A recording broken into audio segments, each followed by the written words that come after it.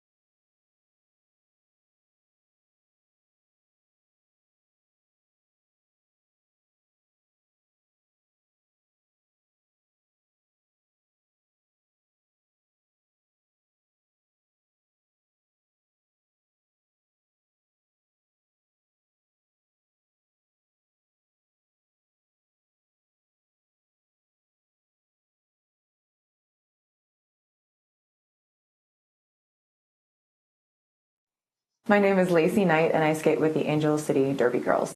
I've been evolving more and more into just having things that I know are going to be reliable, that they're going to last, and that they're going to do exactly what I want them to do. When you've reached a certain place in your derby career, it becomes less about how much you're spending on the equipment as it is about what it's going to do for you. I need to be able to have it conform to my foot so that it's just an extension of who I am as opposed to this thing that is now on my foot. The Rydell boot that I have now has been able to successfully do everything I need it to do. This year has even gotten better for me, and my skating is the best it's ever been, and it's the best boot that I've ever had.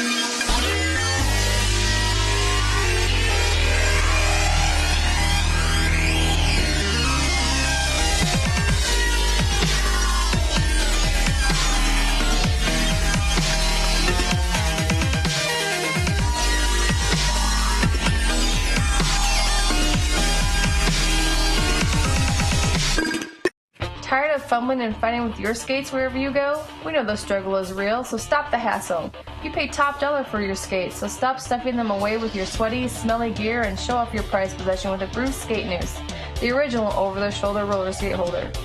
We've been making nooses since 2011. We use the best quality supplies to ensure the best product on the market. With over 50 colors and patterns to choose from, there is certainly a noose to fit your personality and style. Find us online at bruisedsn.com.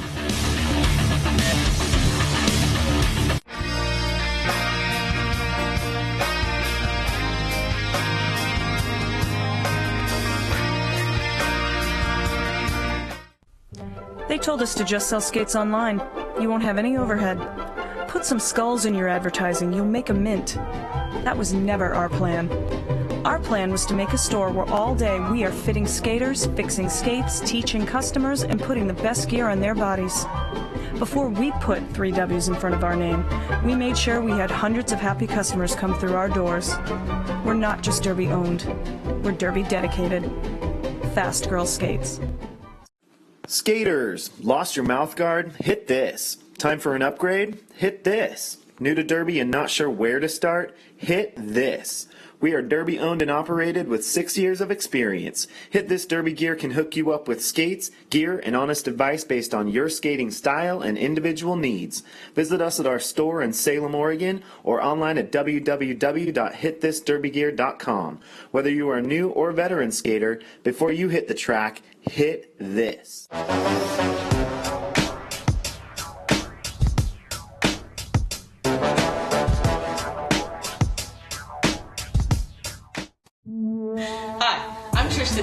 And this is Ivana Esfankin, and we're here to tell you about Sin City Skates. Sin City Skates began in our Las Vegas living room in 2005, the first shop ever dedicated to roller derby, and has since grown into this 2,000 square foot mecca in San Diego, where we stock everything for our sport. Need help? With a combined on-track experience of over 24 years and still playing, we test everything we sell, and we're happy to share that experience and knowledge with you. So contact us, sincityskates.com.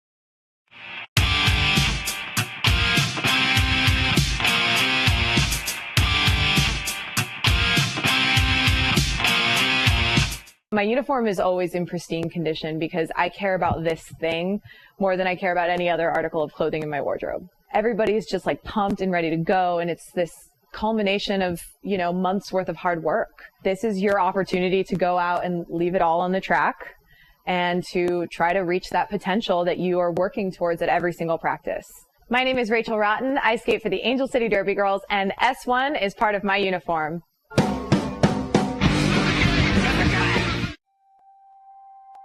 I love teamwork when it comes naturally, and it's almost like your teammate is an extension of your own body. That anticipation, where you've worked cerebrally through strategy and skills, and suddenly you're out there in a game and it all comes naturally because you know each other. I love that.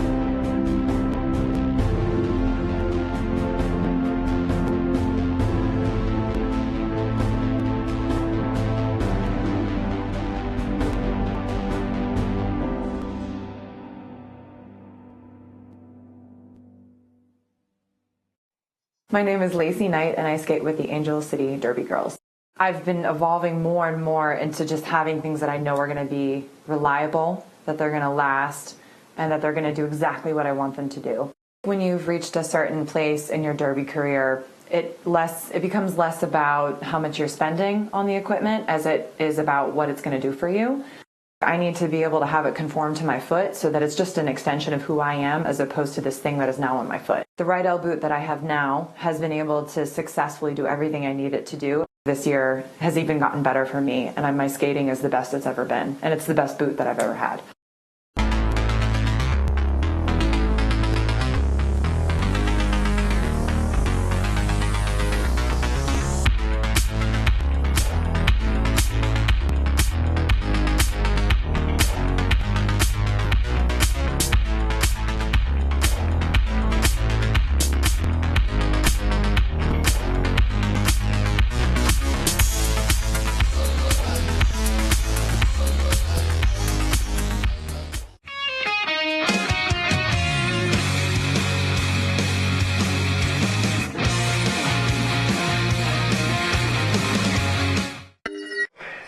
And welcome to track one here at the Big O for our second day, starting off the junior action with Evergreen Junior Roller Derby's Mob City Misfits, not the Mob Fist City Fits, because that would make no sense. Up against the Rolling Rebellion All-Stars.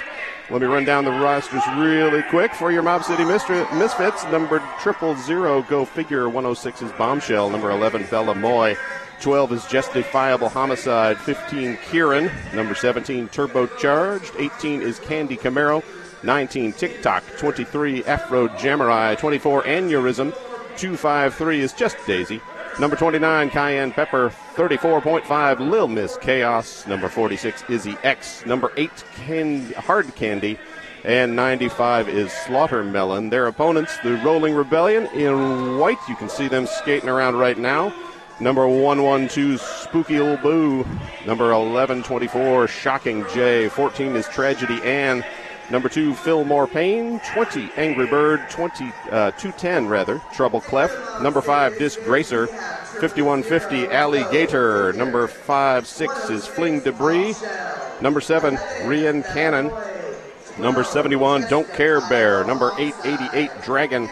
Number 9, Baby Hurl, and 99 Problems. Mob City Misfits in green, the Rolling Rebellion in white. Rolling Rebellion out of Denton, Texas. They did place at the JRDA Championships last year. I believe they came in 4th in Division 2. Mob City Misfits were number 2 in Division 2. They lost to California Mayhem in the final. Mayhem played yesterday, where they, believe, beat the Portland Rosebuds. And I don't have a score handy, but I'm sure you can look it up online. Thanks to the fine folk at the Big O. Speaking of the Big O, don't forget you can connect with us on the social medias. We've got live tweeting going on through @ECRG on the Twitter, also ECRG_ the Big O. Those are 2 ways to get a hold of us. And if your cats or dogs are watching, or any other pet, don't forget hashtag Big O2015 and hashtag Big O Cats. Hashtag Big O Dogs. I am Scott Chicken. Joining me is Casey Bomber. Good morning, Casey. Good morning. How's it going? pretty good. Locked myself out of my motel room already this morning, so That is excellent. yeah. Hopefully nothing important left inside. Oh, just the usual. Just the usual.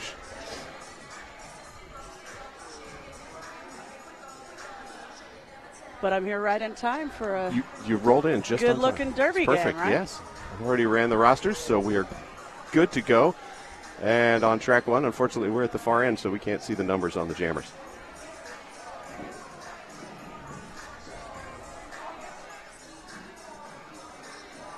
I do know that's Kieran for Mob City.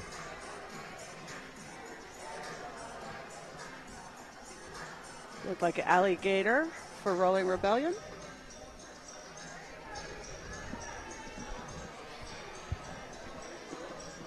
I'm excited about this one. I grew up not too far from Denton, Texas myself, Excellent. just right down the freeway. And I'm just down the road from Everett, Washington, where Mob City practices. So.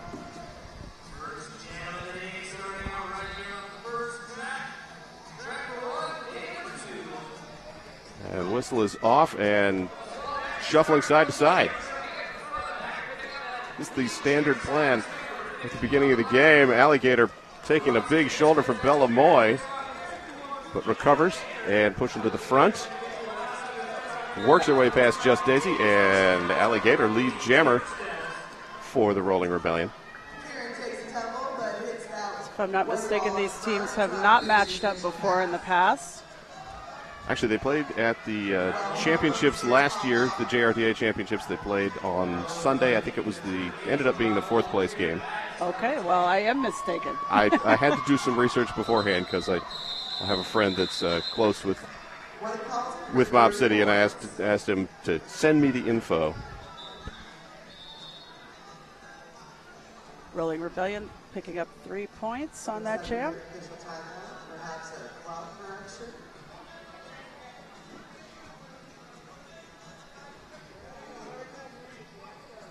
Turbocharged jamming for Mob City. Flying Debris for Rolling Rebellion.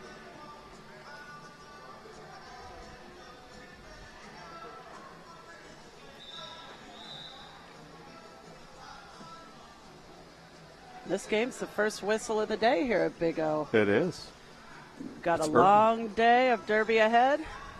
These poor kids, it's Saturday. They have to get up early and come skate. Oh, they're young. They can handle it, I think. They didn't lock themselves out of their room. No. Flying Debris, lead jammer for Rolling Rebellion. A big line around the outside. Very quickly through Flying Debris. And the second one, Cayenne Pepper closes the door with the hip check, knocking Flying Debris out. Turbocharged still trapped behind the back of the pack and being rolled farther back. That's Disgracer from Rolling Rebellion, taking Turbocharged back to the back of the pack. Flying Debris working through on a scoring pass. Afro Jamurai combining with Aneurysm to bump out and recycle.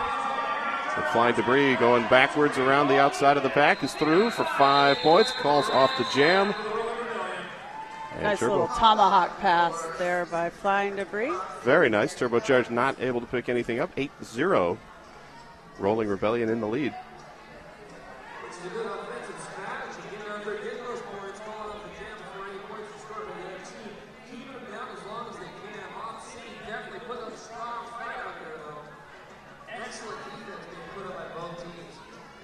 Absolutely, the hitting quitting strategy can be one that can get you to a 3-point lead if you play cards right. Whistle is blown. I believe that's Bella Moy jamming for the Mob City Misfits. And is that Spooky LeBou? No, I think it's Shocking Jay, actually. Yes, there we go. Had to wait for the number to come around. I'm like, looking at the arm, is that a 112? No, it's a 1124. Not the best view of the jam line here. Bear with us. Not so much. But Bellamoy breaks free, clears the pack, gets lead jammer, then clears the second time, 5 points, and now on a power jam. as Shocking J picking up the cut track. Another 5 for Mob City. And just like that, lead change early in the bout, just 4 minutes in. Not even 4 minutes in. And she's going to make that decisive. 5 more. Still rolling. We've got our jammer for Rolling Rebellion standing in the box, getting ready to re-enter the pack. And Rhiannon Cannon trying to stop Bellamoy, also trying to draw the back block, and successfully does so. Flips around just as impact was coming. And in the case of smaller skater versus larger skater, back block will be called. And we're going to go to full 2 minutes here. About 20 seconds left on the jam clock for Shocking J to pick up some points for Rolling Rebellion. That's Kieran forcing Shocking J out to the outside and now rolling him back. Shocking J wisely coming in what looked like a little early, however, saw that the out of play had been called, so he's clear to come back in. And 3 points up for Rolling Rebellion, but Bellamoy carrying 4 into the penalty box. And Rolling Rebellion calling a timeout.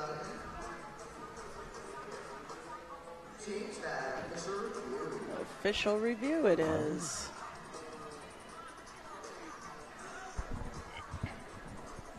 Both teams so far looking very evenly matched. I'll tell you, when I was growing up in Texas playing sports, none of the sports that I played would have brought me all the way to Eugene, Oregon to play in a tournament against somebody from Washington. No, that would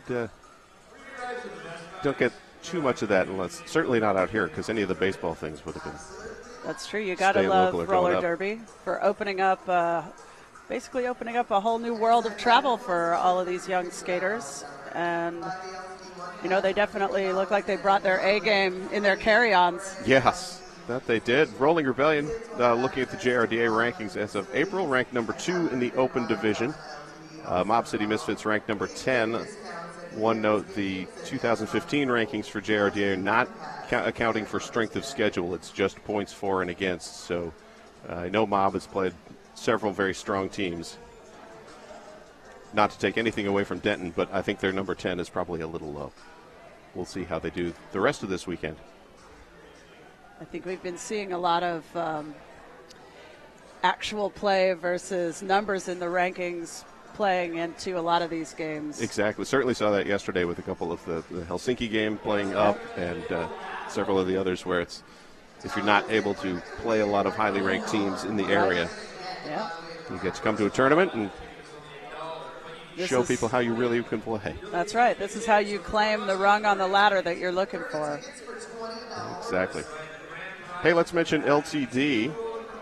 For those in Eugene, don't show for your kids around all summer. Buy the LTD One Pass for $50 at any Willamette facility or at LTD Eugene Station. Your kids will have access to Willamette facilities and unlimited rides on LTD all summer long. They even get discounts at EMS Games and Amazon Pool. LTD One Pass, get one today.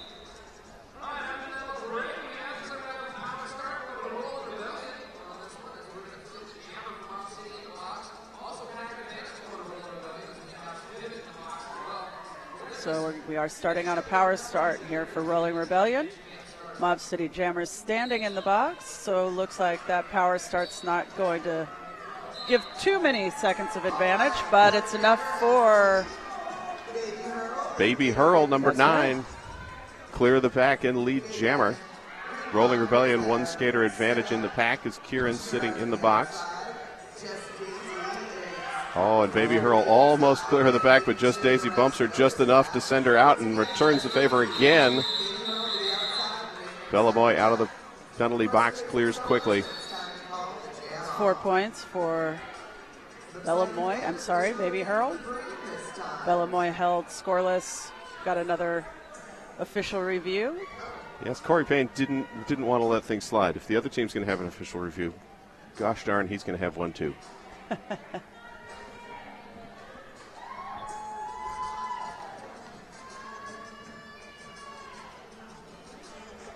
Is he the one who, if the neighbor gets a Corvette, he buys a Lamborghini? I think probably the case, yes. Corey, a member of Puget Sound Outcast and also the Team USA men's team. Fantastic skater in his own right, certainly. If you're a men's derby fan, you have probably admired Corey Payne.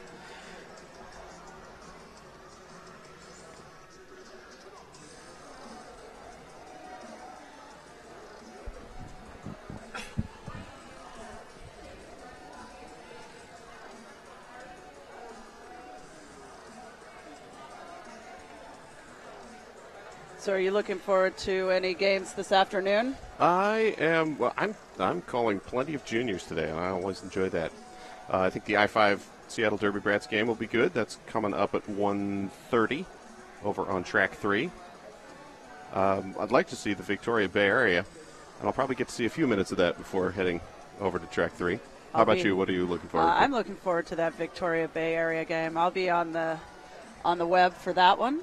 Excellent. Very exciting action yesterday between Victoria and Texas and Bay Area and Atlanta. Yeah, I missed both of those. Had to leave and get the child dinner. But I saw the recaps and the scores, and they did look like fun. Puget Sound Bridgetown Menace is always a good conflict there as well at 5 o'clock right here on track 1. I do feel like that's the MRDA game to watch today. I've seen both of those teams, and that's some men's derby right there. They play each other a lot, being fairly closely located. The Mob City Misfits playing again today at 3:30 on track 3 against the Rose City Rosebuds. Don't believe Rolling Rebellion playing again today. They play tomorrow morning in the same time slot against California Mayhem. Mayhem, the number 1 seeded Open Division team and last year's Division 2 JRDA champions. So basically what we're saying is don't turn your computers off for the leave next it 2 on. days. Just keep watching. You got, 13 hours, 14 hours today, a little bit less tomorrow, but All the derby you never even knew you needed.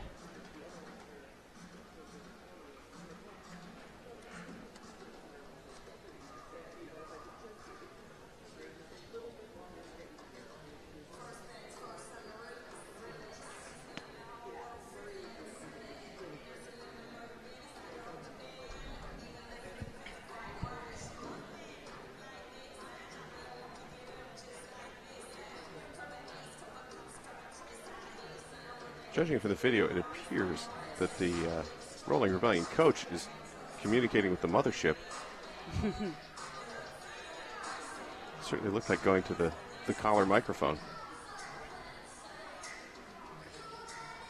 They do have that Secret Service look going with the suits. He does.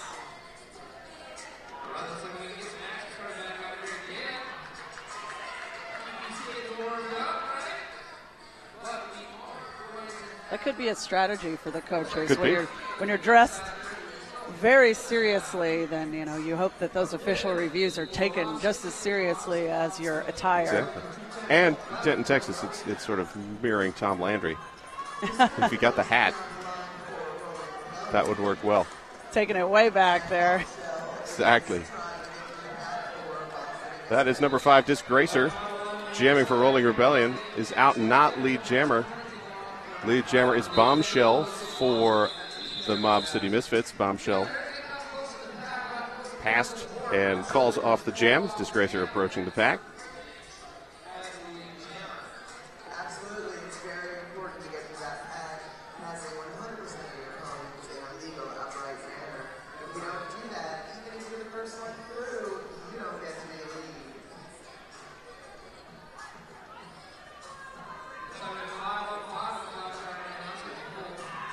That last jam did clear out our penalty box, so all skaters on the track. Bella Moy jamming for the Mob City Misfits.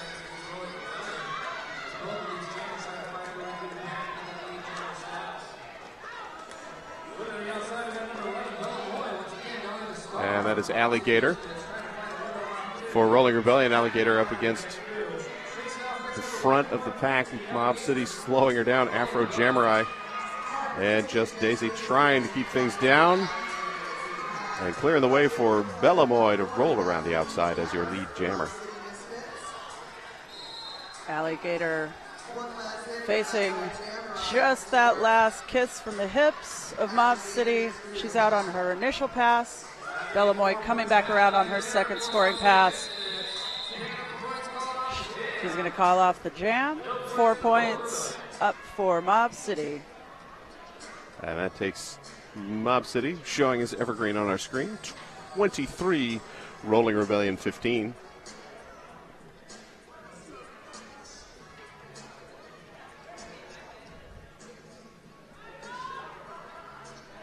I think Mob City chose their color well, supports their town.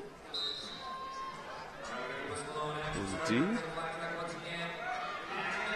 And Angry Bird jamming for Rolling Rebellion. Kieran for Mob City. Kieran bumped to the outside. Angry Bird coming around the track hot. She's your lead jammer. About to enter the pack on her first scoring pass. Facing a four-wall from Mob City at the back of the pack. And Kieran skating backwards, getting repeatedly hit in the chest in Derby direction. Weathering the blows and is finally clear of the pack. Angry Bird working around the outside and called for a cut track. So Kieran with the power jam for the Evergreen Junior Roller Derby Mob City Misfits. And Kieran again slides through. As Go Figure, who has recently changed her name to Moose, so the back of the shirt doesn't match the roster. I kind of like Moose. Moose is good, and she's having a little, just having some fun bumping into 99 Problems in the middle of the pack. Problems then says, I'm just going to take your jammer out of bounds and back him up. And Angry Bird back out of the penalty box. Kieran throwing a little shoulder love her way.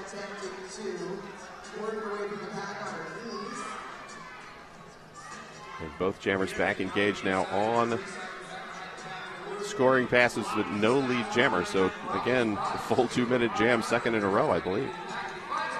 Or second in 3 jams anyway. That's right, and 4 points more up for Kieran, answered by 4 for Angry Bird. Everybody's on the track. 4 blockers for each team. Clear penalty box.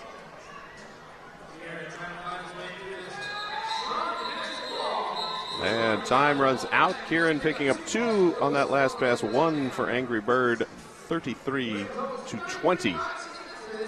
Mob City Misfits in the lead.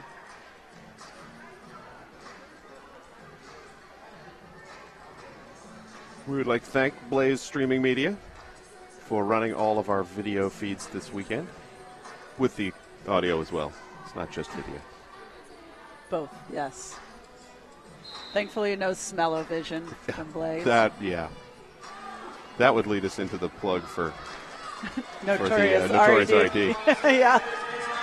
But right now we have Roller Derby with Alligator jamming for Rolling Rebellion. Just Daisy for Mob City Misfits. Just Daisy bumped to the outside. Alligator engaging with Afro Samurai at the front of the pack. Some hefty blocking by Afro Samurai. They're about the same size. Both of them really agile, tough skaters. That they are. Afro Samurai, a steady force with this team. Does jam occasionally, largely blocking lately, and just relentless at the cycling to the front, hitting, bumping back, bridging, very good track awareness. And Just Daisy picking up the low block, so we will have a power jam for the Rolling Rebellion.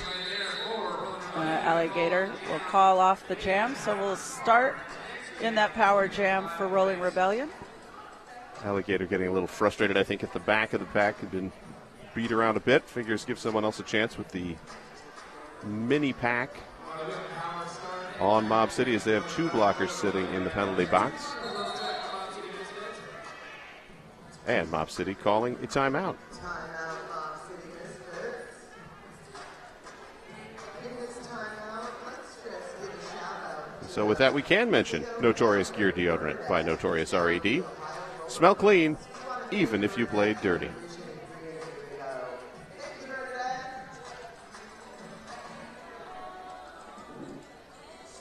And if you want more information about Notorious RED, head over to notoriousred.com.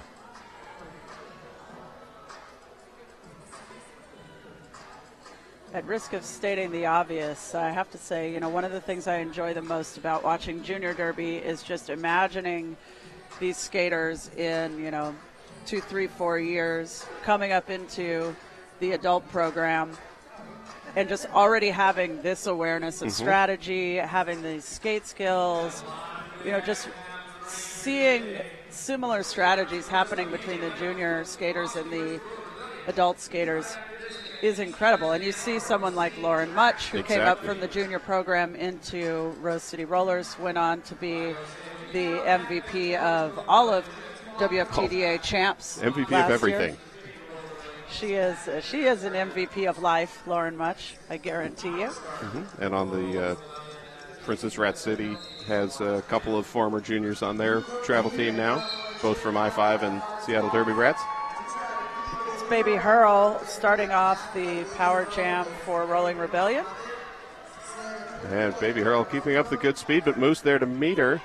And Bellamoy trying to throw the shoulder, but not able to stop her.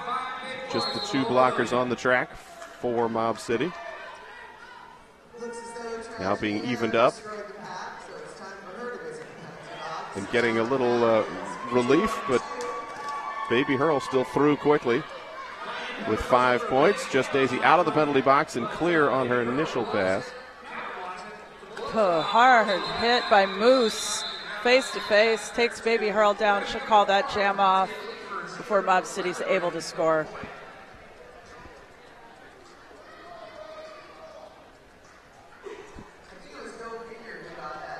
So Mob City currently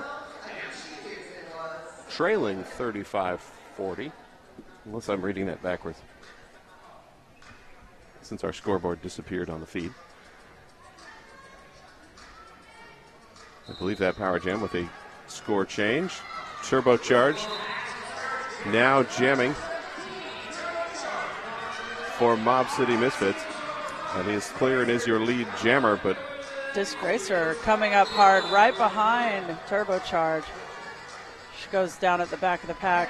That's going to be a low block for Disgracer, sending her to the bench. that was one of those hits, could be called either way since she did slide into the back of the legs. Right. Like, you're going to the box either way. Just not able to quite get slowed down enough. He's trying to do that turnaround toe stop braking, but not able to hold it. Turbocharge pushes the pack forward. And an amazing spin out move by Turbocharge. And picks up the 5 points. Another juking right to left motion. Grabs a second 5.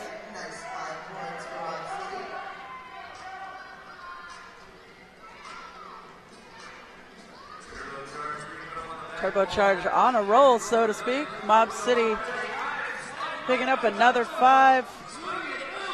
Really taking advantage of that power jam. Indeed, power jam now over. As Disgracer out of the box. And rolling through, Afro Jammerai picking up the forearm penalty. Or not Afro, sorry. That was Hard Candy.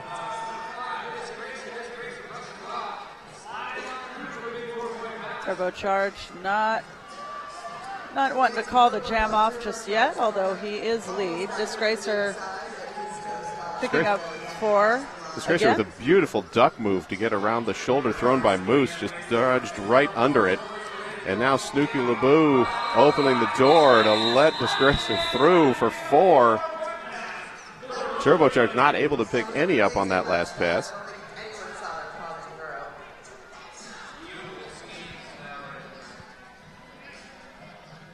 And now our scoreboard's back. 63-56, Mob City back in the lead after the power jam.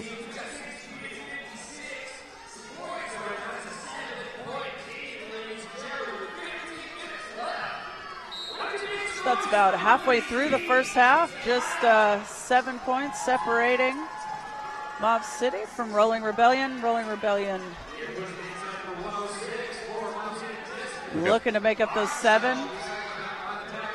Now we are. It's Alligator jamming for Rolling Rebellion. Bombshell for Mob City, and Bombshell is through first and is your lead jammer as 99 Problems heading to the penalty box. Bombshell bumped out by Trouble Clef. And Just Daisy picking up a penalty as well, which will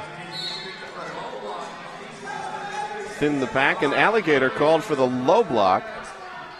I saw the ref indicating a penalty, but I wasn't sure who it was on. So power jam for Bombshell and Mob City. Mob City blockers setting up, ready to unleash the fury on that front wall. And then holding it off and roll forward a little. Let Bombshell do her work. And she does, and managed to draw a penalty on Trouble Clef, with Hard Candy also heading to the box. So the back remains 2 Mob City blockers, 3 for Rolling Rebellion. They take Bombshell out. Hard hip check to the outside. It's going to send Problem to the box. And Bombshell rolls through. 4 points. Alligator out of the box, runs up against Just Daisy. We've got chaos on the track right now. Yes, we do. But the traffic in and out of the penalty box is very swift. And finally, time runs on the jam. No points on the last pass. 82 Mob City, 56 Rolling Rebellion. And a timeout called by the Rolling Rebellion. I think after all of that penalty work, and they're starting off with one, appears to be one blocker on the track, looking at the box. I think regrouping, probably a good choice. I would say so. Penalty bench looking like the popular kids' table in the cafeteria. It is. You got to stand and wait. Everybody wants to sit there. Everybody right wants now. a seat.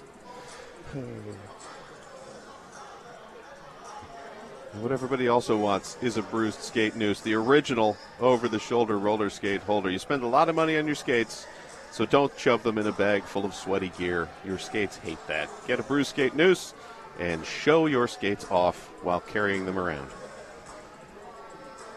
Plus, they can make them in your team colors. It's an ingenious little invention, the skate noose. It is. When I first saw those, I guess it was last season, and thought, oh, that was smart.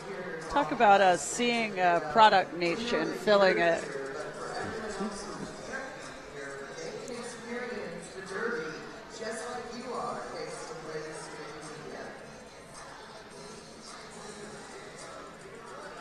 Kieran doing some jam skating back there. The back of the pack, waiting for the timeout to be called. Kieran doesn't like to stand still, it would appear. Who does? I think Kieran spent some time in the center of the rink. That's what you do with the after party. Adulting with adult beverages. And you don't have a comeback for that.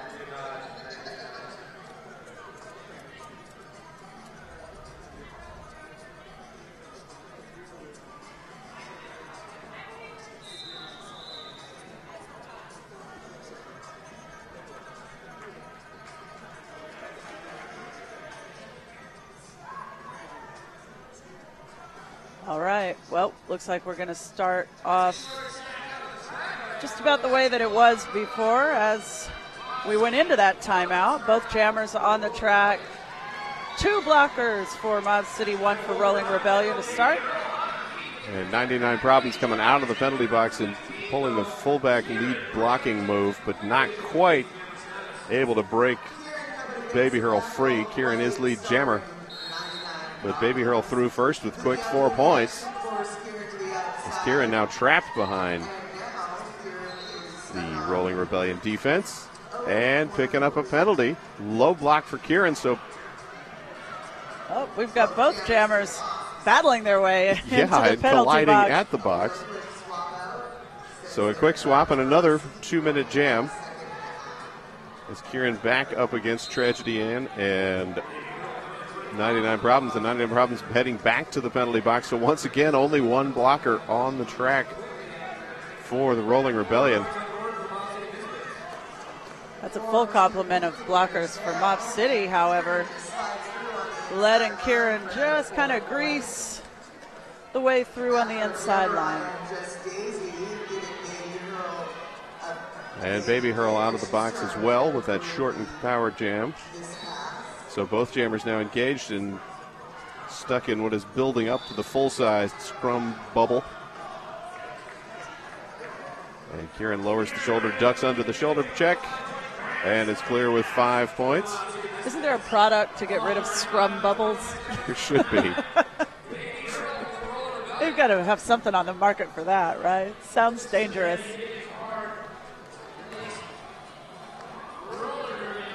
And Baby Hurl has rolled off the track. I think she got hit fairly hard and is taking a bit of a breather. Looks like maybe caught the solar plexus on one of those hip checks. I have noticed in watching Mob City play in a number of bouts, they are very good at driving the hip right into the abdomen repeatedly and just taking the wind and slowing things out. But Baby Hurl not wanting to stop the jam and be out, rolled herself off to the side. And time runs out on the jam. With that last pass by Kieran, Mob City Misfits now at 100. Rolling Rebellion 68. And the penalty box is empty for a moment. It is. We've got the officials conferring over that whiteboard in the center. Yeah, I will be interested to see what the penalty board looks like at halftime, because it feels like in the last couple of jams, everyone has gone at least once, and some more than once. I want to give a hand to our DJ for this game. I think that Mob City is feeling the groove out there. It's good to see everybody having a good time here early in the morning. Hard not to get the dance moving with DJ Agent Meow. What with getting locked out of my motel room and all, I don't even have any caffeine in me, so maybe I need to get out there and get some dancing in to wake myself up too. I think I can keep up with them.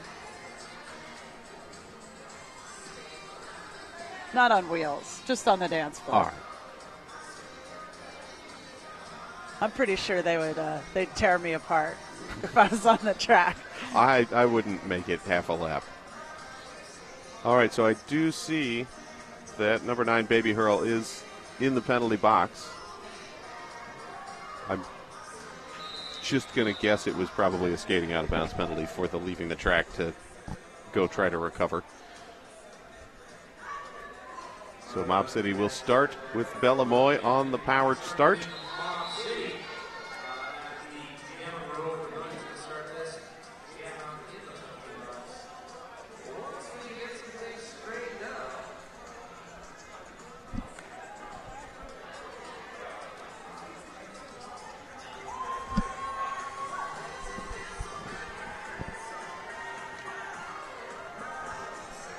Officials conferring up at the scoring table.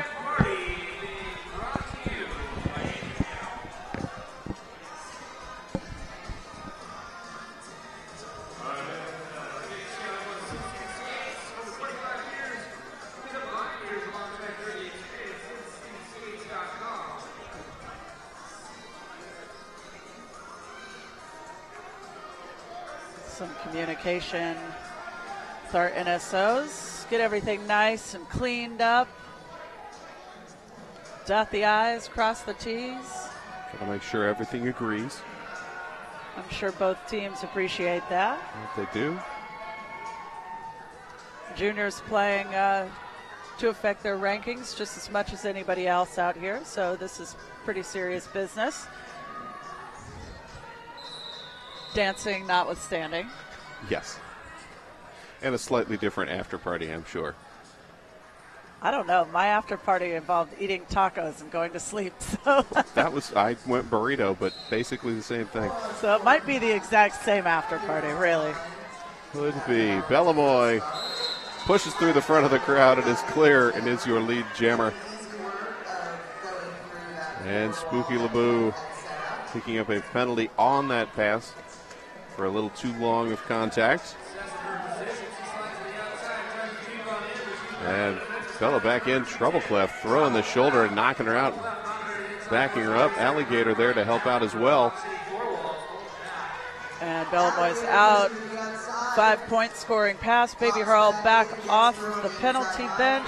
She is going to go through on her initial pass. Rolling Rebellion Sierra's out of the box. Bellamoy finding the same three group of blockers there waiting for her at the back. That's another 4 for Mob City. Turbocharged at the front of the pack. Pivoting the heck out of that pack against Baby Hurl. Hangs her up for a minute. And then she trips on the toe stop. And Turbocharged gets a trip to the penalty box. As do a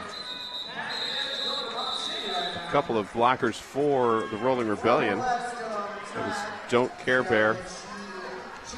And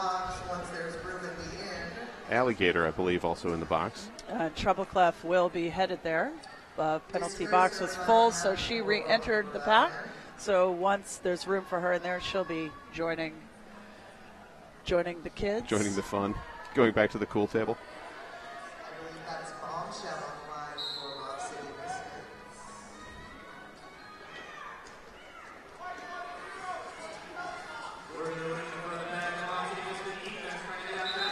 Disgracer jamming for Rolling Rebellion. Bombshell for Mob City. And Bombshell is out first as lead jammer, but hot behind her. Disgracer giving chase as space opens up and Troubleclef heads to the box. And that frees up more room for Bombshell to swoop through. Oh, and Disgracer slid out of bounds. Thought she was clear, but no, it was a cut track. She got up just too soon. The pack had caught up. Bombshell just taking a nice hip roll off of problems on that last pass. Looking for an open lane. Makes it by Alligator. That's another 5 for Bombshell and Mob City. And Bombshell calls off the jam, so Mob City will get the power start as they stretch their lead out now 127-72. I guess if you think of roller derby like a language, you know, they say that it's much easier to learn it when you're young. Your learning curve is a lot quicker. Exactly. So, you know, I see that time and again with Junior Derby, just the skill and just the pure skating skill of all of these skaters is off the charts.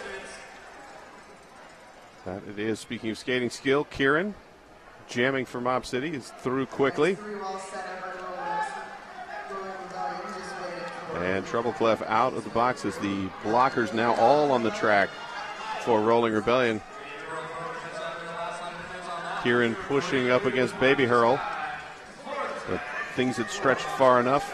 Ref called out a play, had to let him go. Kieran, little tomahawk pass on the inside line. Kieran picked up 5 points on that pass. Some jammer on jammer blocking in the back. Kieran getting that toe stop right up to the line, but keeping the wheels off. Able to come back through. Just Daisy throws a big hip at Baby Hurl and backs up where she's met chest to chest. Actually, that was Baby Hurl that met her on the block. I'm sorry, it was Disgracer was jamming. And Just Daisy earns a penalty for the trouble. Baby Hurl stabilizing trouble clef. Knock it into Oh, and Kieran bumped out by Trouble Clef, calls off the jam, but had picked up the 5 points. Good partner work by Baby Hurl and Trouble Clef, kind of throwing each other around the track to good effect at that. Also good in this age group where you get the differing sizes and you really can wing people around if you're... It's kind of like a catapult. Exactly, yes.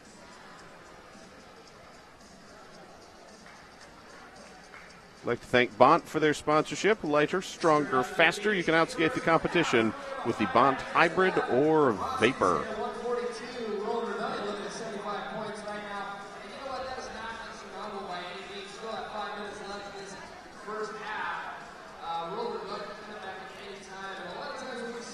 Mob City stretching out their lead now, 142 to 75. Oh, absolutely. In fact, some teams are known as second half teams, and they don't really show their magic until after that halftime.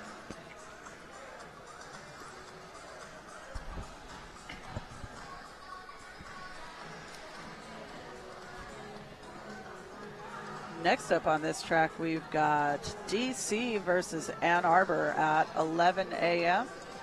I have a feeling with some of these timeouts, it's going to be a pretty quick follow.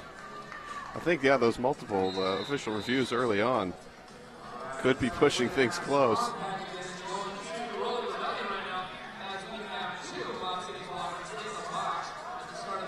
So 4-on-2 pack advantage for the Rolling Rebellion. The turbocharged and Afro Jammer Eye bumping out the Rebellion Jammer. That is Shocking Jay, but he's clear and is your lead jammer. Bellamoy jamming for Mob City. Also out, but half a lap or so behind. That's Just Daisy now back in. And Shocking Jay rolled in a little too early. He knew it. And out he goes and back to the penalty box. Another power jam for the Mob City Misfits. Not what the Rolling Rebellion wanted to hear. They've had a number of jammer penalties in this first half, and it's really showing in the score. They have. Mob City's done a really good job of cracking the lead wide open and taking advantage of those power jams. And Bellamoy taking advantage right now with her 5 points. And re-engaged, almost clear, but bumped out. This time keeping the feet in, dancing to the outside, and finally pushes by with 5 more, taking Mob City to 158. As the power jam ends and Shocking Jay rolls around the outside, backed up by Just Daisy. Great hip check by Just Daisy. She shot And Shocking Jay again bumped out as the pack stretches almost as far as you can stretch a pack. There's only so much structural integrity you can have with those bridges after a certain point. Exactly. Bellamoy stretching things out in the front. Mob City stretching it in the back. And this time Bellamoy finds a nice gap on the outside as the Rolling Rebellion defense getting broken up. And that takes Evergreen to 168. Just a few more seconds left in this jam. That's enough for Bellamoy to grab another 5.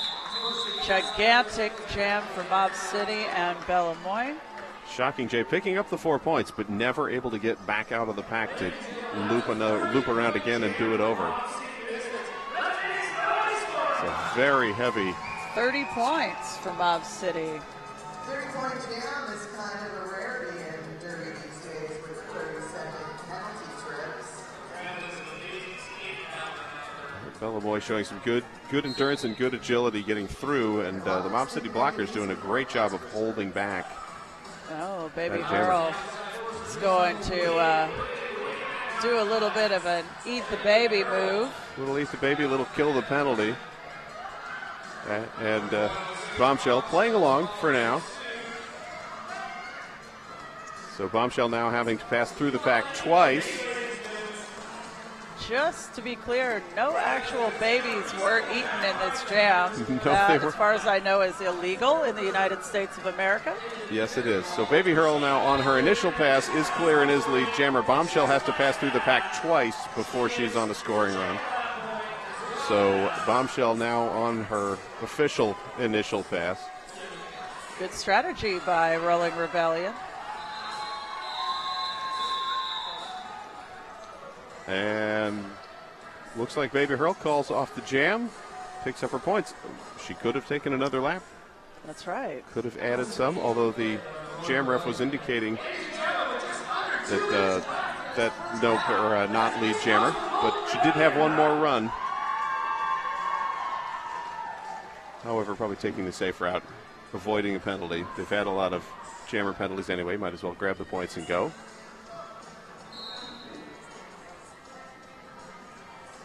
And we reset with a minute 14 seconds to go in this first half. And Kieran busts through the 4 wall in the front.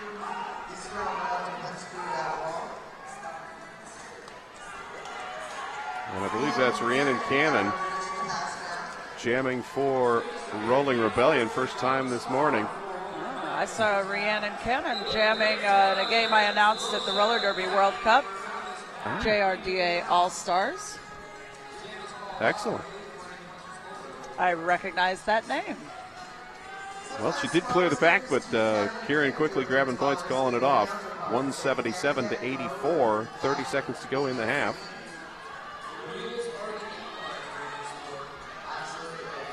And a 4-on-3 Mob City pack advantage. As Trouble Clef in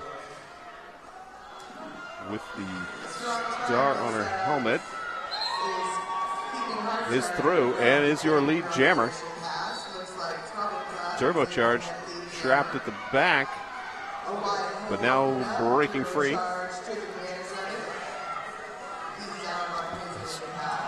Trouble Clef goes chest to chest with Hard Candy, knocks her down. Everyone falls out of bounds.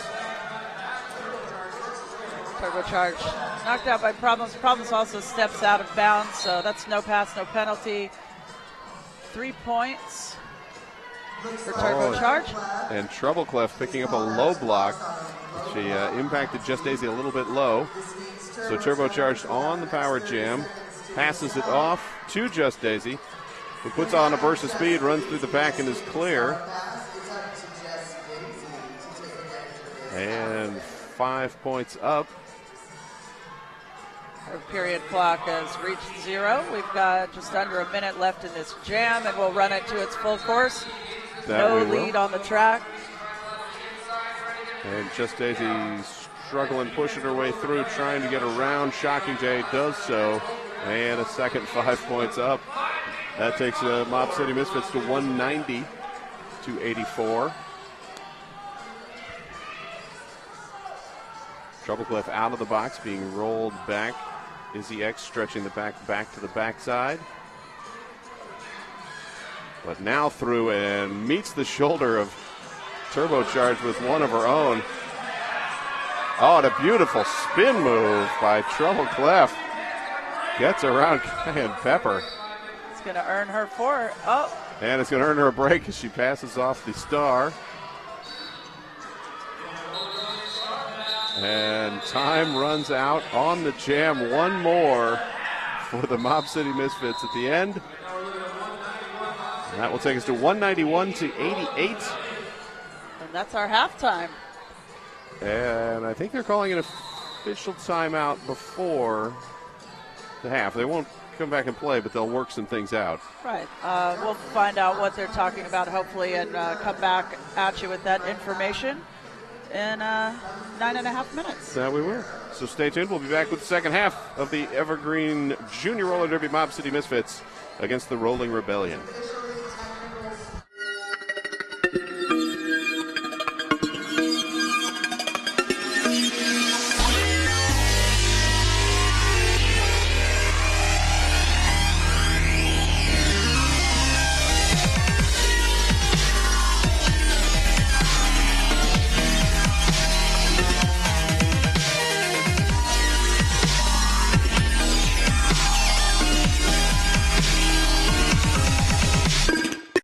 Tired of fumbling and fighting with your skates wherever you go? We know the struggle is real, so stop the hassle. You pay top dollar for your skates, so stop stuffing them away with your sweaty, smelly gear and show off your prized possession with a Bruce Skate Noose, the original over-the-shoulder roller skate holder. We've been making nooses since 2011. We use the best quality supplies to ensure the best product on the market. With over 50 colors and patterns to choose from, there is certainly a noose to fit your personality and style. Find us online at bruisedsn.com.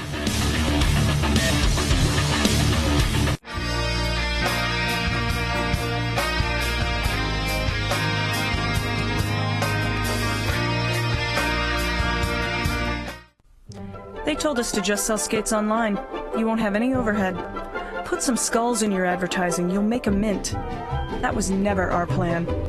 Our plan was to make a store where all day we are fitting skaters, fixing skates, teaching customers, and putting the best gear on their bodies.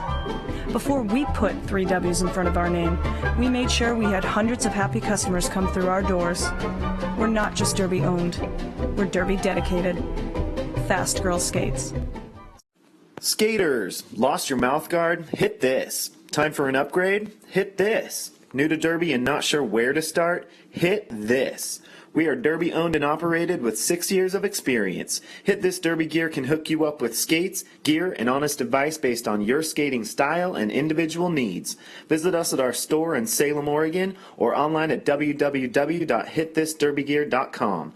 Whether you are a new or veteran skater, before you hit the track, hit this.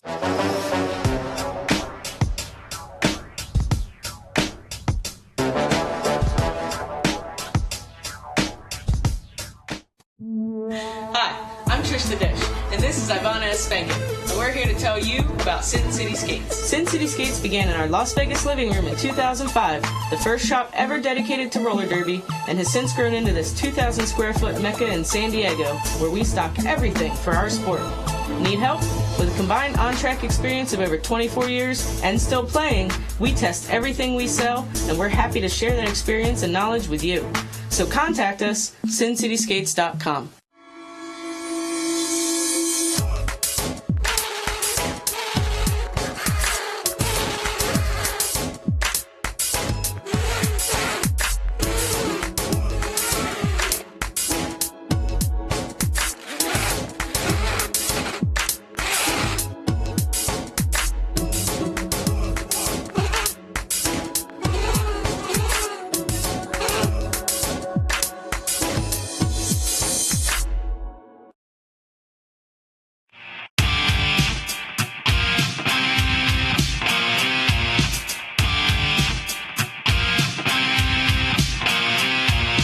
My uniform is always in pristine condition because I care about this thing more than I care about any other article of clothing in my wardrobe. Everybody's just like pumped and ready to go, and it's this culmination of, months worth of hard work.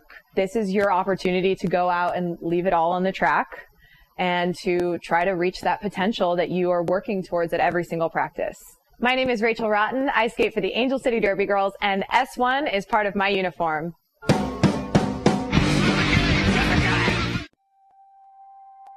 I love teamwork when it comes naturally, and it's almost like your teammate is an extension of your own body. That anticipation, where you've worked cerebrally through strategy and skills, and suddenly you're out there in a game and it all comes naturally because you know each other. I love that.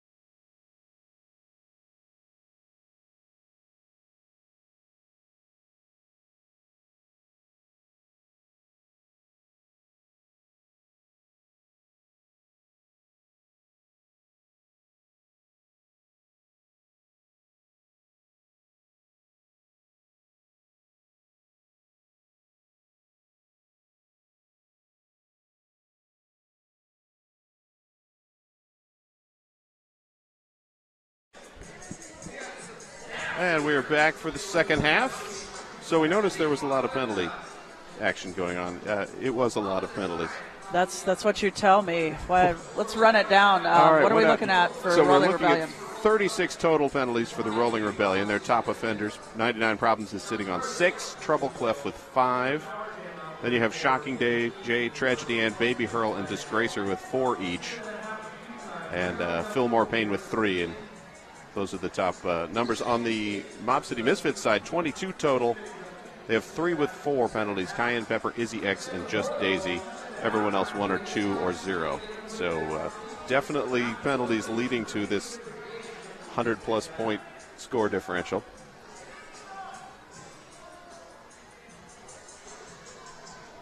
We'll see how the halftime conversations maybe calm down the Rebellion a bit. That's right. We did end on seeing the coaches of both teams out there talking to the refs and the NSOs. We'll see if we can untangle what the subject matter was of those conversations.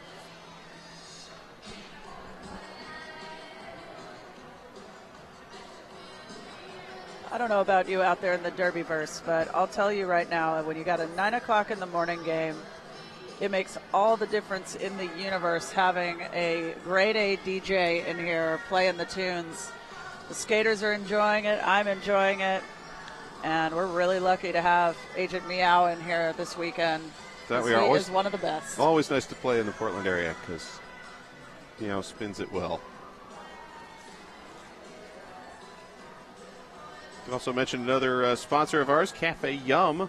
They're providing food, products, and services that promote a soul-satisfying and deeply nourishing lifestyle. Cafe Yum, thank you for sponsoring the Big O.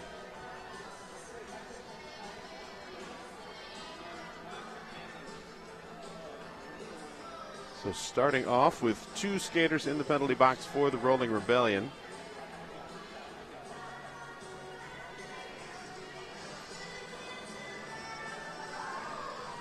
And I believe that is Turbocharged set to jam for Mob City. Is that Rhiannon Cannon? I think that is for Rhiannon Rolling Cannon. Rebellion. Another problem with this angle, the short jammers, you can't even see the top of the head. But there she is, Claire and lead jammer. Holding the hands up to wave, hey, where's my ref? Oh, he's sneaking around the other side. He was too fast for him. And she signals to call off the jam. That's going to be a 0-all. Not able to pick any points up, but official review called by Rolling Rebellion.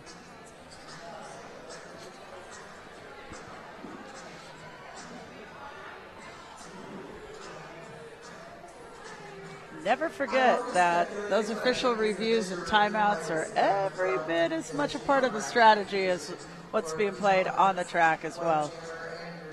That they are. Especially the emotional boost you get from winning one and retaining that official review so you can use it again later, whether you need it as a timeout or because something actually needs reviewing.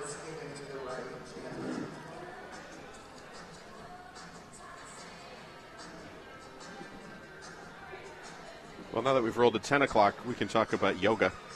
Flat mat roller derby. If you think you don't like yoga, flat mat roller derby might change your mind. Yoga for your roller derby body, schedule, and budget. Want to skate longer, harder, and with less pain? It's time to get on the yoga mat with Flat Mat.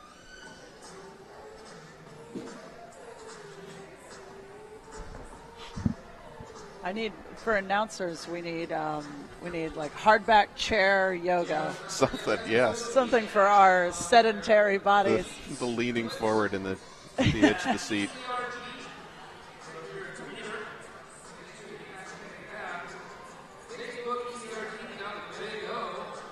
Well, now we've got some tango dancing going on with Afro Jammer and Bombshell. I'm going to take a guess that Bombshell probably has a pretty good time all the time.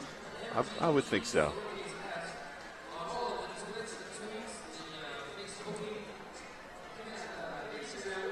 many moves trackside. Afro Slamurai, one of our other mega dancers.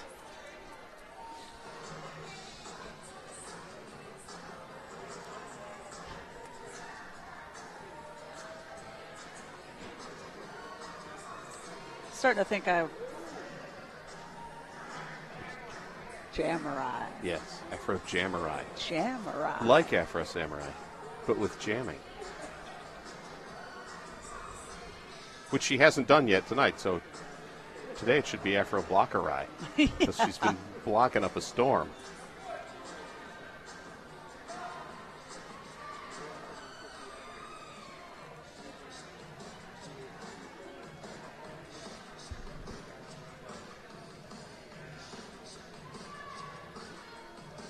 Well, regardless, I feel like I would probably rather go to their after party. Mob City does have a good amount of fun. And they're starting to pull some of the Rolling Rebellion into the dance party. That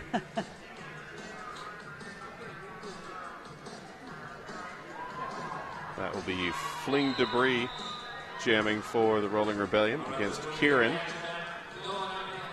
As we re-roll, and again, 2 blockers on the track for Rolling Rebellion.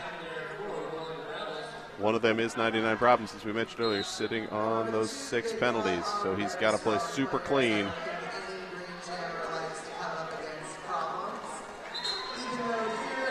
Kieran is going to be the lead jammer for Mob City. And just Daisy lowering the boom with a shoulder check to the sternum, but a little too far ahead. And that will send her to the penalty box. As Kieran is through. On a scoring. Bombshell leaning hard on Flying Debris. She gets her out on the outside. Bombshell looking to recycle. Flying Debris waiting to see if that's no pass, no penalty, or if she has to come back in the back. Ultimately, the pack moves forward. She steps back in the track.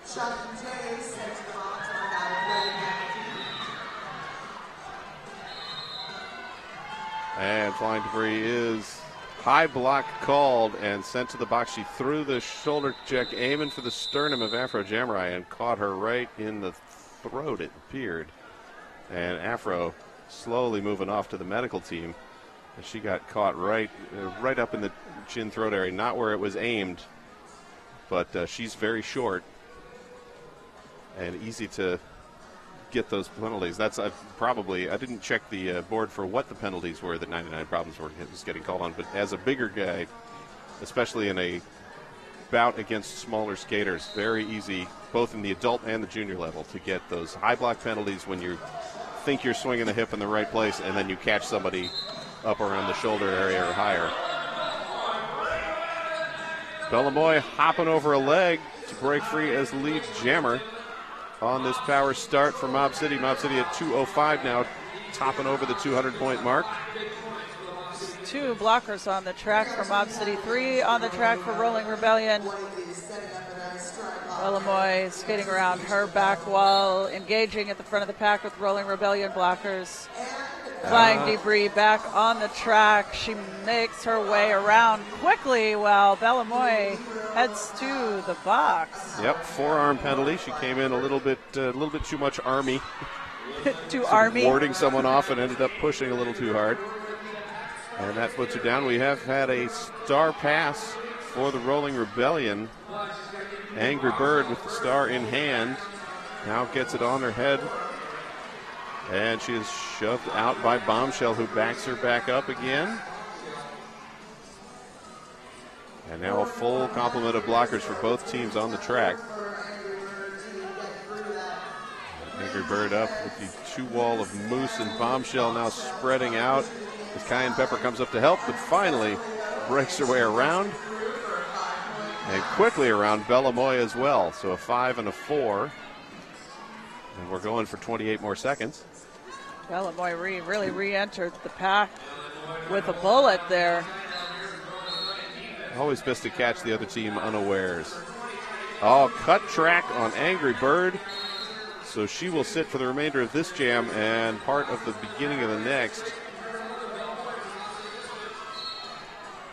As Bellamoy, and again with the forearm. So we're going to have a flip-flop. Bellamoy will start the jam in the box just as they released Angry Birds. So we will start at a power jam advantage for Rolling Rebellion. And an official timeout and more coaches in the center of the track. Doesn't appear to be an official review. I think they were going out to find out what the conversation was going to be about. The refs now pulling off to the side. Perhaps discussing where they're going to go for lunch. I was going to say they were discussing the slimming value of vertical stripes. I could probably use some of those.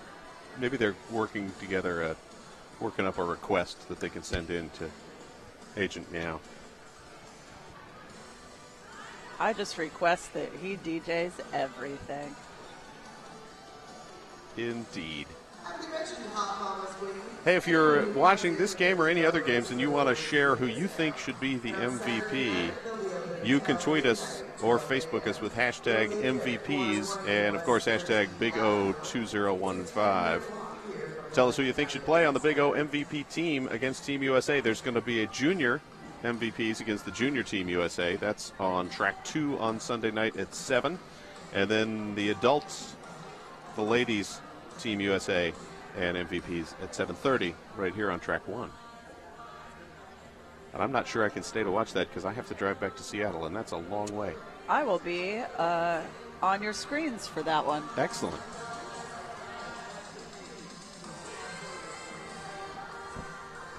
And I will be on the screen for the juniors. So excellent.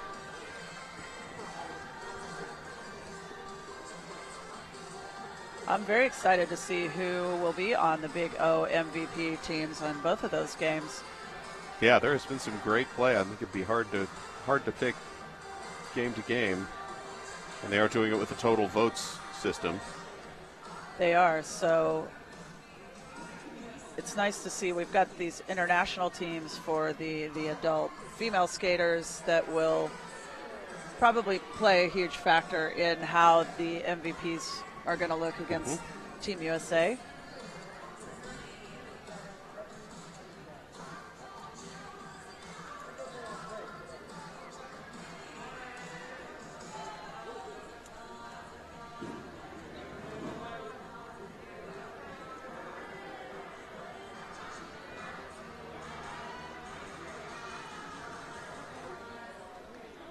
So in case you're watching all this and thinking, man, I wish I could have been there. Well, next year, Big O dates are set. Big O 2016, April 29th to May 1st. Mark your calendars now. Tickets not available yet, but you can at least get it on the clock. Looking at some other fun stats, the longest distance traveled, the Victorian Roller Derby League, they came roughly 8,000 miles. Helsinki a little bit shy of that with 5,000. Montreal and Philly both roughly 2,400 miles away. And the Finns and the Aussies are laughing at them for their paltry flights to Portland. One time I complained to one of my friends on that team about suffering from jet lag, and I didn't get much of a response. I wonder why. I would think not. Disgracer jamming for Rolling Rebellion. Bellamoy starting off in the penalty box. So power start and a quick 5 points. And Bellamoy trying to pass the star off. Trouble-Clef picking up a penalty on that. And she sort of threw the shoulder back and I think caught it a little high. And Bombshell did get that star on the pass. She's out on an initial pass. And Disgracer through, picking up another 5. As Bombshell rolls through with 4, now a 3-on-1 pack.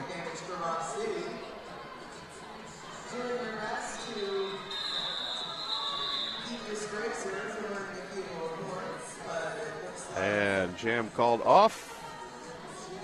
Disgracer calls that off. bringing Rolling Rebellion up to 109 points to Evergreen's 222.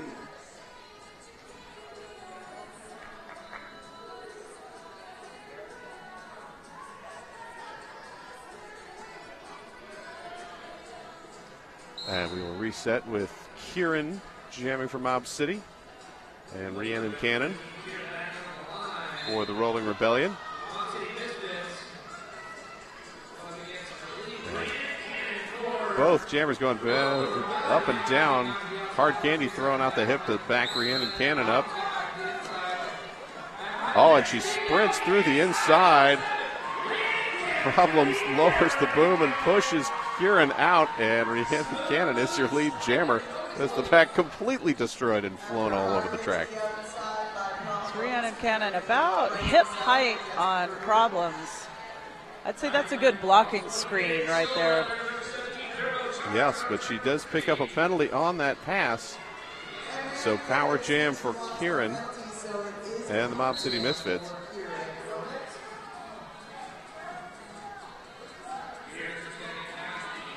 And now back to a 2-on-2 micro pack. Baby Hurl face to face with Kieran in the front. Problems coming up, looking to give her a hand. But Baby Hurl pushing a little too much in the clockwise direction, and that will earn you a trip to the penalty box. And it would appear that Troubleclef has fouled out. I saw her just skating off the track and sitting down on the side. So Rolling Rebellion down one blocker now, and will be for the remainder of this jam at least. And right now only one blocker on the track, and that is 99 Problems, who also is sitting on six penalties. Has to be very careful with his play.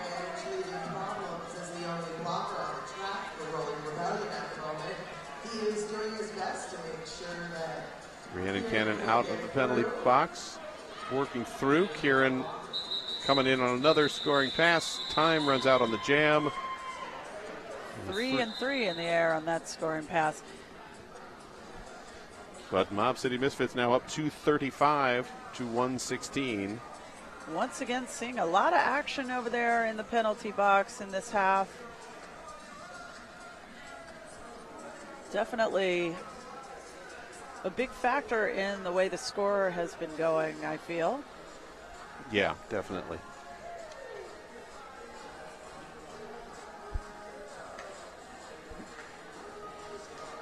I think sometimes they call them ghost points because they will haunt you. Yeah. And we're certainly seeing that with the stretch. Always easier to collect 4 or 5 points if 3 of them are sitting down and you don't have to fight past them. That's right.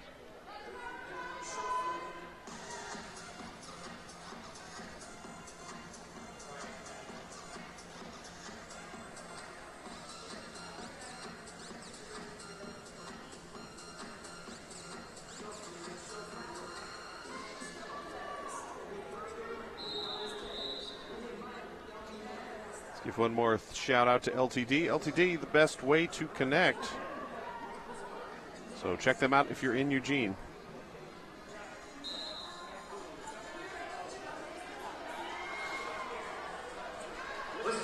And right now we're back to it with Bella Moy jamming for Mob City, and she is clear of the front of the pack. Tragedy Ann jamming for the Rolling Rebellion. Also cleared, a quarter track or so behind. As the Rolling Rebellion pack comes back to full strength with Disgracer out of the box, but Bella Moy swooping past her very quickly. Bella Moy's been quite a force for Mob City the entire game. And Disgracer picking up a direction of play penalty. That will send her back to the box and thin things out a bit more. Going to say early in this jam, it appeared that the defenses were just going to let the jammers roll through as they had 2 quick passes, but now things tighten up. Yep. And Tragedy Ann cleared.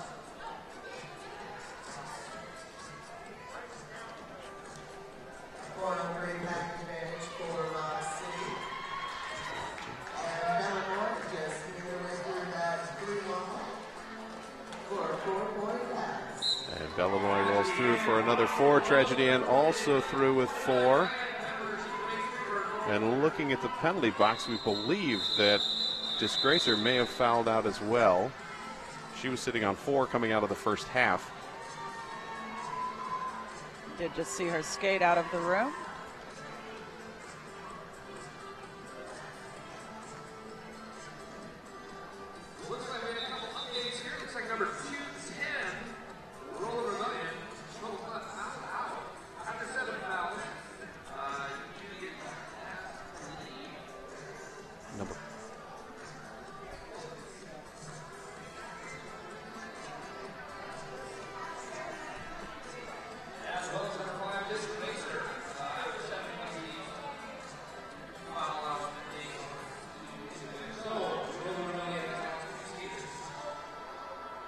We are sitting on an official review, so I think they're trying to figure out who's supposed to be where.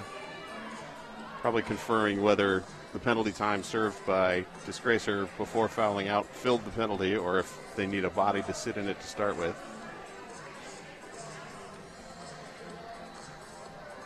Good to see Afro Jamurai back out on the track after taking a little bit of a accidental hit to the throat on the block.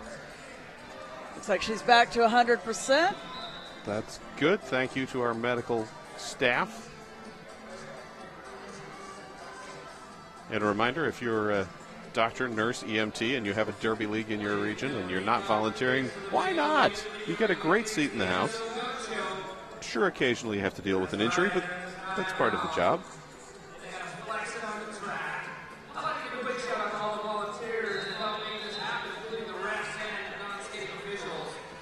All right, the swoopy whistle blown, and we are 5 seconds away from roller derby.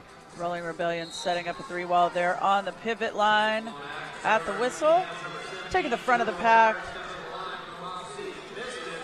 Turbocharged, jamming for Mob City, Rhiannon Cannon for Rolling Rebellion. Rhiannon Cannon literally going under the arms of her own 3-wall. A track cut, however, taking Rhiannon Cannon to the penalty box. Dragged the foot out of bounds right in front of our table as she was going around the Mob City wall. Just got enough of the skate over that it was considered a cut, and she will sit turbocharged on a power jam. This Angry Bird out of the penalty box, bringing Rolling Rebellion back to full strength. Problems all over. Turbocharge finally gets past the shoulders of 99 Problems. And 99 Problems doing a great job of playing clean for the last 10 minutes of this half, or first 10 minutes of this half, rather. He's really reining it in, but keeping control and keeping the pack moving around as much as possible. Turbocharged through with 5. And Rhiannon Cannon out of the box and finally through on her initial pass.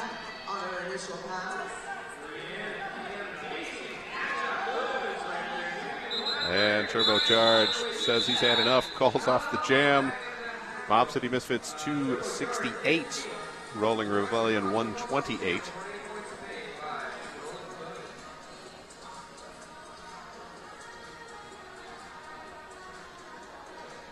Starting with a 1-blocker pack advantage for Rolling Rebellion.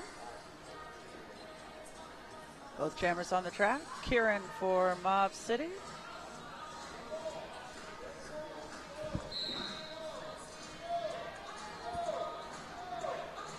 And another in the list of shorter jammers for Rolling Rebellion that I can't see until they get down to the end of the track.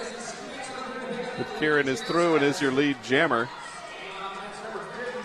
Meanwhile, Flying Debris jamming for Rolling Rebellion. She's sent off on a track cut in turn 1. And more power jam fun for the Mob City Misfits, as they will continue to rank the score up 5 points on for Kieran. As mentioned in the JRDA rankings this year, are all done by head-to-head and score differential. And so you said we had an update on rankings, yes, we did. right? As of the May rankings just came out, yesterday, since yesterday was May Day. Rolling Rebellion now sitting at number 3 in the Open division. Mob City didn't move in the Open because I don't think they'd played any Open games in the last month. They did shift up on the all-female side of things. And 5 more for Kieran. As fling debris out of the box, but shoved out by Hard Candy and recycled back again. Still working on the initial pass. And Kieran breaks through, grabs 5, calls off the jam. 16 and a half minutes to go in our first game of day 2, the big juniors day. Other junior bouts coming up at 1:30 p.m. on track 3. We have I-5 Derby Roller Girls versus the Seattle Derby Bratz Galaxy Girls. That will be followed by the Rose City Rosebuds versus these Mob City skaters. And at 7 o'clock, I-5 versus Emerald City, the hometown favorites. I bet they'll have some fans in the house. I hope so. Bombshell jamming from Mob City. Bombshell through the little pinball action in the pack. She's your lead. Oh, and Alligator, I think, thought that the blocker that bumped her out had gone out of bounds, but they hadn't. And so she picks up the cut track. And again with the power jam for Mob City. Power jam's killing the Rolling Rebellion today. And Bombshell calls off the jam. So Mob City will have the power start and sending Turbocharged out. It's what started out as quite a close game in the first 2 jams. Very evenly matched teams. Definitely penalties making a giant difference in this game. Rolling Rebellion having a lot of trouble with jammer penalties, and Mob City is just absolutely exploiting that to its fullest. Yeah, they're very good. Coach Corey Payne and Starter Riot, good at pushing to take advantage of any weakness that is popping up, be it penalties, as I mentioned earlier, that repeatedly hitting the same area of the skater to kind of take their wind and their energy away. They have really pulled it together in the last couple of years for this fairly new team. 5 points up for Turbocharged. As Alligator out of the penalty box and free of the pack. Turbocharged taking the ground, calls off the jam. Holding Alligator at 0. 2 more points for Mob City.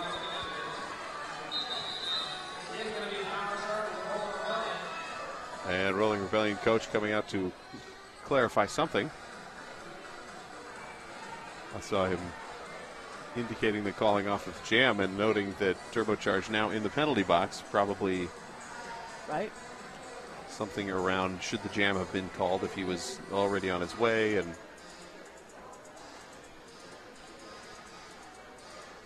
just clarifying things with Darth Bling, our head referee. Thank you to all the referees and non-skating officials.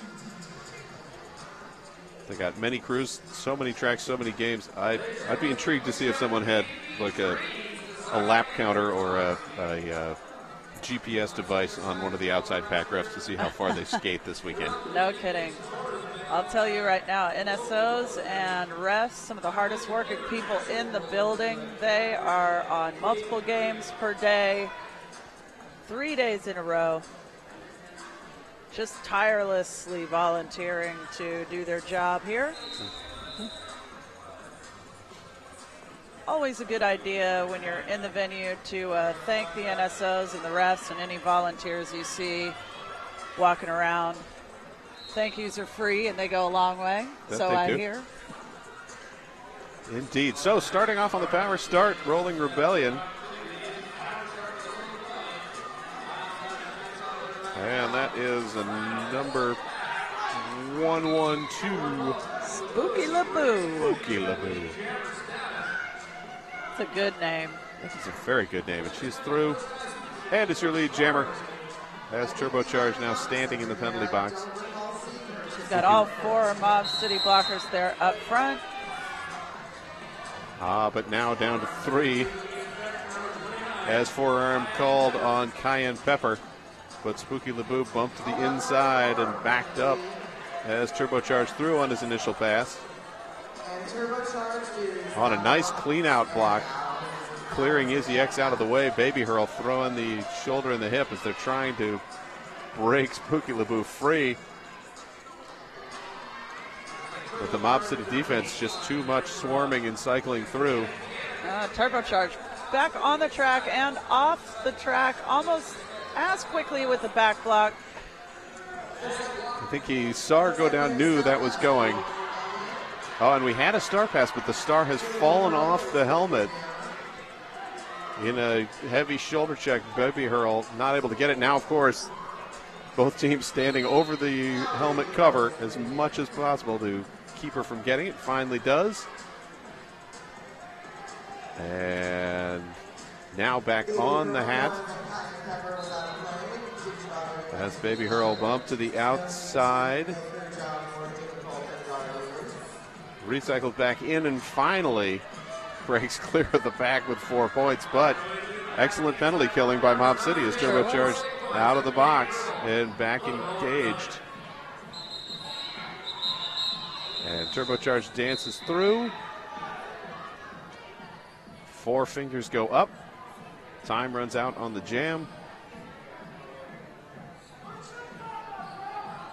And that's going to bring us to 304 points for Mob City, 133 for Rolling Rebellion. We've got Mob City calling a team timeout.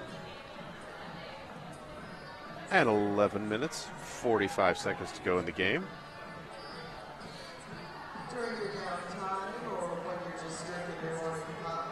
We'd like to thank a couple of skate shop sponsors. Fine folks at Cruise Skate Shop and Fast Girl Skates, both sponsoring the Big O. Both, I believe, have booths here. I know there's a Fast Girl booth. So thanks to both of them for their help. And don't forget, set your calendars. April 29th to May 1st, 2016. Book your flights to Eugene now.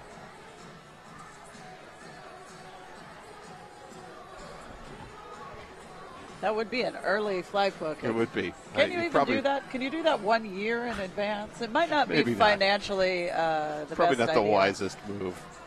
You'd miss out on the deep discounts.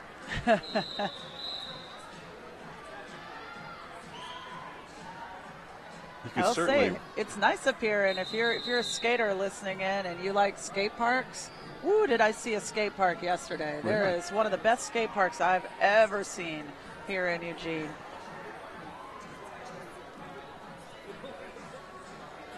So looking like Mob City will be starting with 1 blocker on the track,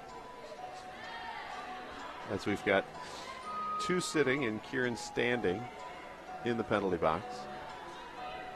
And the Jeopardy music being played by Agent Meow, very fittingly, I would say.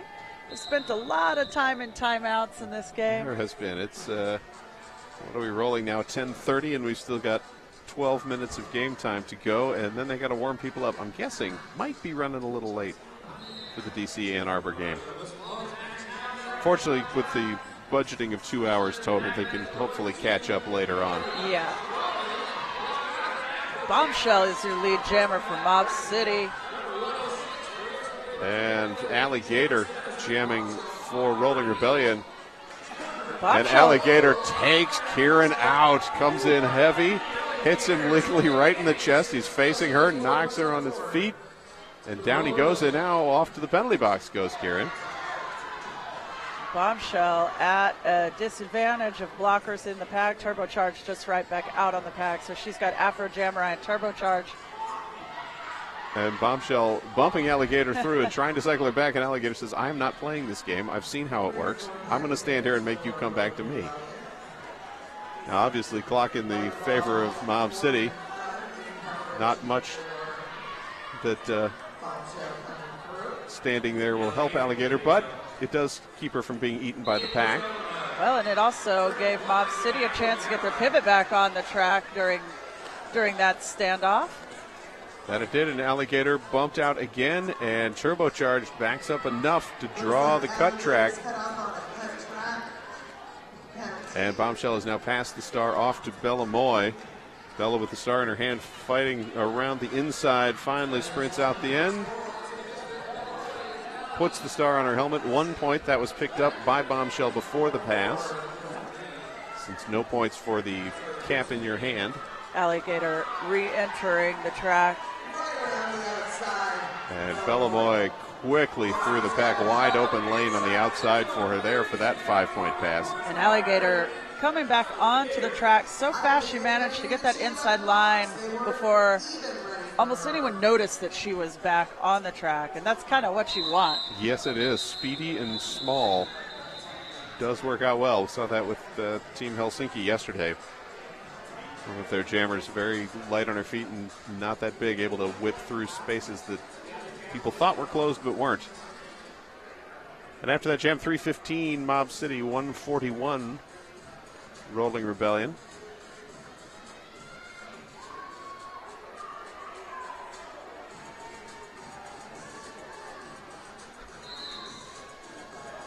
And coaches both running out to the middle of the track just as the whistle blows. We've got Hard Candy jamming for the Mob City Misfits. Rhiannon Cannon jamming for Rolling Rebellion. Rhiannon Cannon finds an inside line. She'll be your lead jammer. And that is, by my recollection, Rolling Rebellion's first lead jam in quite some time. Oh, and 4 points for Rhiannon Cannon. Clean pass, almost unscathed. Beautiful shot. Meanwhile, Hard Candy taking a hip check to the inside from Baby Hurl, who backs her back up as far as possible. Rhiannon Cannon pushed in, but the blocker that hit her, Izzy-X, goes to the ground, so she's able to come back in.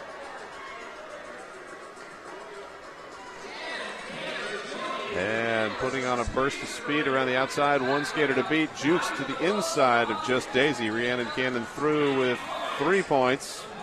Not collecting on that no pass, no penalty. Meanwhile, Hard Candy taking a hard shot and going to the ground slow to get up, but is back on her feet and pushing forward and goes down again at the top of turn 2. This jam definitely belongs to Rhiannon Cannon, making up some ground. Oh, and Hard differential. And Hard Candy being charged with the low block penalty. So a power jam for Rhiannon Cannon. Just Daisy not quite able to get a hip on Rhiannon Cannon. Rhiannon Cannon getting full 5 on that pass with Hard Candy in the penalty box. Unfortunately, only 2 blockers on the track for Rolling Rebellion. And as their box is empty, I'm assuming they've had a couple other skaters foul out. And I didn't catch the numbers of who they were. So Tragedy Ann and Fillmore Payne having to fill some very large shoes there and hold things up.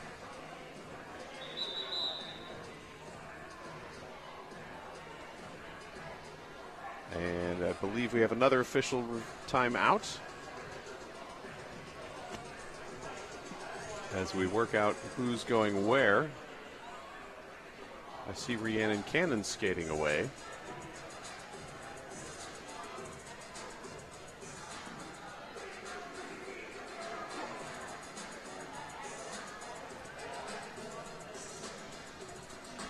Might be a matter of us looking over there and just trying to figure out who's missing. Exactly, trying to figure out from the...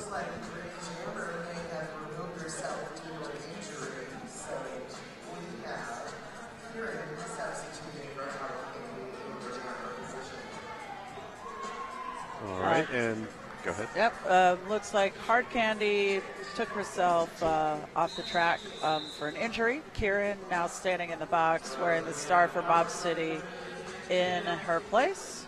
She took a couple of very hard shots right before that low block was called for someone tripping over her. She did. I saw her holding her jaw a little bit as she was going to the penalty bench. Probably wise to take a breather. alligator jamming for Rolling Rebellion, and that is Kieran, as we said, wearing the star for Mob City. Both jammers on the track. Kieran breaks through first. Lead jammer for Mob City. Yep, Afro Jammerai lowers the boom. But Alligator bumped outside.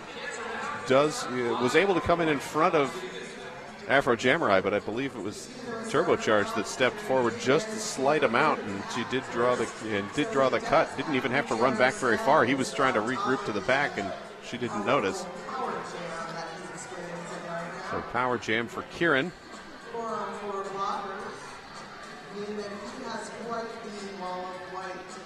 Afro Jammerai looking to play some offense and open up a lane for Kieran. Both of them getting taken down to the inside. 99 Problems recycling Kieran and Afro Jammerai to the back of the pack. Alligator off the bench. She is re-entering the back of the pack. And trying to work through to the front. Multiplayer block called on Afro Jammerai, so now Turbocharged and Moose holding back. Alligator is trying to work through and again getting those shoulders to the chest as Kieran wide open gap. And that's 5 points for Kieran. Kieran did lap Alligator. Alligator now out of the pack. And 99 Problems trying to open things up for his jammer.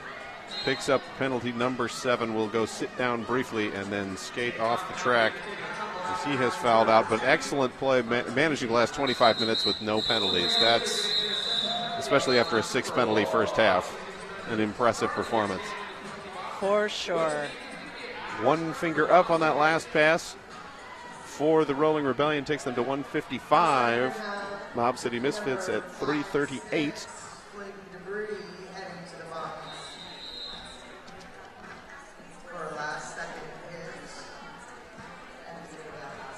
4 minutes and 33 seconds left. Yep, indeed, kudos to 99 Problems with just one penalty left before he was going to foul out. Managed to make it darn near all the way through the second half, and not with any lesser effect on, no, he was playing on the track great whatsoever. And just managed to figure out how they were calling things, I think, and reel them in. So he will skate off to the locker room, or go visit his family in the bleachers. I'm not sure which. But well played. And Rolling Rebellion bench definitely thinning down. They are sitting with 3 in the penalty box, now 2 in the penalty box. 2 blockers, 1 jammer in the box, 2 skaters on the track, 4 sitting on the bench.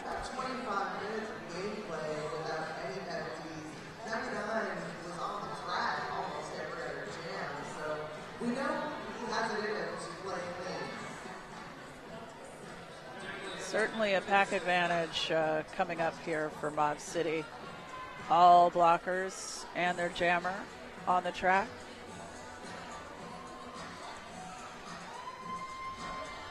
And I was wrong earlier when I said I thought Rhiannon Cannon had fouled out. I think she was just going over to get her water bottle from her mom. Oh. Because she's now sitting one of the penalties for someone who fouled out.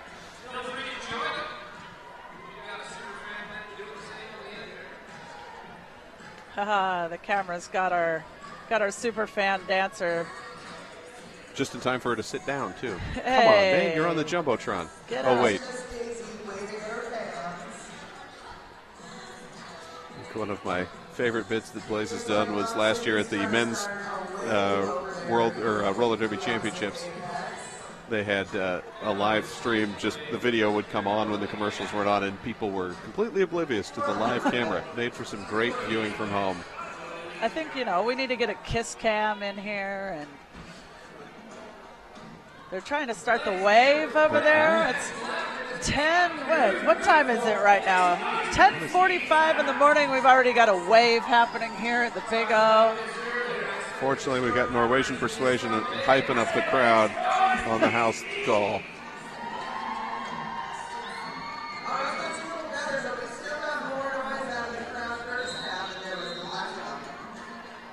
All right, official review is over. Everyone knows where they're supposed to be. As the short-handed Rolling Rebellion, 4.5 minutes left of this game. And it's a power start for Mob City as well. And that is Bombshell, and she is through. Is your lead jammer working past Don't Care Bear and Flying Debris as they try and keep moving things forward.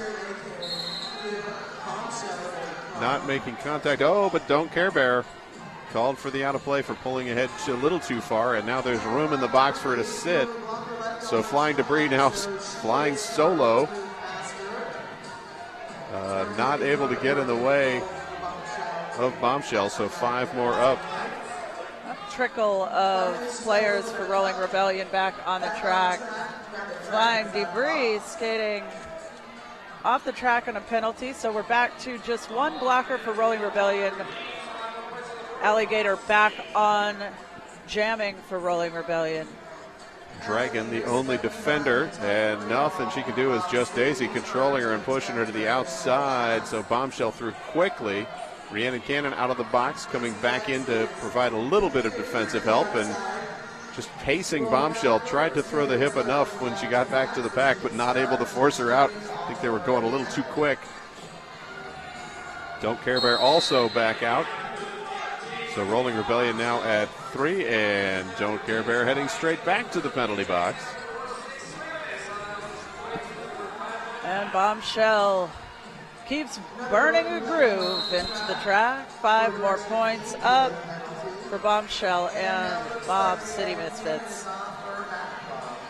And now Rhiannon Cannon heading to the box, so back down to 1 blocker for Rolling Rebellion. And Bombshell will just continue her skate around as Mob City very successfully corralling the Rolling Rebellion blocker to the outside. Alligator getting a little bit of a whip, but it just rolled right into the side of a Mob City blocker. And timeout called by the Rolling Rebellion with 2 minutes, 27 seconds to go in the game. 378 to 155. Evergreen Roller Derby Mob City Misfits in the lead. So again, coming up next, DC Roller Girls versus Ann Arbor. Scheduled to start at 11, but as it is now almost 10:50, I'm guessing that's pushing at least 11:15. But we do need to let both teams get out on the track and warm up a little bit before we're going to be able to start that game. Can't go quite back to back. Not quite. They got to sweep the track, and NSOs have to get all of their paperwork together and so forth. So if you're here joining us to watch that game, DC versus Ann Arbor, stick around for just a little while. Get yourself another cup of coffee, watch the end of this game, and they will be up shortly. Perhaps you could get some Hit This Derby gear. It's your locally owned and operated Derby store. Shop online at hitthisderbygear.com, or if you're in Eugene, head to the store, or 1335 Madison Street. And it's not in Eugene, I said that, but it's Salem. See, I should read ahead, and then I would know it's Salem, Oregon. Remember, before you hit the track, hitthisderbygear.com, or up in Salem, 1335 Madison Street.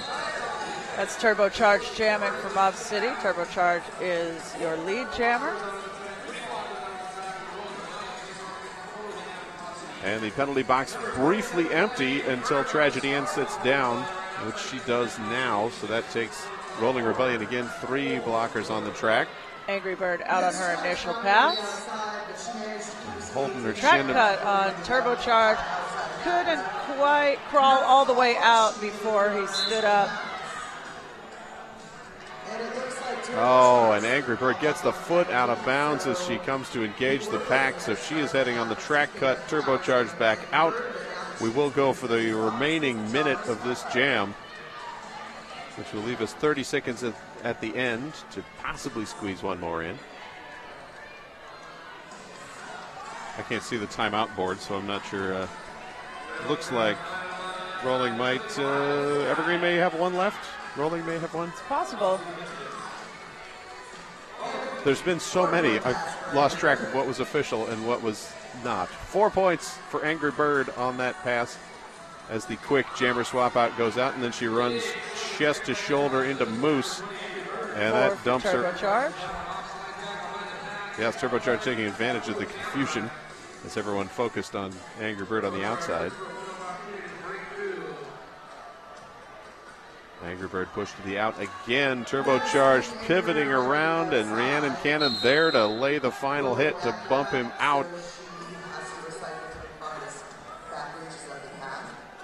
Tragedy Ann on her way to the penalty box.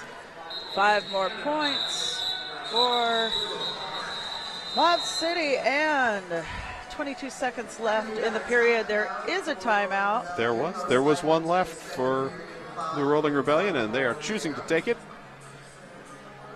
with 22 seconds to go in the game. So we're going to get one more jam out of this game. Right now, we've got Mob City at 392 points, Rolling Rebellion at 159. Call it like it is. It's a lot of points to make up in one jam. I'm not sure 2 minutes is I'm fairly certain possible not. For that, but nonetheless, as probably everyone watching knows, the point differential does matter in rankings, so every single point counts in every single game. And if you have the timeouts, you might as well use them, especially when you're running short-staffed as Rolling Rebellion is now. They're sitting at 9. So give the girls a little breather before they roll back out. Now remember, Mob City playing again this afternoon against Rose. That will be at 3:30 p.m. on track 3. Spooky LeBou bracing the 3-wall in the front for Rolling Rebellion. And Bella Moy jamming for Mob City, dances around Fillmore Payne and is clear, and is your lead jammer. Rhiannon Cannon goes on one leg, looks to the referee, says, did I get that foot up and out? Or keep it inbounds? Yes, she did. Bella Moy getting 4 points. And Rhiannon Cannon takes a shoulder from Just Daisy, and Just Daisy backs her back up to the end of turn 2 rather. And the game clock is at 0. 1 minute, 6 seconds left possible in this jam. Mob City in control, also in the lead. And Bella Moy grabs the last 5, calls off the jam. I think it looks like she might have just wanted to make sure she got herself over that 400 perhaps. I think so indeed. And that will do it for our first game of the day on track 1. Evergreen Junior Roller Derby Mob City Misfits taking the Rolling Rebellion to the track and to the mat, 405 to 165. So that will definitely help bump Mob City up in the rankings come the June rollout. I would say so. So as we said, probably looking at a little bit of a late start on the next game. So if you're tuned in for DC versus Ann Arbor, stick with us for a bit. We're going to let the teams do some warm-ups, sweep the track, be back all fresh and shiny for you for DC versus Ann Arbor in just a few minutes. I'm Casey Bomber. And I'm Scott Chicken. Thank you for watching. Stay tuned once again. As she said, DC Ann Arbor coming up next. Or you can flip over for a little break for Austin versus Denver, some men's derby on track 2. Or catch part of Northwest Arkansas, or what do we got? Montreal Nashville is going on track 3. That may still be going right now. It sure is. And if you miss any of the action, keep tuned in periodically over the day. Myself and Megatron will be joining you for the unofficial review where we'll recap some of the games that have happened during the day, let you know what's coming up, and interview some of our key derby players here over the course of the day. So we'll see you throughout the day. Stick around. My name is Lacey Knight, and I skate with the Angel City Derby Girls. I've been evolving more and more into just having things that I know are going to be reliable, that they're going to last, and that they're going to do exactly what I want them to do. When you've reached a certain place in your derby career, it becomes less about how much you're spending on the equipment as it is about what it's going to do for you.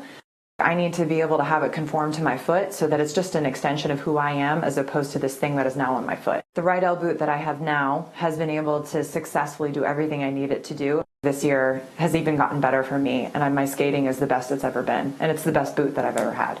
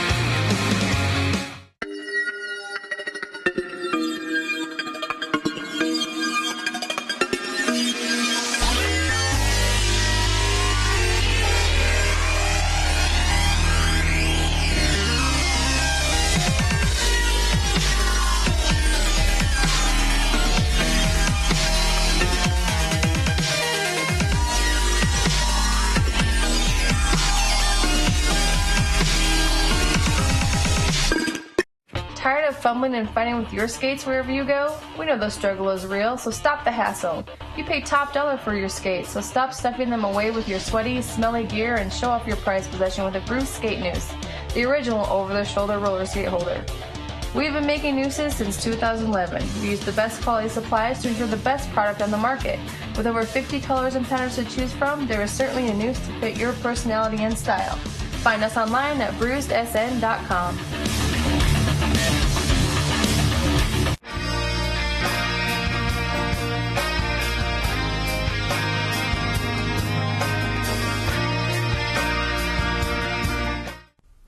They told us to just sell skates online. You won't have any overhead. Put some skulls in your advertising. You'll make a mint. That was never our plan. Our plan was to make a store where all day we are fitting skaters, fixing skates, teaching customers, and putting the best gear on their bodies. Before we put 3 W's in front of our name, we made sure we had hundreds of happy customers come through our doors. We're not just Derby owned. We're Derby dedicated. Fast Girl Skates. Skaters, lost your mouth guard? Hit this. Time for an upgrade? Hit this. New to Derby and not sure where to start? Hit this. We are Derby owned and operated with 6 years of experience. Hit This Derby Gear can hook you up with skates, gear, and honest advice based on your skating style and individual needs. Visit us at our store in Salem, Oregon, or online at www.hitthisderbygear.com.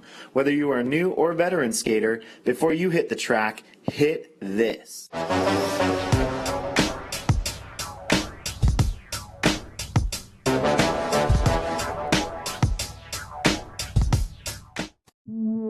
Hi, I'm Trish the Dish, and this is Ivana S. Spankin, and we're here to tell you about Sin City Skates. Sin City Skates began in our Las Vegas living room in 2005, the first shop ever dedicated to roller derby, and has since grown into this 2,000 square foot mecca in San Diego, where we stock everything for our sport.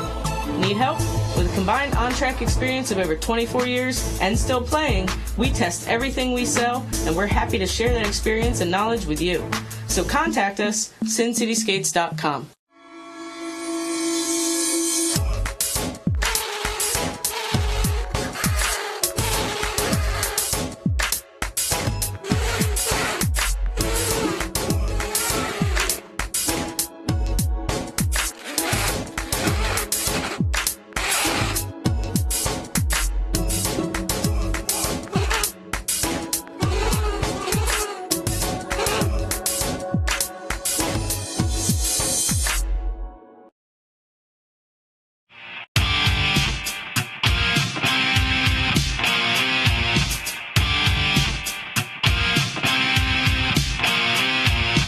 My uniform is always in pristine condition because I care about this thing more than I care about any other article of clothing in my wardrobe. Everybody's just like pumped and ready to go, and it's this culmination of, months worth of hard work. This is your opportunity to go out and leave it all on the track and to try to reach that potential that you are working towards at every single practice.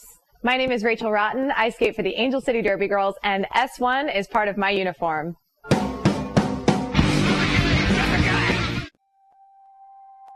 I love teamwork when it comes naturally, and it's almost like your teammate is an extension of your own body. That anticipation, where you've worked cerebrally through strategy and skills, and suddenly you're out there in a game and it all comes naturally because you know each other. I love that.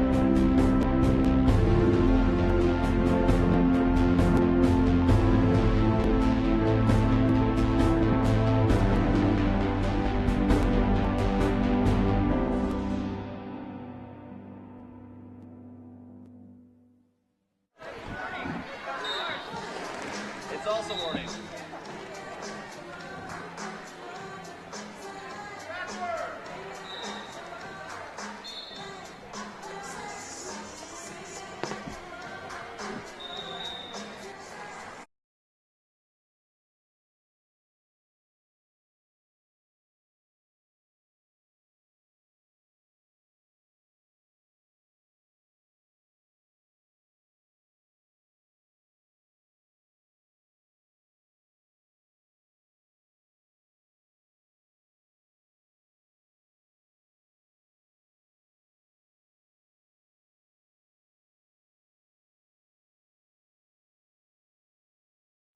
My name is Lacey Knight, and I skate with the Angel City Derby Girls.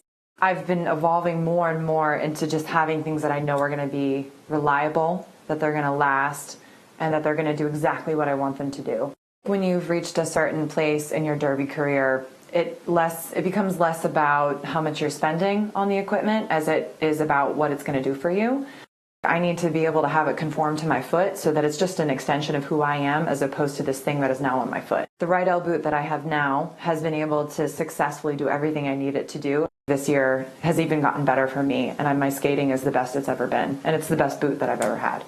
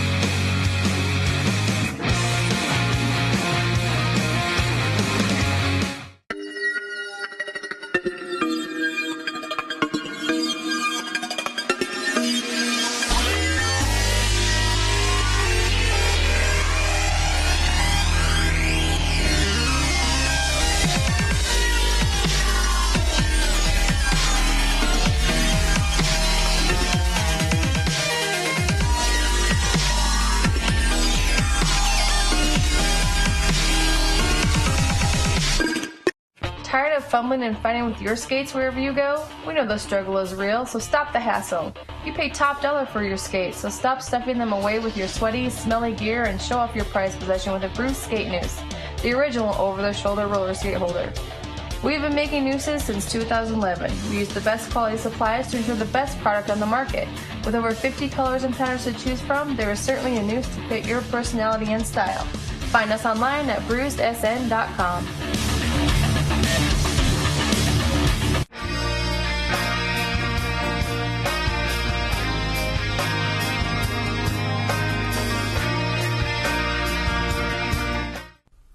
They told us to just sell skates online. You won't have any overhead. Put some skulls in your advertising. You'll make a mint. That was never our plan. Our plan was to make a store where all day we are fitting skaters, fixing skates, teaching customers, and putting the best gear on their bodies. Before we put 3 W's in front of our name, we made sure we had hundreds of happy customers come through our doors. We're not just Derby owned. We're Derby dedicated. Fast Girl Skates. Skaters, lost your mouth guard? Hit this. Time for an upgrade? Hit this. New to Derby and not sure where to start? Hit this. We are Derby owned and operated with 6 years of experience. Hit This Derby Gear can hook you up with skates, gear, and honest advice based on your skating style and individual needs. Visit us at our store in Salem, Oregon, or online at www.hitthisderbygear.com. Whether you are a new or veteran skater, before you hit the track, hit this.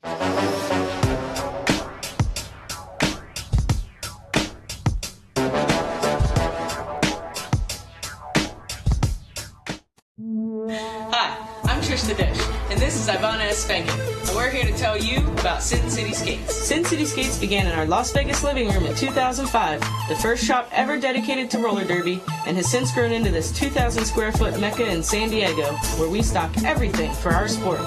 Need help? With a combined on-track experience of over 24 years and still playing, we test everything we sell, and we're happy to share that experience and knowledge with you. So contact us, sincityskates.com.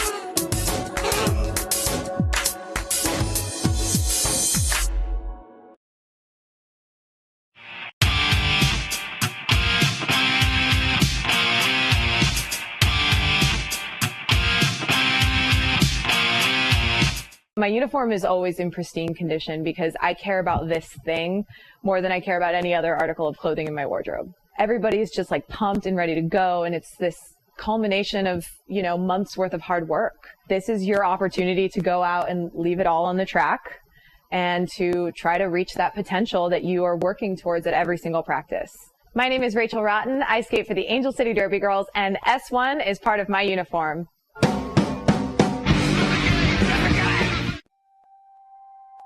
I love teamwork when it comes naturally, and it's almost like your teammate is an extension of your own body. That anticipation, where you've worked cerebrally through strategy and skills, and suddenly you're out there in a game and it all comes naturally because you know each other. I love that.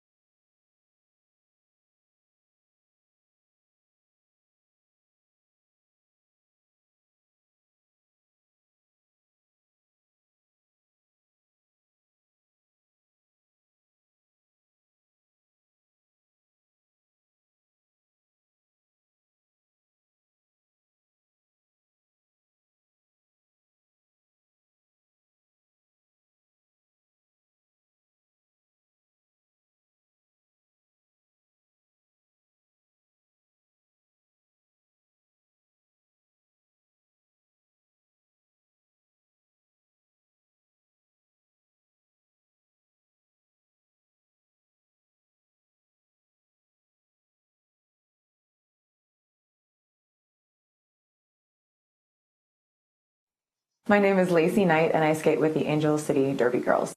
I've been evolving more and more into just having things that I know are going to be reliable, that they're going to last, and that they're going to do exactly what I want them to do. When you've reached a certain place in your derby career, it becomes less about how much you're spending on the equipment as it is about what it's going to do for you.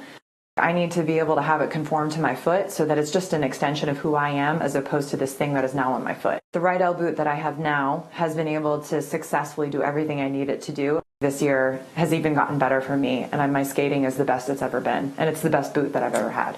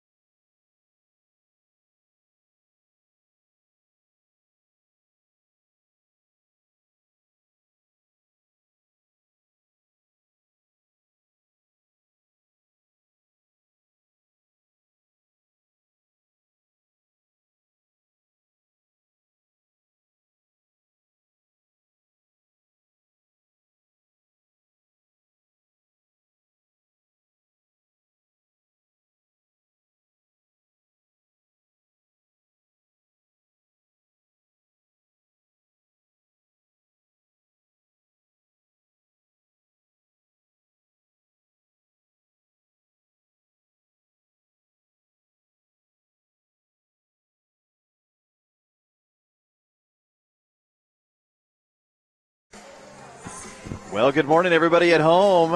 Welcome to the Big O. It's me once again, and I am joined with the lovely Mistress Mel. Good morning. Is it still morning? It is still morning. Thank you, King. Yep. I've had my coffee today, and we're ready to go. We've got about 2 minutes to game time. We're going to see DC Roller Girls taking on the Ann Arbor Derby Dimes. Let's go ahead and run through those rosters. Sure. Starting off with the Derby Dimes, we've got number 10 is Bex. Number 1111 is Leslie Arnez. Number 187 is Slamlet. Number 22, Trick Magic. Number 24, Jadzia Smacks. Number 3, Lethal Bo Peep. Number 4, Michelle Obama. Number 404, Slamuel L. Jackson.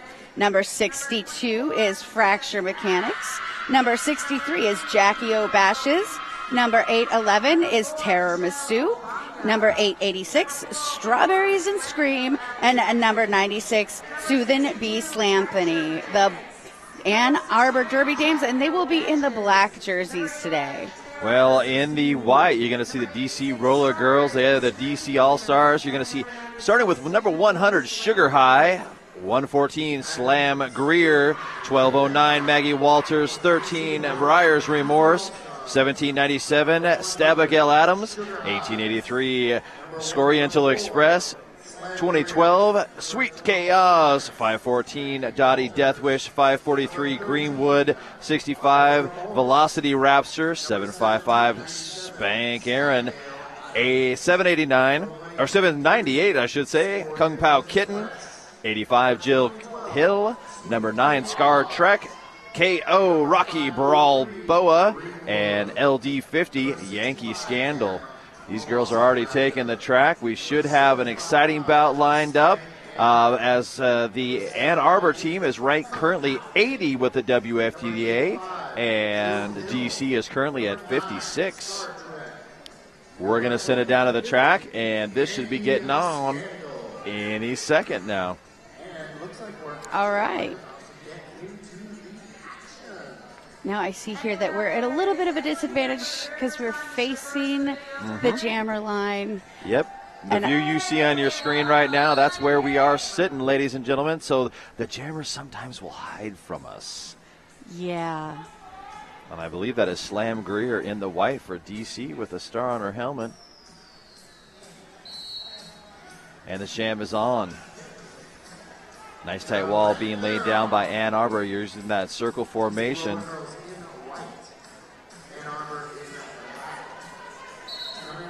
And that is number 1111, Leslie Arnez, picking up lead jammer for the Derby Dimes. And that is Slam Greer. She finds a hole on the outside. Last-ditch effort took him halfway across the track, but she is free. And Leslie Arnez back into the pack looking for that opening on the outside. Gets a little stymied and decides to call off the jam, picking up 2 points in the process. That's a good start right there. You got to start somewhere. You got to start somewhere. Chip it away. That was a great call off. They knew the other jammer was coming around. That was Slam Greer on her way. They said, nope, let's go ahead and hold them at 0 as long as we can. You shall not pass. Stop here. And this is one of those case in points. They're all hiding. I know. I believe that's Buyer's Remorse in the back right now with a star for DC.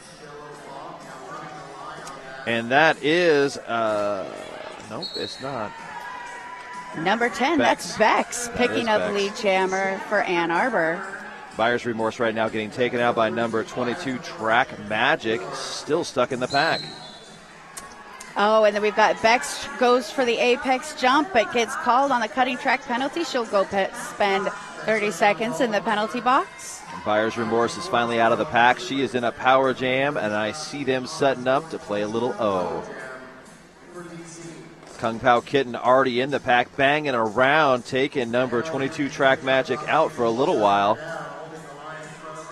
Michelle Obama in there trying to knock her to the outside. Between her and number 63, Jackie O'Bashes, they drive her out of bounds, send her to the back. Greenwood playing some nice offense there, and once again, the jammer's been knocking out. That is a penalty kill. There it is. Bex comes in. She starts hitting right away. I love double duty jammers. They make me happy. There's 4 points in the air for Bex and the Derby Dimes. They pick up 5. They did lose some points, but they definitely took a lot of time getting their jammer through. That's right. And Buyer's Remorse getting shut down at the back of the pack. Bex in the front. She gets knocked out by, I believe, if my eyes do see me, that was Velocity Raptor taking her out. She's got to start again back at the corner number 3. Bex through the pack for 4 more points. Number 13 still stuck in the pack. Buyer's Remorse fighting her way through, ends up on the deck and kicked out of bounds. This jam comes to an end. 2 points each. That is saying give peace a chance. Word. Early in the game, Ann Arbor still in control. It is 12-7.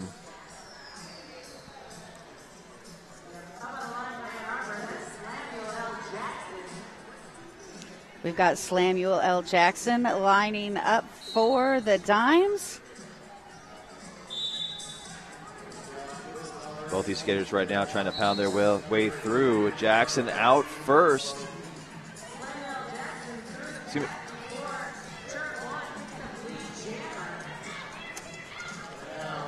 Nice tight pack.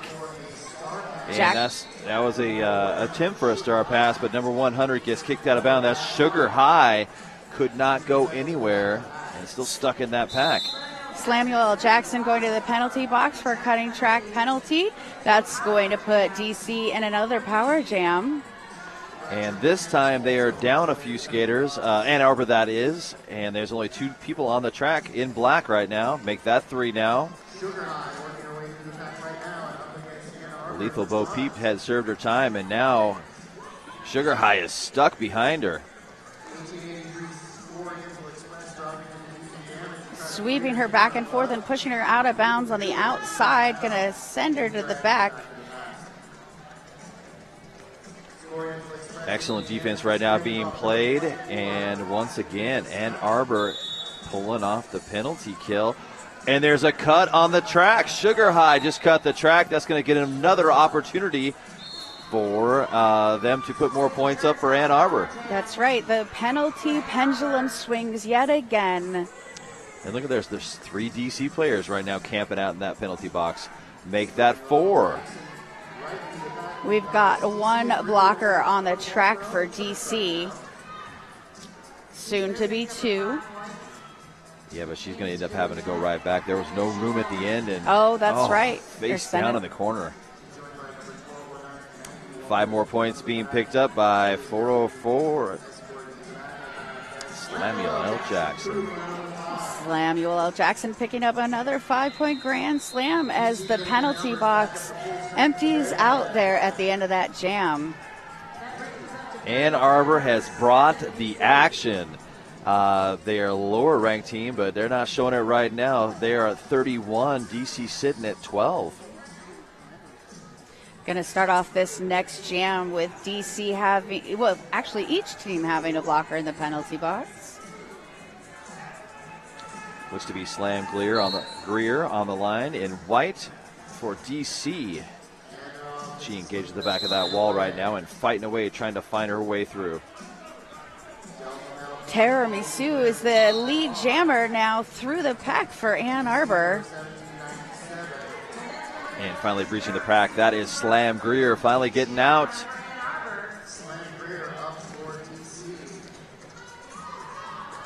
Tara has a little bit of a hard time there, decides to call it off. Well, she came in hard. She had those players in the penalty box. She still picks up 3 points for her effort.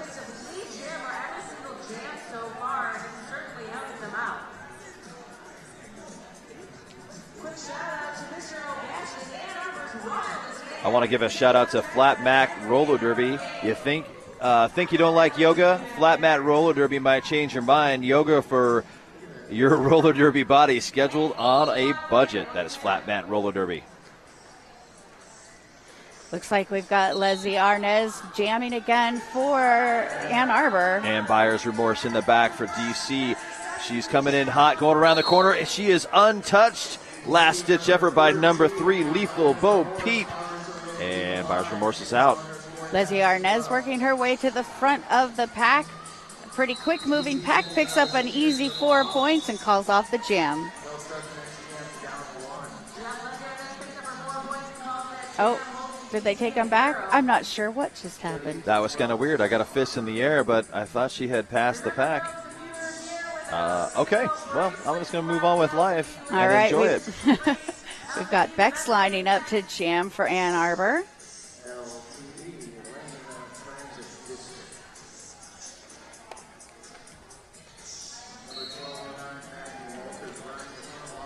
And this jam is on.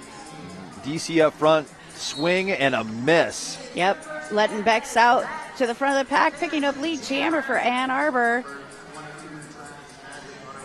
Sugar High still stuck in the back. She's still trying to fight her way through. Excellent defense work being laid down by Ann Arbor. DC doing a nice job of blocking too, but they got to let her go. There's Bex through for a 5-point grand slam.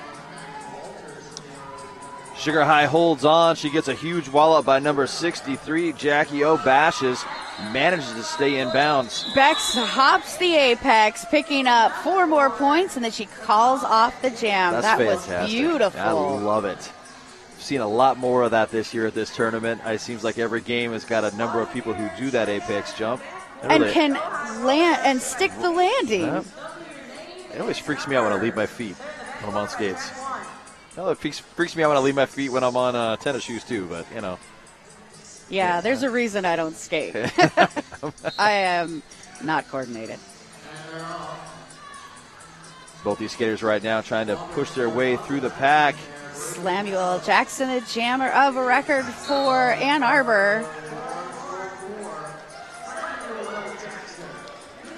Still stuck in the pack. That is Slam Greer. It's a slam fest out there in the Jammer War.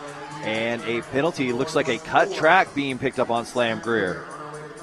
Samuel Jackson working on a scoring pass here. Oh, sneaks around on the inside lane. Picks up another 5 points for Ann Arbor.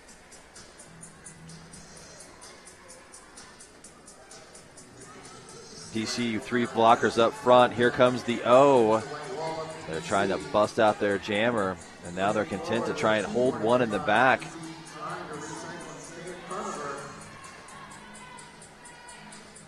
Samuel Jackson just getting swept side to side by those 2 DC blockers. Abigail Adams is up front. She was doing a great job, but she gets a penalty. Looks like a reverse direction of play that should be. And she will spend some time in that penalty box. Meanwhile, Samuel Jackson picks up a very hard-earned 5 points. Slam Greer gets knocked out of bounds, taken back to the top of the apex. She's still trying to skate through these blockers. Gets a little bit of offensive help, but gets kicked out on the inside line. Beck's back into the track now for another scoring pass, but a hard hit there by Sweet Chaos, knocking her down, and I believe that was forcing the call off. We've got a team timeout here being called by DC. That's a good timeout right there. You know, Ann Arbor has come out swinging, and that's normally what the first 10 minutes of any roller derby game, and I've said this 100 times. You come out, you see what the other team's going to bring, and then you adjust to fix it. Right now, DC needs to fix it. They've got a score of 61-12. Penalties been playing a problem with it. You got to stay on the track.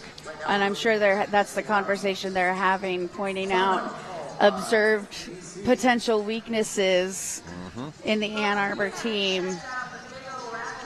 That's a good head-up play by the coach. Bring everybody in, bring them all back together, get the synergy flowing, and get them back out on the track.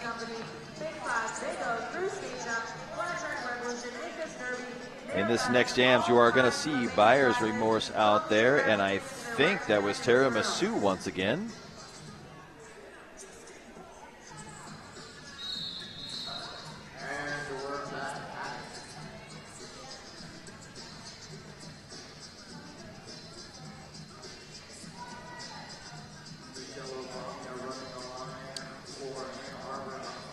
And we've got Michelle Obama jamming, or not, I'm sorry, not jamming. She's blocking. Trying to block, there. yeah. Nice wall being set up. Masu, though, she's trying to break out. Lead jammer has already gone to buyer's remorse. Tiramisu up against two DC blockers that just keep pushing her back and forth. That's a good timeout right there. That's 5 points now. DC has just put up on the board, and that jammer has just gotten out.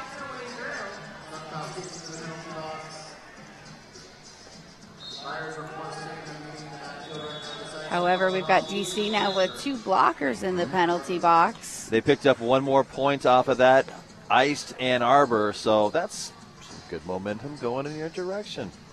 Liking what I saw from that. That's right. Looks like we've got Leslie Arnez lining up here for Ann Arbor.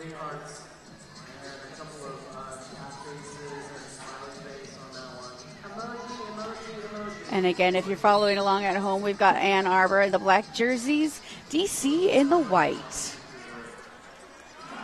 Nice wall work being worked by DC, but they got to let her go. Leslie Arnez is your lead jammer. I believe that's Yankee Standel still stuck in the back. She's bouncing outside to in, getting rocked around by Ann Arbor right now. And DC there for a minute only had one blocker. Now two, still going to make it a little bit easier on Leslie Arnez. Yankee Scandal is finally out and in scoring position. Leslie Arnez can't quite get all the way through the pack. She takes her 3 points and calls it off.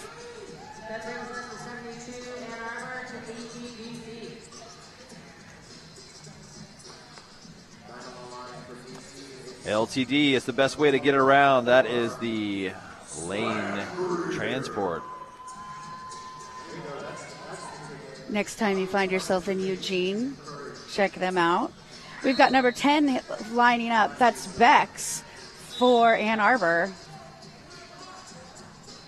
Whistles are blowing, and that is going to be Slam Greer. And unfortunately, she is going to start this jam sitting in the penalty box again. And it looks like everybody's still at the jammer line, waiting for Bex to work her way back around. That's a great push by Bex. She just moved everybody forward and has willed her way through the middle of that pack, picking up another 5 points.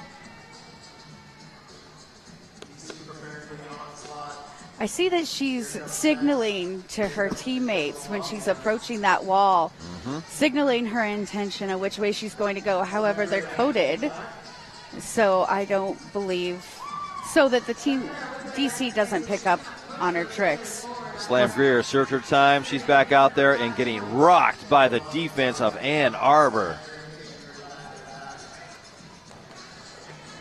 DC, oh, that was a nice scooch out by number 65.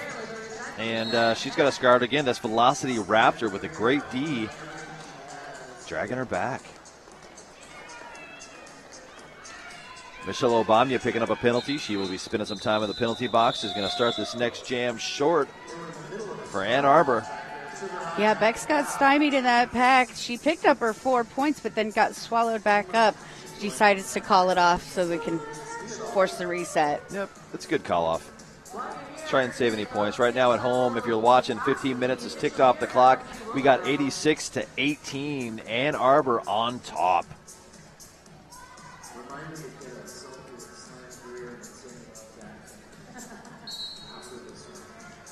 Nice tie pack there. That's going to be Samuel L. Jackson jamming for Ann Arbor. And in the back, I believe that's number 13, Buyer's Remorse.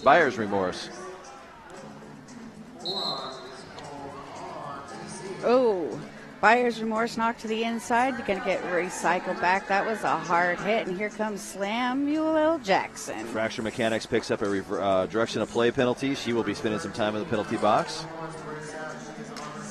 Buyer's Remorse is finally out of the pack with that depleted pack of Ann Arbor.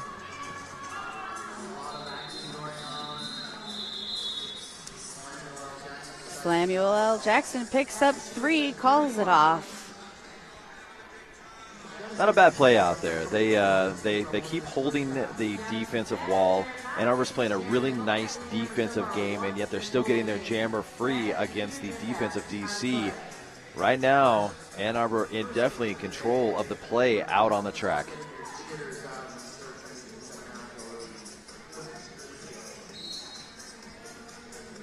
This jam is underway. Both these jammers are free to go. I believe that is Tiramisu. Tiramisu, yeah, picking up lead jammer for Ann Arbor. Oh, hard hit there by Diffraction Mechanics. Yep, there's a bunch of big hits happening, and that is number 85, Jill Hill. She is finally out, not lead. Tiramisu working her way through at the front of the pack, gets through, picks up her points, calls off the jam. 4 points being picked up from her on that nice jam work there. Good timing as Jill Hill was coming around in scoring position. One thing I always like to talk about is that LTD, that's the transport during here. Don't chauffeur your kids around all summer. Buy the LTD pass for $50 at Willamette facilities at the Eugene station. All right, and we've got Leslie Arnaz lining up here for the Derby Dimes. She is taking on number 114, that's Slam Greer. Yep, and up front, the last line of defense, that was 2012. She could not stop her. Slam Greer is finally out. Leslie Arnaz working on a scoring pass here. She gets knocked to, or she gets through, picks up 2 points. Has had enough and calls it off.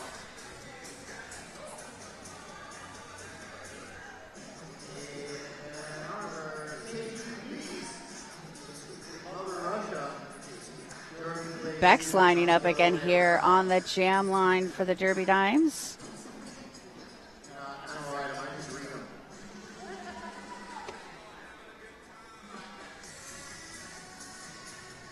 And the jam is on. Nice slow start.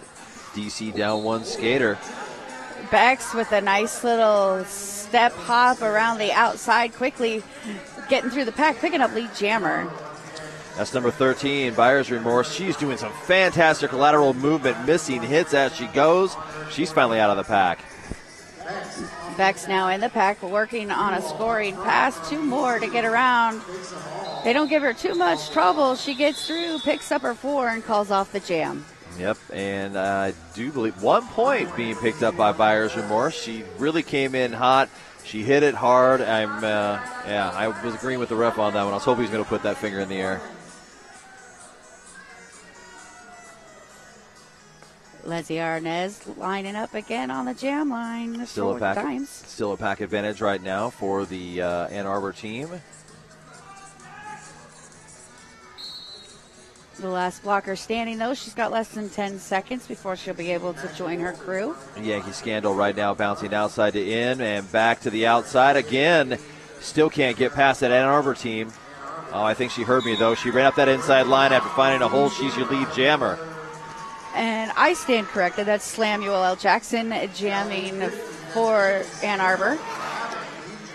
They've got to let her go. Slamuel L. Jackson's finally free, but Yankee Scandal is in there. She got taken out at the apex. She did pick up 3 points. Those are hard-fought points and definitely earned.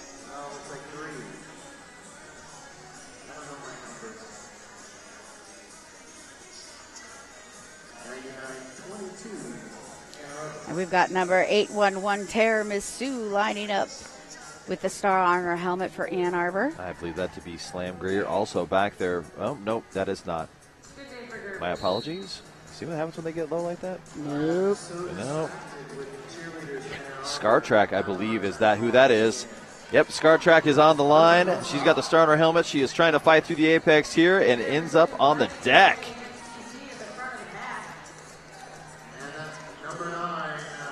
Scar Track takes off the Star. She's getting a pounding in the back here, trying to get that Star pass. She hands it off to the Pivot, but the Pivot has been knocked out in the straightaway. Tara Masu has been awarded lead jammer, and she's back in the pack now for scoring pass. Track Magic picked up a forearm penalty on the handoff, and this all comes to an end. 4 points being picked up for Ann Arbor. Yeah, Tara Masu knocked to the outside there and had enough. Says, yeah, let's just end Call it this off. now. We'll call it done here. Ann Arbor's cheerleaders are cracking me up.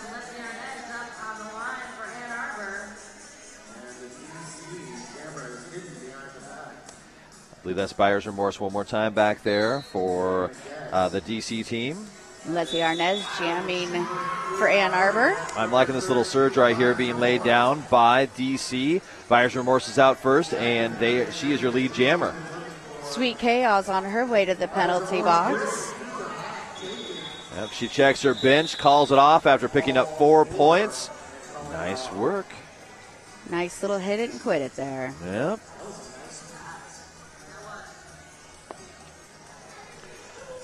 Duck Cafe. Visit the Duck Cafe for fresh made sandwiches, salads, snacks, and coffee. That's right. If you saw my picture on Facebook this morning, you saw me with some fresh Wild Duck Cafe coffee. They saved my life today. Yes, they did. The hotel had no coffee. This jam is on, and both these jammers are a-going. Yankee Scandal out there once again for DC. She's your lead jammer. That's 3 in a row for DC, and they're looking great right now. Beck's jamming for Ann Arbor, sees her opening. She's now through. Yankee Scandal comes in extremely hot, ends up getting taken out by a huge wallop from Track Magic. Calls it up on her bootay.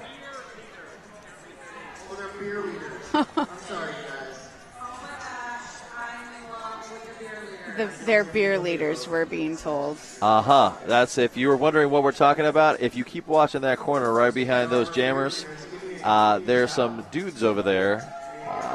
Yeah.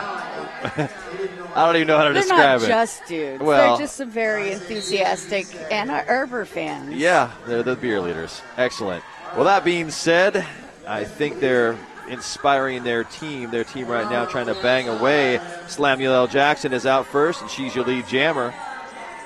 And we have a star passed over to Sugar High. Yep, Sugar High's got that cap. Slamuel L. Jackson comes in hot, hits it hard. She is free and scores 4 points. This jam comes to an end. That was a nice little jam right there. It was. Yeah, Ann Arbor did not like the fact that I was talking about the fact they had just went 3 in a row without a lead jam. So they came out and made action happen. And we've got Tara Masu here on the jam line for the Derby Dimes.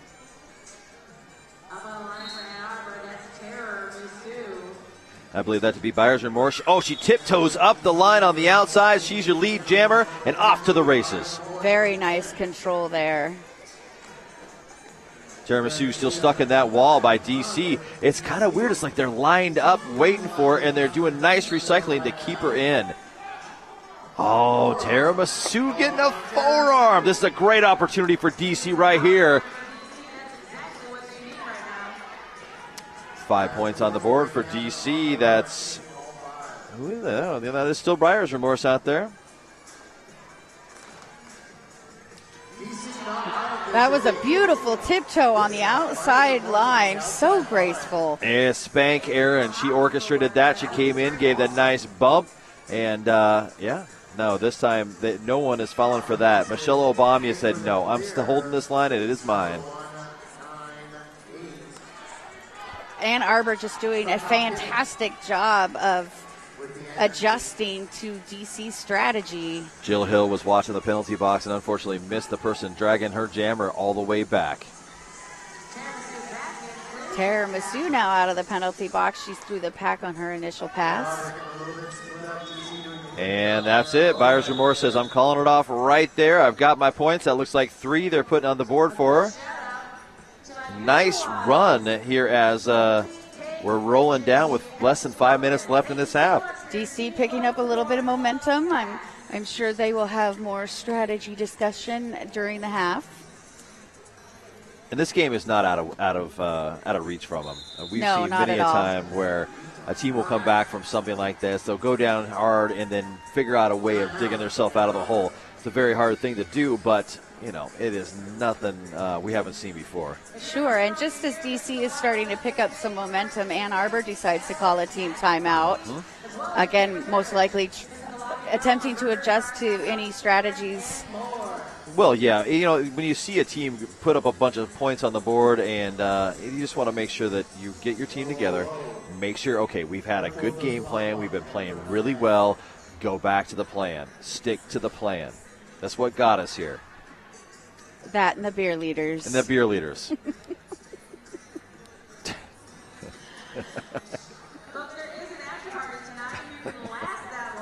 Yep, beer leaders.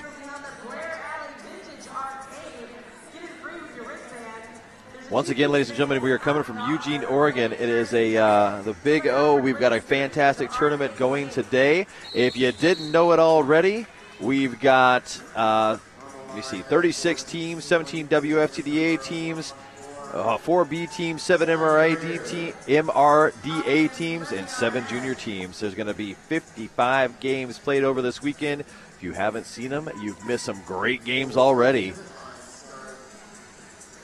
And it's a pivot line start? What? Leslie Arnez jamming for Ann Arbor here. Slam Greer dancing her way around in the back, trying to find her way through that wall of black. Slam Greer getting taken out inside to in. Leslie Arnez sees her opening, puts the birders on, picks up lead jammer for Ann Arbor. Slam Greer also has breached the pack. She's figured out a way to get out. She's about a quarter of a lap back. That was nice. They had someone pinned in the back, and I believe, yes, she did. She got 3 points off that. That was great work by her pack, by her squad there, the blockers, to jump out there and get her a few points. That's right.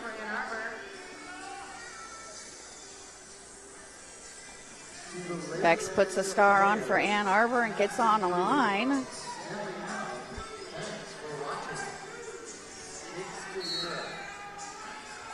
Nice little love tack. They're taking Bex out. That was Yankee Scandal taking her out. She looked like she was going to scooch back and said, no, let's play some derby. I really love jammers that block as well. Yep, not afraid to hit. Yankee Scandal is the first one out. She's awarded the lead jam, and this pack is sped up a little bit. With the jammer race we've got going on here, the pack trying to speed up, caused a little confusion. Jam comes to an end.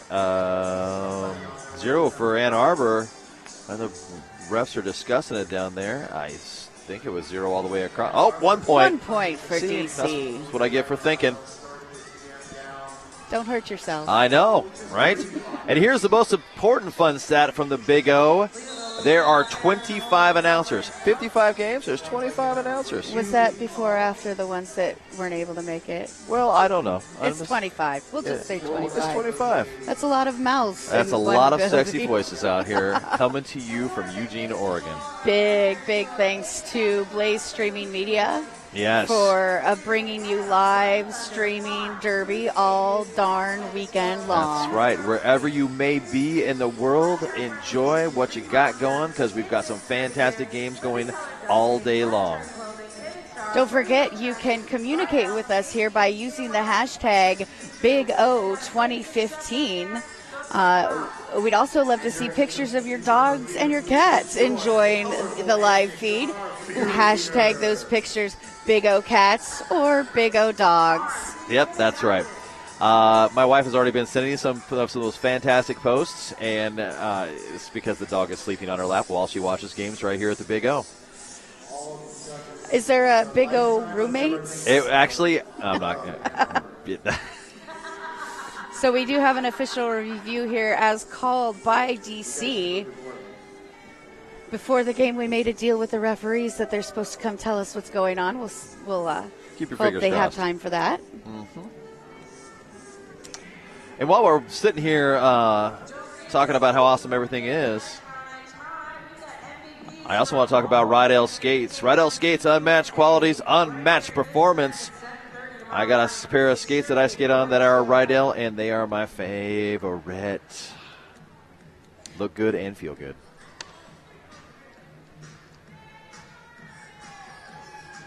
You can also help us pick out our MVPs for the weekend by using our hashtags BigO2015 and the hashtag MVPS.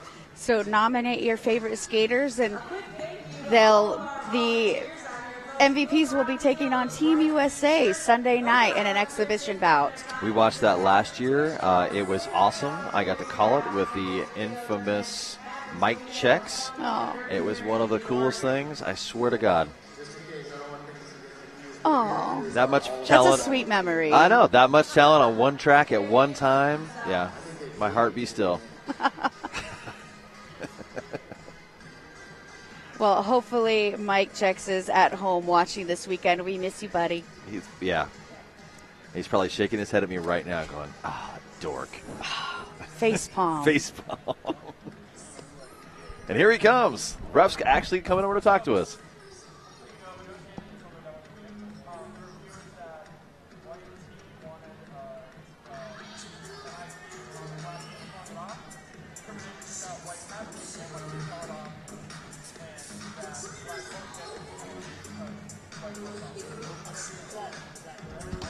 So after all the discussion, after all the arguing, screaming, yelling, crying, nothing. No penalty assessed. We're moving forward with life as it is. I believe DC was calling for an illegal procedure on the jammer from Ann Arbor, and the no call will stand, and DC loses their review for the period. Well, period's almost over. It's a good time to call that. Out there on the track, Buyer's Remorse once again. She's had a nice little streak going here the last couple minutes, and looking forward to see what she tries to pull off here. Got Samuel L. Jackson jamming for Ann Arbor. And you have three players from Ann Arbor in the penalty box right now. That one Ann Arbor blocker, though, number 3, Lethal Bo Peep, was able to hold her back for a moment. Yeah. Giving enough time for some more offenders to leave the penalty box. Oh, that's excellent work right there. Buyer's Remorse glides around that one blocker once again and picks up 5 easy points. Still just the one blocker on the track, but here comes reinforcements. Yeah, here comes the cavalry. All right, 5 more points being picked up by Buyer's Remorse. Oh, and she jumps a little hop skip there over that apex. 5 more points. Finally, Samuel L. Jackson gets out of there. Yep, she threw on her initial pass, so she gets no points that jam. 4 more points being picked up. Look at this score. What did I say just 4 short minutes ago? Not unsurmountable. Exactly. We're under 50 points. And there's still a whole nother period of action to go. Yes, there is. We've got Leslie Arnaz lining up for Ann Arbor. And Yankee Scandal also out there with a star on her helmet for DC. 3-on-4 pack advantage to DC at this time. Yankee Scandals looked pretty good the last couple times she was out there also. But she gets a big wallop and ends up on the deck picking herself up. Leslie Arnaz breaks through the front of the pack. She gets lead jammer for Ann Arbor. Here comes the offense trying to get their jammer free. And they played offense a little too long. Leslie Arnaz snuck right through the middle of that pack while everybody was trying to play O. And that's it. Track Magic with a big hit there, knocking her out of bounds, but she went out as well. Leslie Arnaz scooches up, calls it off after she picks up 3 points. Guess what? It's halftime. It's halftime. It's halftime. It's a halftime song. And that's all there is to it. Yeah. Mr. Spouth is kind of horrified right now. They break out the song. I don't know that horrified is the right word for it, but well, you know. We'll continue anyway. Well, ladies and gentlemen, right now at halftime, we got a score of 118-62. Ann Arbor up on top. It's we've seen a lot of tough play right there in the last 5 minutes by DC. They finally, I think, have woken up. Their coffee has kicked in. I have a feeling we're going to see a lot more from DC coming into the second half. Yeah, there's been a lot of adjustments by DC here in this first half. Noticeable differences. But the thing is that Ann Arbor is adjusting equivalently. They're, keeping up with those adjustments and just still coming out on top. But it's definitely going to be an interesting second half. Yes, indeed. All right, well, we're going to go ahead and let you guys go grab a drink, use the restroom, and we will be right back here in about 9 minutes. Go walk your dogs. Tired of fumbling and fighting with your skates wherever you go? We know the struggle is real, so stop the hassle. You pay top dollar for your skates, so stop stuffing them away with your sweaty, smelly gear and show off your prized possession with a Bruce Skate Noose, the original over-the-shoulder roller skate holder. We've been making nooses since 2011. We use the best quality supplies to ensure the best product on the market. With over 50 colors and patterns to choose from, there is certainly a noose to fit your personality and style. Find us online at bruisedsn.com.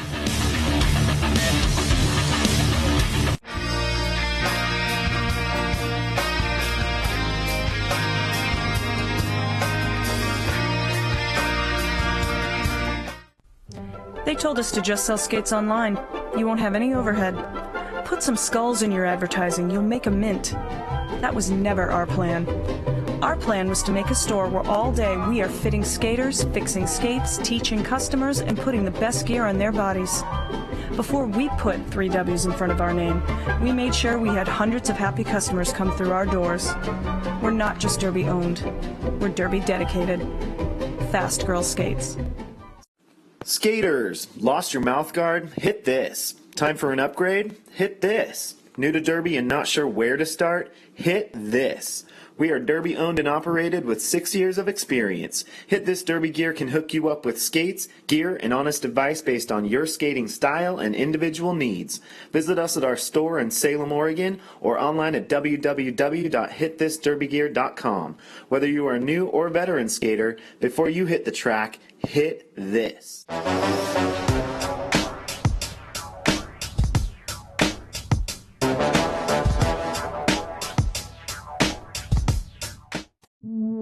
Hi, I'm Trista Dish, and this is Ivana Espankin, and we're here to tell you about Sin City Skates. Sin City Skates began in our Las Vegas living room in 2005, the first shop ever dedicated to roller derby, and has since grown into this 2,000 square foot mecca in San Diego, where we stock everything for our sport. Need help? With a combined on-track experience of over 24 years and still playing, we test everything we sell, and we're happy to share that experience and knowledge with you. So contact us, sincityskates.com.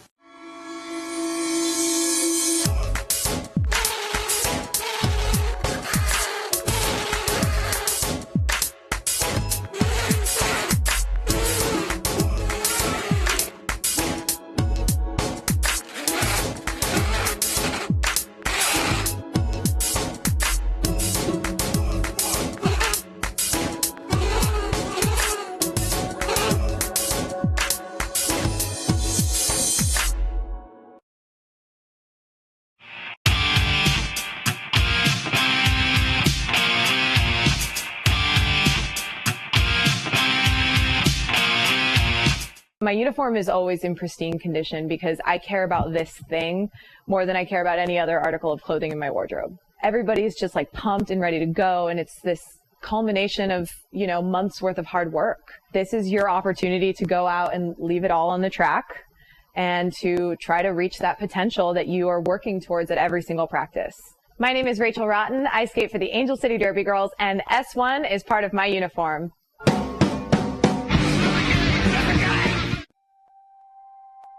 I love teamwork when it comes naturally, and it's almost like your teammate is an extension of your own body. That anticipation, where you've worked cerebrally through strategy and skills, and suddenly you're out there in a game and it all comes naturally because you know each other. I love that.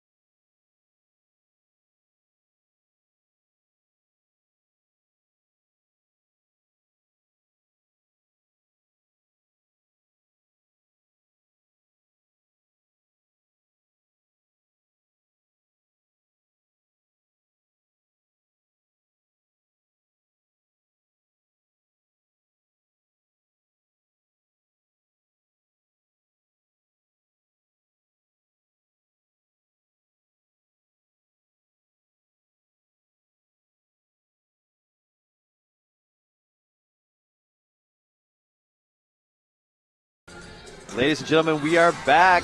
And once again, it's going to be Ann Arbor and DC. Ann Arbor on top right now at 118. DC at 62. It's halftime. Right now on the track, we're also watching Bay Area and Victoria. That's next. They're warming up. Yeah, that's going to be an exciting bout. I'm sticking around. You should too. Right. We were just talking about that at halftime. We've got there are so many great teams that have come here. That is one of the ones I'm actually extremely excited about, the Victoria Bay Area. You also got Philly, Denver, Atlanta, Boston, Rose, Texas. Are you kidding me? This is what we're here for? I kid you not. What? I know. Do playoffs even get that good? I mean, really? All right, yes, they are. But, yeah, that being said, still lots of exciting action. I think your afternoon is planned here Saturday right here with us. And who doesn't love being able to enjoy top-notch roller derby in their pajamas? And speaking of which, did I mention, if you're into men's derby, Bridgetown Menace is taking on the Puget Sound Outcast. When is that happening? My day's over. What is that? That's not like 5 o'clock? Something like that? Yep. That's going to be exciting. Hey, I was even right about that. 5 o'clock. There is so much good action. And this jam, speaking of good action, the jam is on. Starting off right where she left off, number 13, Buyer's Remorse, getting kicked out of bounds. There goes Leslie Arnaz picking up lead jammer for Ann Arbor. Buyer's Remorse in the pack. She's trying to fight her way through. Offenses come. And now they've got to stop and try and stop Ann Arbor. Well, they were not so successful there on that last pass. She picks up 4 points. She's watching the opposing jammer approach the pack, and just as she's almost there, she calls it off. Well, what she was doing is clearing the bench. And yes, that's what she was doing, blowing some time, but she got number 63 out of the penalty box and got them back to full strength to start this next jam. That's right, and we've got Bex back on the line in the jammer cover for Ann Arbor.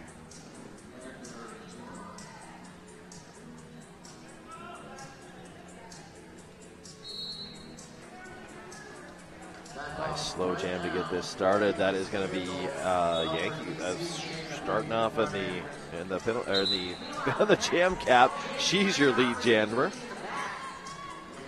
Sorry, I got tongue-tied there for a moment. Bex now out of the pack as well. Yankee Scandal coming up. She does get just demolished by that wall. Offense even tried to come, but they were not being distracted. Ann Arbor's defense coming back. Yeah. That's 2 jams now with only 2 points for Ann Arbor. But they are, I got to say, Ann Arbor's defense is really what is the story of this game. They're able to lock in that jammer and just stop them. That's right. Slamuel Jackson jamming for Ann Arbor.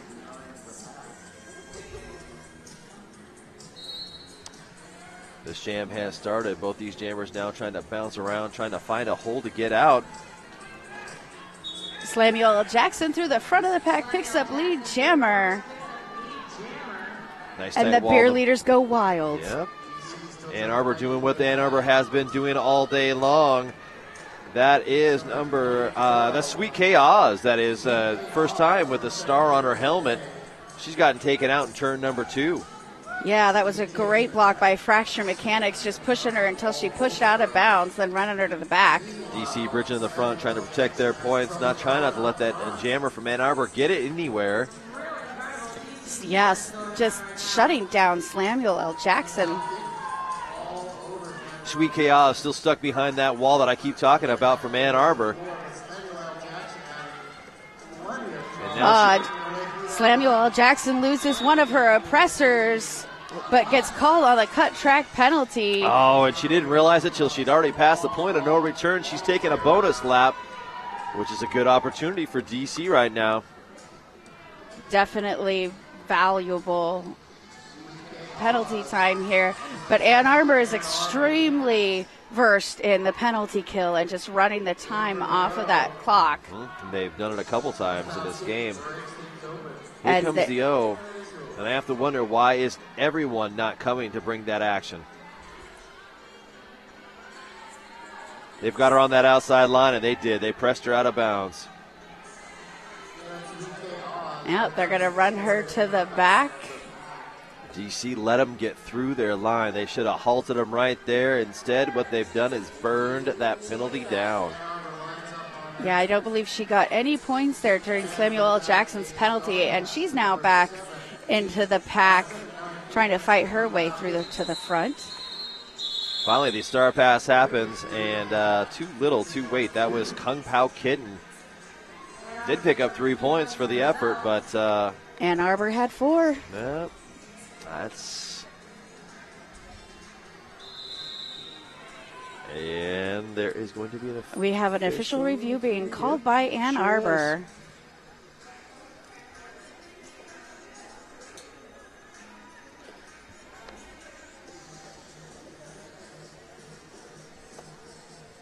I want to thank one of our sponsors, Hit This Derby Gear. Hit This Derby Gear is your locally owned and operated derby store. Shop online at hitthisderbygear.com or in store at 1335 Madison Street in Salem, Oregon.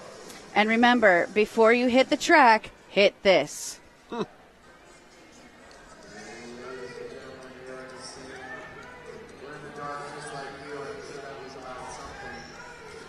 Well, as it stands right now, nobody's sitting in the penalty box. We've got all 5 players on the track. What? It looks like we've got Tara Massou jamming for Ann Arbor. And that's going to be Buyer's Remorse once again on the line. I like it. They're all standing up. I can see where everybody is.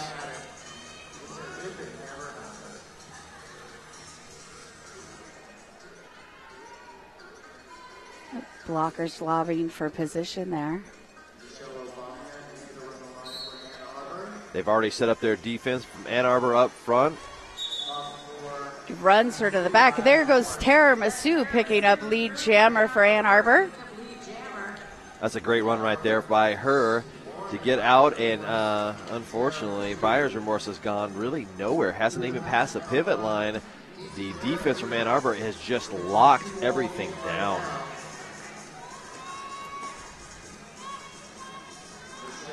Very, very, very slow wall by both of these teams. DC has finally started to get their defense together, but Tara Massou tears right on through it, and she's off, scoring 5 points. A lot of persistence there. Well, they have a star pass. The pivot right now has got it, but she is being abused right now by this defense that I've been talking about, and is still trying to fight her way through this pack. Nice hit there by Velocity Raptor to get Tara Massou out of bounds to run her to the back. So she's taking another shot at it. Oriental Express still stuck in that pack after receiving the cap, has not put it on her head, and is just having a struggle there trying to get past. Tough times for everyone all around.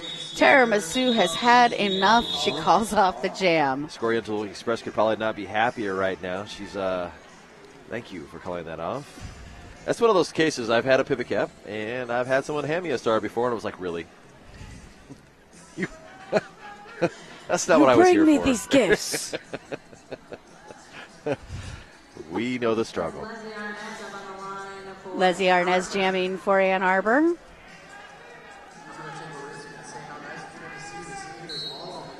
This jam is called. That's going to be Yankee Scandal as a jammer for DC. An empty penalty box means everybody's here to party. Yankee Scandal going outside, going in. She even has a little bit of help from her friends and still unable to completely get out of that pack. Leslie Arnaz has picked up lead jammer. She's coming back around and looking for points. Sugar High just handed the cap. She is now stuck behind that wall. It's kind of like the last jam. Second verse, same as the first. Leslie Arnaz gets up on her toes, stops to stay in, but then gets pushed to the outside, out of bounds, recycled to the back. Sugar High getting bumped out. She's getting taken all the way back to the pivot line and then some. And Leslie Arnaz gets the cut track penalty there, is going to go to the penalty box. power jam, a very much needed power jam here, obviously, for DC. And the defense goes through all that offense, ends up in the front, and they're still holding back Sugar High. And again, Ann Arbor with the penalty kill here, just holding on to that jammer. You got to keep moving your feet. You've got to keep pushing forward. She does that, and she is out of the pack. Leslie Arnaz standing in the box now, so she's got less than 10 seconds. Here she comes. Kung Pao Kitten comes up, gives a little offense. I don't think she needed it. She picks up 5 more points.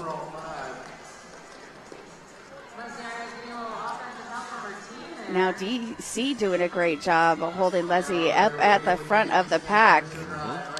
Leslie getting guided outside. She's on her knees in the straightaway. Out of play being called. They've got to let her go. There's a 5-point grand slam for Ann Arbor. Oh, and at the whistle, that's going to be Sugar High getting a cut on the track. She's got to do it all again here in just a few short seconds. And so we're going to have Bex coming out to start off this power jam for Ann Arbor. And we're doing a really good job right now, pushing the score up. They're sitting at 145. DC has, in fact, scored points. They're at 73 right now with 21 minutes left. And Ann Arbor in the power jam.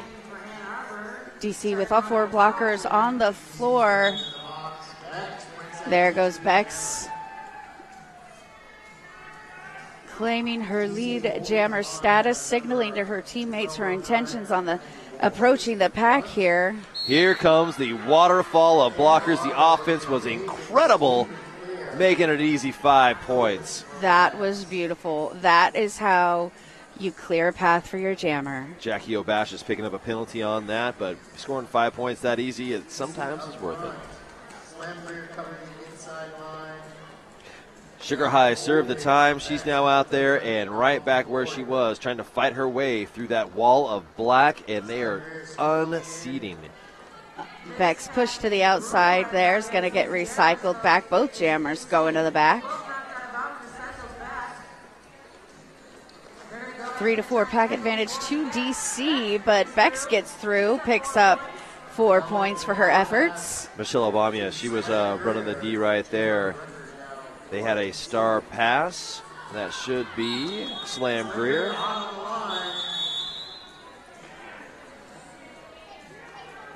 No points either jammer on that last pass there. Looks like there was some question going on. No points scored, though, and everyone head back to their bench.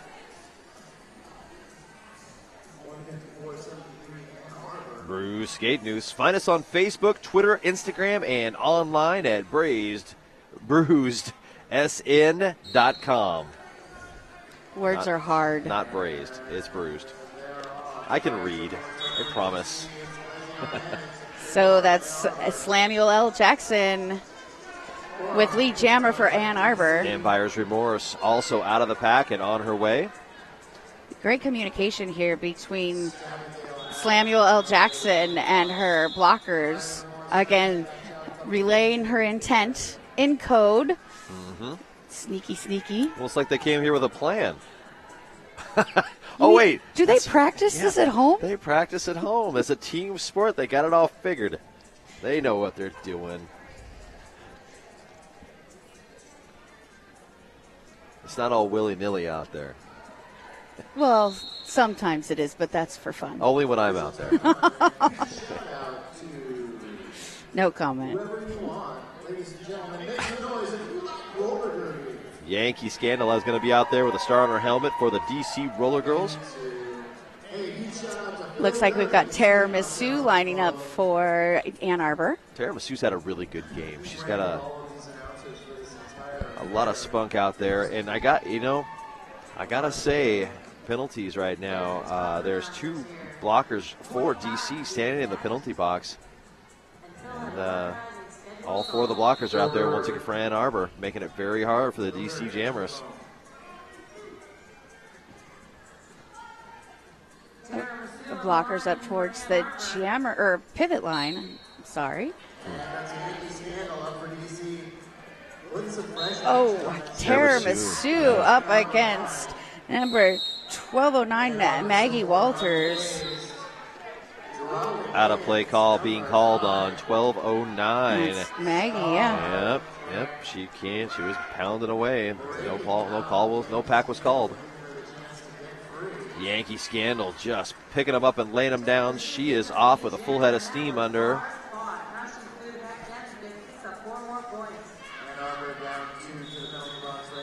Tiramisu calls it off just as DC's Jammers approaching the pack. And I think the Ann Arbor ladies heard me talk about how they had all the players out on the track. Now they're going to start with 2 players in the penalty box. I just think they like to contradict me. Prove you wrong. Yeah. You think he knows what he's talking about, but he doesn't. Watch. We're going to sit down.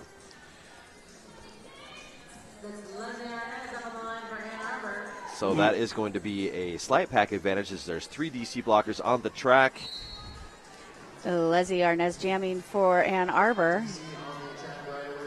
And just like that, I believe that is Sweet K Oz with the cap on once again. Yes, it is. But she got taken out in the corner and is dragged back to the jammer line.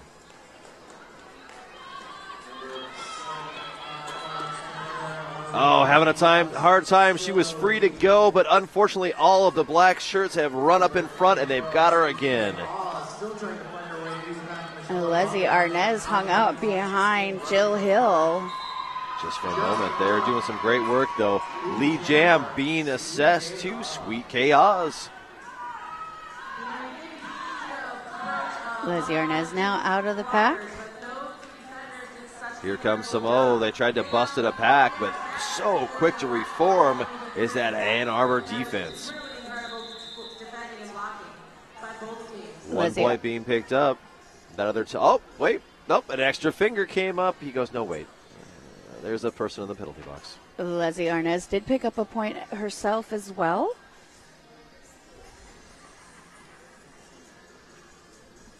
Buyer's remorse out there once again with the star on her helmet. And Beck's back out there for Ann Arbor. Fingers are touching shoulders, which means they're going to check some stuff out. Head and shoulders, knees and toes. I always appreciate the NSO gun show going on. It's fantastic. I love NSOs. I think they should all wear muscle shirts. I disagree. If the NSOs have to, then the refs have to as well. And then they might make us do it, and then nobody wants to see Sun's out, guns out. It's nice, beautiful weather out here in sunny Eugene, Oregon. Everybody should have their guns out. This jam is on. Beck's knocked to the inside there early. Buyer's remorse stuck behind that wall that I keep talking about. Finally, she finds a hole, gets a little help from Sugar High, and she's off. Ooh, and we have some jammer blocking going on here. Gotta love that battle in the middle. Well, Buyer's remorse forced that call off. She came up, she smacked everybody around, she got out in front. Psh, psh, psh. You go behind me. Yankee Scandal once again out there with a star on her helmet for DC. And that's Samuel L. Jackson lining up for Ann Arbor. DC scoring has slowed way down, but Ann Arbor has picked up. They're at 163 with 15 minutes left. DC sitting at 74.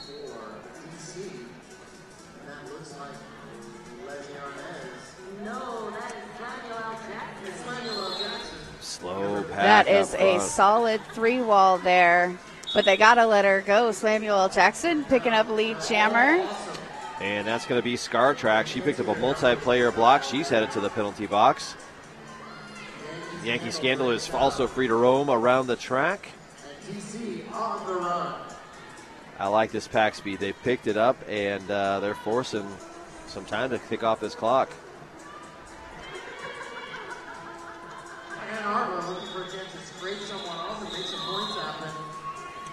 Well, they did. They scraped a player off. They got him in the back. They got that 1 point, or I should say 2 points, because they got a player sitting in the penalty box.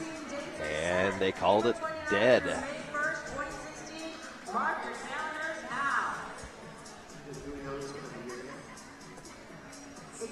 If you're watching at home right now, you're watching on Blaze Streaming Media. It is one of my favorite organizations to broadcast. You know, most of the time when you see Derby footage, you look it up on YouTube, and it's somebody with a hand camera that's sitting on the side of the track, and that's the only angle you get. Well, with Blaze Streaming Media, you get all of the angles. You get all the angles. You get all the angles, you get all the voices, you get this high quality, high action, and that's what you want to see. It's the way to go. It is the evolution. So thanks, Blaze Streaming Media.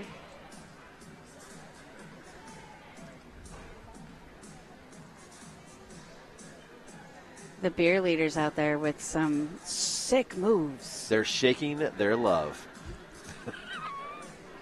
Shake it, don't break it. Oh, Lord.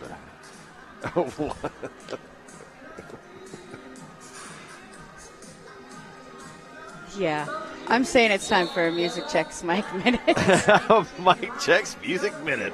No, that forces more dancing from the beer gallery over there.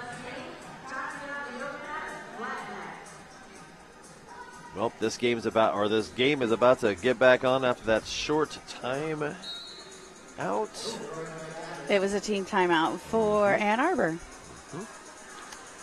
Yankee Scandal in the back. She's getting snuffed behind those three blockers led by, I believe, that is Michelle Obama. Yep. And there goes Leslie Arnaz picking up lead jammer for Ann Arbor. Here comes the offense. They're trying to break out their jammer. Yankee Scandal still stuck back there. Excuse me, that is buyer's remorse. My apologies. Leslie Arnaz through the pack, picking up a 5-point grand slam, getting that lap point. Buyer's remorse dancing back and forth, trying to find her way out. Number 63, Jackie O'Bash, is living up to her name and dropping her right there. Leslie Arnaz, with a trip on her way out. That's going to be Sugar High picking up a penalty, though. I believe she hit out of play. I believe you are correct. Here comes Leslie Arnaz again into the pack on another scoring run.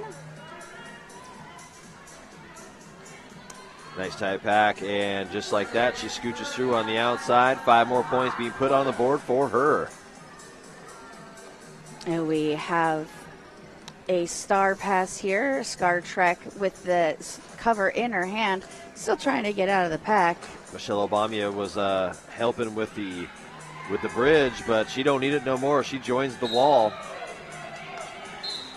Scar Track, there's enough offense. They finally found a hole. I believe there was a direction to play, though, from 543 Greenwood. I did notice there was a multiplayer block penalty assessed. I think that was the Greenwood. Okay. Yeah. Thank you very much, Miss Mel. I appreciate you keeping me in line. It's nice having two sets of eyes to see things. Well, sometimes the ref does things with his hands. I'm like, what? I think that's what he's trying to say. It's kind of like hand jive out there, you know? If you say so. Okay.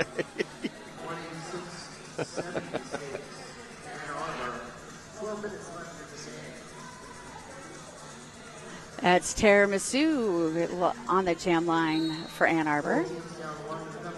And that's going to be Yankee Scandal. As I was calling last time, she is getting bumped back, and the defense once again not letting her get past. She's trying both sides of the track, trying to find a purchase.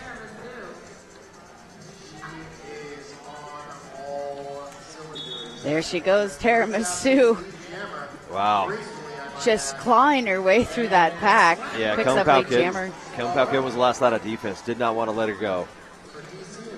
Slam Gear got the star pass. She is now out of the pack. She is trying to catch up.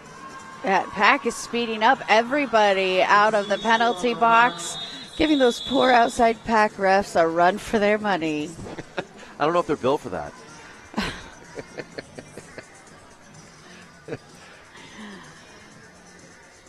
Nursing an injury, I had to do that last week. Man, talk about endurance practice. Especially with the men's teams, man. They run all the damn time.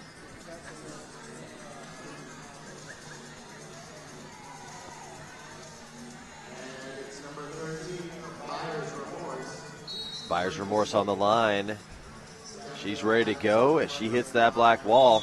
But Bex through the pack pretty quickly on the outside, picks up Lead Jammer. How did she find that hole? It was like she just kind of like transported. She gets low and makes herself really tiny and just kind of wedges her way through.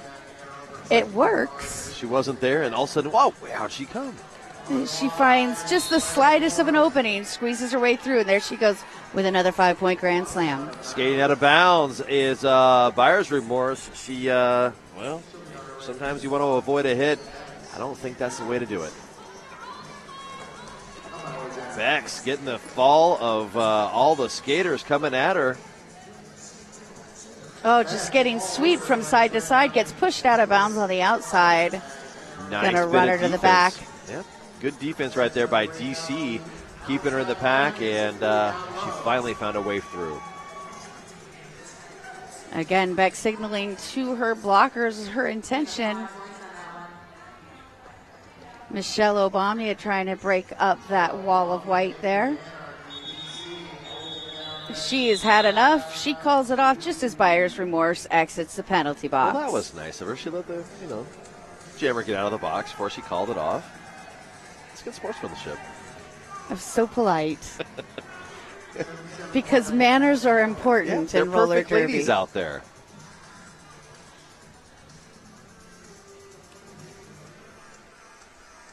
We got 9 minutes left in this game. Ann Arbor is 1 point away from 200. DC sitting comfortably at 77 points. Got Tiramisu jamming for Ann Arbor, but DC picking up Lead Jammer. That's Sweet K-Oz. Tiramisu knocked to the inside is going to get recycled. Sweet K-Oz comes in hard. She is now bumping around, hitting probably every one of those blockers, just trying to fight her way through. On her toe stops, but gets taken out at the top of the apex. Tiramisu still trying to work her way through the pack. She's got two more as the pack is spreading out. They call Oh, an out of play. out of play penalty on Kung Pao Kitten. Del from Hell just had to call that, didn't he? Your blocking was bad and you should feel bad. I think that's what he said. Sweet K-Oz on her knees calls it off. This jam comes to an end, but they picked up a few points. And I kid, she shouldn't feel bad. Nope. But that's just the way it happens sometimes. You just don't want to let go.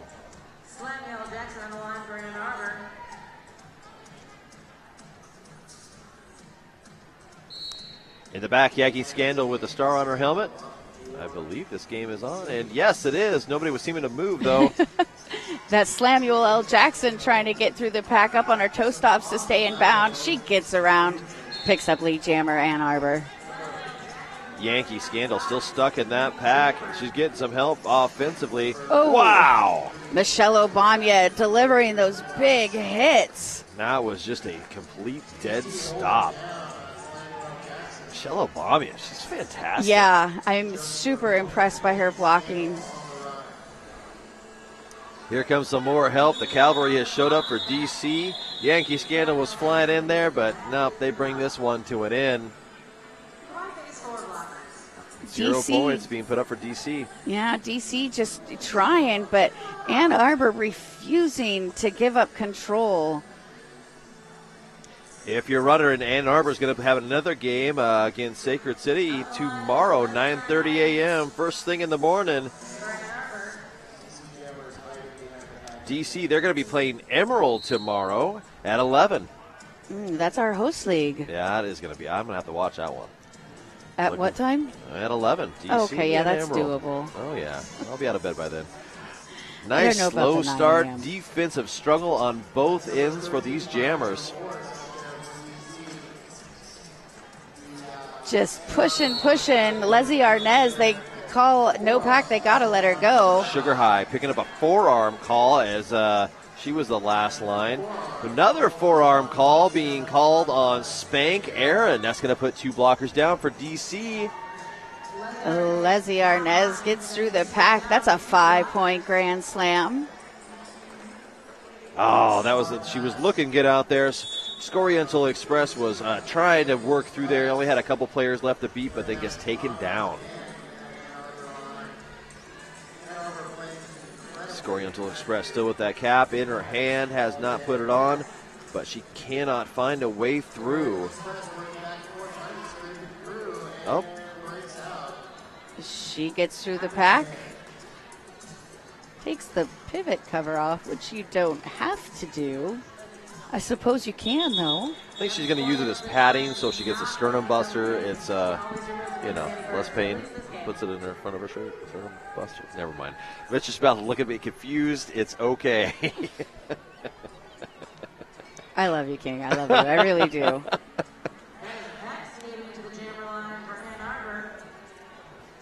I think they're having some discussion out there, a little hug it out session. Little snuggle fest. Yep. And 5 seconds being called. We're ready to go. Beck's jamming for Ann Arbor. Sweet Chaos out there. She is going up that inside line. I think she's free. That was beautiful. Beck's up on her toe stops to avoid getting pushed out of bounds. Picks up lead jammer, but DC's right behind her. And the pack speeds up. Yep, there goes that pack speed. Endurance coming into play right here. Yeah, 3 points being picked up. That is Sweet Chaos. DC fans, all kinds of enthusiastic. That's what I love about this game. It doesn't matter what the score really is. I mean, at the end of the game it does, but the fans don't care. They just like seeing good play. And everybody loves a comeback. Every jam's its individual game in itself.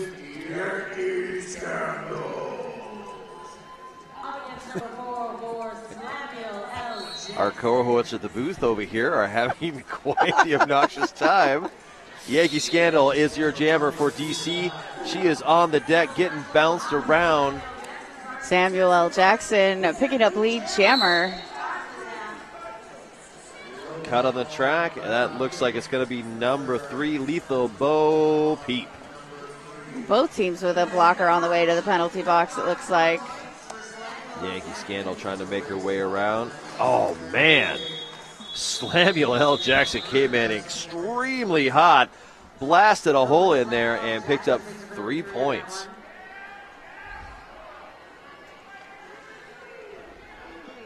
Ann Arbor really dominating this second half. Yeah. They turned up the heat.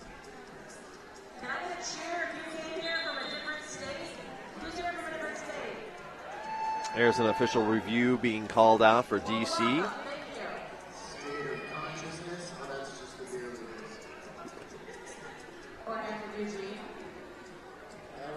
Blood and Thunder. Life is better on roller skates. bloodandthundermag.com.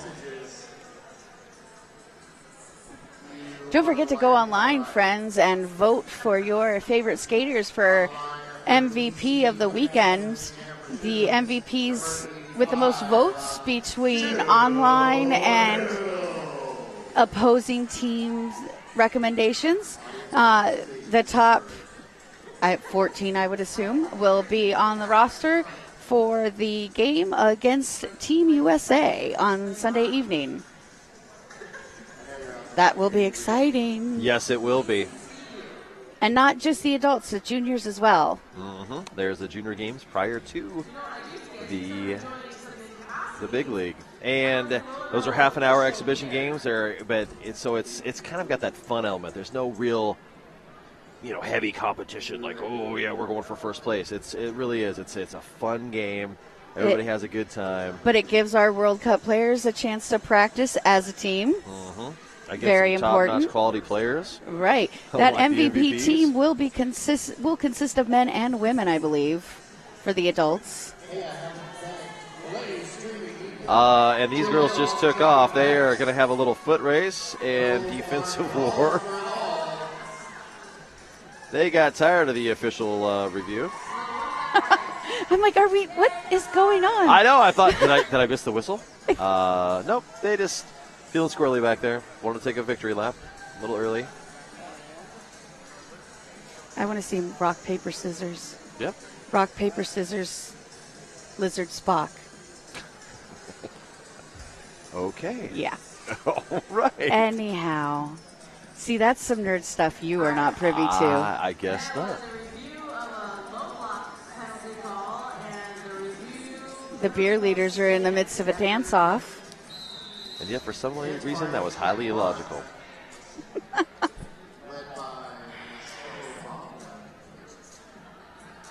All right, now that all the tomfoolery is over and done with, this jam is back on. And we've got Bex jamming for the Derby Dimes. And that out there, that's Jill Hill. I believe that is the first time she's put the star on for DC in this game. But there goes Bex picking up lead jammer again up on her toe stops to avoid getting pushed to the inside. And hot on our tail, that is Jill Hill. She is picking up and laying them down, and she is definitely closing the gap between these two.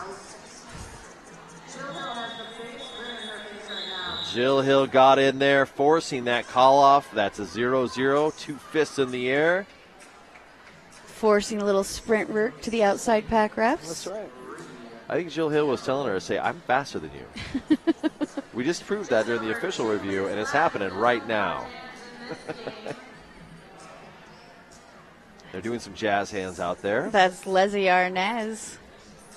Leading the Jazz Hands Fest. Yankee Scandal also out there. Both these jammers hit that back. They're trying to push their way through. Yankee Scandal having the problem she's had most of this game with this Ann Arbor team. And there goes Leslie Arnaz picking up lead jammer. Yankee Scandal on the deck. Right down here in number 2. She comes up and there's no one there to stop her, so she's free to go. Leslie Arnaz now in the pack. Leslie Arnaz getting pushed around in turn number 4. Nicely and petitely just goes beep, beep, beep, gets her hips around, yep, and calls it off. Just ladylike. You might have even had the pinkies up on that one. Okay. Okay. And everyone's at a pivot line. What? You know, the earth cooled, Derby was made, and then became the pivot line jam. Here it goes. Samuel Jackson jamming for Ann Arbor. Running up to the front of the pack, and she's got 2 more still to get around. Oh, there she does it around the outside. Picks up lead jammer. Byers Morris in the back. She's trying to fight her way through. Here comes the O. All those white shirts, water falling down. Still, Byers Morris having a problem. Such great recovery. Finally, she's out of the pack. There goes Leslie Arnaz through. She's got 1 more now. She's picked up. That would be 4 points for number 404, Samuel L. Jackson. Michelle Obama taken out. Buyer's remorse taking her back, and she's still stuck behind that wall. Ann Arbor's blocking is on point, forcing the star pass over to Slam Greer. Yep, 2 points being picked up by Slam Greer. They're going to go ahead and call it as the clock had run down. And I think it's pretty safe to say, unofficially, Ann Arbor has won this game. We got a score of 238 Ann Arbor, DC sitting at 83. And I think Ann Arbor should be proud of themselves. Yeah, absolutely. That was a great game. DC did their best to adjust, but Ann Arbor did a better job. So coming up next here on track 1, we've got Victoria all the way from Australia taking on Bay Area. That's right. This is going to be a fantastic matchup. I might just stay sitting up here on the DS just to watch. Yeah, we're not taking our headphones off. Well. Okay, maybe we will. So says you. All right. Yeah, I'm definitely going to have to get a bite to eat, a cup of coffee, and I'm going to have to watch this Bay Area Victoria game. Both these teams love to watch them play. Now they're going to go head-to-head. We are running just a little bit behind here on this track. We're going to give them a few minutes to warm up. Scheduled for 1 o'clock, but again, I think we might be 10, 20 minutes beyond that. So don't go away. Again, go take care of the things you need, but be right back here for more hard-hitting Derby action. Thanks a lot. Have a great day. My name is Lacey Knight, and I skate with the Angel City Derby Girls. I've been evolving more and more into just having things that I know are going to be reliable, that they're going to last, and that they're going to do exactly what I want them to do. When you've reached a certain place in your Derby career, it becomes less about how much you're spending on the equipment as it is about what it's going to do for you. I need to be able to have it conform to my foot so that it's just an extension of who I am as opposed to this thing that is now on my foot. The Rydell boot that I have now has been able to successfully do everything I need it to do. This year has even gotten better for me, and my skating is the best it's ever been, and it's the best boot that I've ever had.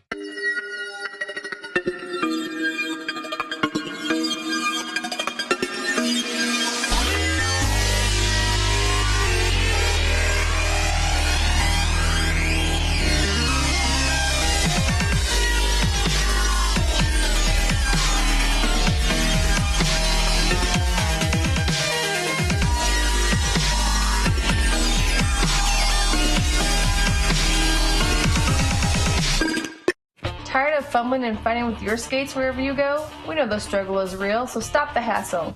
You pay top dollar for your skates, so stop stuffing them away with your sweaty, smelly gear and show off your prized possession with a Bruce Skate Noose, the original over-the-shoulder roller skate holder. We've been making nooses since 2011. We use the best quality supplies to ensure the best product on the market. With over 50 colors and patterns to choose from, there is certainly a noose to fit your personality and style. Find us online at bruisedsn.com.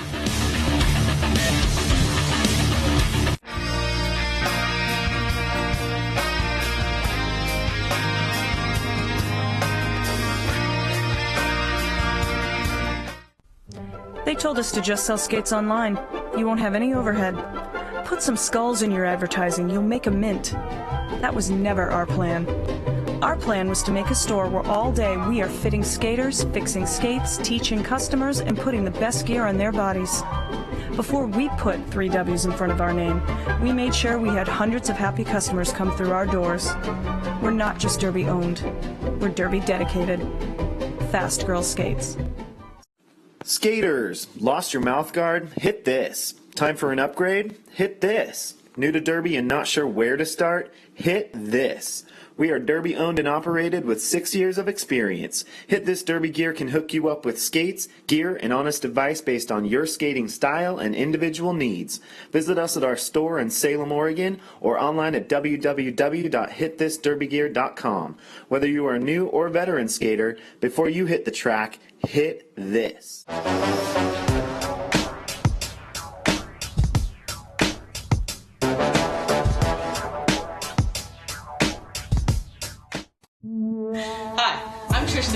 And this is Ivana Espenkin, and we're here to tell you about Sin City Skates. Sin City Skates began in our Las Vegas living room in 2005, the first shop ever dedicated to roller derby, and has since grown into this 2,000 square foot mecca in San Diego, where we stock everything for our sport. Need help? With a combined on-track experience of over 24 years and still playing, we test everything we sell, and we're happy to share that experience and knowledge with you. So contact us, sincityskates.com.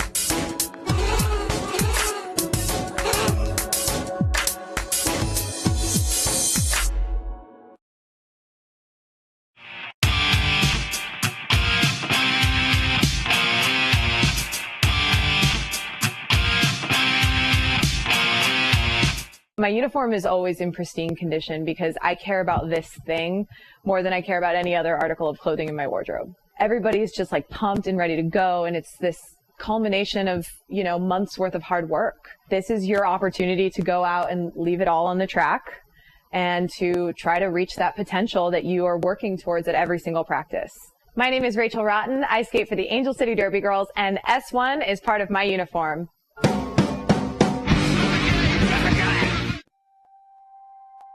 I love teamwork when it comes naturally, and it's almost like your teammate is an extension of your own body.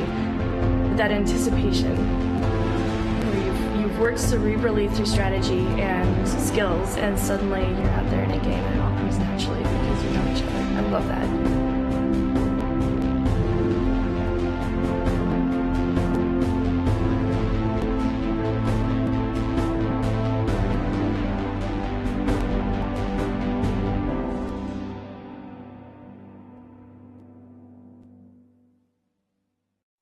My name is Lacey Knight, and I skate with the Angel City Derby Girls. I've been evolving more and more into just having things that I know are going to be reliable, that they're going to last, and that they're going to do exactly what I want them to do.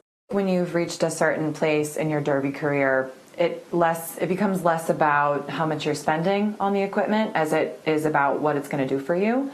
I need to be able to have it conform to my foot so that it's just an extension of who I am as opposed to this thing that is now on my foot. The Rydell boot that I have now has been able to successfully do everything I need it to do. This year has even gotten better for me, and my skating is the best it's ever been, and it's the best boot that I've ever had.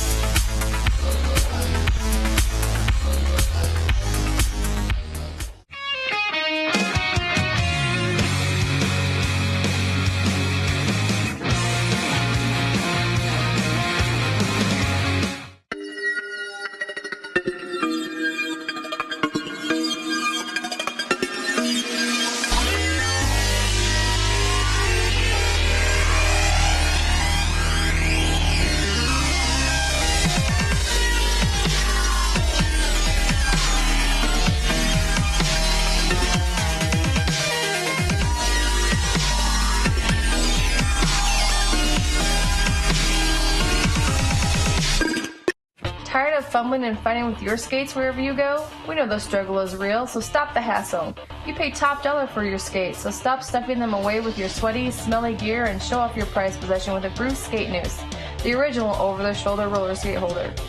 We've been making nooses since 2011. We use the best quality supplies to ensure the best product on the market. With over 50 colors and patterns to choose from, there is certainly a noose to fit your personality and style. Find us online at bruisedsn.com.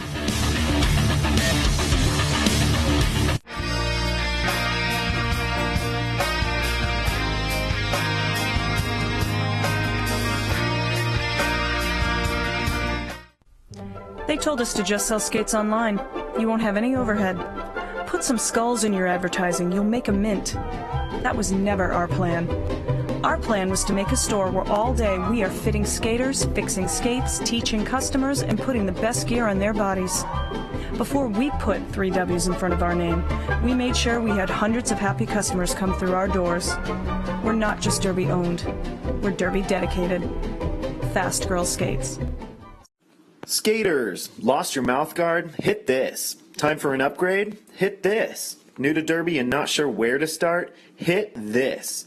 We are Derby owned and operated with 6 years of experience. Hit This Derby Gear can hook you up with skates, gear, and honest advice based on your skating style and individual needs.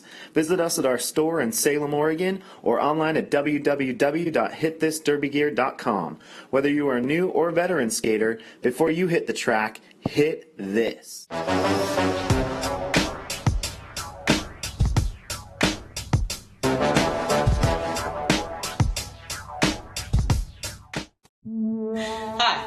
Trish the Dish, and this is Ivana Espankin, and we're here to tell you about Sin City Skates. Sin City Skates began in our Las Vegas living room in 2005, the first shop ever dedicated to roller derby, and has since grown into this 2,000 square foot mecca in San Diego, where we stock everything for our sport. Need help?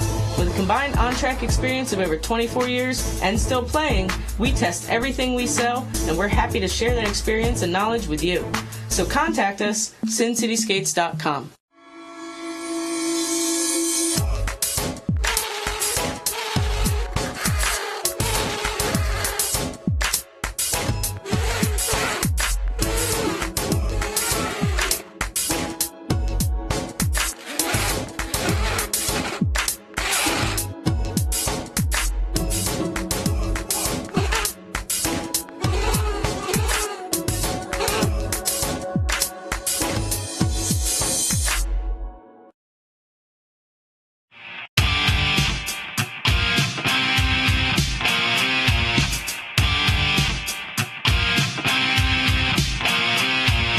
My uniform is always in pristine condition because I care about this thing more than I care about any other article of clothing in my wardrobe. Everybody's just like pumped and ready to go, and it's this culmination of, months worth of hard work. This is your opportunity to go out and leave it all on the track and to try to reach that potential that you are working towards at every single practice. My name is Rachel Rotten. I skate for the Angel City Derby Girls, and S1 is part of my uniform.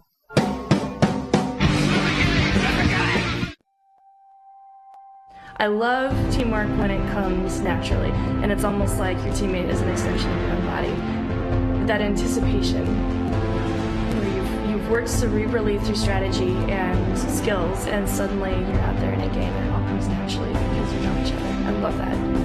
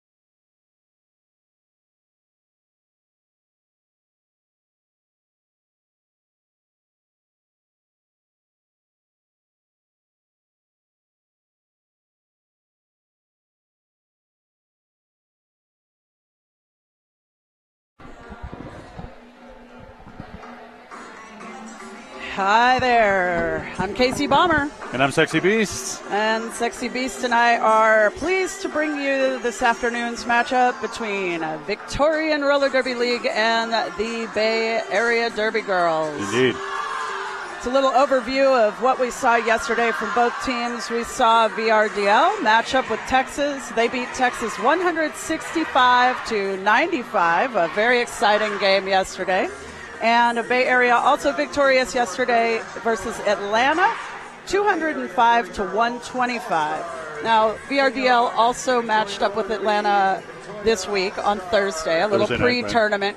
And they beat Atlanta 228-87. Now, it's not necessarily an indication of how these teams will do against each other, but VRDL did beat Atlanta by 141, Bay Area by 80. Right. So, you know, not really too far apart in that score differential, but we're waiting for the first whistle. Yeah, that Bay Area Atlanta game was extremely hard fought.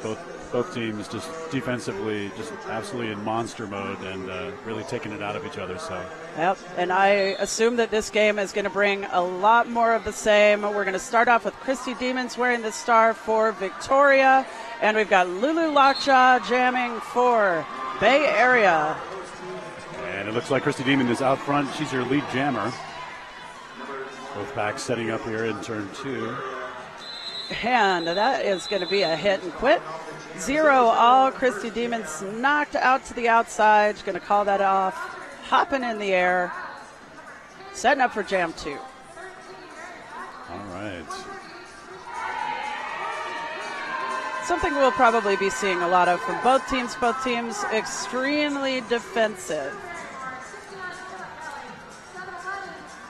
Yesterday, you'd have to be pretty blind not to have noticed the teamwork in the defense for Victoria as well as Bay Area. The Victoria-Texas game, just so little movement, much like this jam starting off now. We're probably going to be seeing a lot of that scrum up. Yeah, just big packs of pain out there on the track. Jammers just absolutely not making their way through. And that's Mary Fagdalin. Mary Fagdalin, lead jammer. 2 lead jams in a row for Victoria. And that's number 31, Frightmare, trying to make her way through that Victorian pack. And encountering some resistance there. Yeah, just a little bit. Bisexual blocking out a play. Looked like. There it is. Mary Fagdalin, I guess, picking up 3 points there and then calling off the jam. 1 point, actually. 1 point. 3 minus 2, in fact. I think our announcer crew's been struggling with math all week. It's no, I was an English major. Math, science, those things, they baffle me. Victoria's starting off short in the pack. 4-2 pack advantage for Bay Area. Both teams setting up on the pivot line there. Chuck pivot for Victoria back out on the track. And Huck Sin jamming for Bay Area, number 10. She'll be a lead jammer. First lead jammer designation for Bay Area. Looks like number 4, Calamity Maine, going off the track for Victoria. And Giles for Victoria getting called out on the track cut. Looks like up here on the apex, she was knocked out. Stepped in a little too soon. Oh. Still 4-2 pack advantage with that third Victoria blocker coming in now. But not before Huxon picks up 5 points.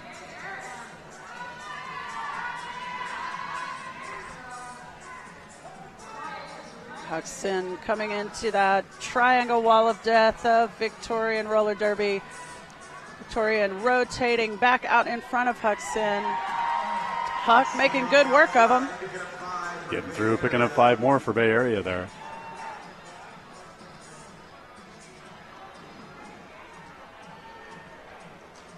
Giles back on the track. Giles looking to get out for her first pass. Murder Monroe at the front of the pack, trying to slow her down a little bit. And number 10, Colin for Bay Area. 0 points on the board for Victoria. 10 points for Bay Area in that jam. Things moving a lot more quickly here than yesterday initially with Atlanta. Both teams very focused on their defensive games, and we've seen some jammers flying around the track here in the first 3 jams. So that's number 6-1 pressure cooker on the line for Bay Area. And Christy Demons jamming for Victoria. All hands on deck in the pack. It's black number 9 and black 4-5. Amanda Gemininia and Dolly Rocket, just a formidable presence at the front of the pack. And AJ headed to the penalty box. Christy Demons released. Victoria earning lead jammer. Pressure cooker finally making it clear of the pack, completing her initial pass. Christy Demons coming in, gets stuck behind Amanda Riot. Amanda Riot keeping Christy Demons from picking up any more than 2 points there. 0 points for Bay Area on that jam.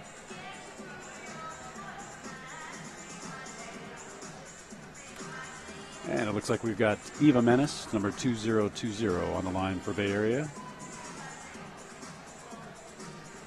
Mary Fagdalen jamming for Victoria. How can you see that? I could see her dreads sticking up out from behind the blockers.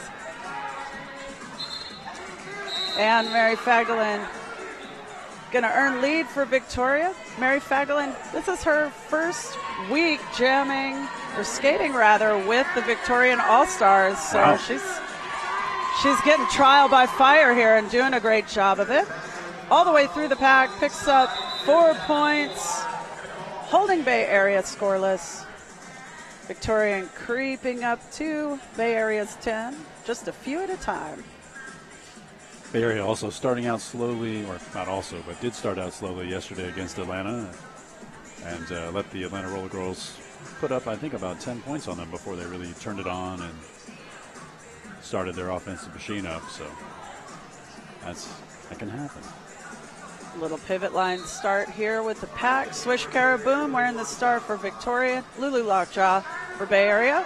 Swish Caraboom looking for and finds that outside line. Victoria lead jammer again. Lulu also out on her initial pass.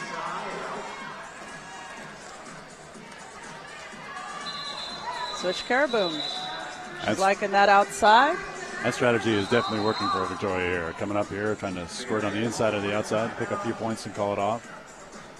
And they have worked their way back into this game. It is now a 10-10 tie. Got a timeout, Bay Area. I highly anticipate that we'll see, absent Power Jam advantage, probably these lower scoring jams. Right.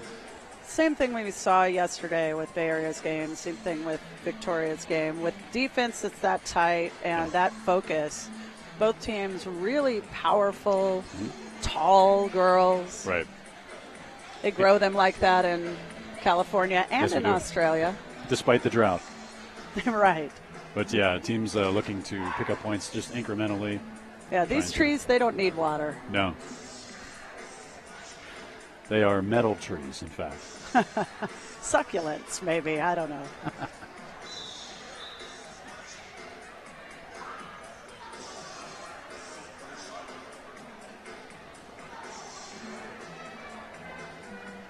Pack advantage, Bay Area. Victoria's Calamity Mame.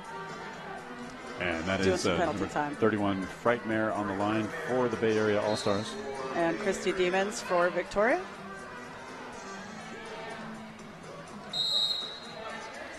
Tight pack. That's a high block.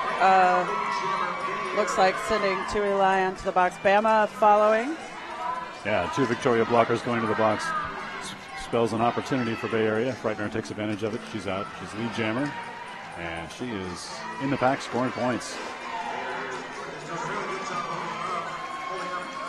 Christy Demons looking for a crack in that Bay Area wall, and she finds it. She's out on her initial pass.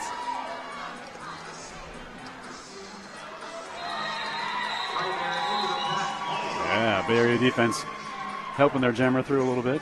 He picked up a couple extra points there at the end of the jam. It's 5 points on the 4 points, 4 more points on the board for Bay Area. Yeah. If I just keep throwing numbers out, eventually I'll hit the right one, That's right? right. Like we have a wheel back here, which we just spin, and then the numbers come up.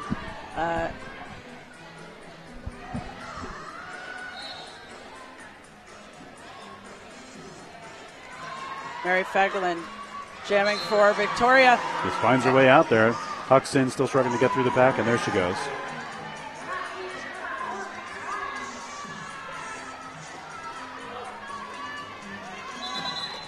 Yep. And she comes in trying to get her hips around the outside, but she looks like she got knocked out before she could pass any of that blocking line of Bay Area.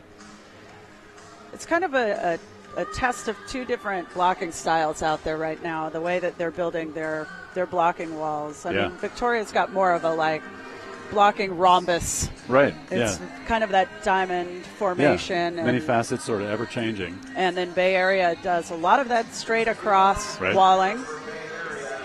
Both seem to be equally effective currently. That's 61. Pressure cooker jamming again for Bay Area.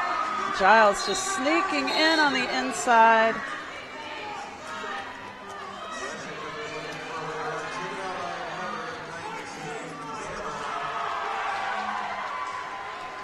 Yes. Victoria doing very good at finding that outside lane. Bay Area blockers are going to have to adapt a little bit to that sort of static style that allows her to go in a couple different directions when she wants to. At wall, Bama, Tui Lyon, Calamity Mame up in front. Number 61 just finding no purchase to push that wall forward.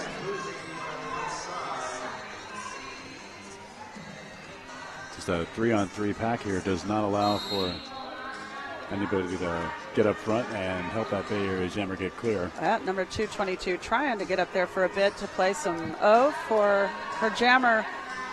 Had to drop back again and focus her sights on Giles. Giles getting recycled back to the back of the pack.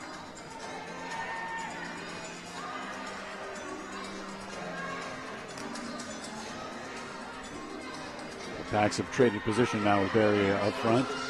And Pressure Cooker just absolutely stuck in the back there. With the, Pressure Cooker really finding a pressure cooker of her own out there with those Victoria blockers. Yeah. They are just nailing her wheels to the track right now. And some offensive help from Brawlin Angel helps Pressure Cooker finally out on her initial pass. Giles, go ahead and call that off. Yeah. 4 more points up for Victoria. And it's a total of 14 points for Victoria on that jam. That is incredible. To be able to break that off against that kind of a defense is remarkable. And not a power jam scenario there. Huge jam for Giles and Victoria. Going to do a lead change. So 24 for Victoria, 19 for Bay Area. Jam number 9 about to commence.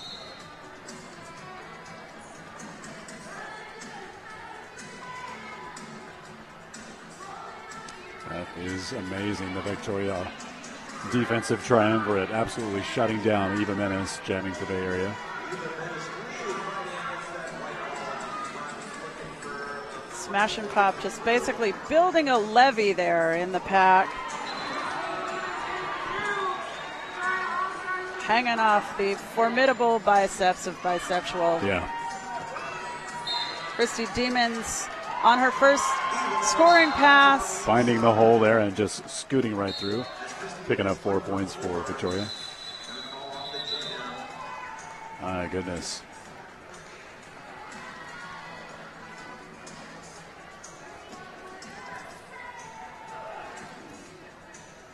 About 12 minutes into the first half. It felt to me like about 45 seconds.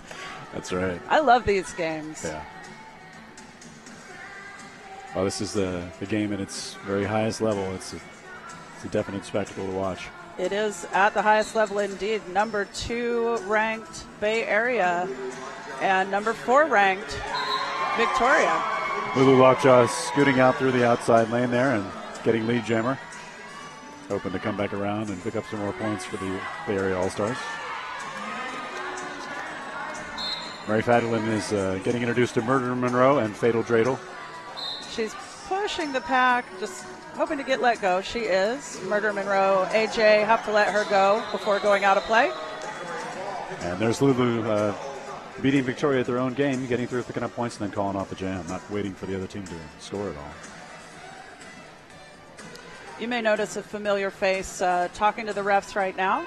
Victoria is enjoying the services of bench coach. No? Okay. No. Sorry. It's like, chime in, everybody out there. Yes. Say it with me. Mick Swagger.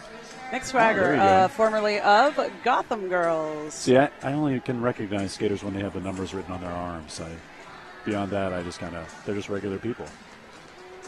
It's a little All-Star Derby quiz for you out there at home.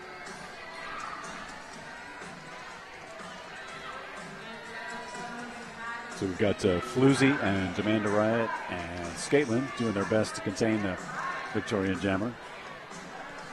And back in the back, same goes for Victorian. Killa Kelly getting up in there, trying to get some offense action for Swish Caraboom. This ridiculous defense there from number 85, Bianca Scaretta, sorry. Extremely effective. On bisexual as well. Chuck, their third party in that blocking formation. She went to the box on a forearm. Swish Caraboom just pushing against an immobile wall. Bisexual going off on a clockwise block penalty. Gives Frightmare an opportunity to scoot through, and she gets out front. She's your lead jammer. And it took over a minute for us to get an initial pass on that jam. Finally, the power of the clock belongs to Bay Area.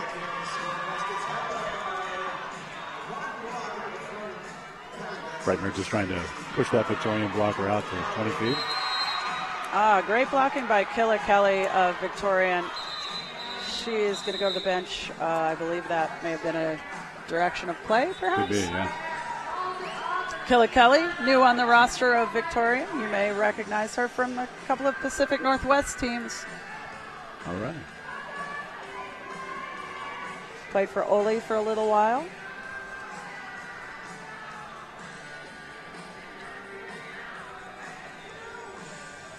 I like to see a good international transfer. Right. That's a definite testament to the global nature of the sport, certainly. It is. And we're looking at a tie score again, 28-28. The thing I love about it is that you get a tie score and it's kind of like you reset at 0, except it's a 0 where both teams are much more tired and a lot more warmed up. Yeah, so, definitely. You know, we kind of get, this is our third restart a little bit.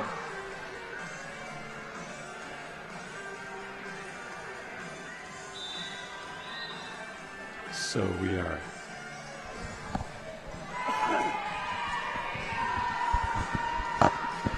yes. I can hear the State Bird of California is here in the house tonight. The Gold Avenger. A lot of black and gold in the crowd here today. Huck Sin wearing the star for the black and gold.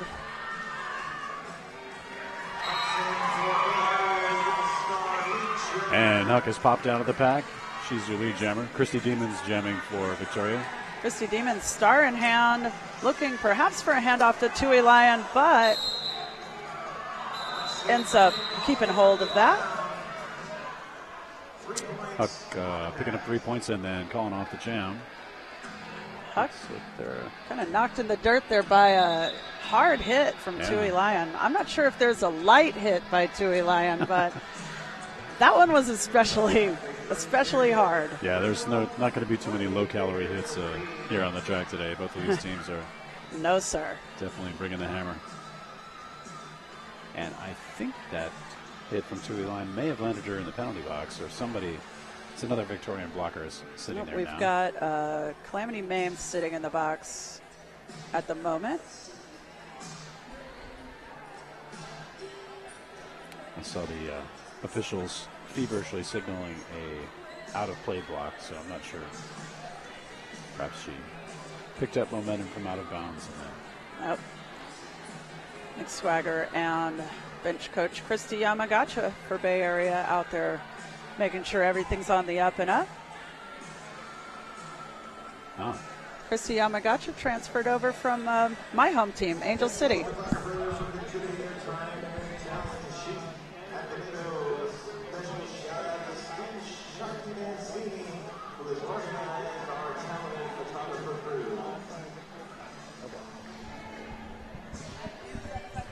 All right, the official review was from Victoria, wondering about the blocking out of bounds call. And the officials conferred and decided that it was, in fact, a block out of bounds, so the call will stand. And that's, I was going to say that spells a 4-2 pack advantage for Bay Area at the start of this jam. Yep. And that is number 6-1 Pressure Cooker back on the line for the Bay Area All-Stars. Mary Fagdalin jamming for Victoria. Kayla Kelly standing in the box for Victoria. She's going to re-enter the pack, making that a 4-3 pack advantage, Bay Area, number 61. Pressure Cooker exiting the front of the pack, taking a couple of Victorian blockers with her.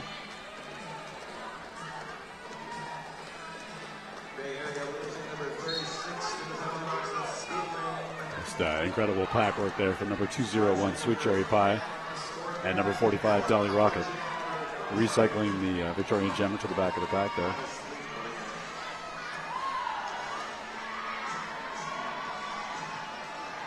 And that's a star handoff from Mary Fagdalin to Pivot Chuck. 5 in the sky for Bay Area. Pressure Cooker putting a nickel in her pocket.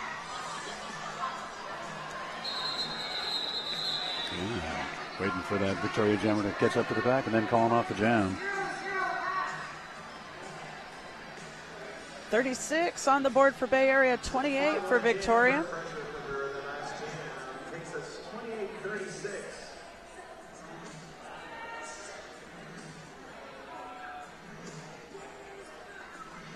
I love the look of the start line with that blocking formation. It just kind of looks like, hey, everybody, we're in this together. Let's do it. It's very communal, the blocking of Victorian roller derby. It's funny. I was just thinking, I see those Victoria blockers put their hands together like that, and I get scared. I get excited. So that's 2-0-2-0. Eva Menace jamming for Bay Area. And that's Christy Demons jamming for Victoria. Christy Demons looking to pass AJ. Last blocking bastion for Bay Area. She does. She's lead jammer. Tui Lyon has to let Eva go. Outstanding pack work from number 888 Brawlin' Angel there. I've heard that said before. Yeah. I think they have that on a postcard somewhere. Brawlin' Angel was just in Australia doing some coaching not too long ago. Saw some photographs of her being a lot more friendly with these girls than she is out there on the track right now. Yeah. I wouldn't say they're enemies, frenemies maybe this game, but nobody in gold and black are besties with the white and blue today. No, not until after the game. Lulu Lockjaw, front wall of Killa Kelly and Chuck. And they get beyond that 20 feet. Lulu Lockjaw gets by a star pass to Tui Lyon. My goodness. Lulu coming up trying to pick up some points here. That's Dolly Rocket leading her through the pack, able to pick up 4 points for Bay Area.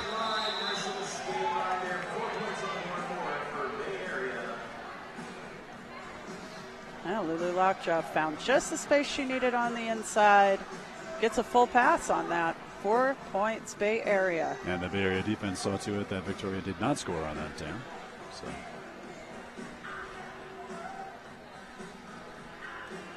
It's a little bit more motion in this game than we saw in VRDL's yesterday. A lot more flooring the gas and putting on the brakes. Right. Kind of accordion speed a little bit. Yeah.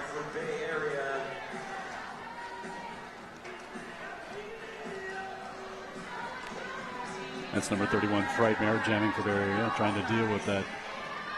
Again, that just three-way wall of pain that Victoria throws up there. Christy Demons getting a little offensive help by Smash and Pop for a minute in the back. Smash coming up to the front, help out her wall. Chuck drops back for some offense for VRDL. And Christy Demons rolls past blockers, but as Bay Area does, great at recycling their own blockers to the front.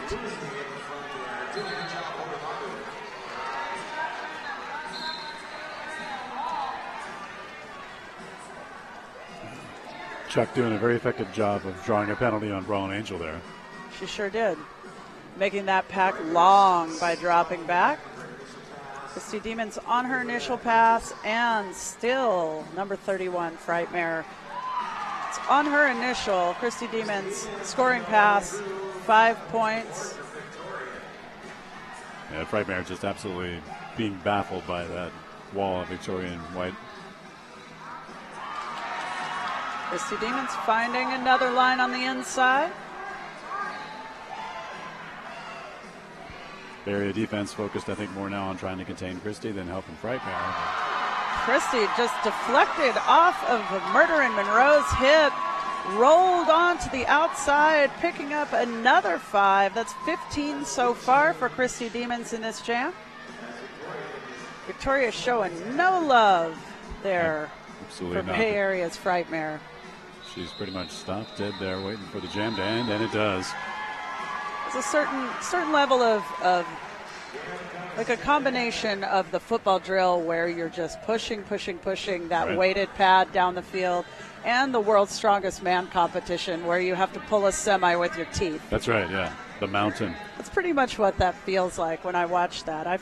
I feel every ounce of Frightmare's pain in that jam. Right. It must be so exhausting to do that for 2 minutes. That triangle is very effective for Victoria. They just having all kinds of luck with that today. Hey, Hudson scooting out on the outside there.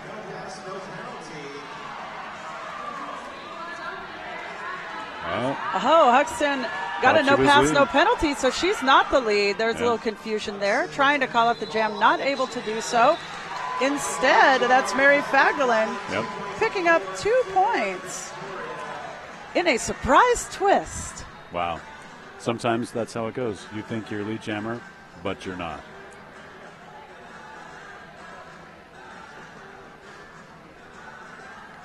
Both teams lining up on the pivot line now. Sometimes I think I'm lead jammer, and then I wake up. And you're like, wait a minute, Aww. but I'm still awesome. Only sometimes. Swish Caraboom jamming for Victoria.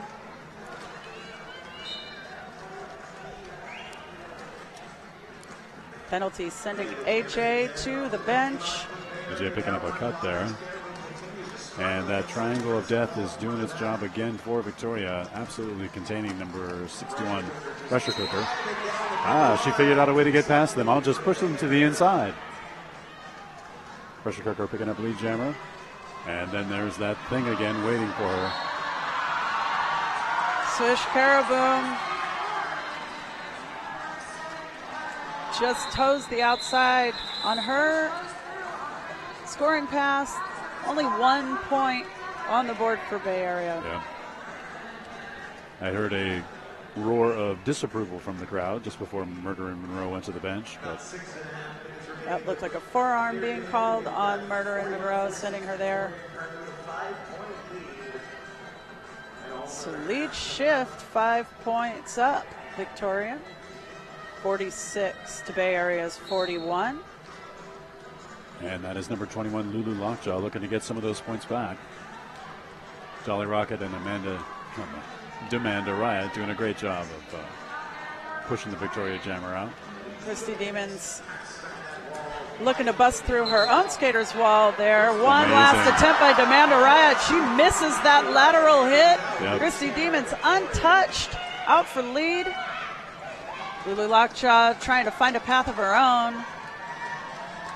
Wow, that is incredible. Christy Demons just absolutely shredding the Bay Area back. Christy Demons giving Lulu Lockjaw a little taste. 5 points, Christy Demons. Comes in, tries to flip it around, get her hips past one, doesn't quite make it, calls it off. 0 points for Bay Area.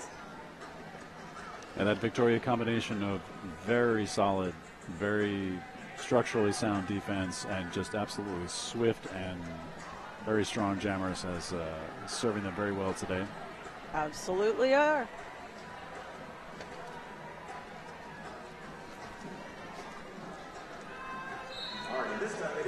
So if you're enjoying this, thank Blaze Streaming Media for bringing us here on WFTDA.tv.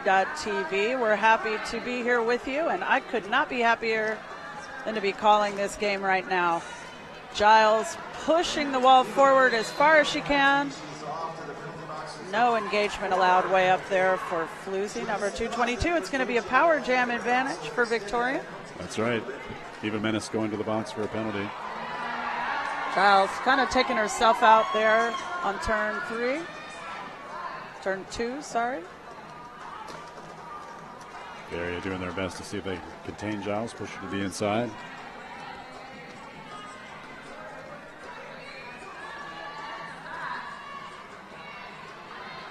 Strong defense of 45 Dolly Rocket and 88 Brawling Angel trying their best to do a penalty kill, but 5 points.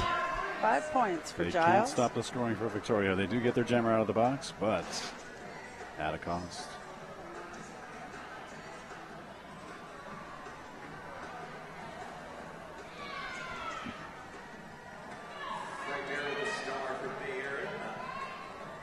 Just under 4 minutes to go here in the first half. Victoria with a 15-point lead. That's not amazing. Just amazing. Christy Demons just stepping her way past the wall. Great quick pass by Christy Demons. Frightmare trying to juke the front part of that Victorian defense to see if she can get out of the back. Killikelly up front with Bama. Pack being bridged by Tui Lyon and Calamity Maine. Christy Demons trying to get a little help in the back. 3 points total for Victoria. Just under 3 minutes left in this half. 59 points Victorian, 41 Bay Area, about as I suspected. Not a large amount of points going up in each jam for either team. Just kind of creeping up with the score.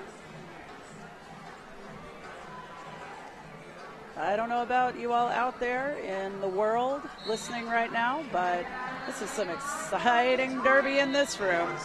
I trust you can see it on your screen. Huxin, point in case, smash and pop, takes Huxin out to the inside. Huxin steps in.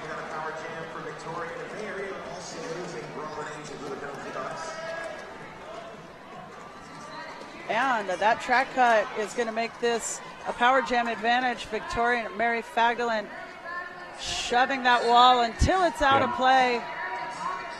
And she's clear, and she's lead. We are getting some stats from our producer here. Looks like blocker penalties thus far for Victoria 15 to Bay Area's 8. But that does not seem to have any kind of an effect on the score of this game. Victoria definitely able to overcome any penalty trouble by their incredible offense. Victoria enjoyed at least one or two more power jam advantages in Bay Area thus far, but Bay Area doing a really good job killing that penalty time and minimizing the damage of the power jam. Huxin finally out of the pack, completing her initial pass.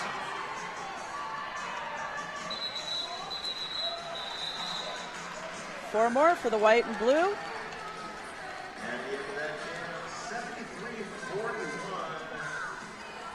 And we are under a minute here. Looks like we may be able to get one more jam in. And it would seem that the effects of the very strong game yesterday against Atlanta and today's very tough game against Victoria is having its effect on some of the Bay Area players. And you cannot blame them. This is See, the blockers trying to jockey for the position they want right there on the start line. Christy Demons out like a bullet to be lead for Victorian, and not too far behind her, we've got number 61, Pressure Cooker. just amazing. Christy Demons able to make her way through the pack, pick up her 4 points, call up a jam. It's the non-stop scoring machine for Victoria. Looking like we're going to go into halftime here. A couple of seconds left on the clock when that jam was called, but that's going to count down to 0. We're going to call that halftime. 77 points, Victorian Roller Derby League, 41 Bay Area Derby Girls. Yep. Bay Area unable to score in the last 3 or 4 jams of the half here, so. That's right. So we'll be back in just under 10 minutes and bring you the rest of this action. Stay tuned. My name is Lacey Knight, and I skate with the Angel City Derby Girls. I've been evolving more and more into just having things that I know are going to be reliable, that they're going to last, and that they're going to do exactly what I want them to do. When you've reached a certain place in your derby career, it becomes less about how much you're spending on the equipment as it is about what it's going to do for you. I need to be able to have it conform to my foot so that it's just an extension of who I am as opposed to this thing that is now on my foot. The Rydell boot that I have now has been able to successfully do everything I need it to do. This year has even gotten better for me, and my skating is the best it's ever been, and it's the best boot that I've ever had.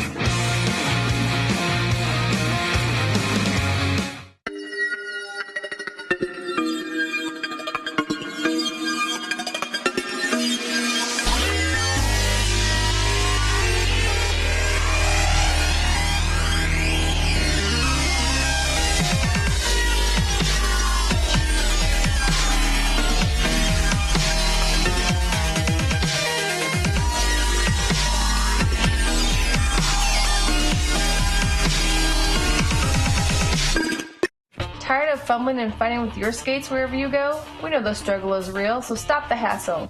You pay top dollar for your skates, so stop stuffing them away with your sweaty, smelly gear and show off your prized possession with a Bruce Skate Noose, the original over-the-shoulder roller skate holder. We've been making nooses since 2011. We use the best quality supplies to ensure the best product on the market. With over 50 colors and patterns to choose from, there is certainly a noose to fit your personality and style. Find us online at bruisedsn.com.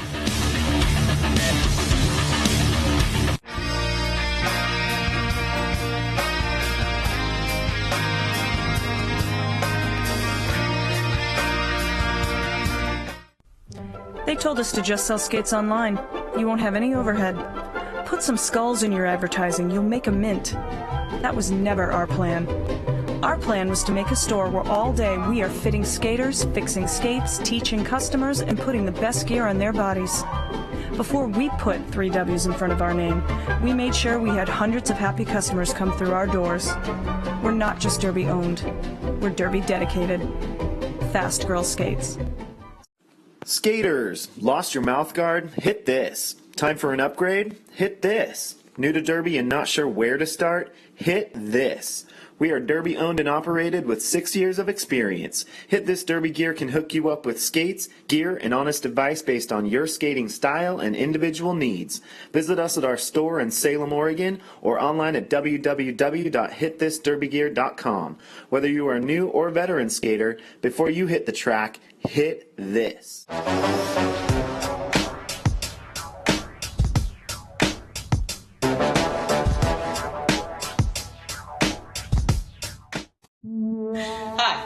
Trish the Dish, and this is Ivana Espenkin, and we're here to tell you about Sin City Skates. Sin City Skates began in our Las Vegas living room in 2005, the first shop ever dedicated to roller derby, and has since grown into this 2,000 square foot mecca in San Diego, where we stock everything for our sport. Need help? With a combined on-track experience of over 24 years and still playing, we test everything we sell, and we're happy to share that experience and knowledge with you. So contact us, sincityskates.com.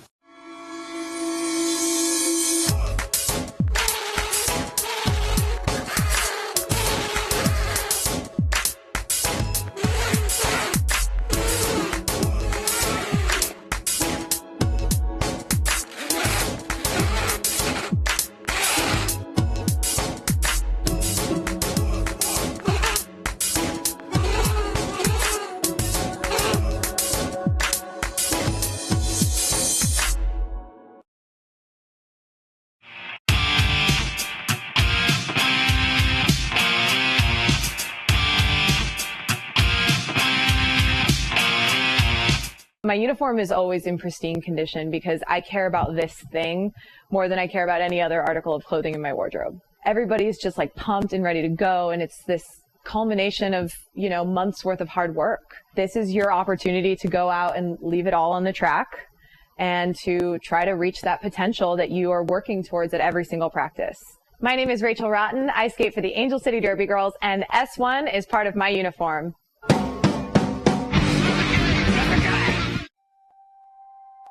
I love teamwork when it comes naturally, and it's almost like your teammate is an extension of your own body. That anticipation, where you've worked cerebrally through strategy and skills, and suddenly you're out there in a game and it all comes naturally because you know each other. I love that.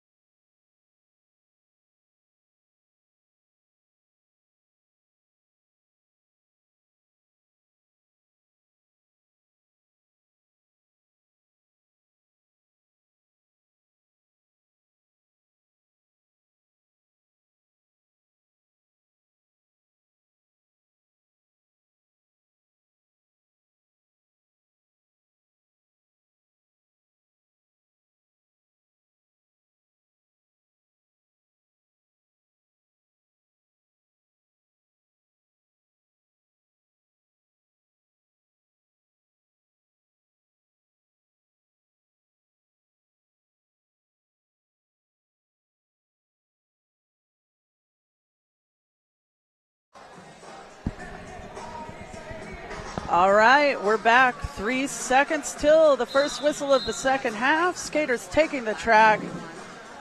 We rejoin the action with Victorian Roller Derby at 77 points. Bay Area 41. Yeah, some statistics from the first half there. Victoria definitely in the lead as far as lead jammer goes with 14 to Bay Area's 10.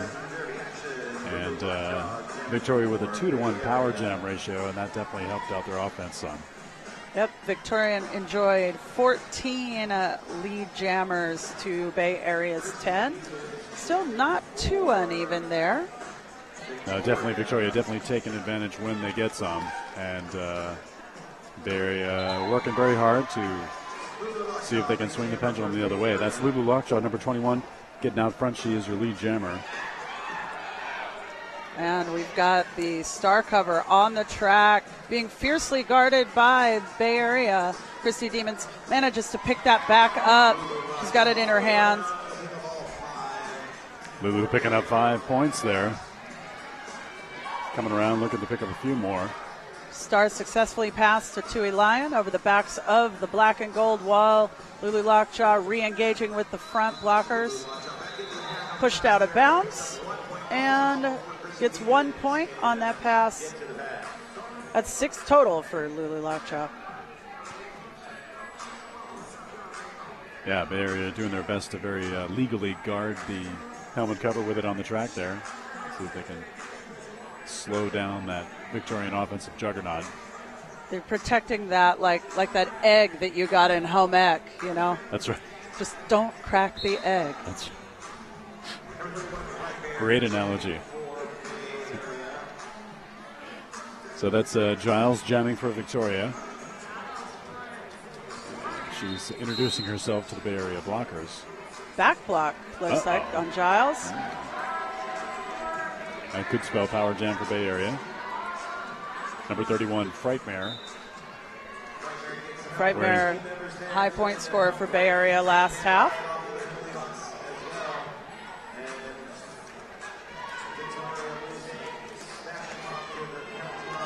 There she goes. Successful bust up by Fatal Dreidel, helping Frightmare to be released.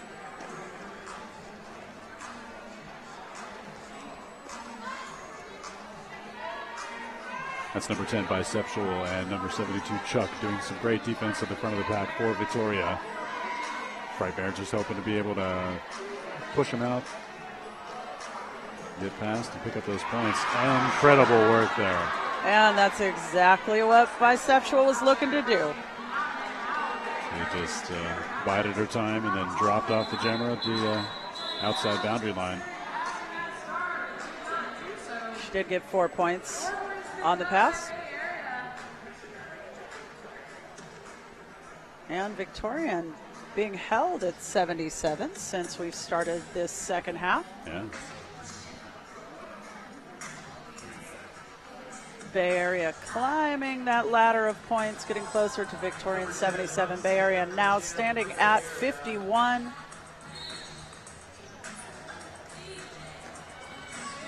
And the linkage of the walls has begun.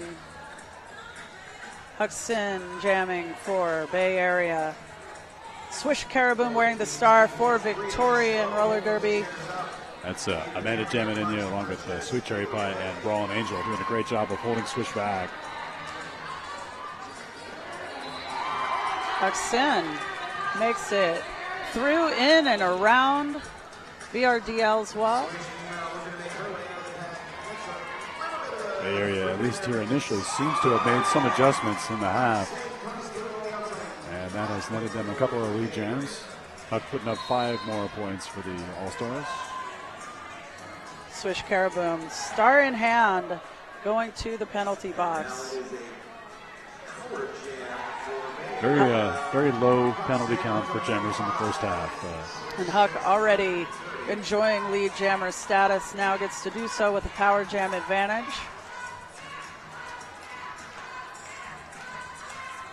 Still plenty of time left in this jam. She'll call that off, allowing Bay Area to start the next jam with the same power jam advantage. Switch Caraboom standing. It's not a power jam so much as it is a power start. Power start? Well, sure. I heard that term used this weekend, so.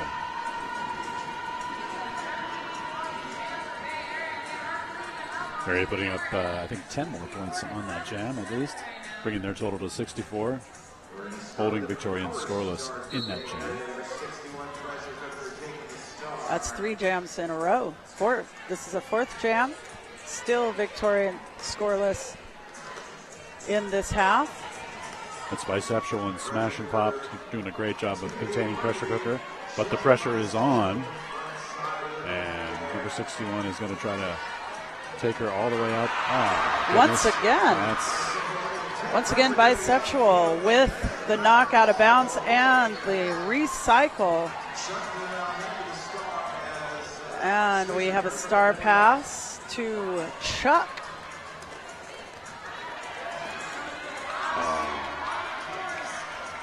And it's going to be a scoring pass. Amazing twisting and turning from Chuck to make her way past those front blockers for Bay Area. Tremendous confidence in the blockers with VRDL.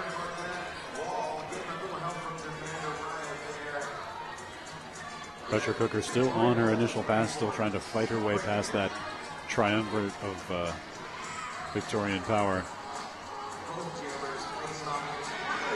Chuck finds the friendly side on the outside. That's a full 5 on this pass for Victorian. Victorian suddenly getting those points on the board. Number 36, Scaitlin, putting Chuck out on the inside.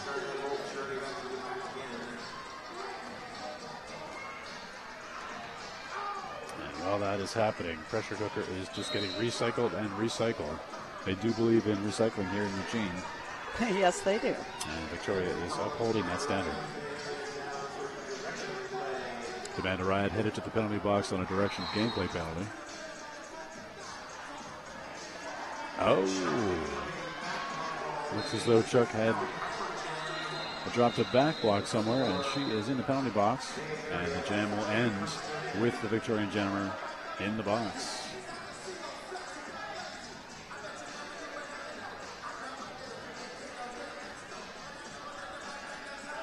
Not before she picked up 13 points. Amazing.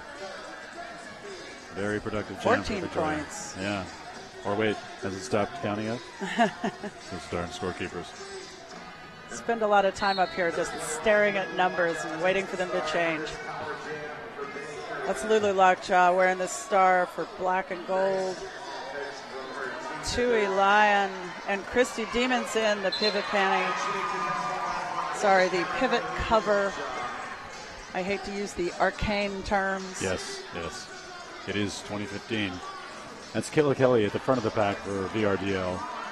And Calamity Mane rounding it off. The last stop on the pain train, but Lulu is able to get past her on the outside and pick up 5 points for Bay Area.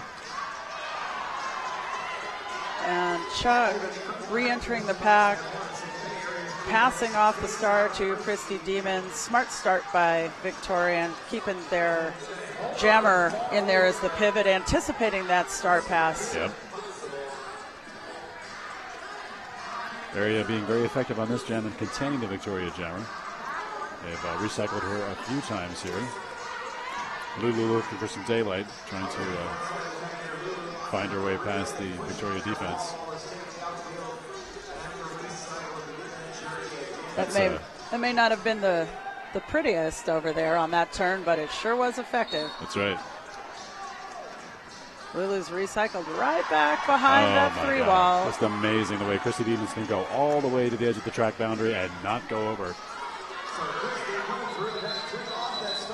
Did anybody check her stoppers for magnets?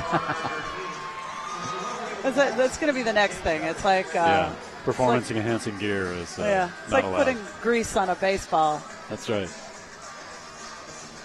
Or cork in a bat. Yep. But these skaters wouldn't do that. They would not cheat. Well, they're so good they don't need to. Yeah, there's very little cheating in amateur sports. I don't know. You never saw me play Pee Wee soccer.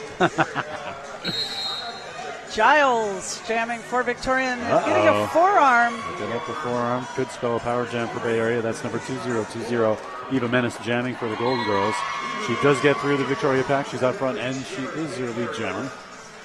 Bay Area looking to pick up some much-needed points. Down by 22 here. Number 85, Bianca Scaretta, just doing a great job containing the Bay Area jammer. Help from number 2, Smash and Pop. But Eva makes it through. Picks up 5 points for Bay Area.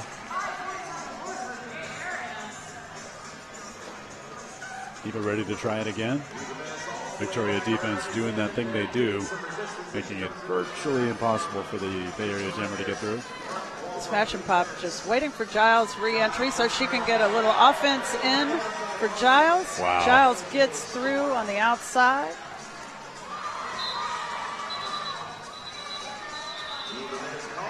Very good. Eva Menace calling the jam off, trying to prevent some more Victorian scoring. And picking up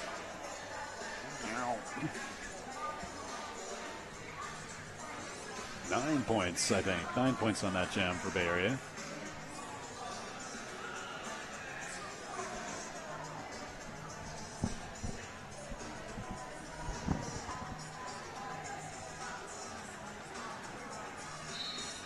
And that's number 14, Christy Demons jamming again for VRDL. I love those close shots of the start line. You can see that intense focus on the faces of all of the skaters. Yep. We can see the skaters. But they can't see us. No, they can't. That's number 31, Frightmare, jamming for Bay Area, trying to extend the Victoria back up front. Christy Demons not to be deterred. She's going to scoot by on the outside, take a few Bay Area blockers with her. There she is. Got a nice shirt whip off of Tui Lyon to slingshot herself around the outside. Comes right to the back of Bay Area's back wall, calls it off. Victoria doing a little bit of clock management there, a 0-0 jam, but definitely taking some time off the clock for themselves. It's just a 13-point game with 18 minutes to go. It's definitely possible for Bay Area to muster a comeback, or it's also possible for VRDL just to run away with it. You never know what can happen here. Every jam a mystery.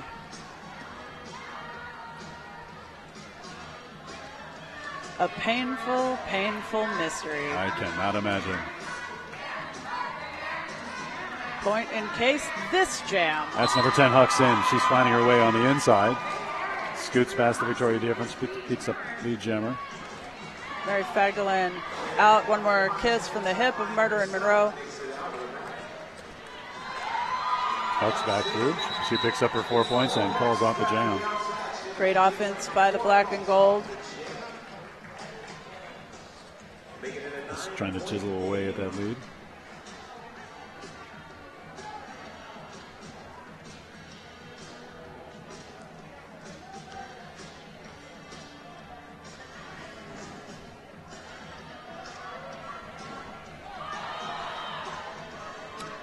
And it looks like that's number 6-1, Pressure Cooker, jamming for Bay Area.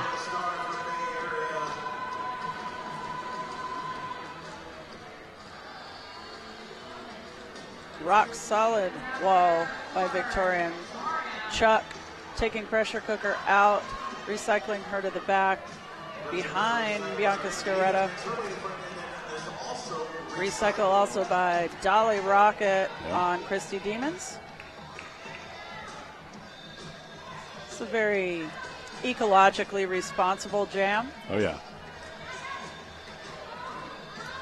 Recycle your bottles, cans, and jammers, And the opposing ladies and jammer, yeah. Smash and Pop and Bianca Scaretta just getting sick with it in their ability to contain Pressure Cooker there. We've moved an entire quarter of the track in just about 1 minute. So we got a VRDL blocker going to the box, hopefully. Bay Area is hoping that'll help gain them some advantage, but I don't know. Uh-oh. Back block on Christy Demons. Now power jam advantage. Black and gold. Demanda Riot up there to see if she can free up Pressure Cooker. Pressure Cooker still on her initial pass. Yep. Neither jammer had escaped on their initial pass yet, and there she goes. There it is. With some help from Dolly Rocket and Demanda Riot, Pressure Cooker able to get through. Over a minute and a half before we got a lead jammer in that jam.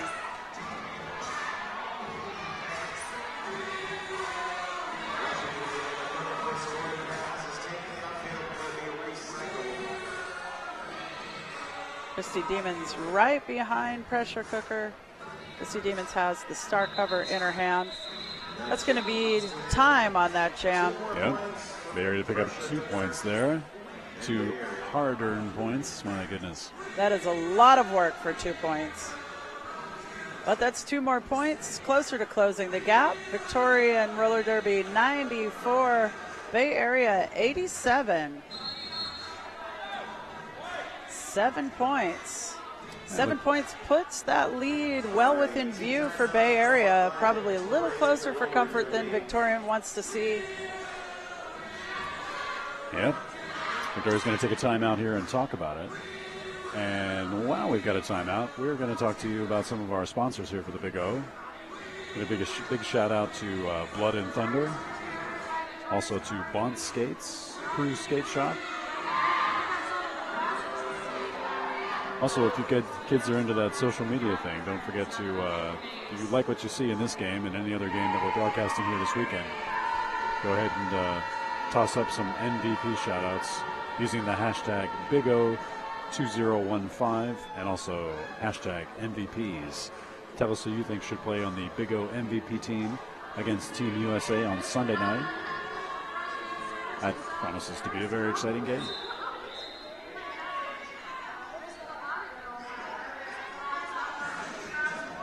Lulu Lockjaw starting way back there like an island of black and gold.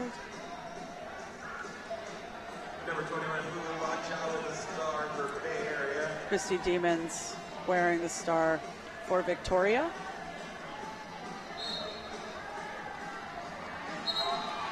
And Christy Demons jumping through on her initial pass.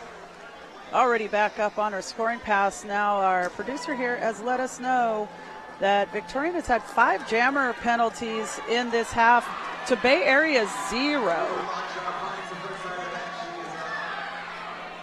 This has certainly helped Bay Area to get some more points up on the board. 4 points for Christy Demons there, though.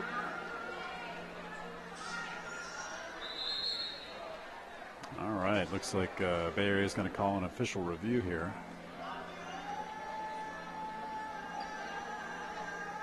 This is one of those games where, though I really love being on WFTDA.tv, I just kind of want to yell at the audience. Yeah.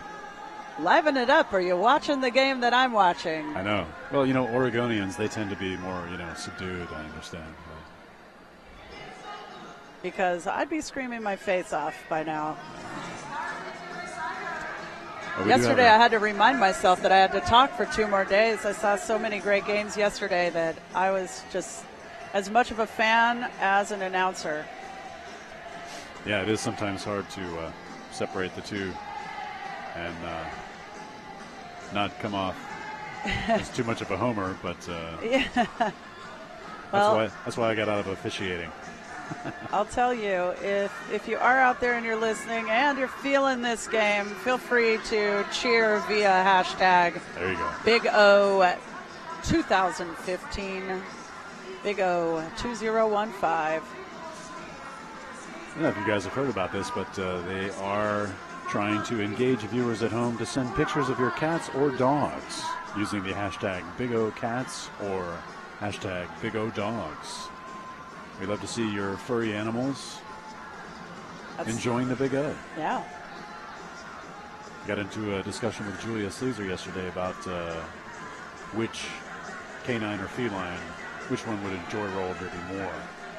And I guess we decided that cats would enjoy it more because they could just sit there and watch it, whereas dogs would get distracted by it, a sound or another dog walking by the house. So Yeah, I don't know. If you're in Australia, hashtag Big O Wombats. Totally acceptable. God, I love wombats. They're just so friendly. Man, they're cute.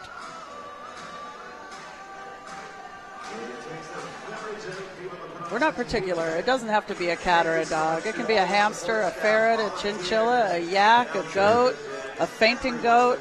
Reptiles, fish. So the officials have completed their official review. They're bringing the captains back in to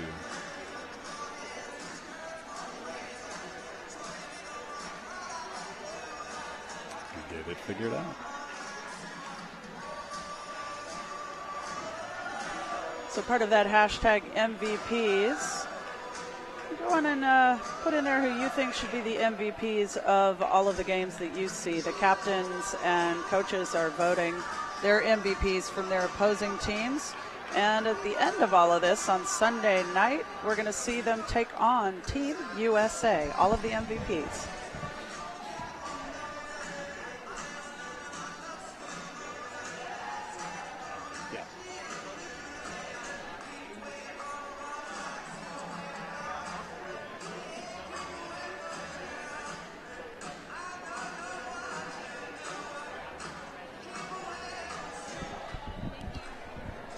All right.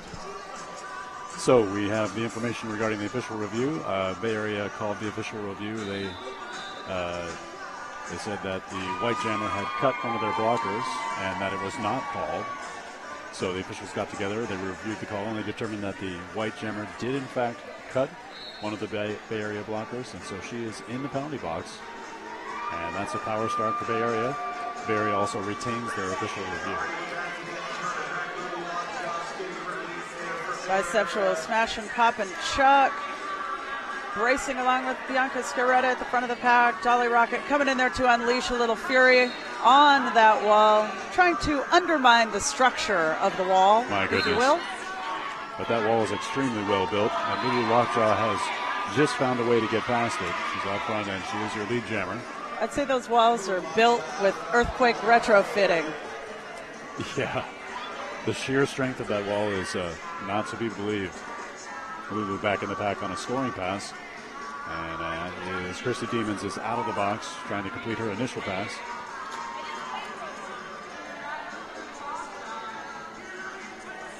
That just looks like a lot of pain out there. Christy Demons finding a way to get around the outside. Completed her initial pass and is coming back up on the pack. Lulu sees this and decides no. She's going to call it off. So Bay Area holding Victoria scoreless on that jam. And Bay Area creeping their way up in the points. 92 now for Bay Area, 98 for Victoria. And if you're a mathematician out there, you might note that that is 6 points. Outstanding. I may not be much of a mathematician, but I can count to 10. So Yeah, I was an English major. Swish Caraboom, lead jammer for Victorian. Frightmare trying to take advantage of a slightly broken Victorian wall, but they quickly reassemble.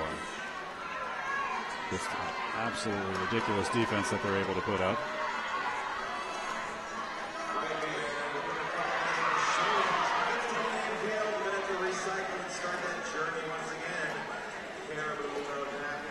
Swish Caraboom on her first scoring pass. Just switching her hips back and forth, trying to find a little purchase to roll around, and she found it. That's 4 points for Victoria. Frightmare still trying to find her way past that very formidable Victoria defense.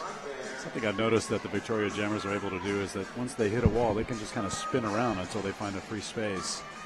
Seems like the Bay Area Jammers are sort of attacking those walls head on.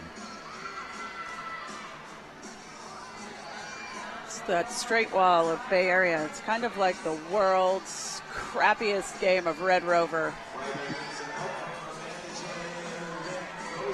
For the opposing jammer, that is. That's right. pretty solid for Bay Area. It's like they're the Night's Watch and Victoria's the Wildlings. Dropping a little Game of Thrones reference there. You lost me. I'm sorry. I'm not a nerd. I'm just kidding. I am a nerd. I just don't watch Game of Thrones. That's fine. Meanwhile, at the front of the pack, number 36, Scalen, and number 7, Murder Monroe, doing their best to contain the Wildling Jammer, the Victorian Jammer. And Swish just pushing, hoping to get those blockers out of play. Wow. Victoria cresting the 100-point mark with less than 10 minutes to go, standing at 106 to Bay Area's 92. 9 minutes, 45 seconds to go. Gonna crack open the old cliche. My God, it's anybody's game. Wait, I think I have a bingo. I have announcer bingo. I can announcer bingo the heck out of this thing if you want me to. Absolutely. Meanwhile, back on the track, that's number 10, Huxon, jamming for Bay Area. And Huxon knocked to the outside by Killikelly. The entire wall of Victoria recycling Huxon. Killikelly taking a trip to penalty box. Huxon. Uh-oh. Huxon out Appears to have as picked well. up a cut on the outside. She did. Christy Demons working on the gold and black. Those Bay Area blockers have got to be saying to themselves, not Christy Demons again. There she goes. Just stretching the Bay Area wall as far as it will go. And Murder Monroe taps her out of bounds. Christy Demons back in so fast. She didn't have to really reset. And that's 5 points up for Demons. Huxon out of the box and back on the track, looking to complete her initial pass, I think. Not sure if she got out of that initial pass without that cut.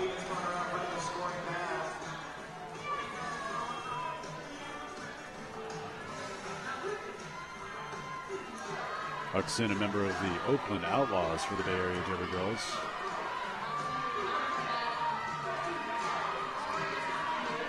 And it is absolutely criminal, the type of defense that Victoria is putting up right now. That's got to be the biggest pack in the world right there. Time runs out on the jam, and the jam is called. Bay Area picking up 0 points on that jam. As well as a little bit like the immovable object and the irresistible force. There you go with that science again.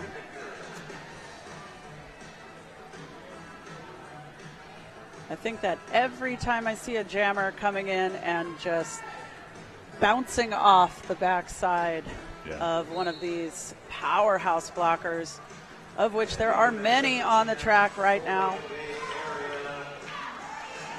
That's Eva Menace, number 2020, jamming for Bay Area. She gets a turn at the Victoria defense. Giles wearing the star for Victoria. It's like Brawl Angel going out on a penalty there. Quick footwork by Giles. Almost prancing her way through the pack. As if the pack was a minefield. That's amazing. Victoria pack with this. Oh, look at that. Giles just busting her way through there. As though there were no obstacle in her way.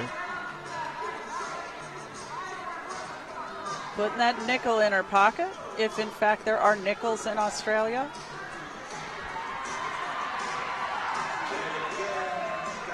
And there she is. Giles picking up 5 more points for VRDL.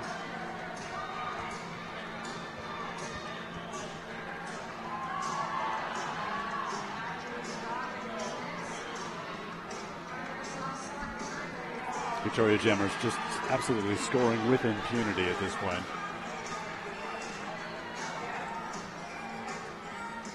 That 6-point differential that Bay Area enjoyed a few jams ago has just evaporated. Oh.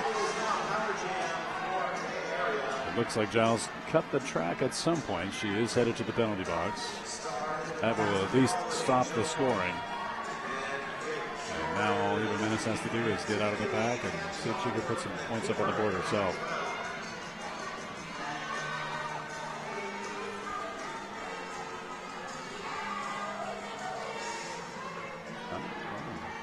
Looks like I spoke too soon. It appears there is been a star pass for Yep. Star pass to Brawlin Angel. Yep.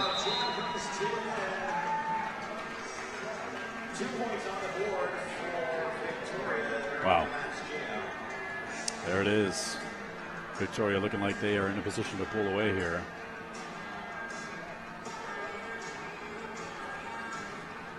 Don't jinx them.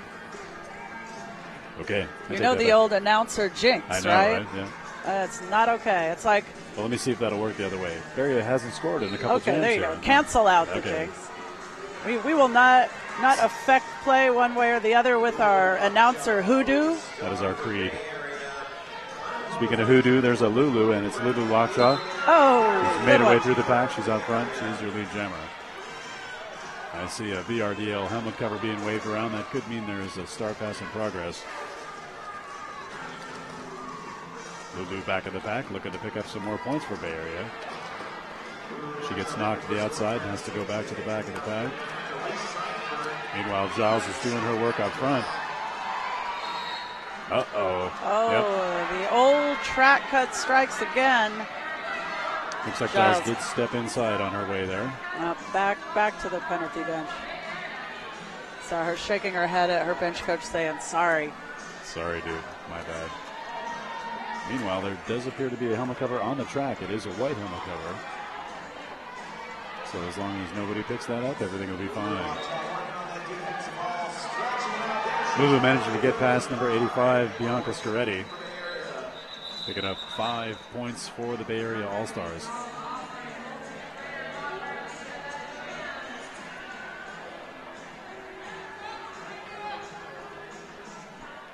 The VRDL coach very wisely checking with the officials to make sure he could pick up the helmet cover, and he puts it on. Like a shower cap. Do you know where that's been, man?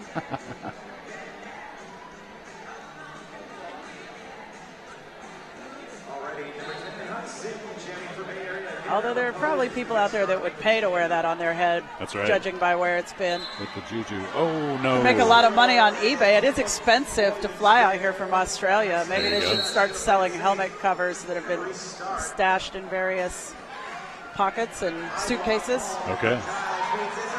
Uh-oh. Looks like Giles did something wrong. She is headed back to the penalty box. Huxon was about to break through, got cycled to the outside, but she has broken through. She is lead jammer. Both packs at full strength. And Huck will be looking to scoot through, and she does. A little bit of an apex jump there. She clears turn 3 and is picking up 5 points for Bay Area.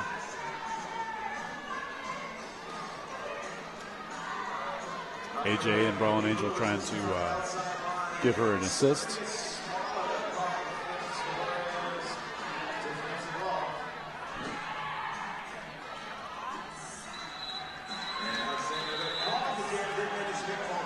Huck calls it up, but not before the VRDL jammer can exit the penalty box. And it looks like Barry is going to call a timeout here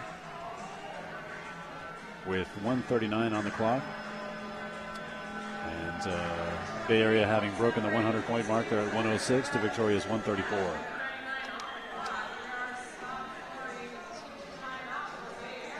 Wise timeout for a reset for Bay Area. Freeze that clock at 1 minute 39 seconds. Right.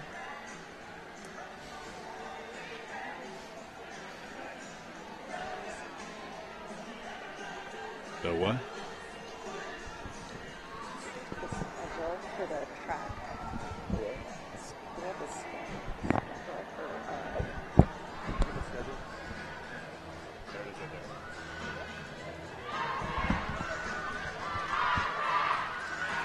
All right, we can let you know what's coming up next on this track.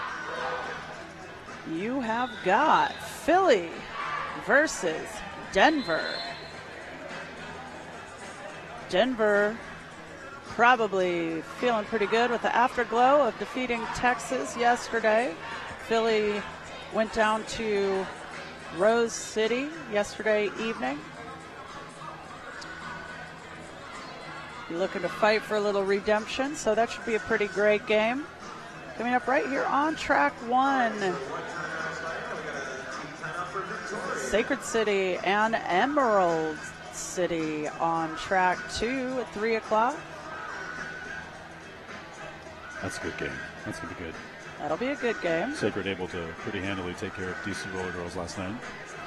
And later tonight on track 1 at 9 p.m., our linchpin game of the day, Rose City versus Texas. Yeah, I don't know who doesn't want to see that game. Yeah. All right, here we go, ladies and gentlemen. 1:39 on the clock. Victoria 134, Bay Area 106. At least one, if not two, maybe 3 jams to go. Clutch time for Bay Area.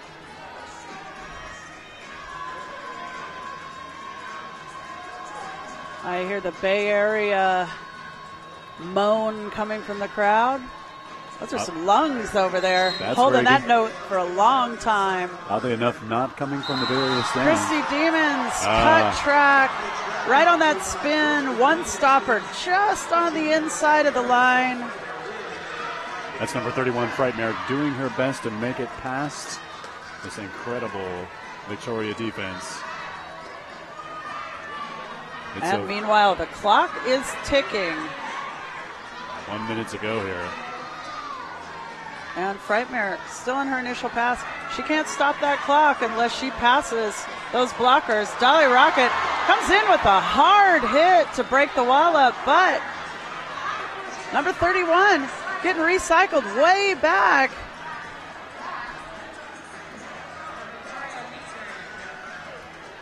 Less than a minute on the period clock. Lead still available. Looking good right now for Victorian Roller Derby. Christy Demons making her way through the pack. She is not lead jammer. Frightmare trying to do a helmet cover pass there. Maybe that was just a feint. That's number 201, Sweet Cherry Pie, leveling a nice hit on number 14, Christy Demons. Frightmare makes her way through. She is also not lead jammer.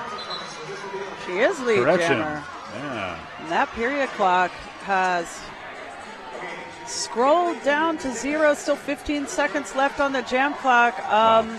Again, not a mathematician, but I am going to go so far as to say that Victorian Roller Derby is going to emerge victorious here. We don't know what the exact score is going to be yet, but that is a blue and white victory. Victorian Roller Derby undefeated in their 2 games. From what I understand, they were at Big O 2 years ago, undefeated 2 years ago at the Big O. So Big O looks real good on the blue and white. It's been good to them. Got an unofficial score, 138 Victorian Roller Derby lead, 111 Bay Area Derby girls.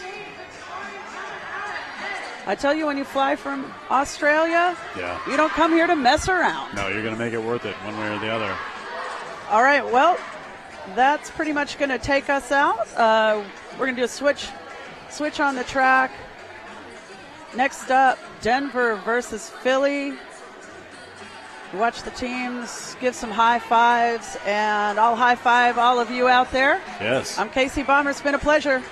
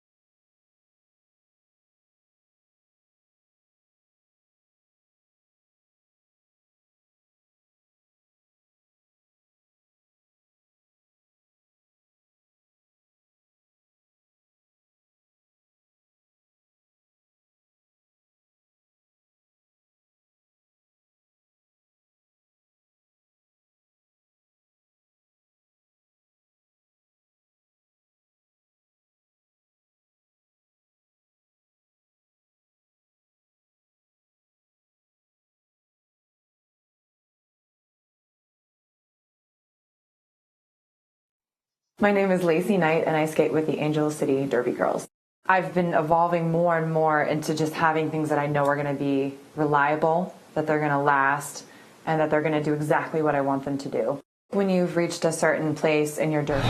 Hello and welcome to the unofficial review. I'm Megatron here at the Big O. I'm with Phil Dern and with Bloody Mary. How are you? Good. Hi, Megatron. Hi. We just watched an amazing game between Bay Area and Victoria Roller Derby League. What a crazy good game. That's the final of that score. The final score of that game, 111 to 138. And Are you guys trying to be serious right now? yeah, oh my God. Hi, Not Blue really. Lockjaw. So welcome to the very first unofficial review of the day. We're joined by Casey Bomber. Hi, Casey Bomber. Hey there. Hey, Bloody Mary. Hi, Casey Bomber. How are you? I'm good. How are you, Casey?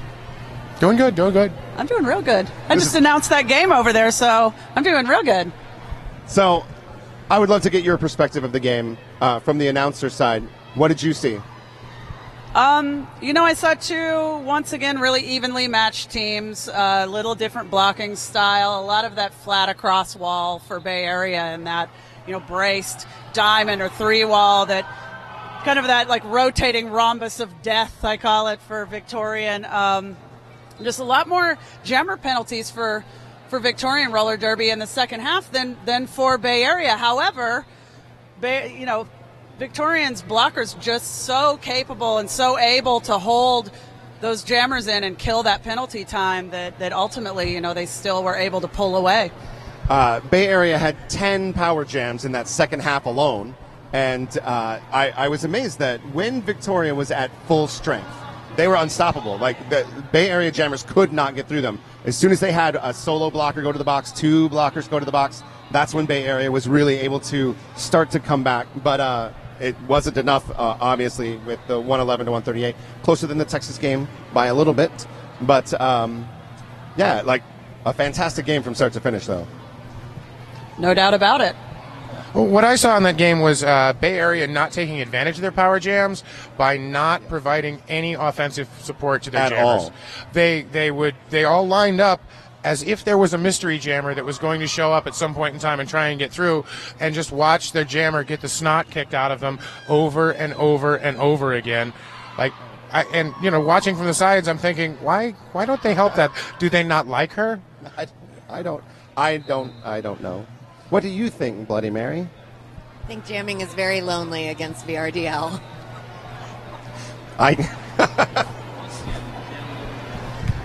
Cut and print. No, I'm kidding. Cut the check. I do agree with you. I mean, I did see when, there were a couple of times that I would see Dolly Rocket come up in and just unleash the fury and play some offense, and that in those power jams was like the best chance that their jammer had to get through, and almost consistently they were able to get them out at that time. And I think those were the you were saying before we came on, there were about two jams where they actually provided a little bit of offense, and those were the times where they actually got 5 points on the pass. But before that, they were just stymied because, as you well know from last night, because I watched that game, and I'm sorry, you looked so tired. But that's a morass, just a quagmire of trying to get through that pack. They have made it so difficult with their 3 and 4 polyhedron of doom to try and get through that. Rhombus of death. Yeah. I'm stealing Rhombus of death. I did find it interesting that when we went to the half, it was 41-77 VRDL over Bay Area. At the half, Bay Area came out and immediately scored 15 points. They went on a really good scoring run right there at the beginning. They got a power jam, no offense, and that's when VRDL was able to just continue scoring. But amazing game. Lots more to come here at the Big O. And we are happy to be, you might be wondering why we are joined by Bloody Mary on the unofficial review right now. You are in executive director mode of the WFTDA, so I would love to hear what you have going on. Thanks. I thought you just wanted to maybe talk to me about the rhombus of death that BRDL put up on me last night. Because I don't really want to talk about it. That's okay. Like, wow, you're really hammering Bloody Mary over there. Bet she's never coming back to talk to you again, Megatron. It's not the first rhombus of death I've been against.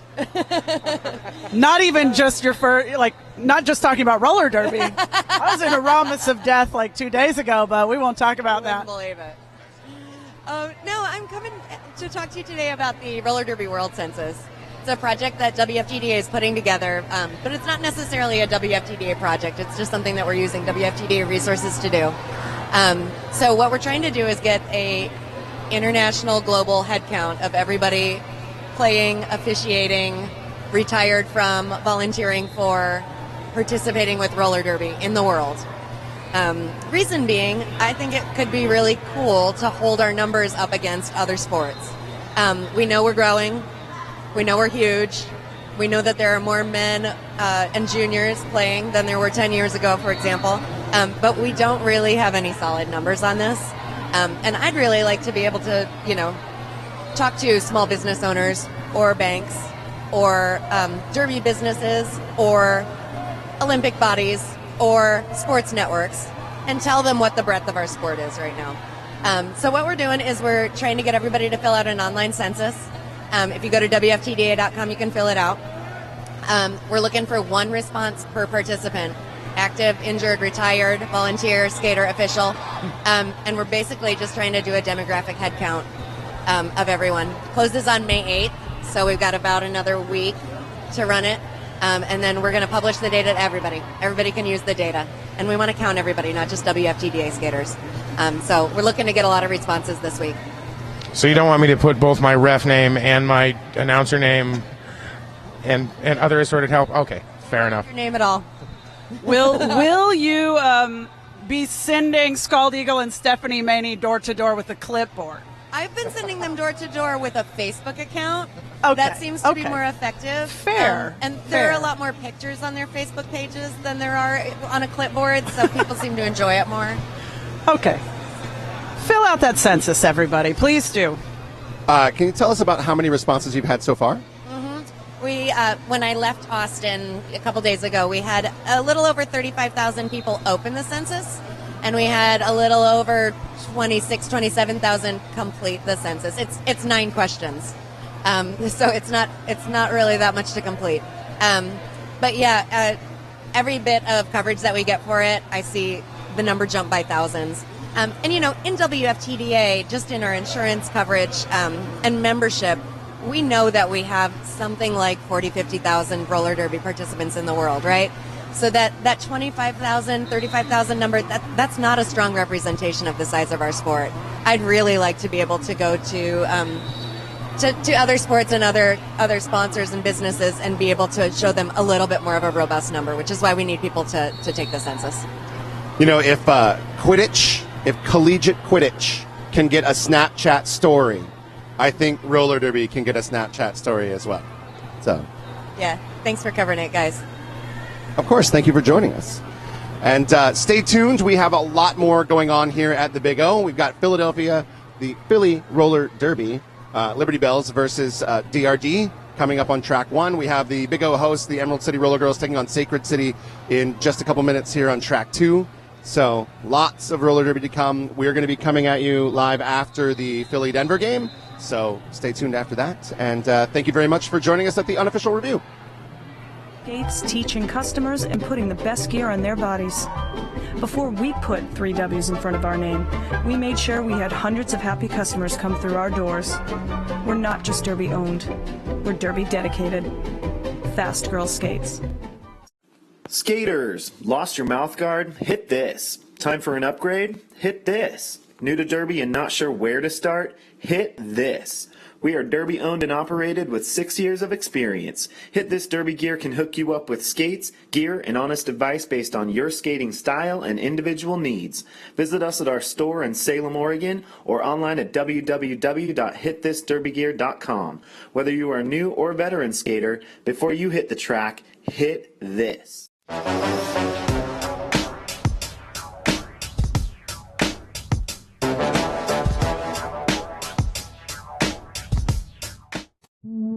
Hi, I'm Trista Dish, And this is Ivana Esfankin, and we're here to tell you about Sin City Skates. Sin City Skates began in our Las Vegas living room in 2005, the first shop ever dedicated to roller derby, and has since grown into this 2,000 square foot mecca in San Diego, where we stock everything for our sport.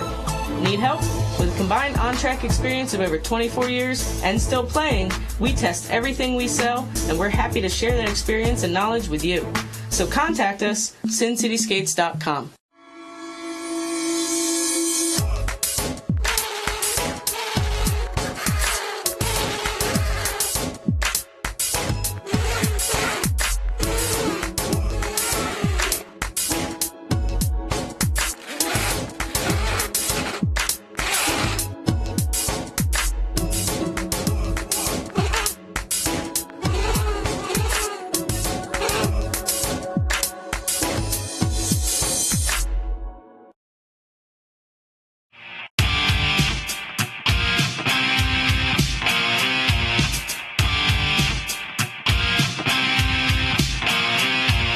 My uniform is always in pristine condition because I care about this thing more than I care about any other article of clothing in my wardrobe. Everybody's just like pumped and ready to go, and it's this culmination of, months worth of hard work. This is your opportunity to go out and leave it all on the track and to try to reach that potential that you are working towards at every single practice. My name is Rachel Rotten. I skate for the Angel City Derby Girls, and S1 is part of my uniform.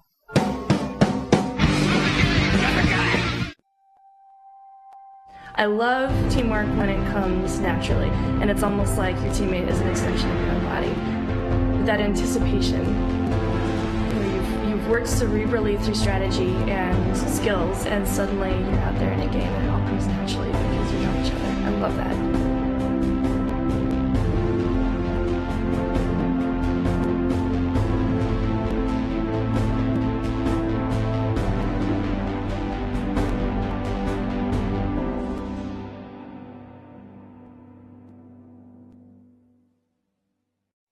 My name is Lacey Knight, and I skate with the Angel City Derby Girls.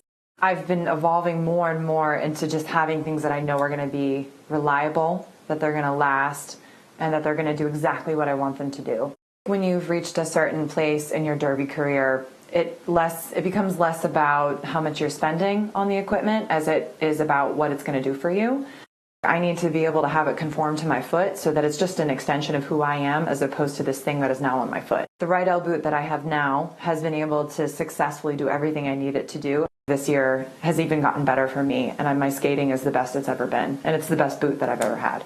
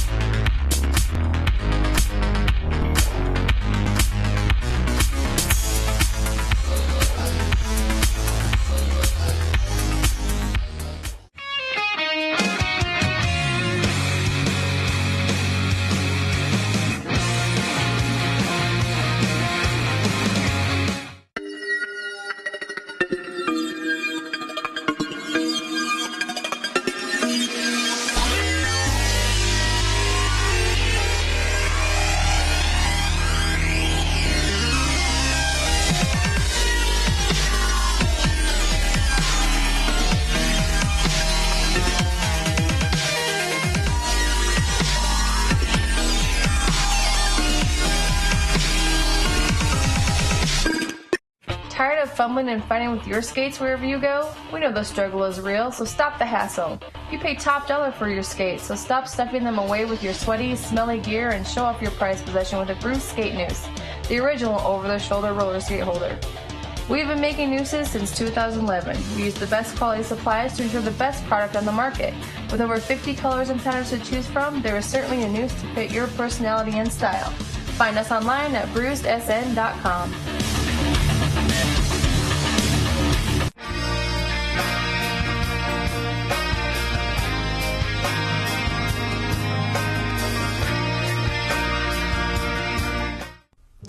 They told us to just sell skates online.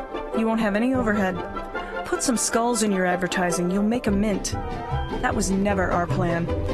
Our plan was to make a store where all day we are fitting skaters, fixing skates, teaching customers, and putting the best gear on their bodies. Before we put 3 W's in front of our name, we made sure we had hundreds of happy customers come through our doors. We're not just Derby owned, we're Derby dedicated. Fast Girl Skates. Skaters, lost your mouth guard? Hit this. Time for an upgrade? Hit this. New to Derby and not sure where to start? Hit this. We are Derby owned and operated with 6 years of experience. Hit This Derby Gear can hook you up with skates, gear, and honest advice based on your skating style and individual needs. Visit us at our store in Salem, Oregon, or online at www.hitthisderbygear.com. Whether you are a new or veteran skater, before you hit the track, hit this.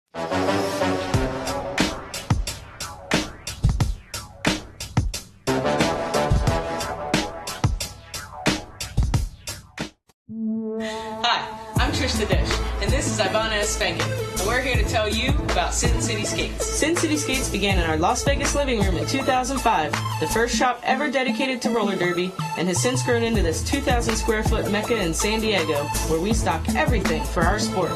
Need help? With a combined on-track experience of over 24 years and still playing, we test everything we sell, and we're happy to share that experience and knowledge with you. So contact us, sincityskates.com.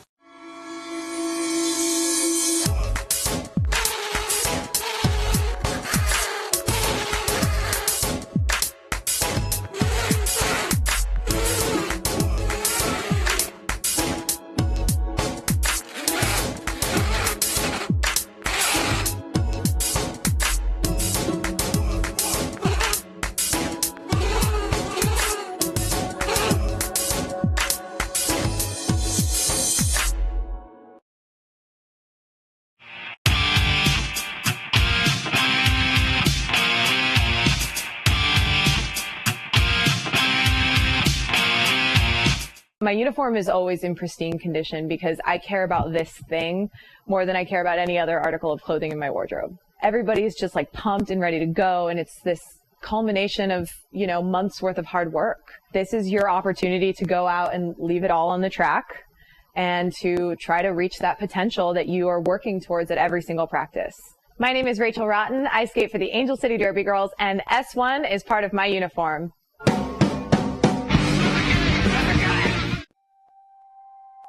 I love teamwork when it comes naturally, and it's almost like your teammate is an extension of your own body.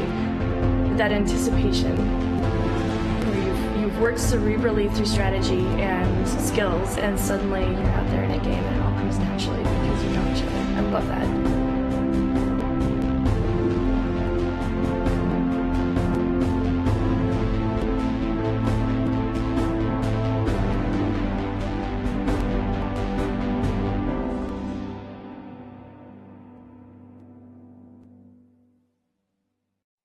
My name is Lacey Knight, and I skate with the Angel City Derby Girls.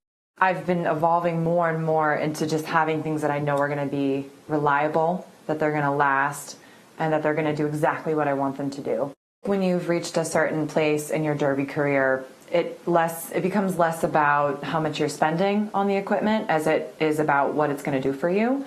I need to be able to have it conform to my foot so that it's just an extension of who I am as opposed to this thing that is now on my foot. The Rydell boot that I have now has been able to successfully do everything I need it to do. This year has even gotten better for me, and my skating is the best it's ever been, and it's the best boot that I've ever had.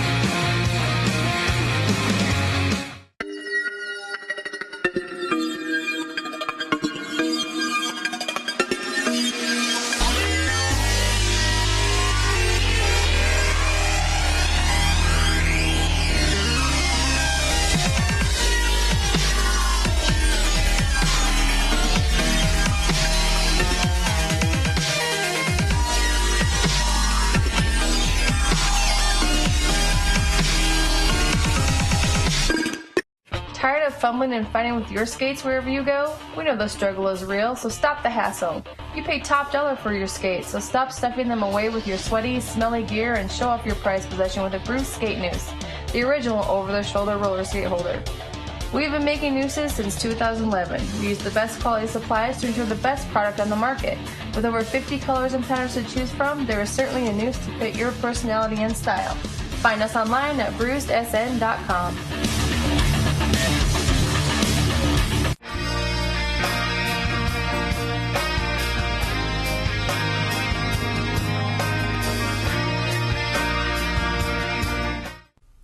They told us to just sell skates online. You won't have any overhead. Put some skulls in your advertising. You'll make a mint. That was never our plan. Our plan was to make a store where all day we are fitting skaters, fixing skates, teaching customers, and putting the best gear on their bodies. Before we put 3 W's in front of our name, we made sure we had hundreds of happy customers come through our doors. We're not just Derby owned. We're Derby dedicated. Fast Girl Skates.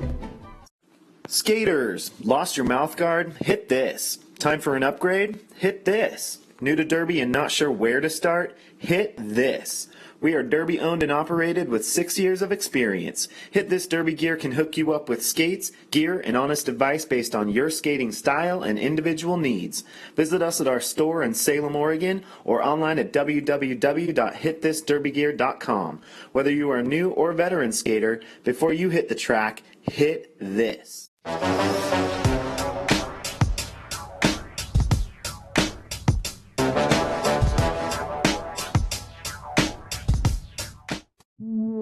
Hi, I'm Trista Dish, and this is Ivana S. Spankin, and we're here to tell you about Sin City Skates. Sin City Skates began in our Las Vegas living room in 2005, the first shop ever dedicated to roller derby, and has since grown into this 2,000 square foot mecca in San Diego, where we stock everything for our sport.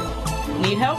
With a combined on-track experience of over 24 years and still playing, we test everything we sell, and we're happy to share that experience and knowledge with you. So contact us, sincityskates.com.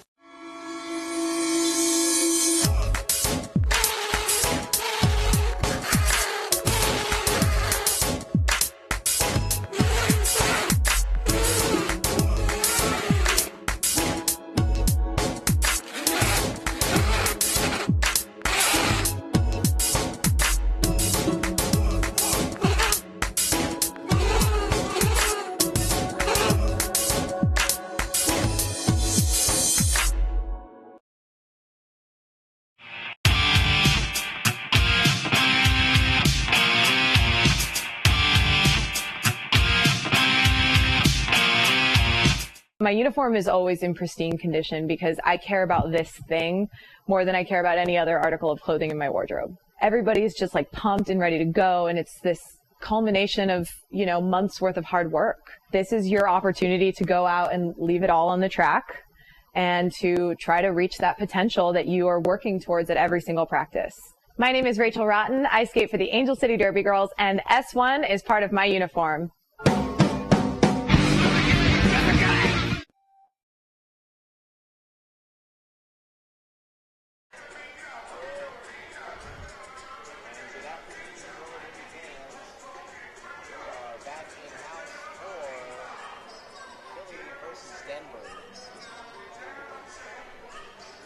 Yeah, there we go. Got some sound in the ear.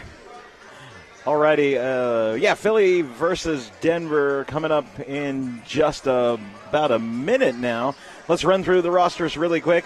I'll go ahead and take Philly here for you. We've got number 0, Meryl Stripper. Number 6, Michelle Castro. Number 15, Kill Martin. Number 152, Herman Monster. Number 18, V-Diva Vanessa Seitz.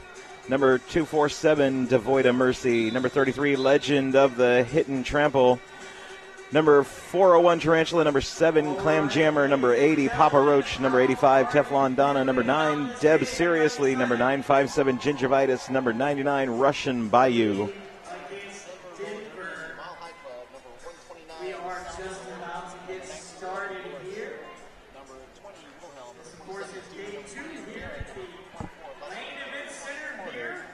36, DeZellum. Number 37, Garden. Number 4, Busick. Number 52, Dogallo. Number 719, Sharpless. Number 75, BJ Ellie. Number 8, SH Long. We're going to start with the action. Already up to jam first, number 18, V Diva versus number 4, Jersey Justice. Positioning going back and forth between the jammers.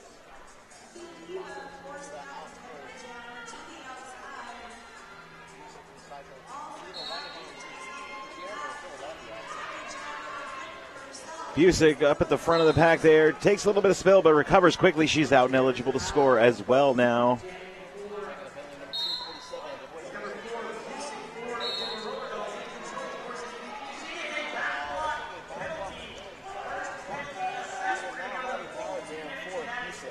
And Busick not lead jammer, so 5 on the board. She's got 30 seconds to rack up some points for Denver before VD will return to the track.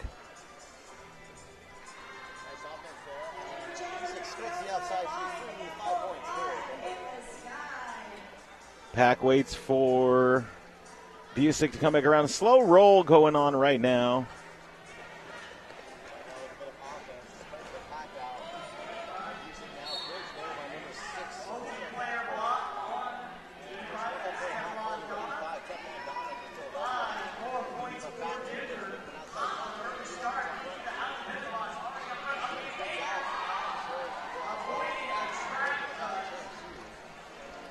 And Busick back in for another scoring pass of her own. She's on the outside line. She is out and around, another 5 on the board.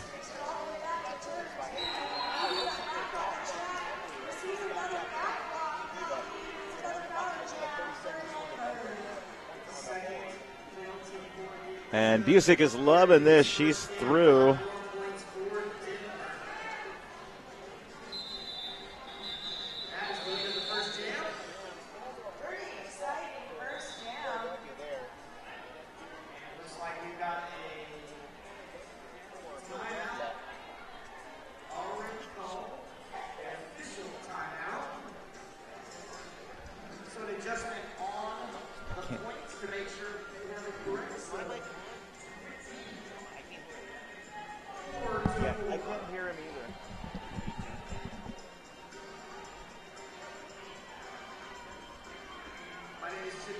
I am joined.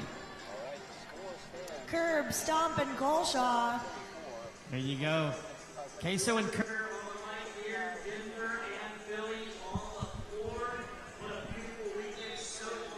Already in.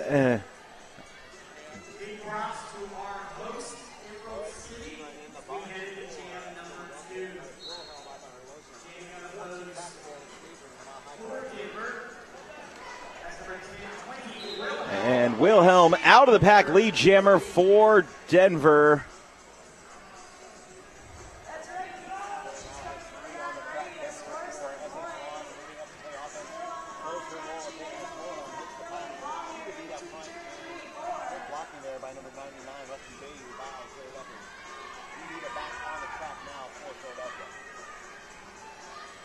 Wilhelm through for 5 for the Mile High Club.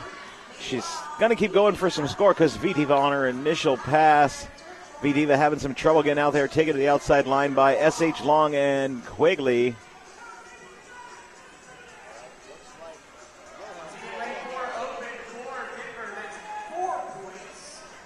And another 4-point pass for Wilhelm. V-Diva, meanwhile, still fighting against that wall.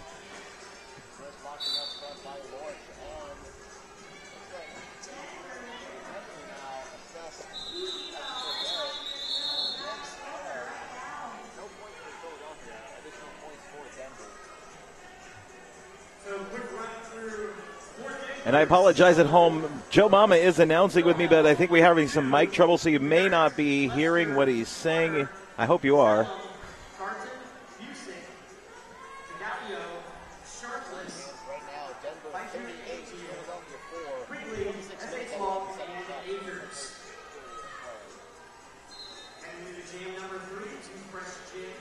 As we get started here, it is number 719 Sharpless jamming for the Mile High Club, and number 15, Kilmartin for Philly.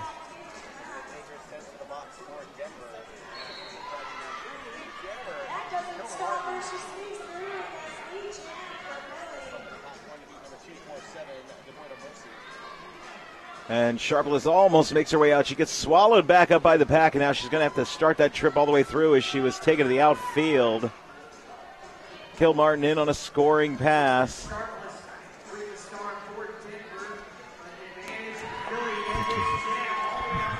Okay, looks like I'm on the microphone now. Sorry about that. Little technical difficulties. 5 points there to Kilmartin for Philadelphia.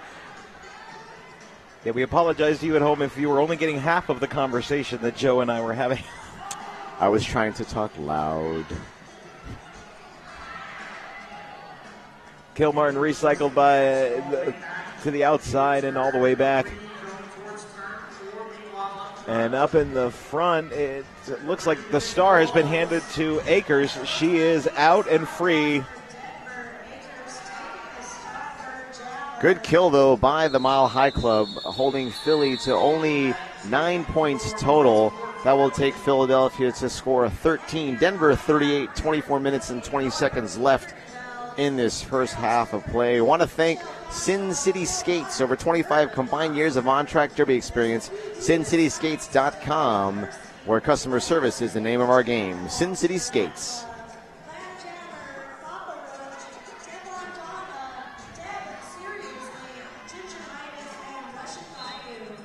Looks like jamming now for the Mile High Club. That is number 36, DeZellum.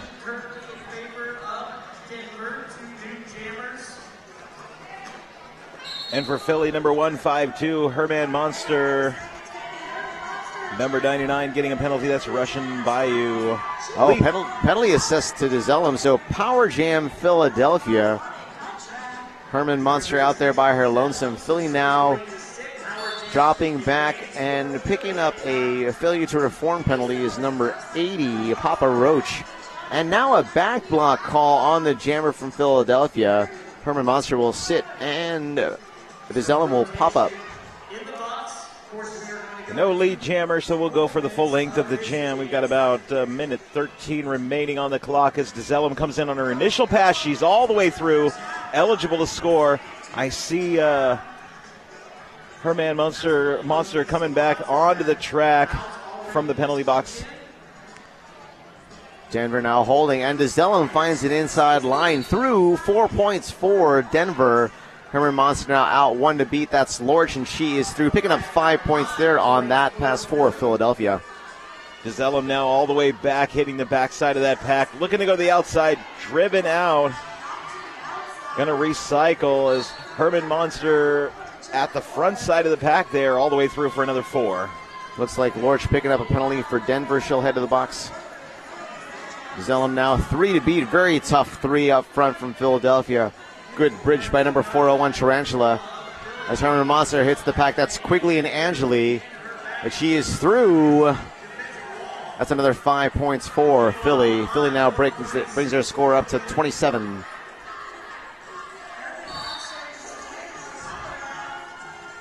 Cut track penalty now called on Gingivitis for Philadelphia. 4 more points there for Denver. That'll take our score to Denver 46. Another 3 points for Philadelphia. It takes their score to 30. 21 minutes and 45 seconds left in this first period of play.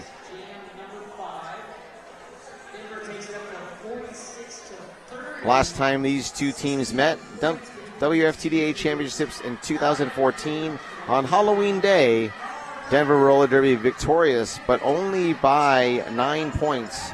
Denver rolled their dolls at that time, 148. Philadelphia, 139.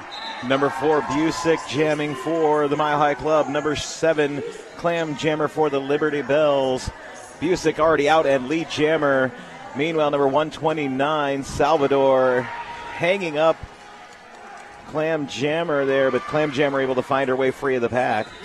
Busick through for a quick 4, calls the jam, takes Denver's score to 50. Philadelphia 30. 20 minutes and 55 seconds left in this first period of play. Ninkasi Brewing, the official beer of Emerald City Roller Girls. Check them out. I have. They're delicious. They're Dawn of the Red. I may go have to try that myself tonight. You need to. There's a wonderful ramen place that has all of their stuff around here. Oh, you went there. I've gone to the ramen place. I haven't tried any of the brews yet. So, wonderful town, people here in Eugene. Great tournament. Super excited. Jamming now for Denver. That's Wilhelm through lead jammer. V-Diva jamming for Philadelphia. Philly now has their full pack in play, forming a wall up at turn 1. Wilhelm all the way back around the scoring passes. V-Diva taken to the infield is going to recycle. Lorch, number 1911, headed off to the penalty box, puts Denver down a blocker in the pack. Wilhelm kind of stuck in the pack there, still looking for a way through as V-Diva coming around to score. Good block there by S.H. Long. V-Diva, no points, 5 full points on the board for Wilhelm. That'll take the score of Denver 55, Philadelphia 30, 19 minutes and 45 seconds left in this first period of play. Gotta have a little fun. Day 2 here at the Big O. It's been an amazing tournament thus far, hasn't it, Smash? It absolutely has been, and you can join in on all the amazingness. Hashtag Big O 2015. Hash brown. Hash brown. Delicious. Talk to us. We'll shout out for you if we check it while we're up here and all this action going on. All right, jamming for the Mile High Club, number 719, Sharpless, up against number 15 for Philadelphia, Kilmartin. Good wall up front by Philadelphia, and nice wall at the rear, but picking up a multiplayer block penalties, number 99, Akers. Forearm penalty on Sharpless. Kilmartin one to beat, and she's through lead jammer, Philadelphia. Denver hemorrhaging blockers. And Kilmartin calling off the jam there, and then she looked up and she noticed that Sharpless was not out of the pack. She was going to the box. And so she called off the jam, but she didn't mean to at that point in time. It looked like she had a little bit of remorse after calling off that jam. We'll never know, since we can't read minds. Thank God I can't do that. That would be horrible. It would be pretty bad. Score still stands. Denver 55, Philadelphia 30, 18 minutes and 25 seconds left. So, jammer there by her lonesome. That is number 152 for Philadelphia, Herman Monster. And out of play called on Quigley. And now out of play also called on Barrett. One blocker out there for the Mile High Club. Full complement for the Liberty Bells. Herman Monster signaling for some offense. Now Pack is in the front. No Pack and a pass. And there should be, there are 5 points total called for Philadelphia. Mile High Club getting some blockers back from the penalty box. S.H. Long waiting for Herman Monster. Multiplayer block called on Gingivitis for Philadelphia. And Herman Monster threw 4 points there on that pass. Sharpless still stuck in the pack. Now getting recycled all the way to turn 4. And Herman Monster coming back in. Gets hung up by S.H. Long and Quigley with some help at the front side of that wall by Akers. Akers now receives the star. Actually did not. A little feint of a pass. And Sharpless through with a cap in hand. Herman Monster calls the jam. Full 5 points on the board for Philadelphia. Moving further and further up the board. Philly with 44, Denver 55, 16 minutes and 50 seconds left in this first period. An 11-point game as we get an official review called by the coach for Mile High. Once we find out what it's about, if we find out what it's about, we'll let you know. I hope we will. And also hope I get a better look at those overalls that Coach Scott Free is sporting. The overalls, truly a step one better than the Jort. I completely agree. It's the extra material, I think, which makes it a level up, in my opinion. If we want to use that terminology. The extra material. So great work by Philly, managing to pull cuts on the Denver blockers and other penalties, taking full advantage of the smaller packs as well as the jammer penalties for Denver. That was something that plagued Denver yesterday against Texas, was the amount of jammer penalties. It did, and then in the second half, Denver fixed things. So hopefully with this review, they're able to get together, talk about what's going on and address those situations that are happening out there on the track. This is true, but they are still in the lead right now with 17 minutes and 9 seconds. Score Denver 55, Philly 44. If you're joining us on WFTDA.tv, Denver in the blue, Philadelphia in the white. We just need Angel City out here and America. And America. Well, Texas is here, and they have the red and white jerseys. That might work for you. It's not enough red. Yeah. Atlanta has a good red. Angel City has a good red. And now we're on TV. I know. So we're still going through the official review. Again, Philly and Denver have met numerous times, but as the years go by, rosters change, updates are made, strategies are conferred, and we'll see what's happening. It looks like Sir Osis will be taking the microphone.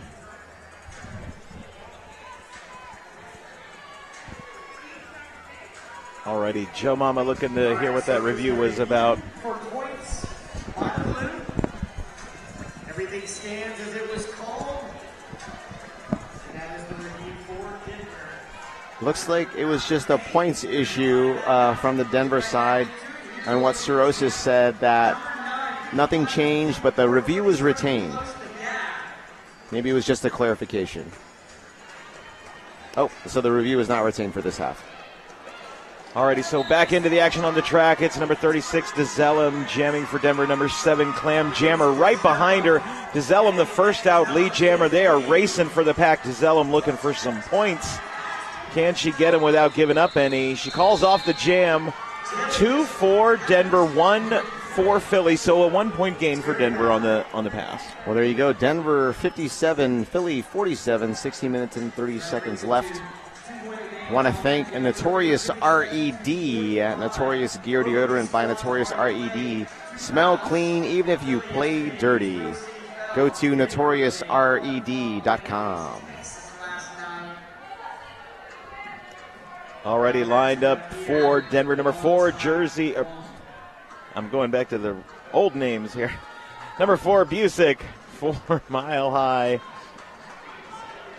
Busick on the inside through lead jammer Denver. Number 15 jamming for Philadelphia. It's Kill Martin still stuck behind pack, but Angeli headed to the box for Denver. 1 to beat S.H. Long, and she is through for Philadelphia. Busick now looking for some offense from Quigley. Finds a hole and calls the jam, though. See any points she picked up. 2 points for Denver. No points for Philadelphia. Takes our score to Denver 59, Philly 45. So again, I can't say enough about the city of Eugene and the wonderful hosts that Emerald City Roller Girls have been here at the Big O. My first Big O experience, Smash. How about you? My first, too. My first actually coming to Oregon. Imagine all the oxygen. It's so nice here. Having it's so come green. from the Colorado area that we have here. I could breathe like actual oxygen today. Back to the action on the track. It is Wilhelm, number 24 Mile High Club, at the front of the pack. She is out. Lead jammer, number 18 V Diva for Philly, also makes her way around the 2 Mile High blockers at the front of the pack, out to score. Wilhelm gets hung up in the pack. V Diva able to go right through for 4, so matching 4 for 4 on the pass there. Angeli rejoins the pack for Denver, so now 4 on 4 as V Diva skirts the outside. Wilhelm calls the jam. Let's see if she picked no points for her on that pass. Let's see if any points were picked up by V Diva. Looks like the jam ref for Philly right now is conferring 2 points there for V Diva. Will take their score to 51, Denver 63, 14 minutes and 13 seconds left in this first period of play. Jamming now for Philadelphia. That is number 152, Herman Monster. Looks like jamming for Denver is number 36, DeZellem.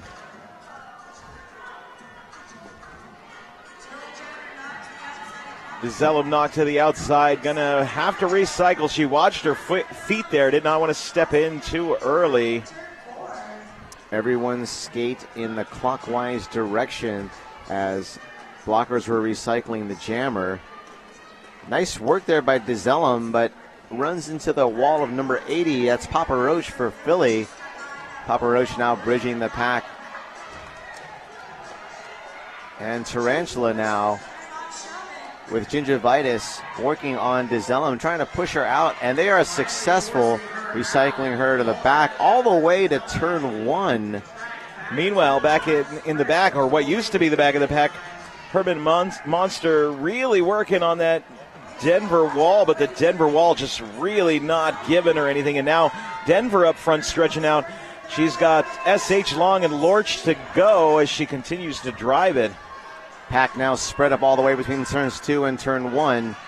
DeZellum working hard on that wall of white at the rear. Still no lead jammer call, and we are 1 minute and 15 seconds into the jam.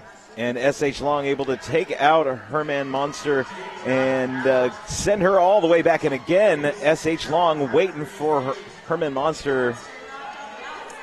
DeZellum took off the cap and now recycled to the back of turn 2 by Tarantula. Now back in the fray with Philadelphia. All blockers on the pack and all blockers making life miserable. Cap was passed there to Quigley by DeZellum.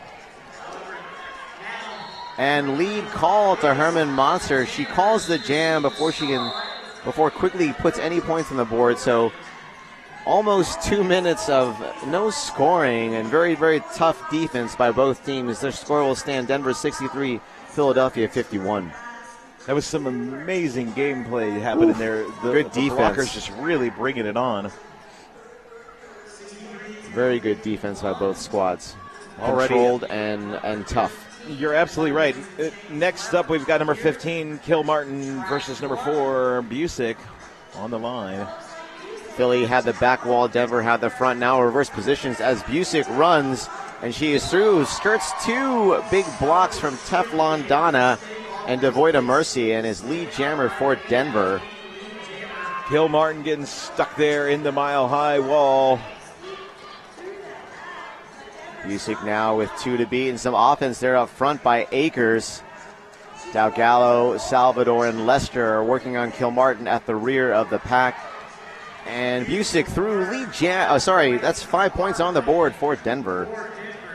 Meanwhile, Kilmartin recycled back after a takeout by Dalgallo and Lester. Akers taking her all the way back. Busick again through for another 5. Meryl Stripper has the cap now as it was passed, and it looks like a low block penalty now assessed to Lester. And now a penalty assessed to Dalgallo. Akers now standing in place. Busick another 5 points on the board for Denver. Now Salvador laying on Kilmartin. That's the change. Meryl Stripper and Tracy Akers at the front now. Last one to beat for Meryl Stripper. Meryl Stripper finds her way out. Oh, look, a high block called on Meryl Stripper. Power jam for the Mile High Club. And it was their pivot come jammer now in the box for Philadelphia. Another 5 points on the board for Denver. And now Busick unopposed is going to be looking to continue to increase that point spread. Good offense there up front by Lester as the jam is called. 5 more points on the board for Denver. Big jam. Denver 83, Denver 88, Philadelphia 51. 9 minutes and 40 seconds left. First period of play. Want to thank Rydell Skates. Rydell Skates, unmatched quality, unmatched performance. Rydell Skates.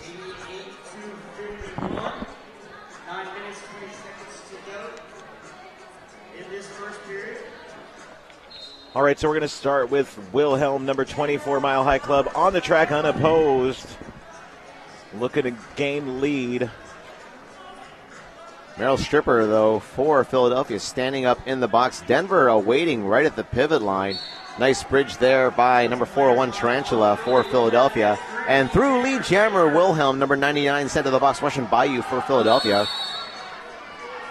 And a high block called now on Meryl Stripper.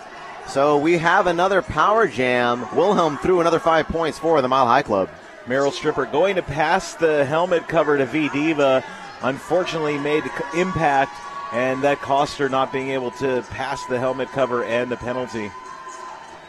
Wilhelm threw another 5 points. A little 2009 strategy as the Mile High Club, goat number 957 Gingivitis at the rear of the pack as Wilhelm pushes that pack of Tarantula and V-Diva forward. Round the shoehorn, another 5 points for Wilhelm. And she calls the jam, effectively freezing Meryl Stripper on the track. What do you think about that strategy, Smash? And, you know, that's proven to be a good strategy for Denver. The last jam, Meryl Stripper came back in, picked up a penalty almost immediately. Maybe Denver hoping that the same thing will happen. She's standing in the box. She's likely going to come in and try to pass that helmet cover to V-Diva just like she just tried to do. And if Denver's in the way and can get that penalty called again, they got another power jam coming. Again, I think it's savvy given that a pivot's not a typical jammer. So when you've passed the star and there's a penalty, why not leave the pivot, freeze the pivot as much as you can on the track? Sharpless through, beats Teflon Donna, lead jammer Denver, and now we have a star pass, attempted star pass, Meryl Stripper to V-Diva. And Meryl Stripper keeping her arms down low. V-Diva now has the helmet cover around Lester on the outside and putting on the star. Sharpless now in the pack, putting points on the board for Denver, looking for some offense. Calls the jam before V-Diva can come in. 3 points on the board for Denver, but luckily for Philadelphia, they were able to free their jammer. Now they'll have a fresh jammer on the line for the next jam. Score now, Denver 106, Philadelphia 51.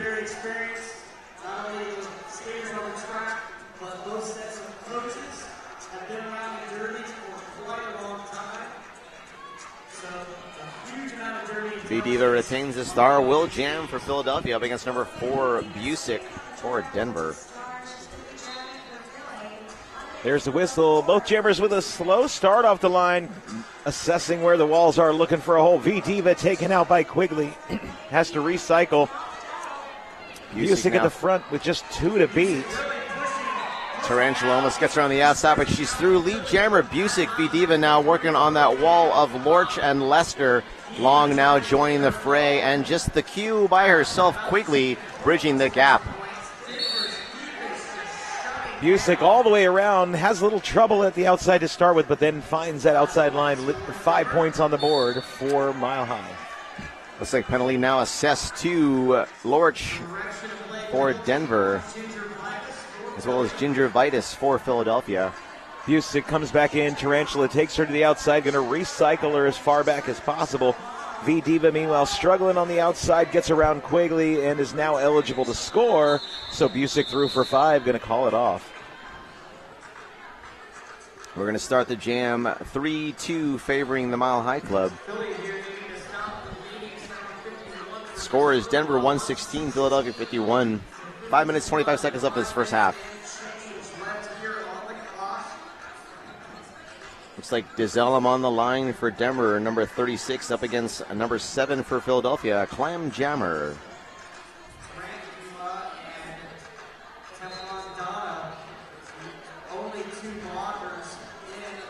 Just 2 blockers for Dezelem to beat. 3 for Clam Jammer. Both jammers having a struggle getting out there. High block called on Tarantula. Dezelem able to escape the pack, lead jammer. And a back block call on Clam Jammer. It's a power jam for Denver. Nice work there by Dezelem. Feints to the outside, takes the inside line. 5 points on the board for Denver. Philadelphia now backing up at the rear of the pack. Akers looking for some offense, and now Salvador up at the front. Dezelem just 2 to beat. Gets a little swallowed back up, and there's a stumble in the pack. A whistle blows. Looks like Russian Bayou to the box for Philadelphia.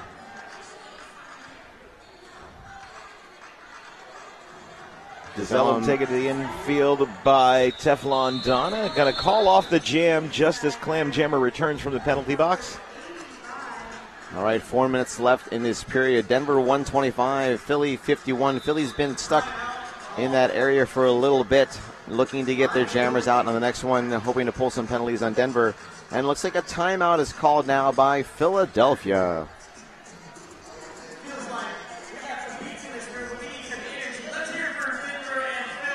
So again, second day of the Big O. If you want to see the scores and recaps, you can check out all of that on ecrd. Is it .org or .com? I'm gonna bet it's .org. But anyway, look written up down Emerald here City somewhere. Roller Dolls, and you can go to the Big O tab, and you'll see the scores from the game. We've had amazing derby here. We have women's, we have juniors, we have men's. It's been a pretty fantastic tournament thus far, and Eugene and ECRD has been great hosts.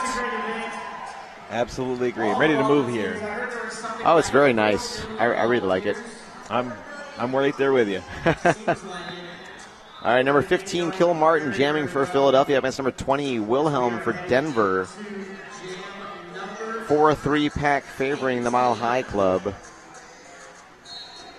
There's the whistle. Wilhelm getting a little bit of speed behind her as she gets off the line there. Looking to break right through, and one to go. She beats it.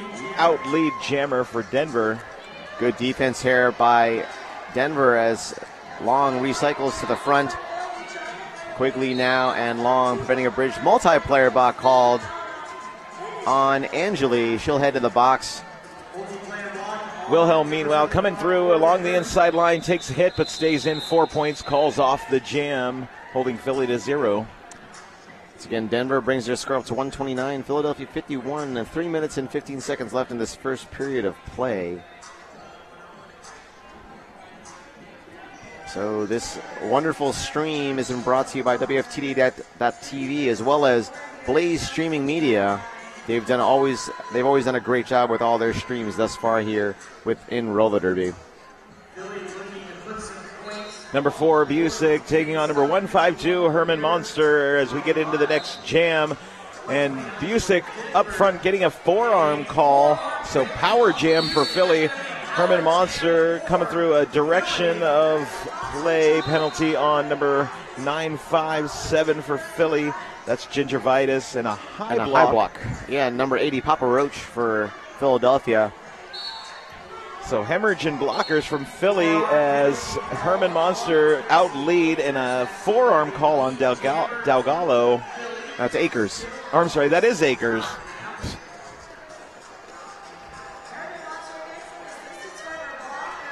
Bridge now by Angeli as Salvador and Lester work on Herman Monster at the front.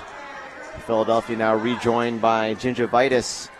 Pack is still small and through 5 points on the board for Philadelphia. Busick now returning from the penalty box and right into a wall of white. Taking some hits from number 957 Gingivitis in the pack.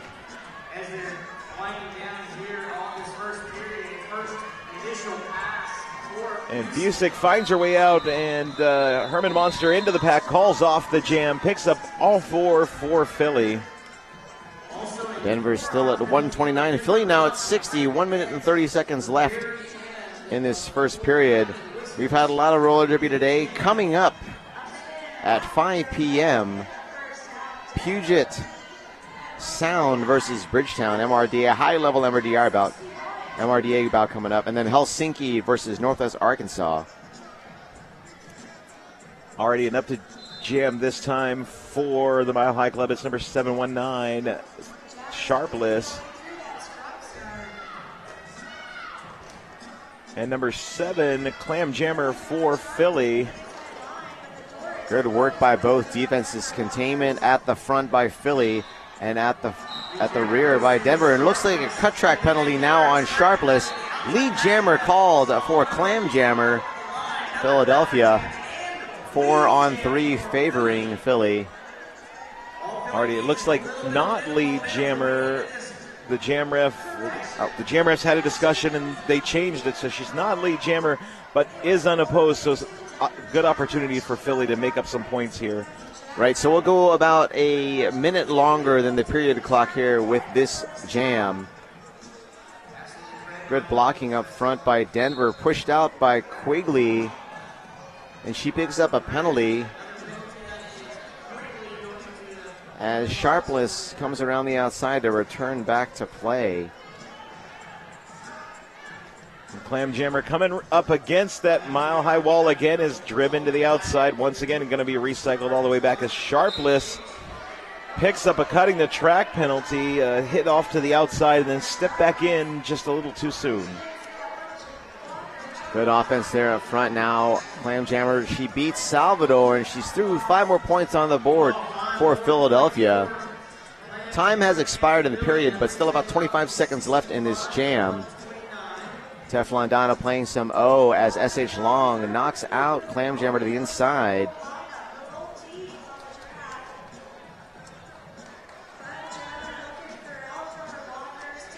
Clam Jammer getting stuck right there behind Barrett and S.H. Long. Salvador now bridging for the Mile High Club back to the Philly pack. And that is the end of the jam. 5 more points on the board for Philadelphia. That'll take their score to 70. Denver 129. Smash, your assessment thus far? Some intense gameplay. The Jammer penalties have really helped out both teams in this bout. I think coming back, Philly's going to need to watch their Jammer penalties and maybe bring a little more O into that MHC wall if they want to increase their score. That MHC wall has given them some trouble. I totally agree. And for Denver to continue winning this game, they've got to keep their players on the track.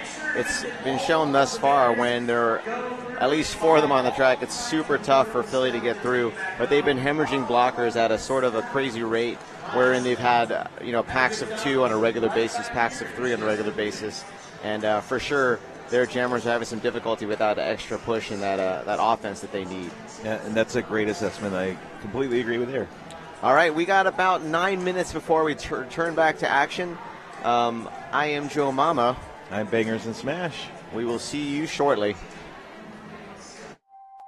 I love teamwork when it comes naturally, and it's almost like your teammate is an extension of your own body. That anticipation, where you've worked cerebrally through strategy and skills, and suddenly you're out there in a game and it all comes naturally because you know each other. I love that.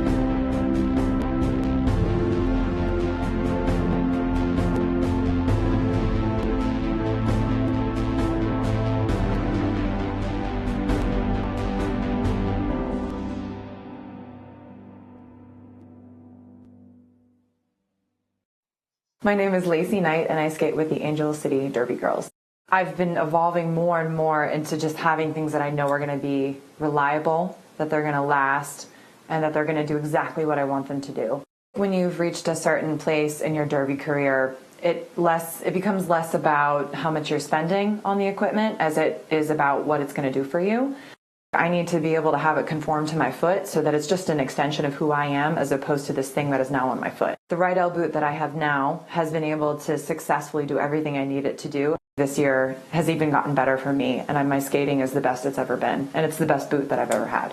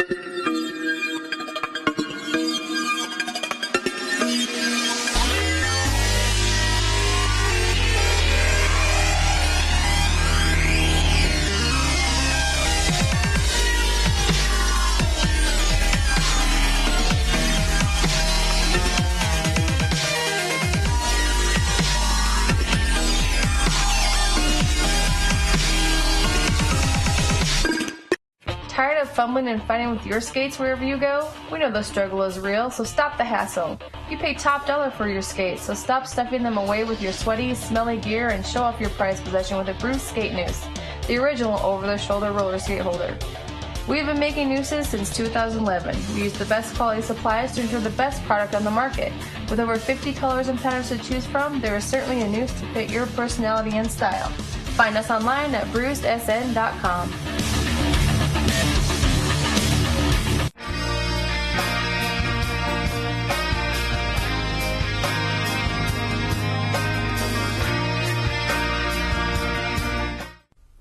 They told us to just sell skates online.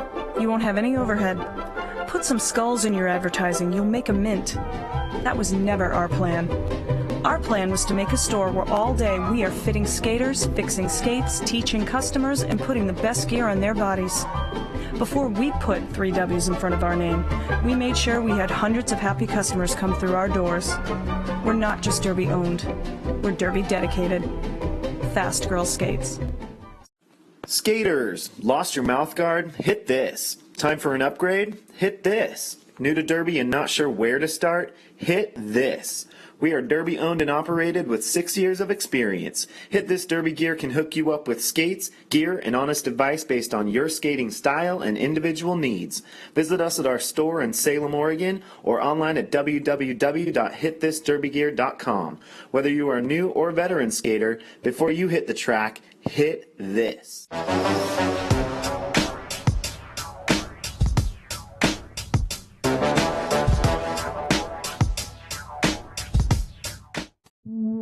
Hi, I'm Trista Dish, and this is Ivana S. Spankin, and we're here to tell you about Sin City Skates. Sin City Skates began in our Las Vegas living room in 2005, the first shop ever dedicated to roller derby, and has since grown into this 2,000 square foot mecca in San Diego, where we stock everything for our sport.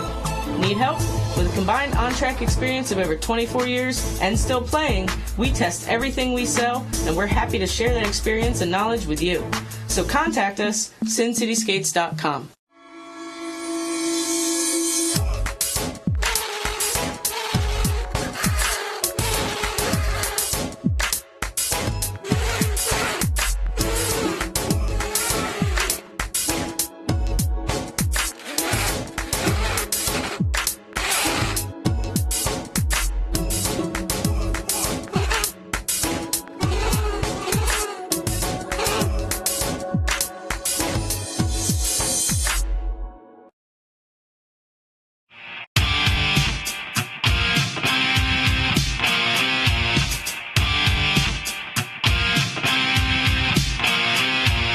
My uniform is always in pristine condition because I care about this thing more than I care about any other article of clothing in my wardrobe. Everybody's just like pumped and ready to go, and it's this culmination of, months worth of hard work. This is your opportunity to go out and leave it all on the track and to try to reach that potential that you are working towards at every single practice. My name is Rachel Rotten. I skate for the Angel City Derby Girls, and S1 is part of my uniform.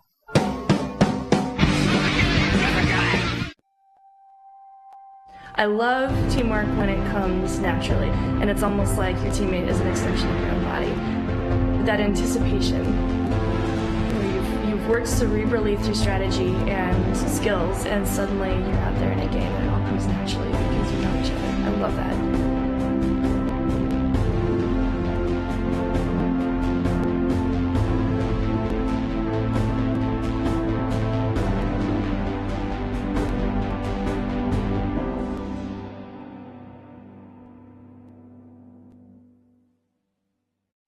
My name is Lacey Knight, and I skate with the Angel City Derby Girls. I've been evolving more and more into just having things that I know are going to be reliable, that they're going to last, and that they're going to do exactly what I want them to do. When you've reached a certain place in your derby career, it becomes less about how much you're spending on the equipment as it is about what it's going to do for you. I need to be able to have it conform to my foot so that it's just an extension of who I am as opposed to this thing that is now on my foot. The Ride L boot that I have now has been able to successfully do everything I need it to do. This year has even gotten better for me, and my skating is the best it's ever been, and it's the best boot that I've ever had.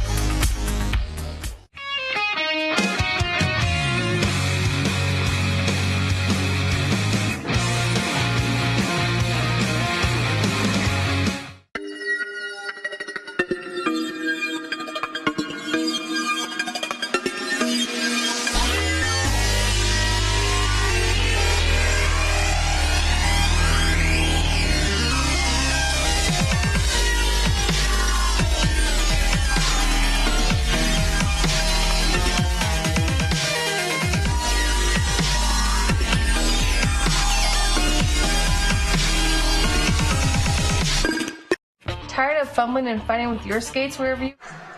And we are back. Welcome to the second half. Philly Roller Derby Liberty Bells versus Denver Roller Derby's Mile High Club.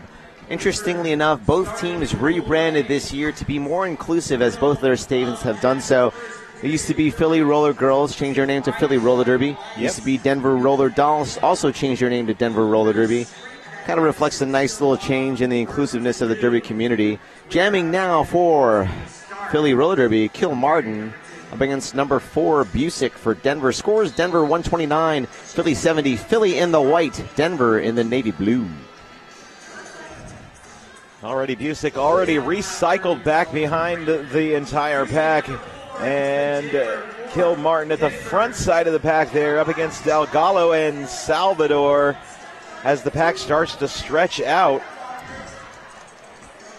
Nice bridging there by Akers and Lester. Dalgallo, last one to beat, and Kilmartin through lead jammer, Philadelphia. And looks like a multiplayer block called on Tarantula number 401. Kilmartin now putting points on the board for Philly. Busick has made it out and is looking to hit the back of the pack there, but Kilmartin shuts down the jam. 2 points on the board for Philly. Denver 129, Philadelphia 72, 29 minutes and 8 seconds left. Want to thank Hot Mama's Wings. Hey, I know maybe you're watching this on the stream. Maybe you're taking a break from the Derby action, but you're watching it on the stream. Hey, if you come in with a Big O bracelet, you'll receive a discount Saturday night. They'll be open until 12 a.m., located at 420 West 13th Avenue, 10 minutes from the Lane Event Center. Number 20, Wilhelm jamming for Denver. Number 152, Herman Monster for Philly. Wilhelm at the front there, makes it past, and his lead jammer, Teflon Donna, tried to stop her. It just didn't happen. Quigley headed to the penalty box for Mile High Club, puts Mile High Club down one blocker. Herman Monster now tough, and she is through for Philadelphia. Wilhelm stays on her feet now, one to beat. That's Teflon Donna up front, and she is through. Calls the jam, picking up the full 4 points for the Mile High Club. Denver takes their score to 134. Philadelphia 72, 28 minutes and 5 seconds left in this second period of play.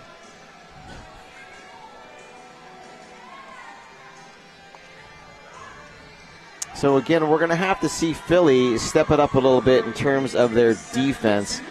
It is Lorich jamming for the first time this game up against number 9, Deb Seriously, also jamming for the first time this game. Hey, why not do it all at the same time? As it Lorich takes Deb Seriously off to the outfield, but Deb Seriously able to come back on pretty quick.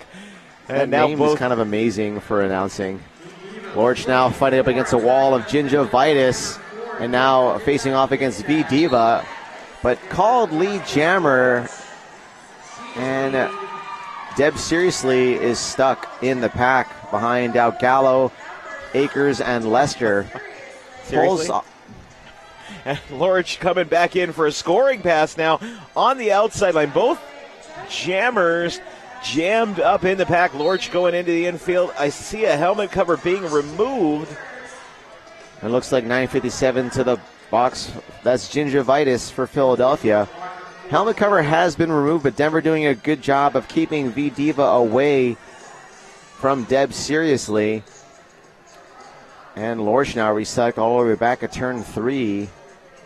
Now V Diva has the star, puts it on, and is being recycled behind Akers and Salvador. Lorich picks up 5 points on the pass and makes her way out, and going back in for more.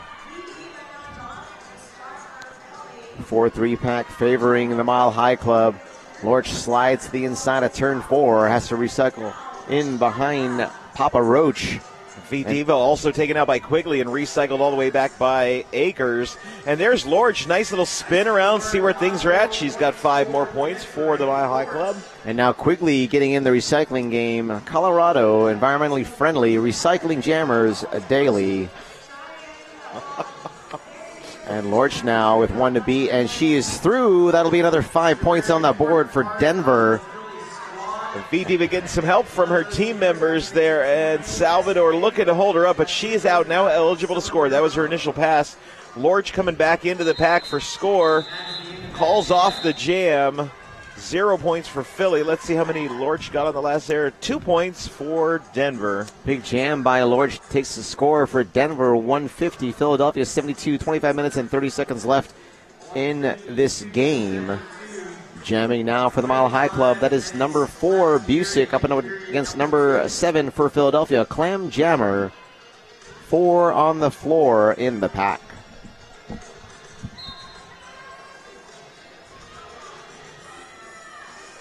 Jammer's now jostling position next to the pivot line. Busick looking to the outside. Clam Jammer looking to the inside now, changing their tack to the middle. Both walls exceptionally good for both teams. Nice slow pack as they come around and almost making it a turn 2. Clam Jammer coming around the outside is going to pick up a cut as she thought she was safe. She stood up thinking she was going to get that lead call, but she is... Well, it looks like she got did the get lead call, yes. But then she went to the box. tapped her foot out of line, so her hips passed the last blocker. But unfortunately, her inside skate, tapped the inside of the line, so she got the cut when she stood up to establish her position in front of the other skaters that she cut. Erstwhile, Busick putting 5 points on the board for Denver. Denver now playing some offense at the front, and a penalty now assessed to Barrett. Busick back in, meets that wall of white, and starts to break it apart. Some nice hits from Busick on the wall there. And now penalty number 85, Teflon down to the box. 5 more points on the board for Busick. Jammer now in for Philadelphia. Clam Jammer speeds around unimpeded on the inside. Now can put points on the board. And Busick picking up a forearm as she came into the pack there. She's going to the penalty box.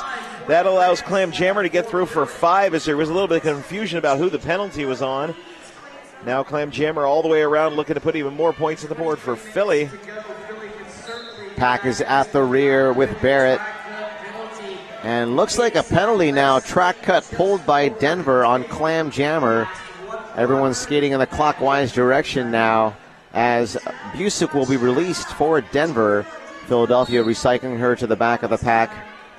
And Busick picks up 4 points quickly there as 2:47 devoid of mercy heads to the box for Philadelphia. 2 more points on that pass for Philadelphia. Score stands now Philly 74, Denver 170, 23 minutes left in this game.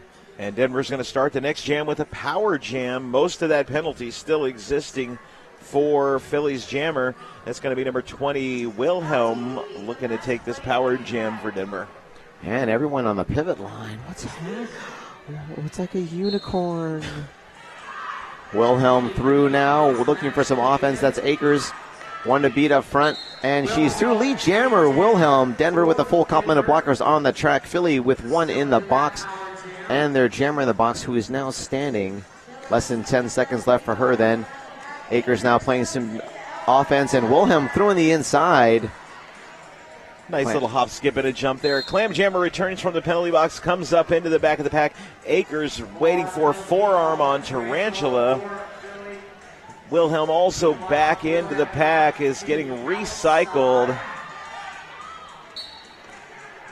And looks like pack destruction penalty called now on number 99 for Philadelphia. Russian Bayou will head to the box as Wilhelm calls the jam. Let's see how many more points she picked up. 4 full points on the board for her. Russian Bayou unfortunately split the pack up by backing up more than 10 feet, causing the no pack to happen. All right, DeZellem now jamming for the Mile High Club, number 36. Kilmartin for Philly, number 15.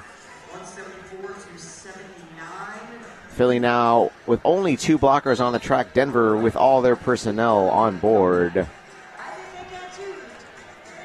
DeZellem through on the outside. Lead jammer Denver. Kilmartin already hit to the outside once and now stuck in the wall of Denver blockers. DeZellem now already on a scoring pass. Teflon Donna and Merle Stripper to beat. And forearm penalty now called on Teflon Donna. All the points, all the time for DeZellem. Only 1 blocker left on the track. Merrill Stripper for Philly at the front. 2 at the back, though, waiting for DeZellem as she comes back. It's Tarantula and rushing by you. Good work by Philly, catching her at the rear of the pack. Unlike trout season, no releasing, but DeZellem has to release on her own, and she's through another 5 points on the board for Denver. Kilmartin still struggling with that wall of blue in the pack at the front. I guess navy would be a better call for that Indigo, color. what do you want to call it? Roy G. Biv. Dark blue. DeZellem now on the outside line, hit after hit from Russian Bayou. Finally, Russian Bayou knocking her to the outside. She's going to be recycling. Now Meryl Stripper with the star for Philadelphia, dealing with a wall of Garton, Long, and Quigley. Quigley now bridging at the rear. Good work up front by the Denver blockers. Now Barrett bridging. And a cut track penalty on DeZellem. We're going to finish this jam. 15 seconds left.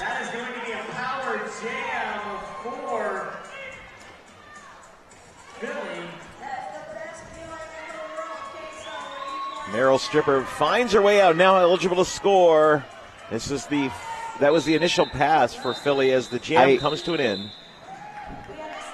Maybe I'm confused as an announcer. If the pivot cap falls off before you put it on, can you put the star on?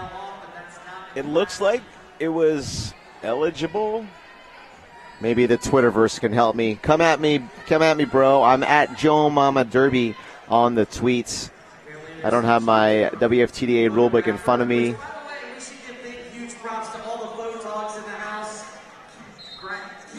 All right, now Philly out there unopposed on the jam line. Number 152, Herman Monster. Penalty now assessed to Salvador. Lead jammer, Philadelphia. Herman Monster coming around looking for points. Signals for some O. Gets it from Teflon Donna, but then gets hung up by the mile-high wall. Has to recycle and start that push through again. Dalgallo, Akers, and Lester in that wall doing a really good job holding onto the jammer as DeZellem returns from the penalty box and meets a wall of three from Philly at the back. Good work there up front by Teflon Donna to brace. And looks like a multiplayer block now will be assessed at 247, devoid of mercy for Philadelphia. Just one to beat up front, that's Akers, and she has to let her go. 5 points on the board for Herman Monster. DeZellem, meanwhile, finds a way on the inside line. She sees that hole open up. She takes it right away out of the pack, eligible to score. Herman Monster coming in. Dalgallo looking to stop her, taking her to the outfield. She calls the jam with 3 points on the board for Philly. Dalgallo gets her out, but catches a forearm penalty on the way. She'll head to the box for Denver. That'll leave them one short in the pack. Sharpless now on the jam line for the Mile High Club.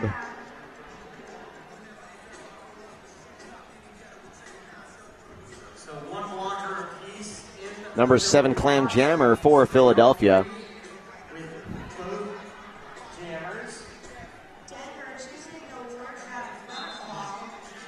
Denver at the front, Philadelphia at the rear. One blocker apiece in the box, but the pivot for Philadelphia now standing. The Clam Jammers tried to get through that front wall twice, and S.H. Long and Quigley were there to take care of her and show her where the outside was. Sharpless at the back, not having any more luck against Philly's wall either. Philly doing a great job at the rear of the pack, constantly recycling Sharpless. Quigley trying to mix it up and play some O on for Sharpless. Clam Jammer still not out. And it looks like a forearm penalty now called on S.H. Long for Denver. Dalgallo out and Long in. And a back block penalty now assessed to the jammer from Philadelphia. Clam Jammer in the box, power jam for Sharpless, but she is still not out of the pack. We are 1 minute into the jam. We have no lead jammer. Now Sharpless just being recycled. It means she's going to have to start that long journey through this tough pack again. She's able to get some offensive help from the mile-high blockers that are still out there because she is unopposed, but it is just a tough pack. Philadelphia doing a great job with their recycling and their walls. 1 minute and 25 seconds in, no lead jammer, and Philadelphia's jammer back in the fray. Clam Jammer working hard.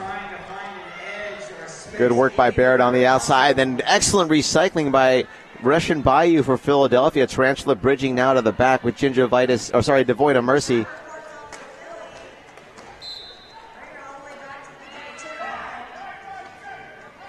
Misconduct called now on number 957, Gingivitis. She knocked down Quigley.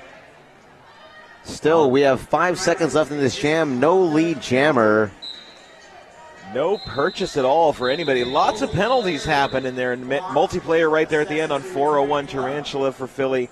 That's going to start Philly down 2 blockers in the next jam. But, whoa, you don't often see 2-minute no jammers out of the pack. That's all jams. defense right there. Excellent defense by both squads. An excellent penalty kill by Philadelphia to maintain keeping Sharpless in play during that entire minute where Denver had a full complement of blockers to play offense. Jamming now for Philly, that is number 15, Kilmartin, up against number 19, 11, Lorch for Denver.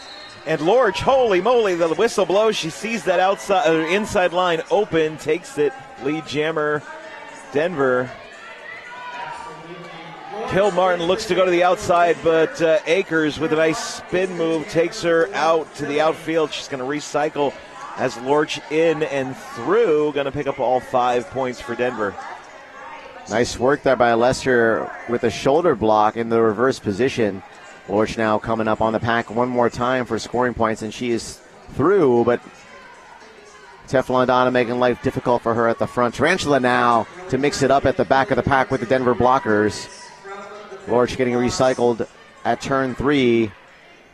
Good offense there by Salvador Freeze. Lorch, 5 points on the board for Denver. Still stuck at the back. Kilmartin looking to make some headway, is taken out and then recycled, and now she's looking to pass off the helmet cover. Looks like Devoid of Mercy has it now, and all of Denver is focused on her. One to beat up front, that's Lester, and she is through, but picks up a forearm penalty for Philadelphia. Power jam as Lorch goes through with 5 more points for Denver. Devoid of Mercy, pivot come jammer. She will be the jammer. So power jam Denver. And Denver going to field number 4, Busick, for the power jam. Denver score stands 204, Philadelphia 87. If you're tuning in on WFTDA.tv, Denver in the blue, Philadelphia in the white. 12 minutes and 50 seconds left in this game. Power jam Denver, a little bit of offense from the rear of the pack. Busick's trying to find a seam. And a multiplayer block called on, that is Papa Roach. And Busick finds her way out with that penalty. Lead jammer goes to Denver. Now Busick on a scoring pass, just 3 to beat in the pack. She goes toward the outside and then right down the middle, but picks up a back block call. She's going to go sit for 30 seconds as we get Devoid of Mercy back on the track. Her penalty was already done before Busick sat. Devoid of Mercy with a nice jump to the inside. Initial pass complete. Scoring pass initiated. Coming in looking for some points. Hits a wall made up of S.H. Long and Barrett right there. Holding her up, and now Quigley getting in on the action on the outside line. Papa Roach back to the mix for Philadelphia as Busick is released as well. So wall of Philly at the rear, wall of Denver at the front as Barrett takes a penalty for the Mile High Club. And Busick back in. Solid wall of white waiting for her at the back.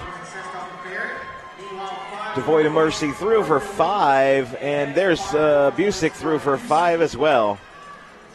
Denver now looking to make some headway. Quigley recycled, has to join the pack at the rear as Busick comes through on a scoring pass. But Devoid of Mercy, 4 points picked up quickly. Busick stuck behind that very tough wall of white. Gingivitis with some big moves at the back of the pack.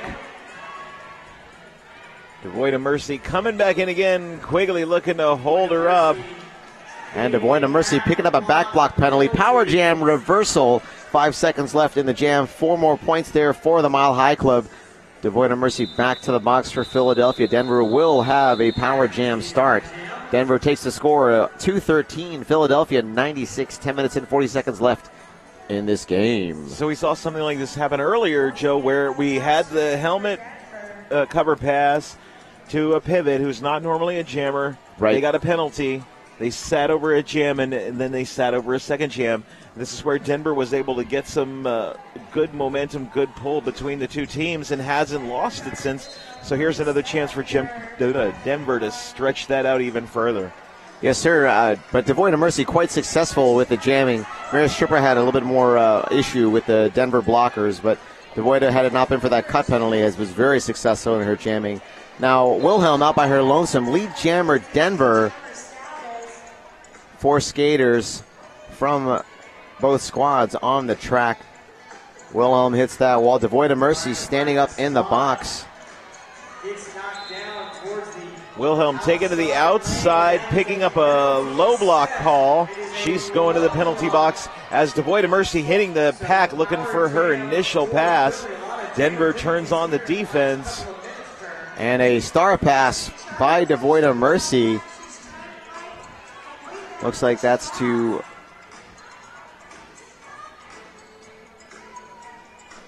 number 152, Herman Monster, the pivot. Smart play by Philly, putting one of your primary jammers in as your pivot. Out of play, and DeGallo has to let her go. We're going to go to full 2 minutes with 50 seconds left in this jam. Wilhelm up from the box as Herman Monster coming back in for a scoring pass. Gets hung up there by the blockers from the Mile High Club. Good work there from Herman Monster. Through on the outside. 5 points on the board for Philadelphia. And whistles blow as we have a penalty assessed to a Philadelphia blocker. Wilhelm through, making a move on the outside. Runs into Devoid of Mercy and picks up a high block penalty. Devoid of Mercy to the box. 5 points on the board for Wilhelm. Herman Monster now stuck behind Lester at the back of the pack. Wilhelm looking for some daylight on the outside. Doesn't find some offense on the inside by Salvador. And now dealing with Teflon Donna and Legend of the Hit and Trample. Wilhelm all the way through for 5 points. Jam comes to an end. 3 more points on the board for Philly as the jam comes to an end. That's going to take us to 2:23-104. 8 minutes remaining on the clock.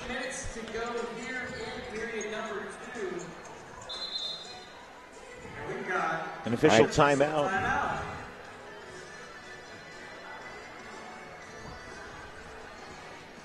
Looks like just double checking the penalty board. Making sure everybody served the time they got to serve in prison.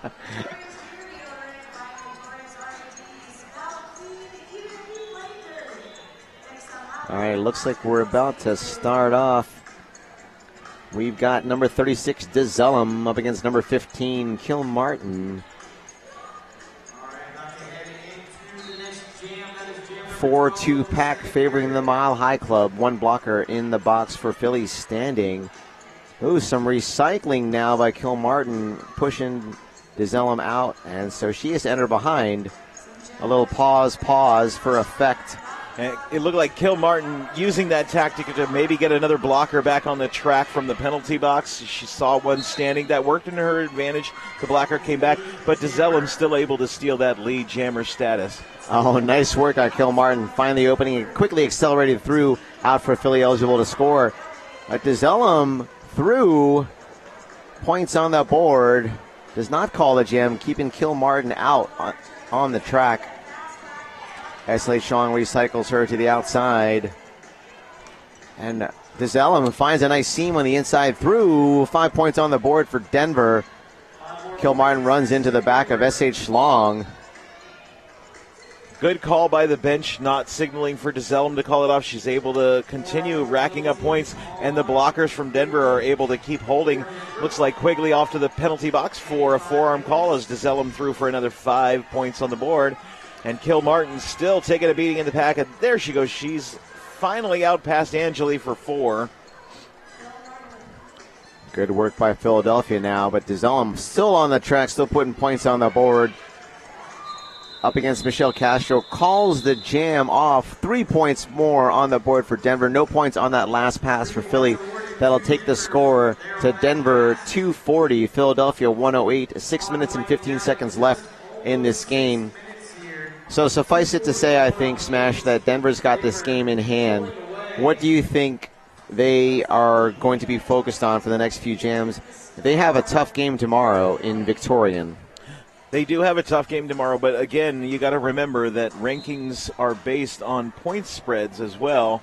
So Denver's not going to be wanting to give up any more points to Philly, and they're still going to be looking to put points on the board. And I think conversely, Philly, they're looking at a tough Bay Area opponent who fell to Victorian today. They will play them tomorrow at 3:30 p.m. here after the Victoria versus Denver game. So Lorch is out. Seitz is out. Seitz puts points on the board for Philadelphia. Lorch runs into the back of number 99. Russian Bayou has to recycle in back behind as Seitz putting points on the board for Philly. Just 3 blockers out there for Philly, doing a great job of holding Lorch back. Salvador knocking V Diva off the track, recycling her as far back as possible. Number 33, Legend of the Hit and Trample, is gone to the penalty box for multiplayer. That puts Philly down a blocker on the track. Lorch also just recycled. Neither jammer getting a whole lot of headway as they get toward the front of the pack. They get taken out. Looks like Denver may be going for a points for point strategy here to wear down the opponent. Quigley now to the box for Denver. Lorch now looking for some offense from Salvador. Oh, and Salvador takes down V Diva.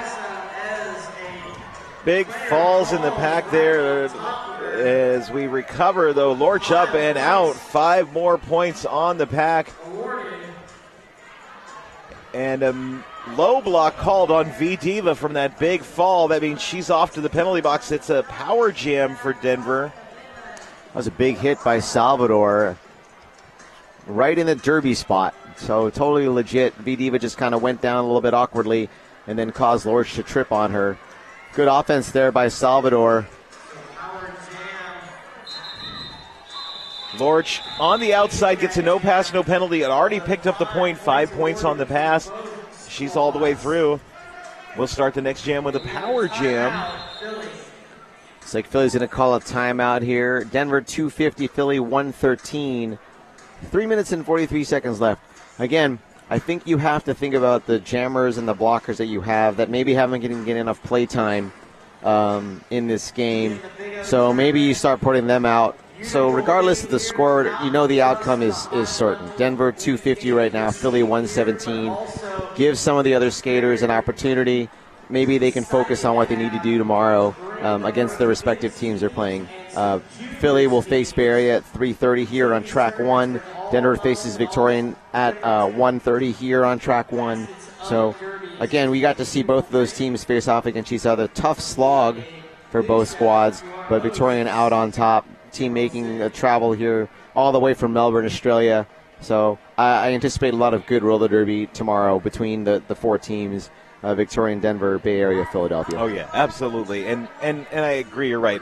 Make some changes up. Take a look and see. Maybe you'll find another superstar hidden on the bench somewhere. And give a rest to those who you depend on a lot so that they can conserve for tomorrow's very challenging games that are going to be coming up. Yeah, but agreed, the way that the points and the rankings are determined, point spreads do make a difference. So Philadelphia wanting to make up some ground here, Denver wanting to stretch it out as much as they can. So we'll see what sort of strategy they go with. Looks like they've got Garten out there, again, a up-and-coming Mile High Club skater who mostly skates on the Denver B team, getting double repped here today with the Mile High Club. Sharpless now jamming out there by her lonesome. 3 to beat up front. Nice work there by Philadelphia. And Sharpless finds her way clear before Clam Jammer is released. So lead jammer goes to Denver, and Clam Jammer just now coming in and getting stuck in the MHC wall as Sharpless back around for a scoring pass. Nice recycling by S.H. Lama. Clam Jammer too agile on the outside. Makes a move and is out. Sharpless stuck in the pack. Calls off the jam. Holds Philly to 0, picks up 3 points for herself, so it increases that lead that Denver's got by just a few points. All right, Denver 253, Philly 117, 2 minutes and 40 seconds left. Jamming for Philadelphia, number 15, Kill Martin, up against number 4 for Denver, Busick.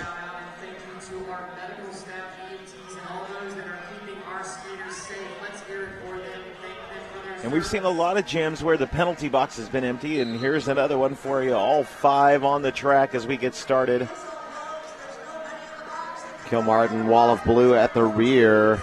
Busick, wall of white at the front. But Angeli trying to mix things up, playing a little offense there on Tarantula. And Busick finds the outside through lead jammer, Denver. Kilmartin still fighting at the back there, not finding a whole lot of purchase pass. It's going to toss the helmet cover to number 9, Deb Seriously. But Denver is just ready for that to happen and is trapping Deb just as hard. Yeah, good work there by Philadelphia to pass that star. As Deb Seriously takes the helmet cover and is now eligible to score. As Busick calls the jam. 1 point there for Busick on that second pass as we come to a score of Denver 254, Philadelphia 117, 1 minute and 23 seconds left in this game. So from what I'm seeing, it looks like Denver not looking to put a whole lot of points on the board. They're looking to make sure that they don't give up anything, though. Yes. So Busick was taking her time there in that last one. She wasn't terribly concerned about getting all 4 points. She just wanted to make sure that she stayed clean and didn't take any penalties as she went through that pack. That is correct. And Wilhelm jamming now for Denver up against Herman Monster for Philadelphia. Herman Monster now facing off up at the Denver wall at the front. Wilhelm facing off a very nice centipede of Philly blockers at the rear of the pack. Teflon Donna anchoring at the front. And through, but not lead, Herman Monster. Looks like a no pass, no penalty. And Wilhelm could possibly pick up lead here, and she does. Choosing not to call off the jam. Looks like the signal was given up the front by Scott Free to continue going. Dalgallo headed in the box for Denver. 4 points on the board there for Herman Monster. And Wilhelm back in for a scoring pass of her own. Nice little hop around the outside line there. She's going to put up 4 points for Denver. Time ticking down. I think that we're just looking at let's get the time off the clock. Yeah, Wilhelm stopped at the back of the pack at turn 4. Herman Monster looking for some more room. Recycled by Barrett, and Wilhelm waits for the period clock to end, calls the jam. That'll take the unofficial score. Denver 258, Philadelphia 124, doubling up. Just a little bit more doubling up on Philadelphia today. Smash, what you got for me, assessment-wise? These two teams, we have a big tournament. You know, we had a tournament, the Spudtown Throwdown, happened a few weekends ago. We have the big, we've got other tournaments, ECDX coming up. What are these teams focusing on here at the beginning of the season? Denver's roster changed a bit over the years, so they're finding how these walls are working together. You see some changing up happening here and there. You see some different strategies coming out of the Mile High Club. A little more while doing some really heavy blocking. Not something you're typically seeing from Denver in previous seasons. So a little bit of change up there. Same thing, Philly changing up their roster a bit. You're seeing some people who weren't jamming as much coming back into jamming, and some really good tight walls from Philly as well. Yeah, and you're seeing the evolution of walls into a more triangle or diamond-shaped formations. Seeing a lot of strong anchoring and backwards skating.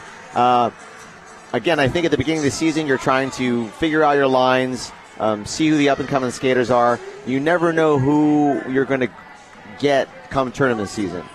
Injuries happen, transfers happen, life happens. Yeah. So the score today, not necessarily indicative of what will happen in the future come tournament season, but I think this is a good indicator, and also given the history between Philadelphia and Denver, Denver showing their dominance over Philadelphia once more.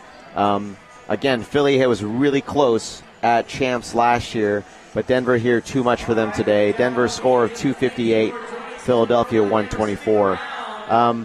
Yeah, that was a great game. I think both teams showed their mettle, and Philly's got a bunch to work on. Obviously, Denver has a bunch to work on, but big game of the season. Let's get the jitters out and move forward. All right, thank you for tuning in to WFTDA.tv. Stay tuned on this very track. Puget Sound versus Bridgetown. High-level MRDA play. Thank you for tuning in. I am Joe Mama. I'm Bangers Sash. You guys have yourselves a fantastic Saturday. My name is Lacey Knight, and I skate with the Angel City Derby Girls. I've been evolving more and more into just having things that I know are going to be reliable, that they're going to last, and that they're going to do exactly what I want them to do. When you've reached a certain place in your derby career, it becomes less about how much you're spending on the equipment as it is about what it's going to do for you. I need to be able to have it conform to my foot so that it's just an extension of who I am as opposed to this thing that is now on my foot. The Ride L boot that I have now has been able to successfully do everything I need it to do. This year has even gotten better for me, and my skating is the best it's ever been, and it's the best boot that I've ever had.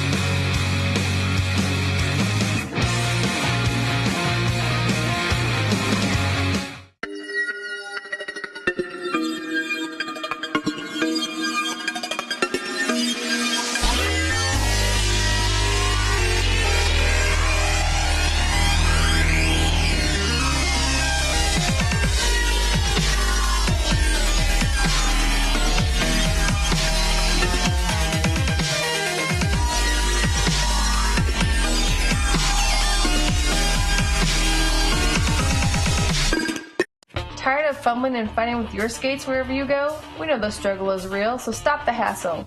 You pay top dollar for your skates, so stop stuffing them away with your sweaty, smelly gear and show off your prized possession with a Bruce Skate Noose, the original over-the-shoulder roller skate holder. We've been making nooses since 2011. We use the best quality supplies to ensure the best product on the market. With over 50 colors and patterns to choose from, there is certainly a noose to fit your personality and style. Find us online at bruisedsn.com.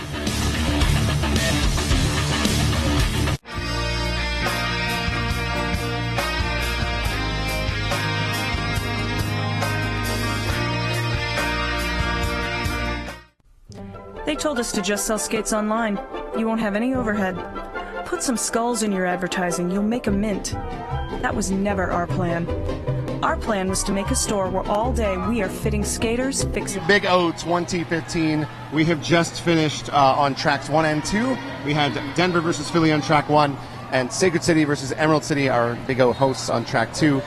Two pretty good games. That's right. Denver has continued their streak this weekend. They've defeated Philly 258-121, following up a great win over Texas yesterday. True. And I will say it again. I was wrong. I'm happy to admit when I'm wrong. And over here on track 2, we had ECRG versus Sacred City. ECRG losing that game 168-211. But that was a great game. I was watching a lot of this game right over here on track 2, and it was really fun watching Emerald City take on Forecloser and Sacred City.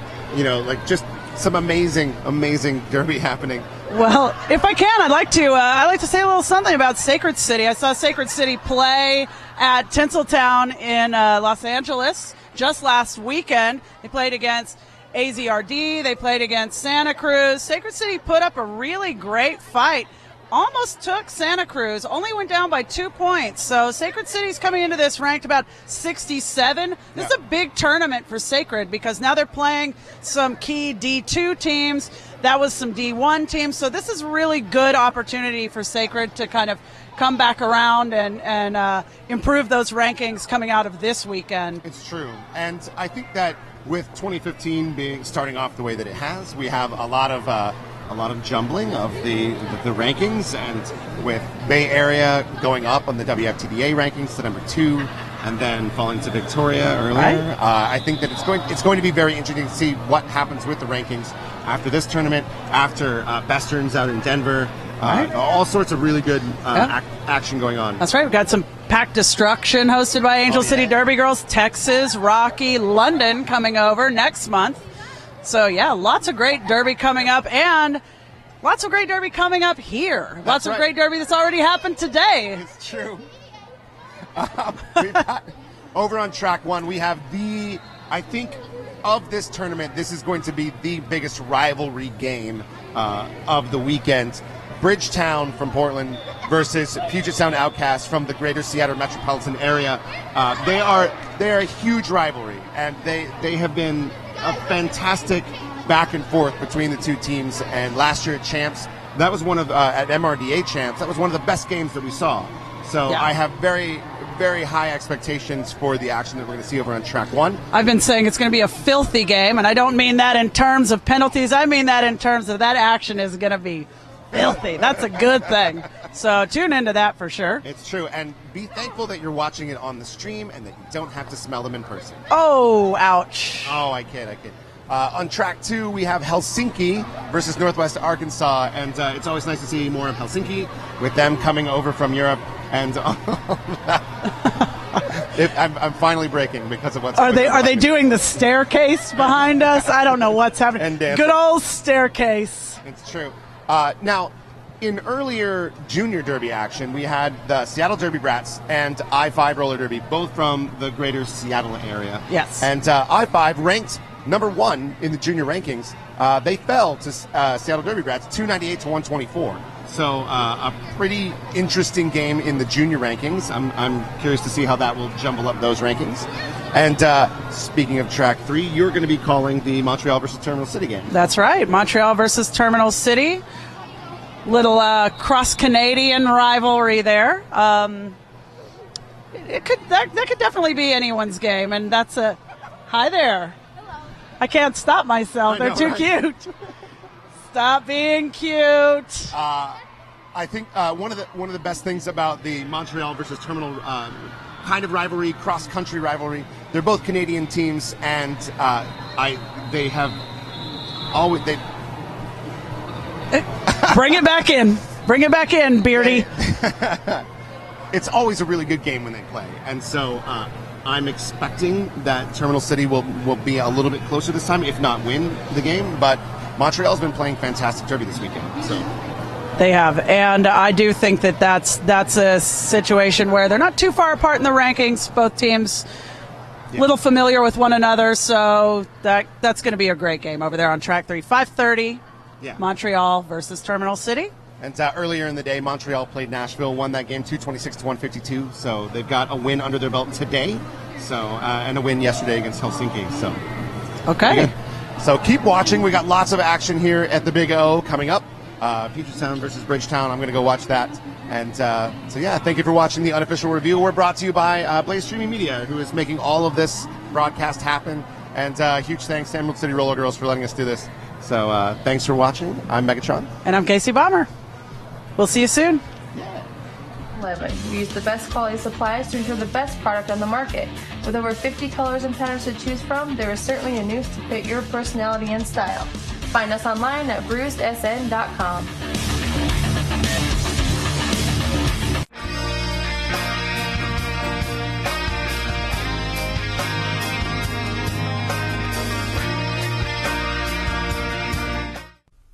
They told us to just sell skates online. You won't have any overhead. Put some skulls in your advertising. You'll make a mint. That was never our plan.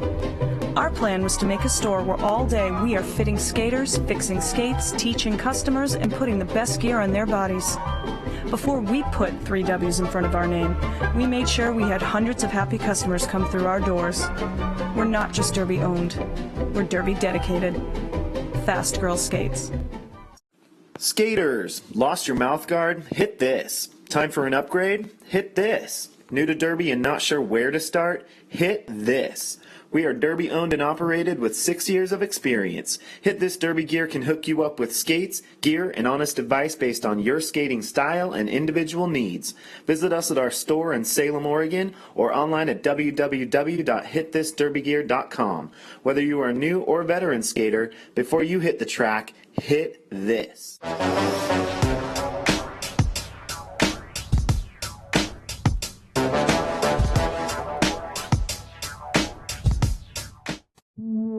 Hi, I'm Trista Dish, and this is Ivana S. Spankin, and we're here to tell you about Sin City Skates. Sin City Skates began in our Las Vegas living room in 2005, the first shop ever dedicated to roller derby, and has since grown into this 2,000 square foot mecca in San Diego, where we stock everything for our sport.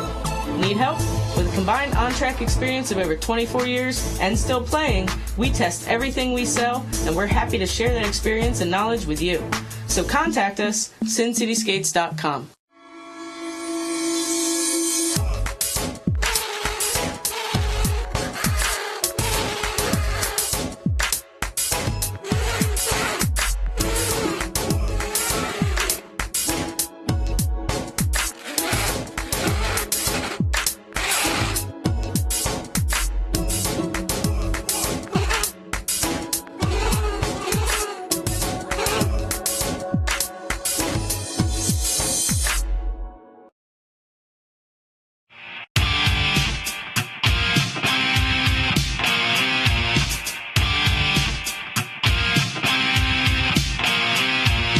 My uniform is always in pristine condition because I care about this thing more than I care about any other article of clothing in my wardrobe. Everybody's just like pumped and ready to go, and it's this culmination of, months worth of hard work. This is your opportunity to go out and leave it all on the track and to try to reach that potential that you are working towards at every single practice. My name is Rachel Rotten. I skate for the Angel City Derby Girls, and S1 is part of my uniform.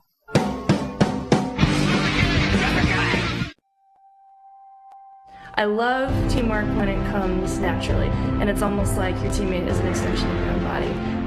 That anticipation, you've worked cerebrally through strategy and skills, and suddenly you're out there in a game and it all comes naturally because you know each other. I love that.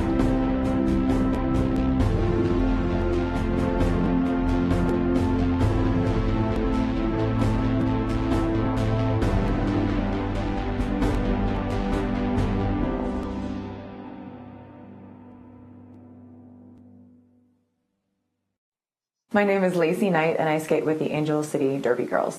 I've been evolving more and more into just having things that I know are going to be reliable, that they're going to last, and that they're going to do exactly what I want them to do. When you've reached a certain place in your derby career, it becomes less about how much you're spending on the equipment as it is about what it's going to do for you. I need to be able to have it conform to my foot so that it's just an extension of who I am as opposed to this thing that is now on my foot. The Rydell boot that I have now has been able to successfully do everything I need it to do. This year has even gotten better for me, and my skating is the best it's ever been, and it's the best boot that I've ever had.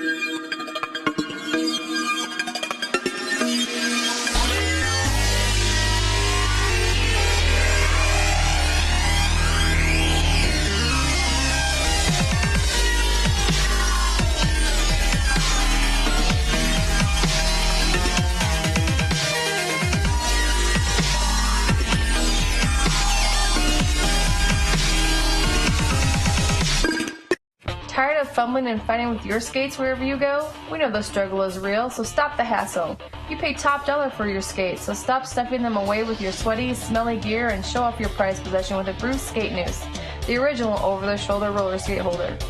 We've been making nooses since 2011. We use the best quality supplies to ensure the best product on the market.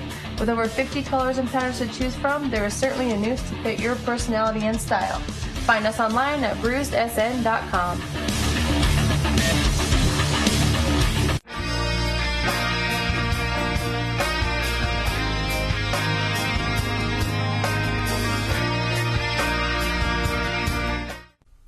They told us to just sell skates online. You won't have any overhead. Put some skulls in your advertising. You'll make a mint. That was never our plan. Our plan was to make a store where all day we are fitting skaters, fixing skates, teaching customers, and putting the best gear on their bodies. Before we put 3 W's in front of our name, we made sure we had hundreds of happy customers come through our doors. We're not just Derby owned. We're Derby dedicated. Fast Girl Skates. Skaters, lost your mouth guard? Hit this. Time for an upgrade? Hit this. New to Derby and not sure where to start? Hit this. We are Derby owned and operated with 6 years of experience. Hit This Derby Gear can hook you up with skates, gear, and honest advice based on your skating style and individual needs. Visit us at our store in Salem, Oregon, or online at www.hitthisderbygear.com. Whether you are a new or veteran skater, before you hit the track, hit this.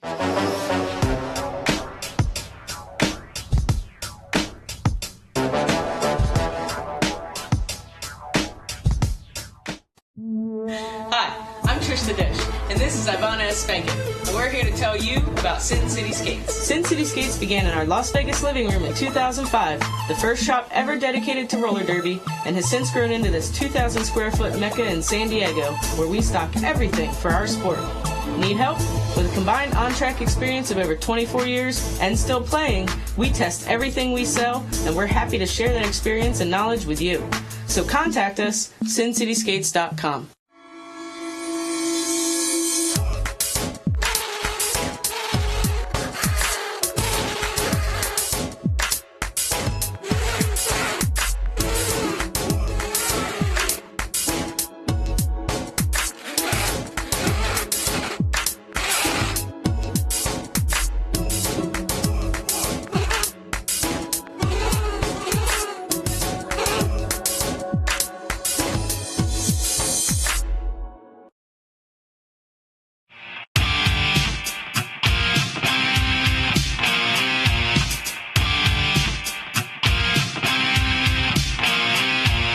My uniform is always in pristine condition because I care about this thing more than I care about any other article of clothing in my wardrobe. Everybody's just like pumped and ready to go, and it's this culmination of, months worth of hard work.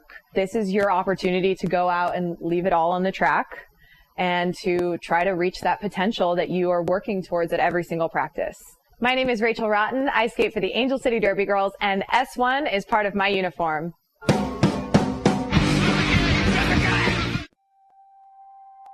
I love teamwork when it comes naturally, and it's almost like your teammate is an extension of your own body. That anticipation, where you've worked cerebrally through strategy and skills, and suddenly you're out there in a game and it all comes naturally because you know each other. I love that.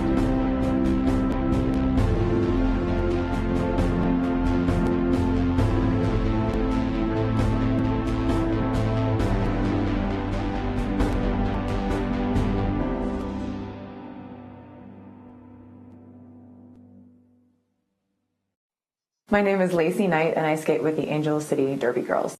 I've been evolving more and more into just having things that I know are going to be reliable, that they're going to last, and that they're going to do exactly what I want them to do. When you've reached a certain place in your derby career, it becomes less about how much you're spending on the equipment as it is about what it's going to do for you. I need to be able to have it conform to my foot so that it's just an extension of who I am as opposed to this thing that is now on my foot. The Rydell boot that I have now has been able to successfully do everything I need it to do. This year has even gotten better for me, and my skating is the best it's ever been, and it's the best boot that I've ever had.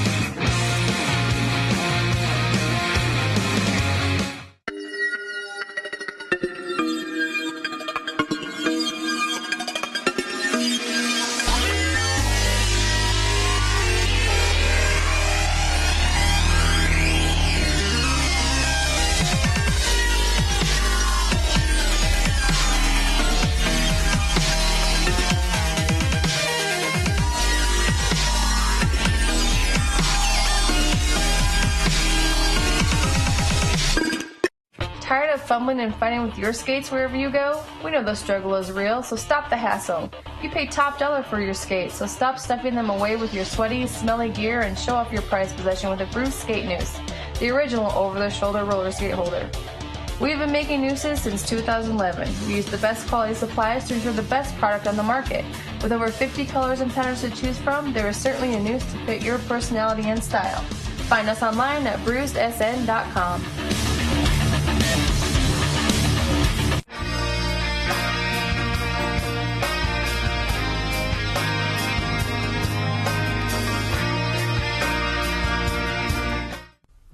They told us to just sell skates online. You won't have any overhead. Put some skulls in your advertising. You'll make a mint. That was never our plan. Our plan was to make a store where all day we are fitting skaters, fixing skates, teaching customers, and putting the best gear on their bodies. Before we put 3 W's in front of our name, we made sure we had hundreds of happy customers come through our doors. We're not just Derby owned. We're Derby dedicated. Fast Girl Skates. Skaters, lost your mouth guard? Hit this. Time for an upgrade? Hit this. New to Derby and not sure where to start? Hit this. We are Derby owned and operated with 6 years of experience. Hit This Derby Gear can hook you up with skates, gear, and honest advice based on your skating style and individual needs. Visit us at our store in Salem, Oregon, or online at www.hitthisderbygear.com. Whether you are a new or veteran skater, before you hit the track, hit this.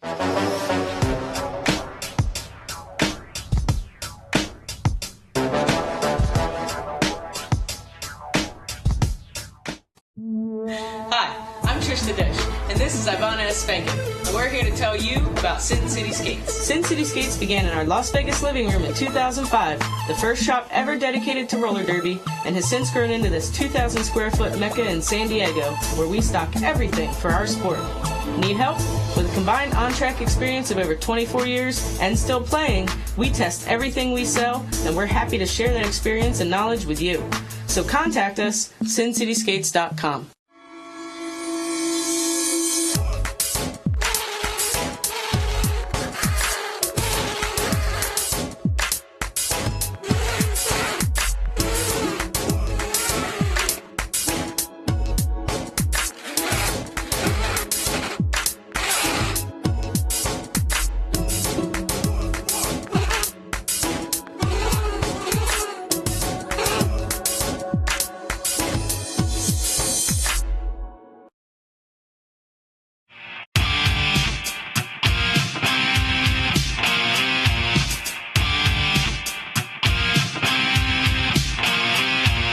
My uniform is always in pristine condition because I care about this thing more than I care about any other article of clothing in my wardrobe. Everybody's just like pumped and ready to go, and it's this culmination of, months worth of hard work. This is your opportunity to go out and leave it all on the track and to try to reach that potential that you are working towards at every single practice.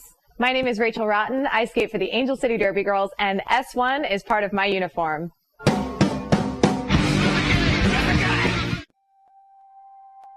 I love teamwork when it comes naturally, and it's almost like your teammate is an extension of your own body. That anticipation, you've worked cerebrally through strategy and skills, and suddenly you're out there in a game and it all comes naturally because you know each other. I love that.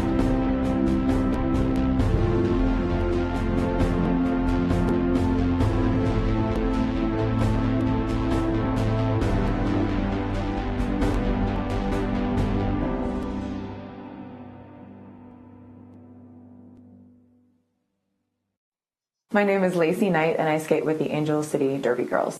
I've been evolving more and more into just having things that I know are going to be reliable, that they're going to last, and that they're going to do exactly what I want them to do. When you've reached a certain place in your derby career, it becomes less about how much you're spending on the equipment as it is about what it's going to do for you. I need to be able to have it conform to my foot so that it's just an extension of who I am as opposed to this thing that is now on my foot. The right L boot that I have now has been able to successfully do everything I need it to do. This year has even gotten better for me, and my skating is the best it's ever been, and it's the best boot that I've ever had.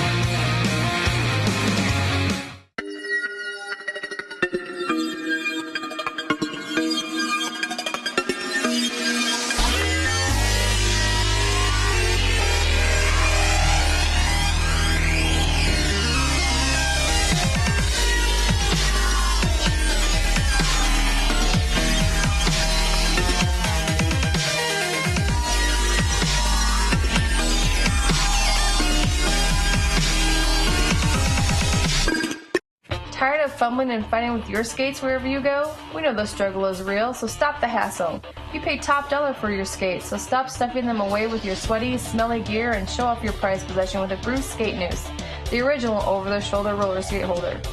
We've been making nooses since 2011. We use the best quality supplies to ensure the best product on the market. With over 50 colors and patterns to choose from, there is certainly a noose to fit your personality and style. Find us online at bruisedsn.com.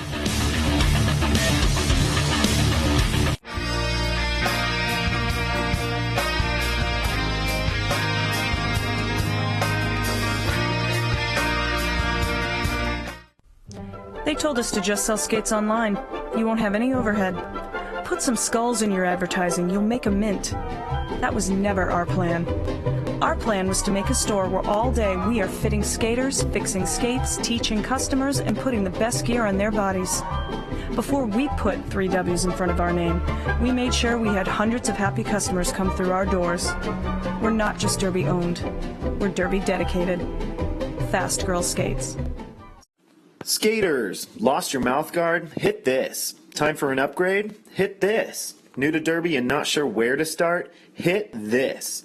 We are Derby owned and operated with 6 years of experience. Hit This Derby Gear can hook you up with skates, gear, and honest advice based on your skating style and individual needs. Visit us at our store in Salem, Oregon, or online at www.hitthisderbygear.com. Whether you are a new or veteran skater, before you hit the track, hit this.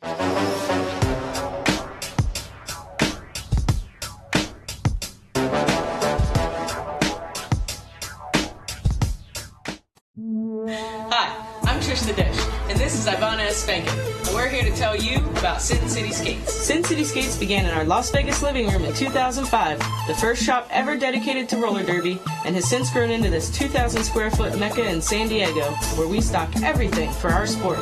Need help? With a combined on-track experience of over 24 years and still playing, we test everything we sell, and we're happy to share that experience and knowledge with you. So contact us, sincityskates.com.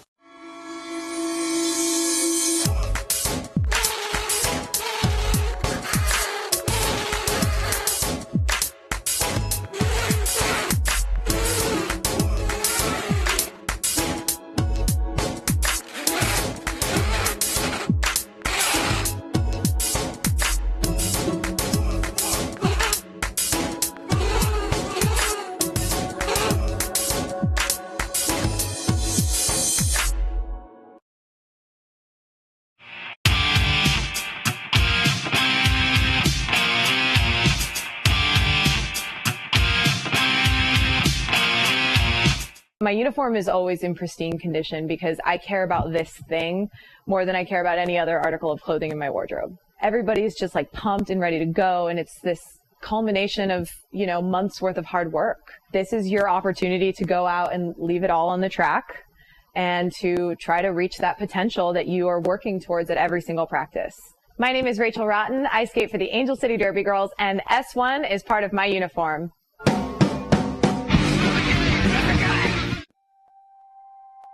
I love teamwork when it comes naturally, and it's almost like your teammate is an extension of your own body. That anticipation, where you've worked cerebrally through strategy and skills, and suddenly you're out there in a game and it all comes naturally because you know each other. I love that.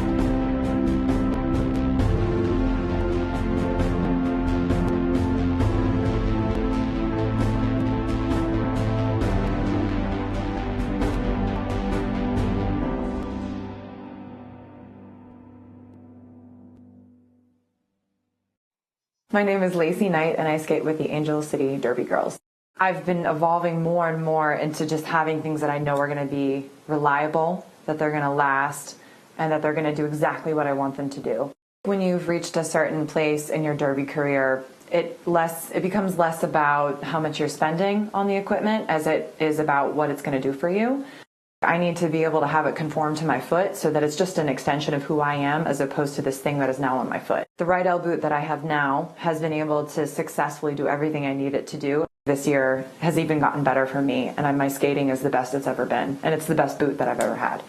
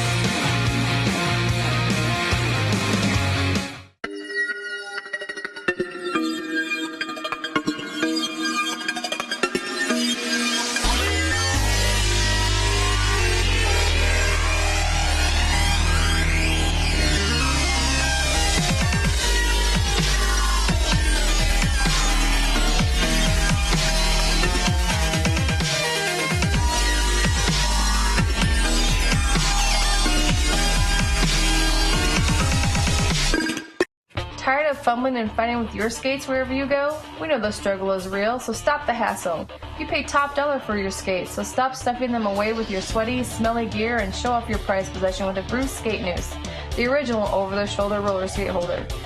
We've been making nooses since 2011. We use the best quality supplies to ensure the best product on the market. With over 50 colors and patterns to choose from, there is certainly a noose to fit your personality and style. Find us online at bruisedsn.com.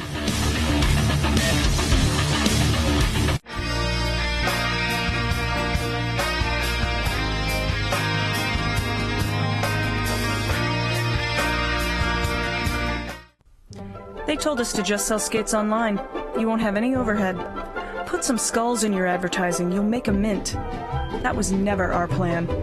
Our plan was to make a store where all day we are fitting skaters, fixing skates, teaching customers, and putting the best gear on their bodies. Before we put 3 W's in front of our name, we made sure we had hundreds of happy customers come through our doors. We're not just Derby owned. We're Derby dedicated. Fast Girl Skates. Skaters, lost your mouth guard? Hit this. Time for an upgrade? Hit this. New to Derby and not sure where to start? Hit this. We are Derby owned and operated with 6 years of experience. Hit This Derby Gear can hook you up with skates, gear, and honest advice based on your skating style and individual needs. Visit us at our store in Salem, Oregon, or online at www.hitthisderbygear.com. Whether you are a new or veteran skater, before you hit the track, hit this.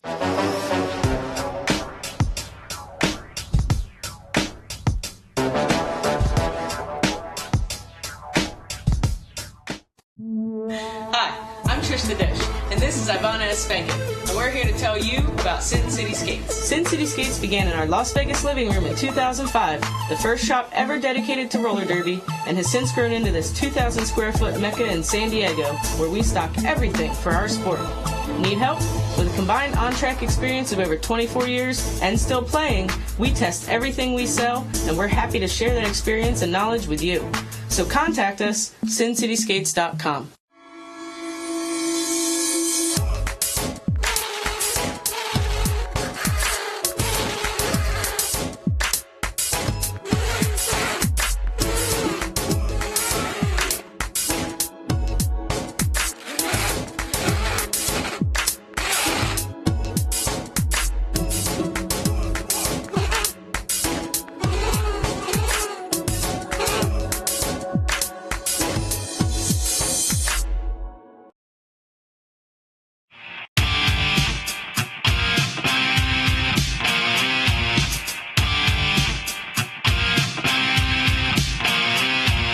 My uniform is always in pristine condition because I care about this thing more than I care about any other article of clothing in my wardrobe. Everybody's just like pumped and ready to go, and it's this culmination of, months worth of hard work.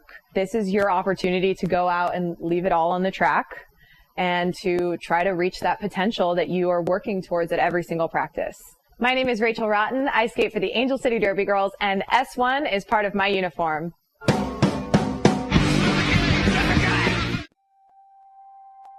I love teamwork when it comes naturally, and it's almost like your teammate is an extension of your own body. That anticipation, where you've worked cerebrally through strategy and skills, and suddenly you're out there in a game and it all comes naturally because you know each other. I love that.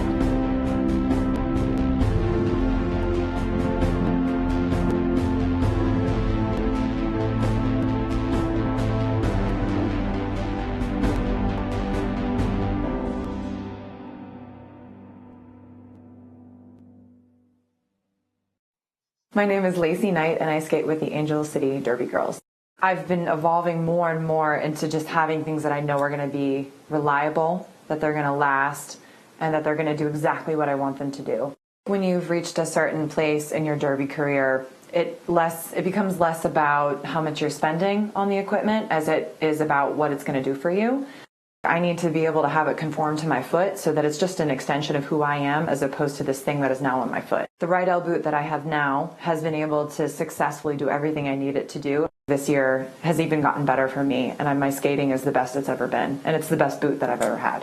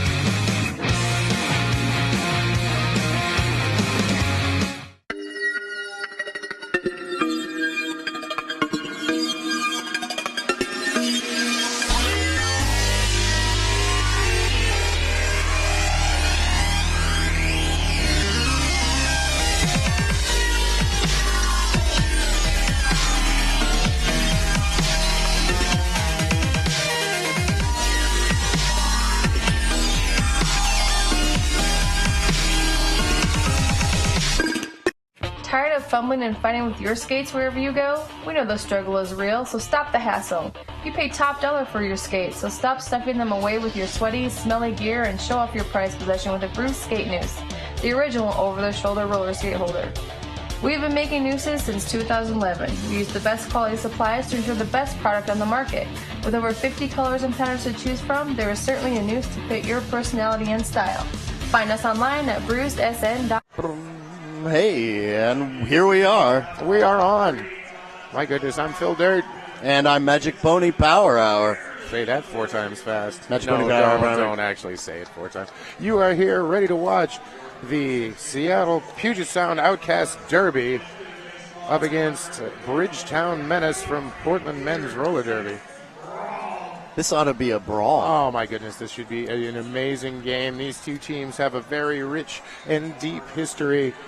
Shortly before men's champs, they played a game up at the Rat's Nest in Shoreline, Washington, with a 1-point difference coming down to the wire. A lot of respect and love between these two teams, but you wouldn't know that from watching them on the track. Yeah, I wouldn't call it that normally. By respect and love, I mean these two teams freaking hate each other. Yeah, I mean, there you go. Familiarity breeds contempt, right? So these two have bred some contempt over the years. Since they first played together actually at the Big O, I think 3 years ago. Yep. When the Outcasts, not to put too fine a point on it, kind of mopped the floor with them, but Bridgetown had just started. They had just gotten their program up and running. Since then, they have picked up some great additions over the years and have really come together. Seattle lost some key players recently. Holy Rollers have started their own men's league and taken a couple of people. Hey, and we're off already. And that's Shreddy Mercury off to the races with the first lead jammer of the day. And Quadzilla jamming for the Outcast, also out of the pack. Both teams throwing their heavy hitters at the first jam. Shreddy Mercury at the apex, taking a bit of a tumble, calling it off. Did manage to cover 4 points on that one. And I didn't see the point total yet for... I did. It was a fist. I don't know what that means. Fight the power. If it's Quadzilla, I don't know. I think it still means 0. 3 points. Oh, 3! All right, quickly, in the next break, we'll start running through who's actually playing out there. I know they jumped on us a little bit. Yeah, Scott Slamilton out there with the star upon ours, and we've got 2 Outcasts and 2 Bridgetown in the sin bin already. Scott Slamilton.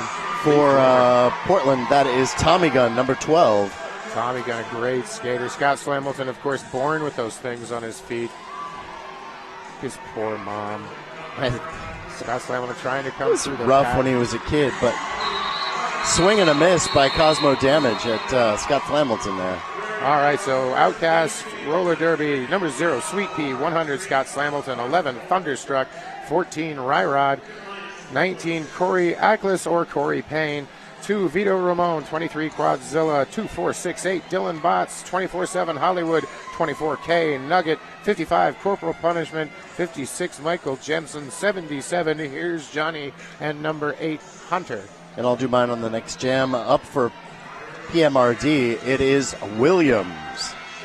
Now up against Corporal Punishment, who snucks to the inside around Cosmo Damage, picking up lead. Cosmo Damage back there mopping up things. That big hit on Dylan Botts as they both went out of bounds. Corporal Punishment sneaking up to the pack.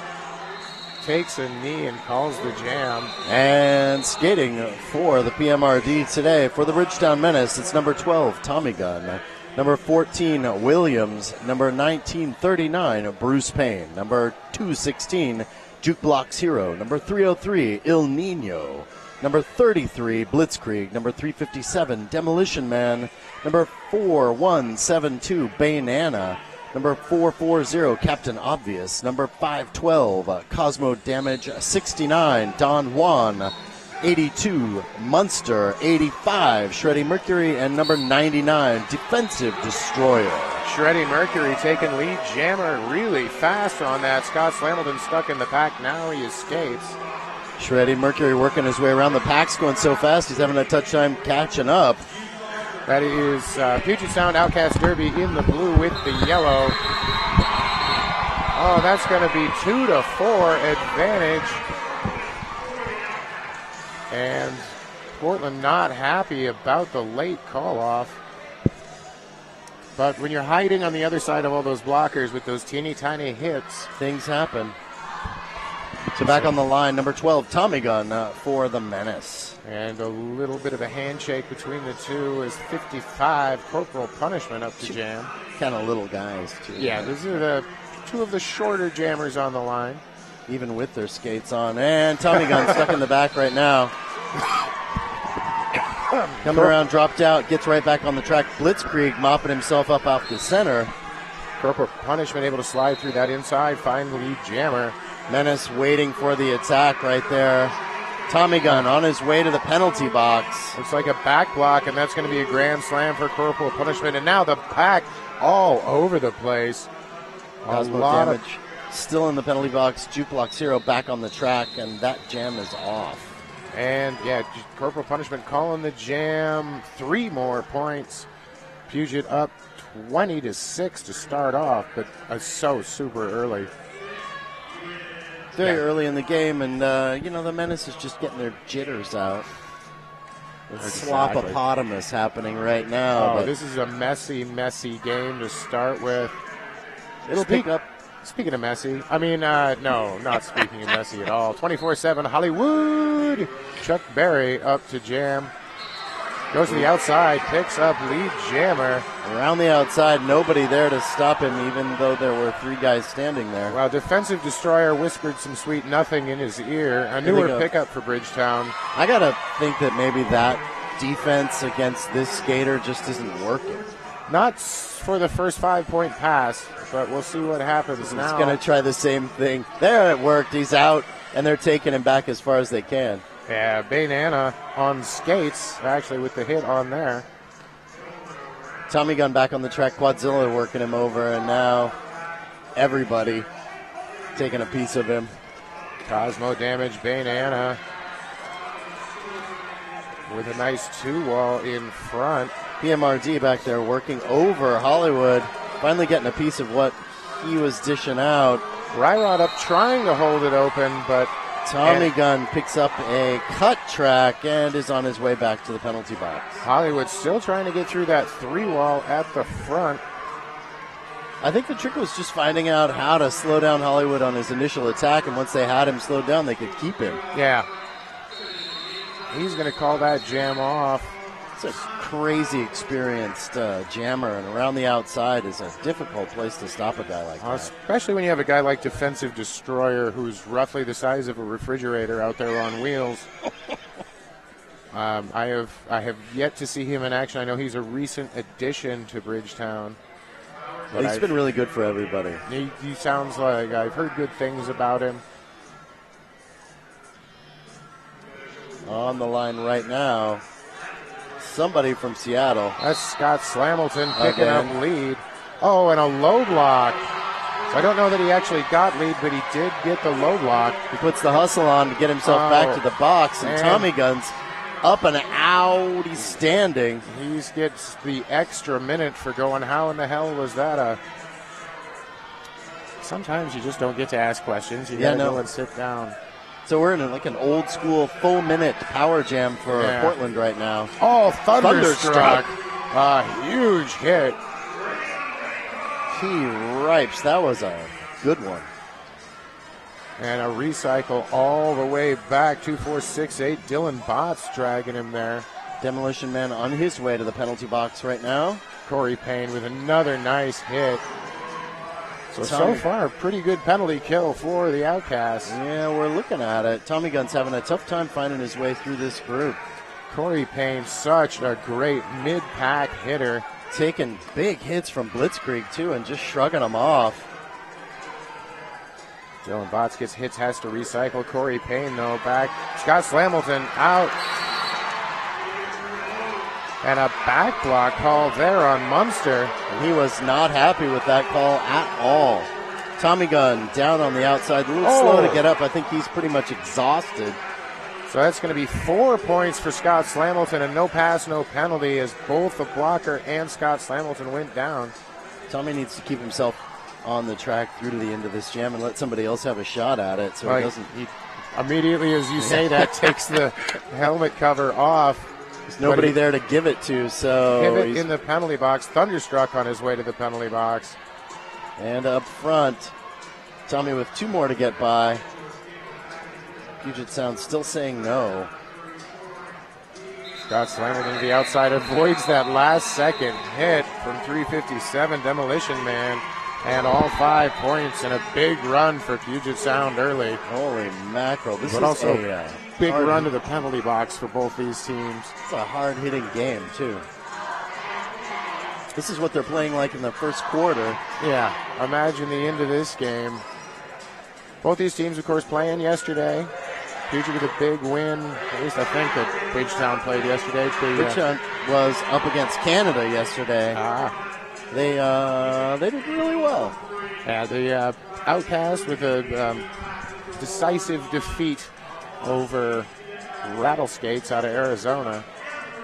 And we're already seeing refs lining up. I think decisive as a defeat is a pair of words that go. Oh, no, this is a Portland timeout, excuse me. So Portland going to take the timeout. Bridgetown going to talk about what's going on. They already find themselves down 44-6. So kind of calm everybody down. Think about a little bit of strategy and not just play so slopopotamus all over the place. Right now you can see Outcast out there laughing, grinning, having a good time, looking at their bench. They're all kind of smiling. That's the way they always play. This is the way they like to play roller derby. It's one of the founders of the MRDA. So now both referees out talking to umpire strikes back. We're Both into coaches. Official timeout time now. So ump talking to him, saying, everybody calm the heck down. Maybe just a good idea.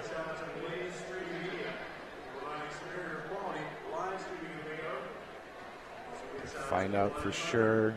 Just see an official timeout, so no review called, I don't believe. And we're back in it. Game on. Menace down to the penalty box. 2 blockers at the moment. Yeah, Thunderstruck looking on for Outcast. Corporal Punishment with the star upon Vars. A bit of a debate going on over there in the box. Munster looks pretty unhappy with his time that he's spending. What? A skater that thought they didn't do it? Shocking. I know. It never happens. Cosmo Damage and Captain Obvious on the track. Those guys trying to stay together, and Outcast just keeping them apart. And there goes Corporal Punishment picking up lead jammer again. I don't think he realizes, though, how close the opposing jammer Williams is to him. And Cosmo Damage and Captain Obvious finally managing to get back together. Way up at the front of the pack. That jam is off. Oh, and Portland does manage to pick up a point. Empty penalty box. Waited just a little bit too long on that one. Bruce Payne standing in the box.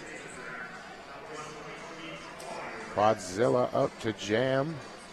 Portland putting out their big boys for this lineup. Demo, Defensive Destroyer, and Blitzkrieg. Out there against Michael Jensen, Corey Payne. A slightly smaller lineup for It's the like Outcasts. a set of Russian nesting dolls. But Quadzilla up front with Defensive Destroyer, dropped out, gets himself back in, goes for the inside, drop back to the in.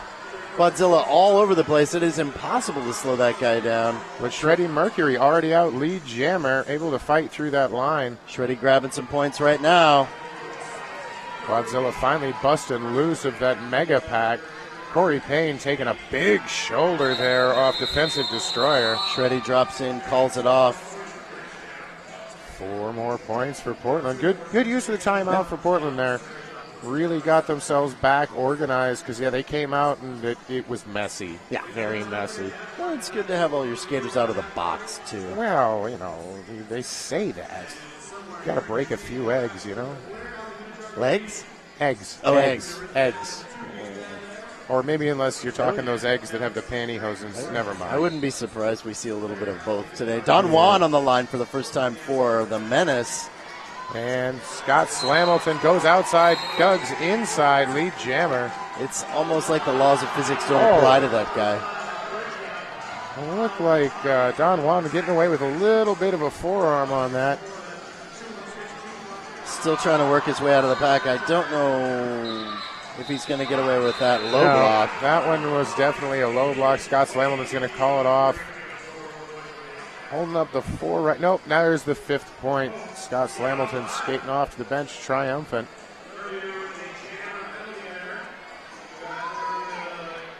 I was talking to Rob Lobster earlier about Portland's chances. Said they were really happy with some of the people they picked up, some great people. And one of the things we talked about was Don Juan, and is just an amazing skater, but may not be the best with the rules.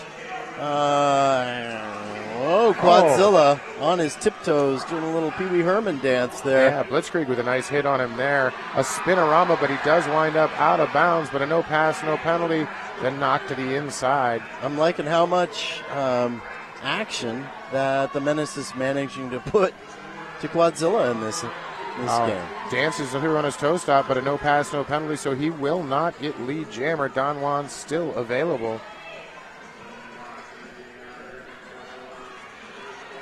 Don Juan back out of the box and into the action right now.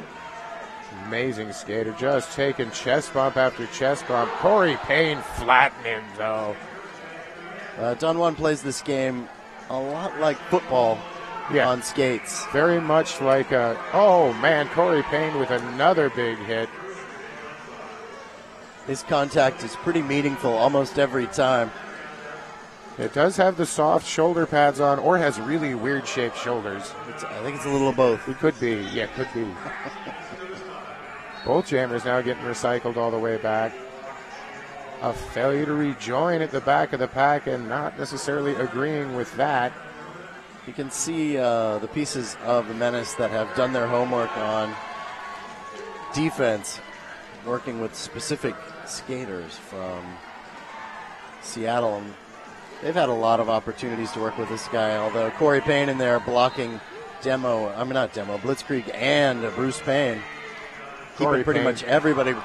Defensive destroyer blowing up Hendricks and not exactly putting the screws to him. Oh, big hit there by Blitzkrieg, and that's going to be a low block on Quadzilla. So only 2. Hollywood with a nice pick opens up that hole, and another 5 points. Huge jam for Quadzilla and Puget to 69 points to Portland's 11. Got any idea, Phil, how many years a guy like Hollywood's been playing this game? Let's see. I started it was a long time ago, and he's been involved longer.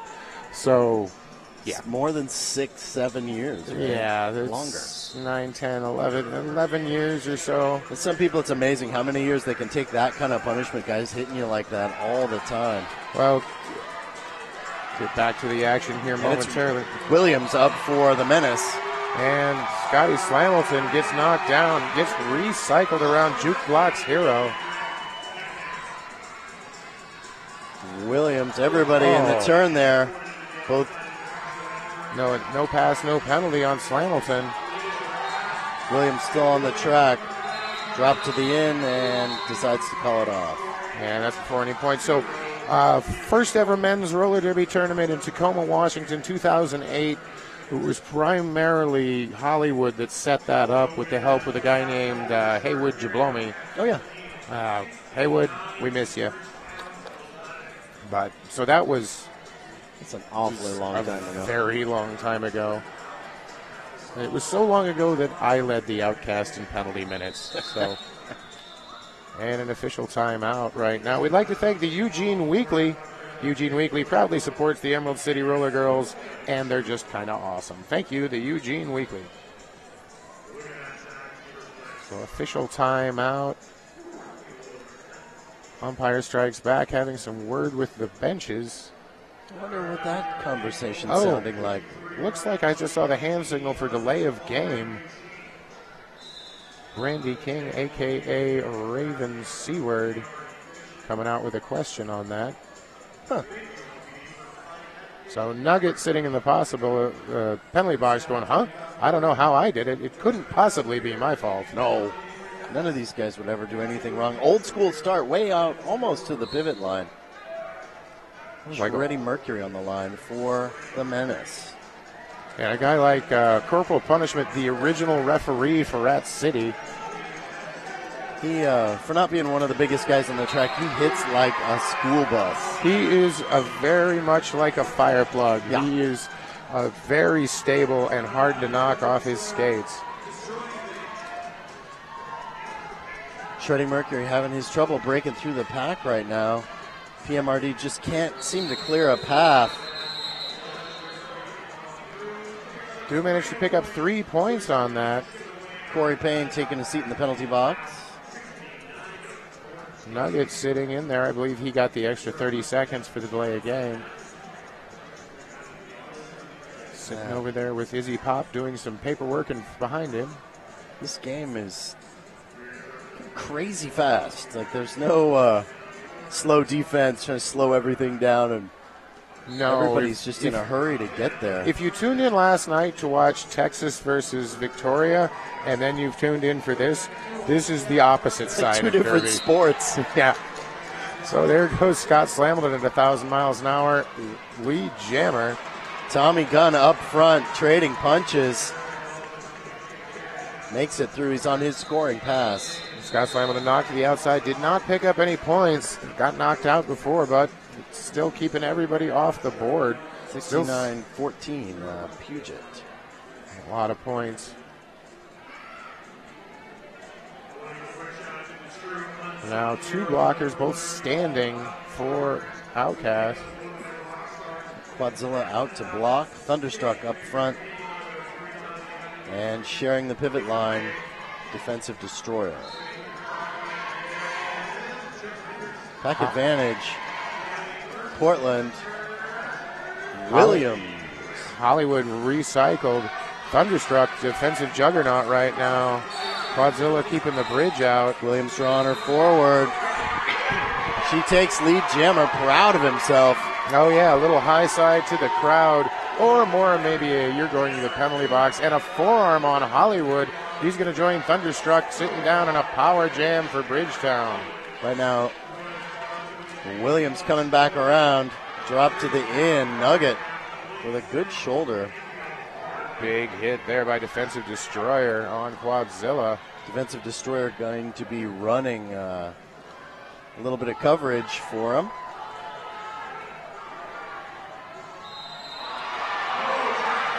Oh, and a cutting drawn by Nugget. So one jammer goes in, the other comes out. Hollywood's going to go the long way around. Defensive Destroyer gives him the stink eye as he skates by. Full complement of blockers on the track for once. Menace bunching up, ready for the attack. Quadzilla in backwards, sweeping everybody out. Good hit there by Demolition Man, but can't stop him. Hollywood now through, now on a scoring pass. Good defense, though. They killed the remaining time. Williams out of the penalty box and coming back to the pack. With that extra long trip that Hendricks took around the outside of the track. And Hollywood on the inside. Nobody there to stop him. Breaks through. Oh, just bounced off of Defensive Destroyer and took that line. Captain block. Obvious with the back block there.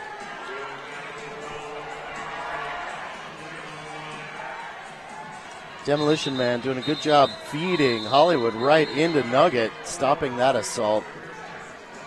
And 5 points. Only 1 on Hollywood on that last pass, so Portland definitely still hanging in there. Puget came out with a big tear, opened up that lead, still with a pretty good lead, 75-19, but they're not scoring at will like they were the first few jams, that's for sure. Yeah. 10 minutes left in this half.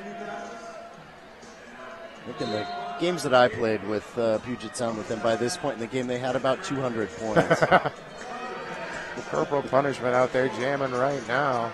And that's Shreddy Mercury up for the Menace, pushing everybody forward, giving it everything he has. Dylan Potts and Michael Jensen putting the blocks on. Ryrod there to help. Finally out of play, cleared. Free passage through the wasteland. Jukes, Cosmo, and Blitz in the backfield working over Corporal Punishment, trying to slow down him. Multiplayer block called on Blitz. No, Jukebox. 0. And that looks like a penalty on Dylan Potts. He's going to go off to the sin bin.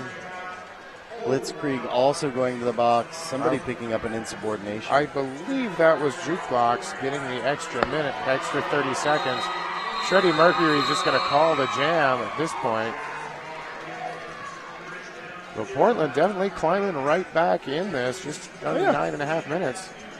27-75 now. Obviously a very emotional game for the Menace. Coach for the Menace coming in going, who's getting the extra penalty? Be interesting to look at the penalty board during halftime on this one. I'm going to go down and get a picture of that. Don Juan back on the track for Menace. Picking up I'd call that a low block. Yeah, I'd go with the low block on that one as Thunderstruck can fly. Well, he can kind of fly, but... and a cutting the track on... And he can cut. Scott Slamilton, so both jammers will go to the box. Don Juan's time will be much shortened. Had not stood up yet, so... Jukebox 0 and Blitzkrieg on the track with Demolition Man Don Juan. Don Juan, the Devastator. Tries to go outside, but Hollywood with a nice block there. Corporal Punishment, I don't know, he has so much power to knock down Blitz skating backwards, but... Very impressive skating maneuvers. Crazy. Scott Slamilton out of the sin bin. Now both jammers finished with their initial pass. I believe Scott Slamilton's done with his initial pass. We'll double check. Demo and Jukebox 0 follow-up. Don Juan on the line, dropped in. Right back up and at him. Could have actually kept going, but I don't believe he would have got 2 points. All right, so right now Portland wants the points. Don Juan never a guy to do things the easy way.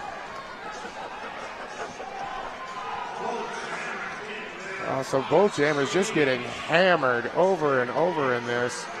And we're going all the way back. No pass, no penalty there. Scott Slamilton with the duck around, going to pick up all 4. He violates the laws of physics. That happens a lot with these guys. Don Juan on the way back to the back of the pack behind Hollywood right now. Scott Slamilton coming up to 4. Just getting engulfed. Blitzkrieg, defensive destroyer. Demolition Man working that guy over. 3 points, and here comes an official review. Looks like from Portland. What could it be? Let me think. So many things to choose from. I honestly have no idea. Quadzilla's out there. He is wearing. Speaking of guys who've been in the game for an awfully long time, Quadzilla. Once a star of Roller Jam. Started skating during the Johnson administration. I believe you are correct. That was Pope Johnson back in the 13th century. Left his walker back in the dressing room. That guy is absolutely magic on skates and somebody I can't help but admire for his skill and grace, and also a really nice guy. Yeah. No, you can't go wrong with Quadzilla, but yeah, he has been doing this for a very long time. The veteran, the seasoned player, Seasoned veteran. Quadzilla. I mean, veteran of World War II, but I can only make one more old joke about Quadzilla.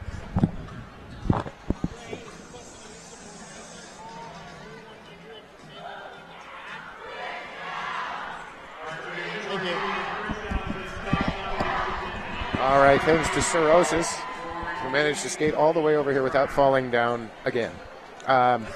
So they were requesting a review on Blue 100.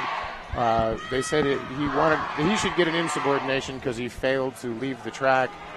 I believe the call on the floor stands, as he was only in the penalty box for a brief time and did not return to it. So we're going to go back to the action. Quadzilla out to jam for the Outcasts. And for your Portland Bridgetown Menace, Shreddy Mercury.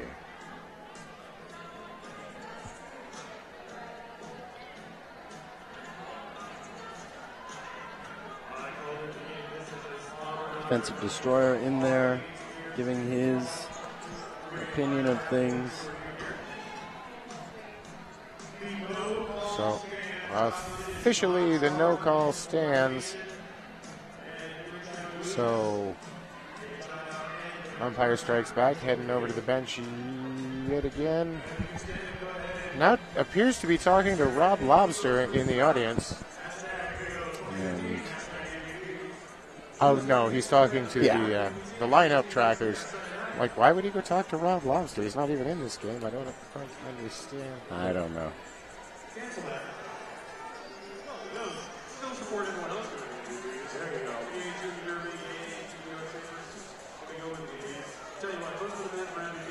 Oh, I see.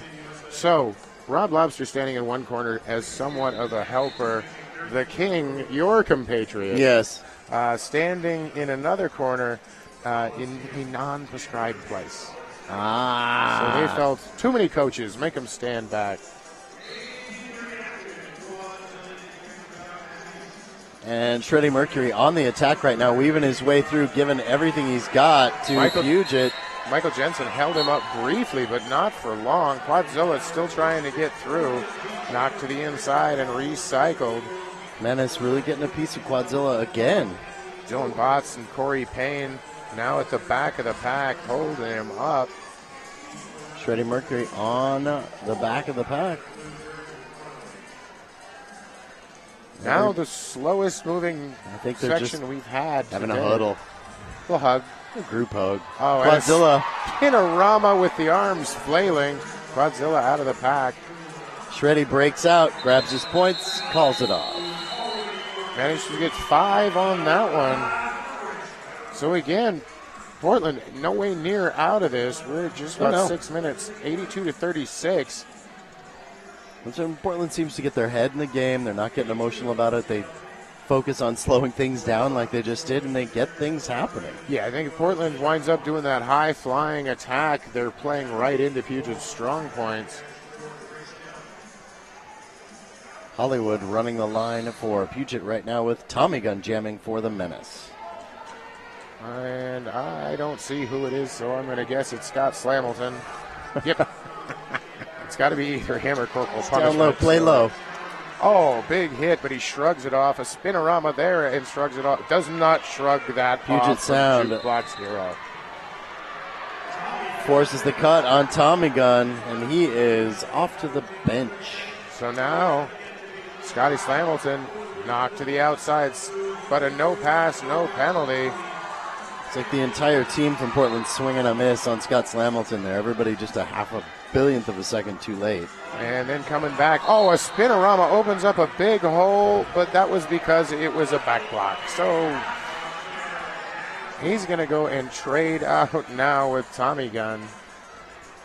One jammer goes in, the other comes out. How you like that, Blondie? Who gets the chainsaw? Ooh. No, that would be the Renegade. Oh, yeah. Different. Yes, no rules. Tommy Gun way up front. One more to get by. Grabs his points. Nope, that was his initial pass. I forgot. Just want to see that guy succeed. Tommy now going after some points. Weaves his way through. Picked up one so far. I hope. Oh, Scott Slamilton came in inside the engagement zone, is going to get the extra 30-second penalty. Tommy threw for all 5 on that pass. Fake, and Hollywood almost goes down from watching him. I don't know how he did that. Oh, Michael Jensen, I believe, trying to draw the back block, gets touched in the back and fall down like he got shot from the third row. Captain Obvious dishing out the blind side inside hit. And Tommy Gunn gets the Jukebox Hero getting the back block. But 5 points scored, even though Tommy Gunn's on his way to the sin bin. That's amazing stuff. And a timeout taken by the Outcasts, which is good because we commented earlier they were standing there smiling, now grimacing more on the. They're looking a little sweaty. Well, that too. They look like they smell horrible. Passing around that bottle of Geritol. Okay, that's my 3 old jokes. Okay, that Done. one's fair. So it was 2008, and half those people were still on the team. So, but they have brought in a lot of new talent in the last year. I don't recognize half the guys on the team there. I've had a number of good pickups over the last couple of years. Of course, Michael Jensen and Dylan Botts, outstanding skaters. The whole Botts family, of course, amazing derby players. Nugget is new to me. Yeah, Nugget is relatively new. Sweet Pea, here's Johnny, newer to the team, and up-and-coming young players. How do they keep coming up with new skaters who are all skating at such an incredibly high level? They raid other sports, I think. You know, like track and field, volleyball, water polo. Field hockey. Water polo. Camel racing. Now that's a game. So 82-46. Portland, though, still very much in this, coming back. Oh, speaking of things that are great, Blaze Stream Media. I love those guys. Just want to get that out there. Can't say that enough times. And I'm probably supposed to say it a lot more. Scott Slammelman out of the penalty box. Lead jammer. Multiplayer block called. I think they may have actually greased that guy before he went back onto the track because nobody could slow him down right there. There's 4 guys on him. Scott Slammelton, I don't know how. But Captain Captain Obvious. knocks him out of bounds, so that's only going to be 4 points. No points. Captain Obvious also stepping out of bounds. That's why I didn't get to drag him back. Right now, it's like Tommy Gunn picked up his helmet cover and his. Yeah, it looked like he was going for the handoff, but Captain Obvious is like, no, I don't want the target on my head. You keep it. You little guy, you keep it. So Puget now at 90. Scott Slammelton successful in that one. I'd like to thank Bruise Skate News. Find them on Facebook, Twitter, Instagram, and online at bruisedsn.com. Bruised Skate News, the over-the-shoulder roller skate holder. Love those things. And Williams back on the track right now for the Menace. Up against Corporal Punishment. Powering his way through the line. Williams now trying to find some more sunshine at the front end. Corporal Punishment fights his way through the center of that pack, picking up lead. Now both jammers on a scoring pass. Corporal Punishment coming up hot, shoves on the brakes so he doesn't pick it up any penalties. Williams on the inside manages to go through and pick up 1. That's the penalty box is empty. Oh, no one. I thought this was men's derby. How does he get 1 point? Oh, there's nobody in the penalty box. Okay. 93-47 right now. A minute and a half-ish left. Corey Payne guarding the star for the first time for the Outcast. And Shreddy Mercury on the line once again. I was going to say a nice slow start, but that only lasted for about 2 seconds. Yeah. Shreddy Mercury up front right now. Cosmo Damage with a second big hit on Corey Payne. Shreddy with 1 more to get by. Lead jammer. Just about a minute left in the period. Corey Payne out of the pack now. Looking for another chance for Shreddy to break through, grab some points. Oh, he gets taken down by Quadzilla. Yeah, that's what you could call that. That's a word for it. It's pretty clean. Corey Payne not scoring anything, just a goose egg. So we'll get at least one more jam in here. 93-49 right now. And about 400 penalties on the count, I believe. I feel like Menace is starting to get their feet under them, get a little more calm, and come at this game a little more focused. Don Juan on the line for Menace. Scott Slammelton out there for the Outcast. And lead jammer on the inside. I think he just waited until Munster fell down over the top of him. Don Juan having some trouble with Hollywood until Cosmo Damage stepped in to scrape him off. Low block called, though. Oh, and he does pick up the cut. He was trying and not now everybody fell down. Wow. No, just everybody from Portland. Oh no, Scott Slamilton was at the bottom of that pile, and it looks like he's getting an extra penalty and the skate of shame, as Don Juan's sitting in the penalty box already. So a full minute for Scott Slamilton when he finally sits down. And this is the run I'd say Don Juan's been looking for. Portland can really use this right now with the 1 minute left. So this whole minute will be power jam, well, unless something spectacular happens. Thunderstruck tries to stop him. Don Juan through. That's his initial pass. Hollywood coming in behind him. Trying to sneak up a little bit. Oh, great move, except Don for the part Juan. where he stepped inside. So he'll go to the penalty box. However, there is no other jammer in the penalty box. I think we probably need a review on how that happened. And here's the symbol for the official review for Portland. So Bridgetown is going to take the official review because you get one, so you might as well take it. Might as well use it if you're going to use it at some point. Yeah, but it just magically goes away. I just didn't notice that guy disappear. Yeah, so Scott Slamilton out of the game. I'm wondering if that was his 7th trip or... Could that be? It's only the first half. Oh yeah, back when I played, you still got 10 trips. Holy mackerel. I'm going to run down and take a picture of the whiteboard. All we right. can discuss. We will discuss more of this. We'll tell you what all happens with this review and such. And when we come back, right now we're going to let some bills get paid. That sounds good.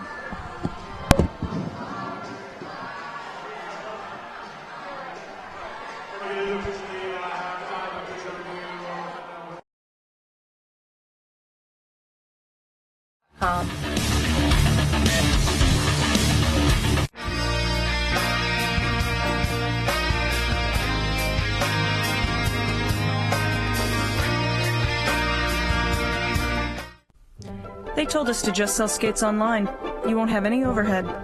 Put some skulls in your advertising. You'll make a mint. That was never our plan. Our plan was to make a store where all day we are fitting skaters, fixing skates, teaching customers, and putting the best gear on their bodies. Before we put 3 W's in front of our name, we made sure we had hundreds of happy customers come through our doors. We're not just Derby owned. We're Derby dedicated. Fast Girl Skates. Skaters, lost your mouth guard? Hit this. Time for an upgrade? Hit this. New to Derby and not sure where to start? Hit this.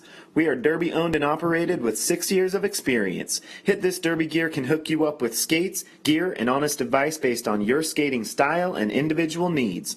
Visit us at our store in Salem, Oregon, or online at www.hitthisderbygear.com. Whether you are a new or veteran skater, before you hit the track, hit this.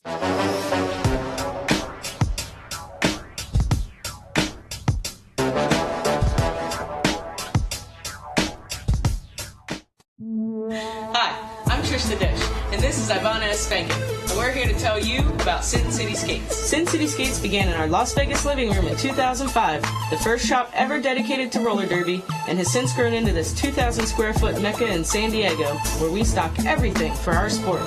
Need help? With a combined on-track experience of over 24 years and still playing, we test everything we sell, and we're happy to share that experience and knowledge with you. So contact us, sincityskates.com.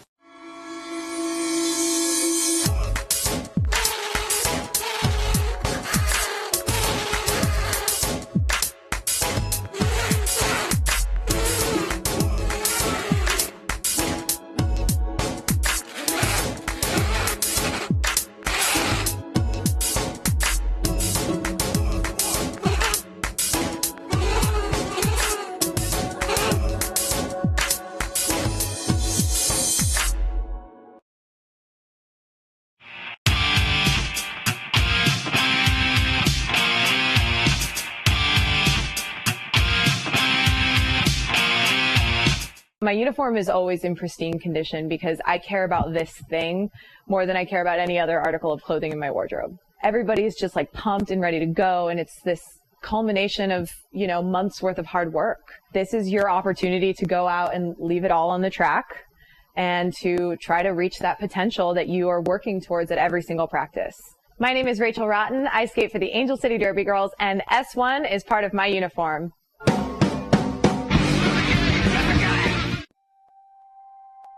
I love teamwork when it comes naturally, and it's almost like your teammate is an extension of your own body. That anticipation, where you've worked cerebrally through strategy and skills, and suddenly you're out there in a game and it all comes naturally because you know each other. I love that.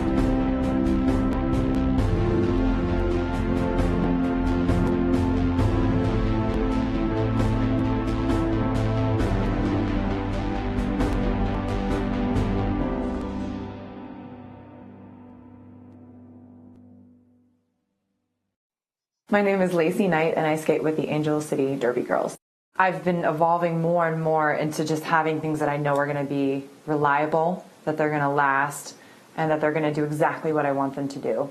When you've reached a certain place in your derby career, it becomes less about how much you're spending on the equipment as it is about what it's going to do for you.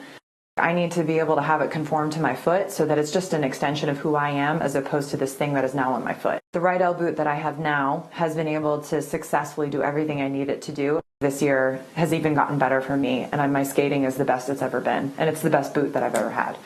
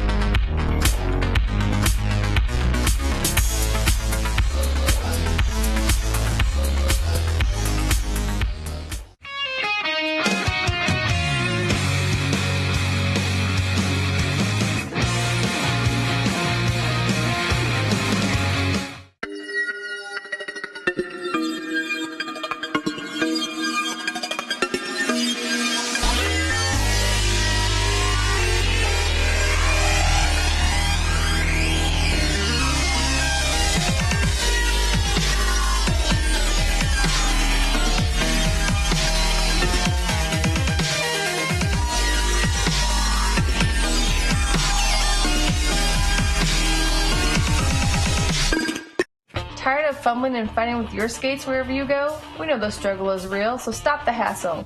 You pay top dollar for your skates, so stop stuffing them away with your sweaty, smelly gear and show off your prized possession with a Bruce Skate Noose, the original over-the-shoulder roller skate holder.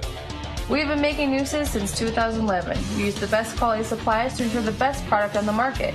With over 50 colors and patterns to choose from, there is certainly a noose to fit your personality and style.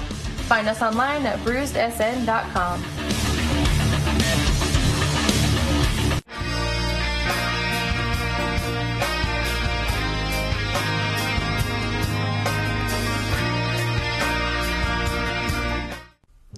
They told us to just sell skates online. You won't have any overhead.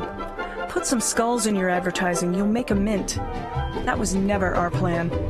Our plan was to make a store where all day we are fitting skaters, fixing skates, teaching customers, and putting the best gear on their bodies. Before we put 3 W's in front of our name, we made sure we had hundreds of happy customers come through our doors. We're not just Derby owned. We're Derby dedicated. Fast Girl Skates. Skaters, lost your mouth guard? Hit this. Time for an upgrade? Hit this. New to Derby and not sure where to start? Hit this. We are Derby owned and operated with 6 years of experience. Hit This Derby Gear can hook you up with skates, gear, and honest advice based on your skating style and individual needs. Visit us at our store in Salem, Oregon, or online at www.hitthisderbygear.com. Whether you are a new or veteran skater, before you hit the track, hit this.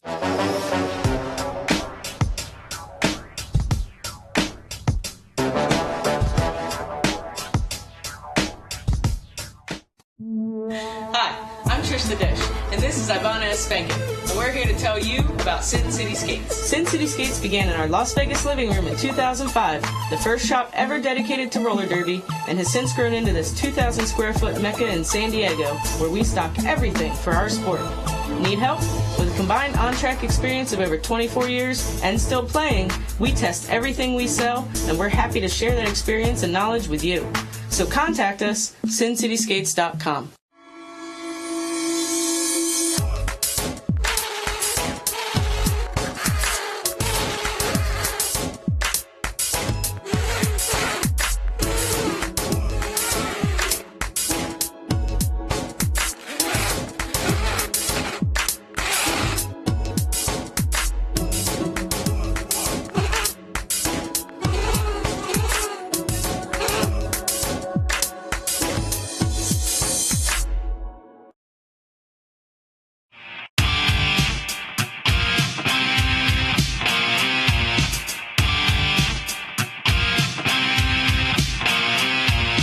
My uniform is always in pristine condition because I care about this thing more than I care about any other article of clothing in my wardrobe. Everybody's just like pumped and ready to go, and it's this culmination of, months worth of hard work. This is your opportunity to go out and leave it all on the track and to try to reach that potential that you are working towards at every single practice.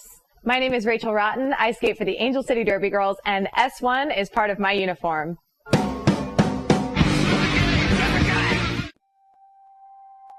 I love teamwork when it comes naturally, and it's almost like your teammate is an extension of your own body.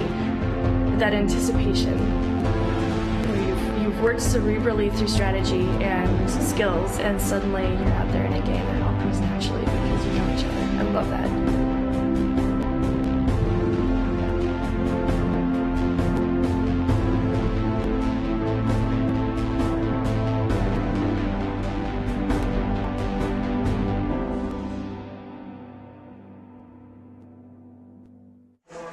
And we're back. Welcome to the Big O. Phil Dirt, Magic Pony here. Hi. And we're in the middle of Puget Sound versus Portland Bridgetown Menace. Oh, man. So most points for Puget right now was, this part's important, Scott Slamilton, who has fouled out. Holy mackerel, really?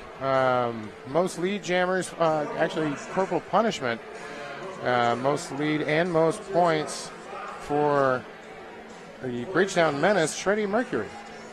I'm not surprised by that. Yeah. So that guy's pretty good.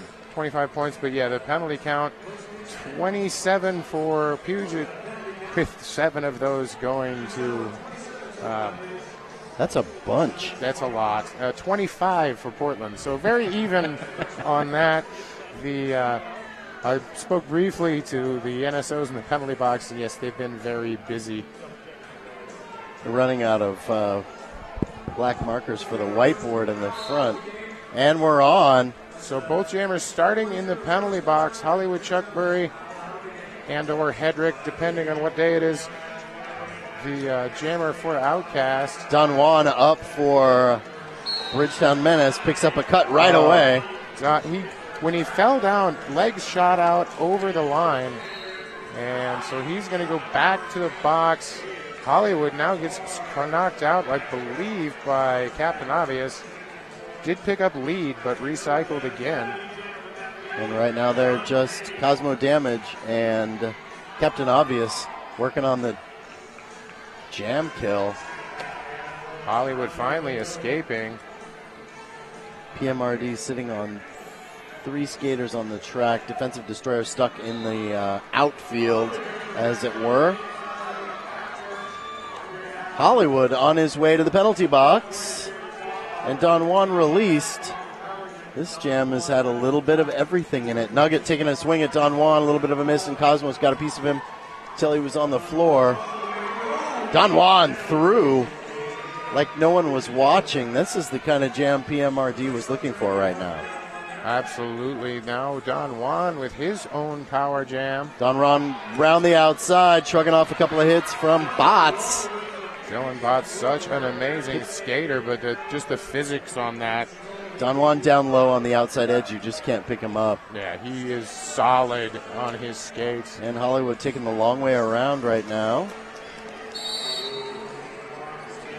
Back block called on Don Juan. That's going to put him at 6 penalties. No, that was on Captain Obvious. Oh. You just want to give extra I don't. penalties to Don Juan. I love Don. I just happen to know the number. Shoot. So now Hollywood finishing that lap that started on the power jam, so he picks up 5. And a cut was called at the very end of that jam. I'm not sure who it was on. We'll find out. Somebody's going to go sit down and feel much shame in the sin bin. It's like it was Nugget. Yeah, Nugget sitting down. I'm not sure he's feeling shame. No. Would like to thank Blood? Blood? Sorry, it's the Derby bout. Blaze Stream Media. Blaze Stream Media responsible for this very footage you're watching right now. Nothing better. Thank you, Blaze Stream Media, for always being awesome. Shreddy Mercury round the outside. Puget going after him. Drop to the out. Corporal Punishment fights his way through the center of the pack. Lead Jammer. And Shreddy dishing it out on his way through. That's going to be a low block there on Corey Payne. Corporal Punishment up against the line. Juke block 0, getting a piece of him. Oh, cutting, and Shreddy Mercury going to argue the call and pick up the second. You know what's never worked in the history of any sport? Oh, being a crybaby? Arguing with the referee that they changed their mind. Yeah, that. Especially when you see so many times. Already in this game. Yeah. I got... Incredulous Lobster is incredulous. Credibus. He is giving out something. Telling somebody something. Right now we've got Portland asking for a review, and I believe it's that they feel the person who caused the cut went out of bounds. Yeah. We will find out for sure, but that is what it looked like to me. So I want to go back and make sure that everybody understands I was wrong when I said that Don Juan had picked up 6 penalties, and he's still sitting on 5. Right. We don't need to give any of these players extra penalties. They're doing plenty good earning them on their own.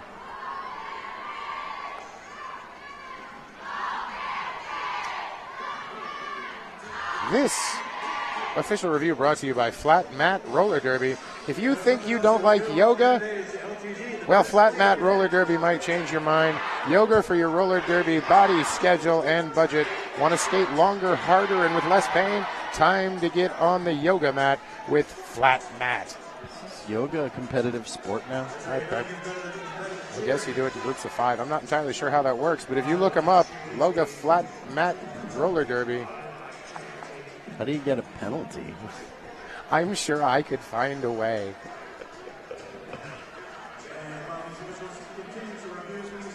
Hollywood going with a little hike action on his shorts there. It's the cool new thing that all the young, and by young I mean extremely old people are doing. Just liven up things a little bit, showing off a little skin. He's showing off his new tattoos on the back of his thighs, the big pink bows.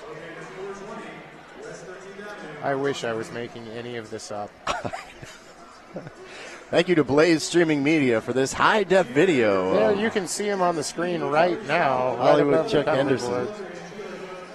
Hiking up his shorts.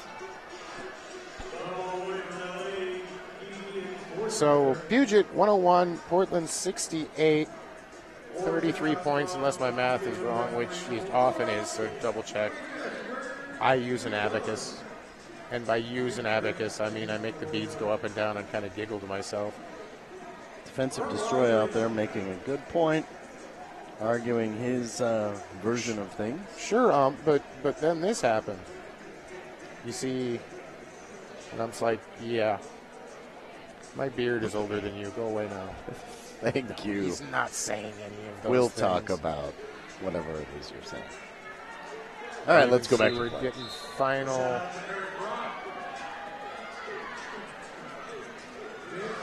Words there. Portland back on the track. And it looks like everything will stand. Shreddy Mercury in the box. And with the extra minute. So a power jam now for Quadzilla. Menace swarming him up front. Blitzkrieg covering that line. Bots in to sweep people out of his way. I'm not sure how he was able to keep his feet in with Cosmo Damage hitting him like that, because it looked like his entire center of gravity was well over the line, but his toe stop was not. That guy is something beyond amazing. And did not make it that time. Big hit. Bridgetown. Dragged to the back of the pack. That's killing some time on Shreddy Mercury's penalty. Blitzkrieg now in the box. Almost drawing the cut, but not quite. And that jam is off. And just as Shreddy Mercury standing up in the penalty box, so pretty good penalty kill. Only 5 points scored. On Quadzilla. Yeah. Amazing defense by Bridgetown out there here in the second half. Bridgetown down 1 going into this. Bruce Payne, defensive destroyer. And Captain Obvious. Thunderstruck out to jam for the first time.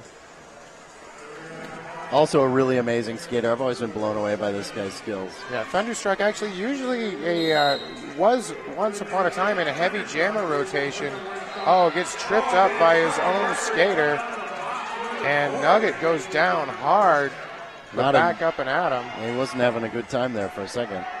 No. Plenty of time for Shreddy to make his lap through the pack, and right now trying to pick up some points. Only picks up the 1, though. Great reaction by Puget. All 3 of the forward blockers charging forward and picking up speed. So Shreddy Mercury not able to pick up any of those points. But finally out of the penalty box. Now off having a couple of words with Rob Lobster to the side. Of course, not in the bench area, because of course you can only have 2 people in the bench area. Because that affects the game. Oh, I'm sorry, there's personal opinion again. Jamming out there right now. We're not journalists. No. Just a schmuck with a microphone. Corporal Punishment. Williams right now trying to work her way through the pack. Puget dropping her to the in. And a cutting the track drawn by Dylan Botts. So Corporal Punishment, the only jammer on the floor, picking up lead yet again. Most leads in the first half. Cosmo Damage off to the box on a forearm. And Williams now on his way to the box. Got the cut, but did not pick up a second penalty, so that's always a good sign. And there, a back block for Corporal Punishment. He'll go do the jammer do-si-do in the penalty box. See the trade. Williams returns to the track. Looked like just over 10 seconds as Corporal Punishment sat down, was instructed to stand right back up. Williams on the run on the inside. Puget drops him to the in. Corey Payne with a big hit. Munster doing his best to stay in front of Corporal Punishment. Williams just getting spun around in the middle of that Puget pack. Payne, Michael Jensen, and Dylan Botts. Quadzilla at the front, giving direction. Quadzilla running the line when needed, most of the time just standing there watching, giving guidance. And now we have the polyhedron of doom, or whatever it's called. Purple Punishment ran to the inside by Cosmo Damage. Bruce Payne already there along with Munster. Williams suffering from the quadrahedron of doom and on his way to the penalty box. And that's going to be 4 points. Perhaps change to 5 later when Williams was... Oh, and a huge hit there. Corporal Punishment takes a second to go down. And he's just going to... Jam will come to an end. So 114-67 on the scoreboard right now. There's a look at the consternation of Corporal Punishment. His lower ranking officer, his own Private Payne.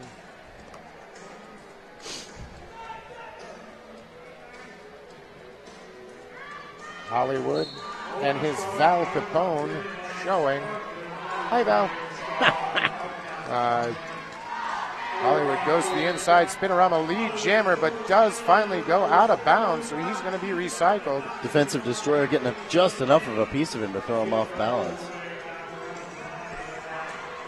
Menace using that time of recovery to get up in front of him and manage to slow him down.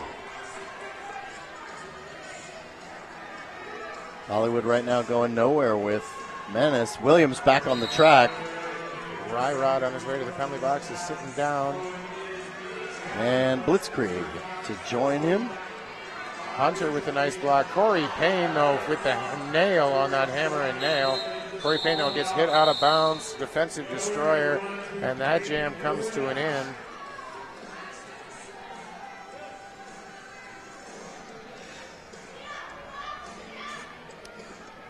There are, on skates and off, 129 officials in this, and not just this bout. It seems like in this bout. It seems like they should be needed for this bout. Tommy Gunn back on the line for Menace, first time in this half. Quadzilla out there for Outcast, and 3-on-3 in the pack. Everybody throwing everything they have at Quadzilla, nothing stopping him. They did have to have Munster go back and bridge, but I believe he still wound up getting the pack destruction call. Tommy Gunn through and on his scoring pass.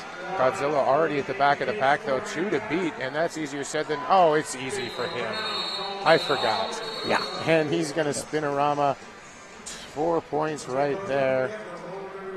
Taps out the next jammer. The whole other people on the track thing doesn't really apply to him. No. Number 85, Shreddy Mercury on the line for the Portland Menace.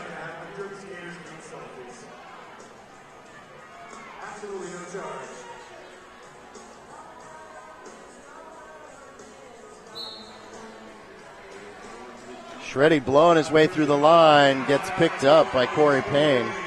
And outside again, corporal punishment as he's done all night long. Lead jammer.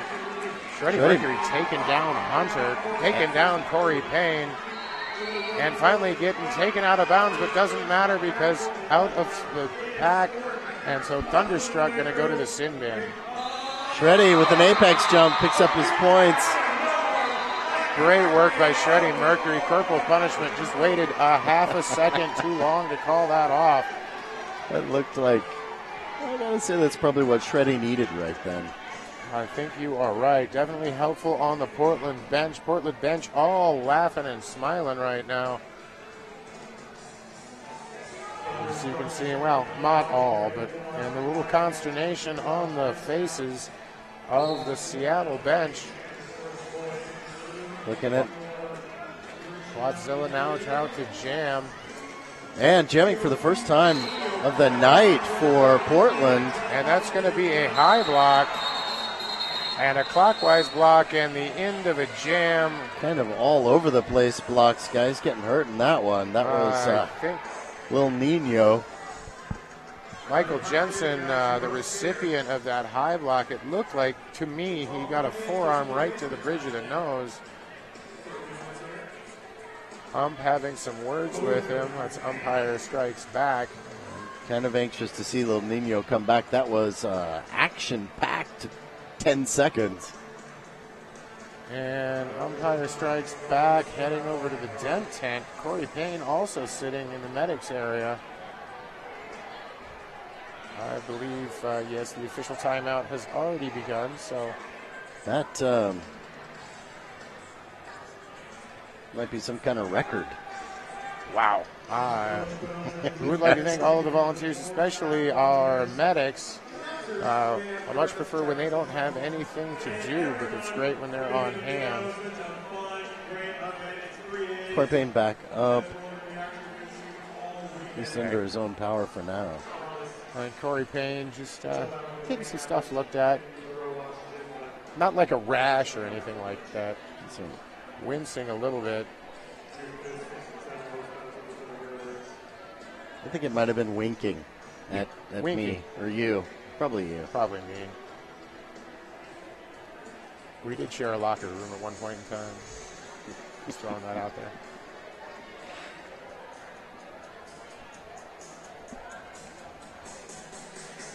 Menace with a full complement of blockers on the line right now. Puget just sending out Hollywood and Quadzilla. Second stringers, they didn't have anything else left to put on the track. And that looks like Ryrod. Yes, it is Ryrod wearing the star. Also another longtime skater for Puget Sound and a terrifying competitor.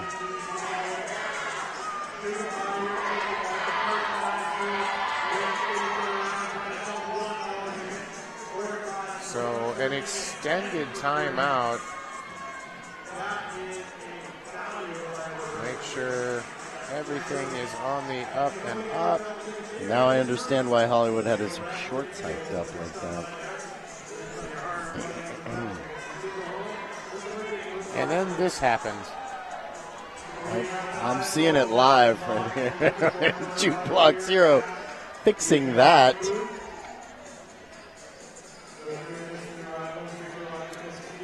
It's because Run DMC is on the... I think might be. Well, it's tricky to rock around, to rock Tricky. around, to rock around, to rock on time. It's tricky. Just stole my gold. I just want to throw that out there. All right, looks like we're getting ready to get back to the action. Quadzilla handing out orders right at the last second there, and everybody ready to take a piece of Ryrod. Ryrod actually hits the outside, but takes a knee. Looks like he's going to get away with that one. Not quite sure what happened with that. And now Menace ready to take him out. Jukebox Zero sliding, running back, but tries to get back far enough, but he wasn't there in time. Was not there quite in time. Dylan Botts out of the penalty box along. Lil Nino back on the track from the penalty box in that crazy jam he was in a little while ago. Now getting blocked by Dylan Botts. Ryrod stuffed out of bounds by Jukebox Hero. Quadzilla dropped out on his way back by Jukebox Hero. Ryrod still in the very back. Lil Nino way up in the front. Ryrod is on a scoring pass, though. I believe this is still the first pass for Lil Nino. Yes, that is correct. And that's going to be only 4 points for Ryrod. Lil Nino having a tougher time getting through the pack right now. I don't know. Now piled up over in the corner, and this jam's going to come to an end. Ryrod only picking up one.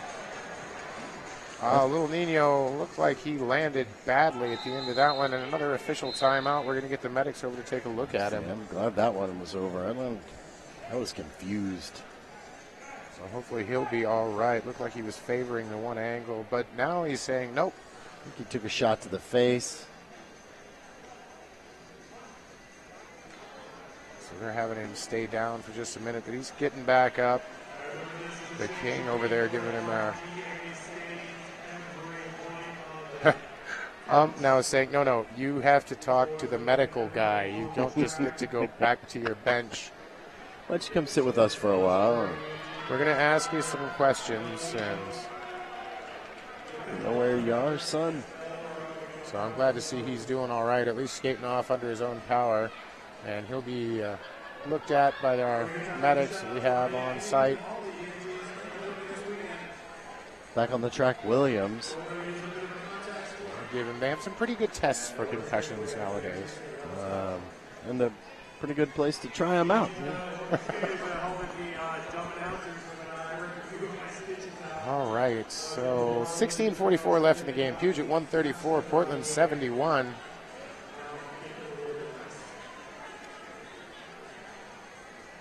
Saying something about no love lost at the beginning of this game. I don't know. It was so long ago. Yeah, that was poetic. One of them Sketsy's prophecies. Umpire strikes back. Going to have words with both coaches and captains. Everybody just calm down. I remember once upon a time at the very first ever men's roller derby league when the head ref of the tournament, a man by the name of Inspector Parts, came out and said, "All right, everybody just chill the F out."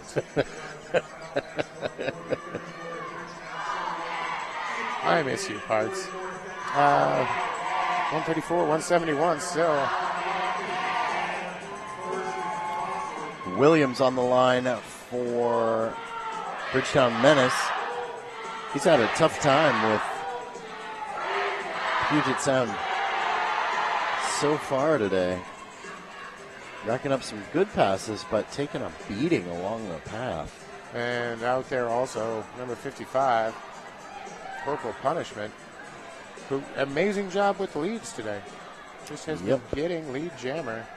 Well, it's easy for him to get down low, and a lot of the guys on Portland are really big, top-heavy fellas. Yeah. Getting down low to stop a guy like that is almost impossible. Well, and he is very sturdy on his straights. Yeah. And a little camaraderie on the jam line between Williams and Corporal Punishment. Williams taking a long run on it. Empty penalty box to start this. What? Huh? You're as confused as I am. There it is on the TV screen. Empty penalty box. Corporal Punishment up with everybody from the Bridgetown Menace. Williams with everybody in the back. So much for that empty penalty box as the whistle blow. A nice hit by Sweepy. Corporal Punishment dropping down Banana. And a low block called there. Another low block called. Corporal Punishment gets down and picks up lead jammer. Cosmo Damage and Banana to the penalty box. Thunderstruck also. And Nugget also heading to the penalty box. That there's no jinx there that we said that was empty. Just no. All you have to do in this game is wait. You mean this specific game? This specific game. Williams finally with a line to the inside. Sweepy heading off to the penalty box. Not terribly happy about that one. But not unhappy enough where he's getting the second penalty. Cosmo Damage back on the track. Banana back on the track. And PMRD goes into the next jam with everybody. Corporal Punishment picking up the 5 points. Heading back to the to his bench. Sorry, I'm so used to saying penalty box. You never know where they're going to go. At least for the start of this jam. Looks like only Hollywood out there for the Outcasts. Oh, by myself. Ryrod wearing the star, but he's all the way at the other end. Hollywood taking full advantage of the pivot line. Hollywood laying out Shreddy Mercury in the turn and running for the backfield. Shreddy Mercury does pick up lead jammer, but still stuck at the back of the pack. Ryrod slowly trying to work his way through.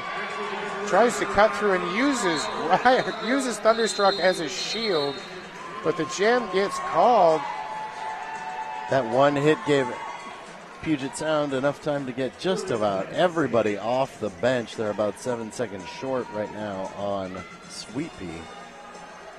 All right, I'd like to thank Ninkasi Brewing. Ninkasi Brewing, the official beer of the Emerald City Roller Girls. And me. And yeah. Could use about 16 of those right about now. Tommy Gunn back on the line for Bridgetown Menace. And that looks like Michael Jensen on the line for the first time. Quadzilla knocked down and Tommy Gunn, the cut. Unaware of what's going on, didn't see Quadzilla take the run and is on his way to the penalty box. So no lead jammers, that was already taken. Michael Jensen recycled all the way to the back. Again, his first jam today. Bridgetown Menace doing a good job on so far killing this power jam. He's such an amazing skater, but a great awareness to notice he got knocked out of bounds. Wow.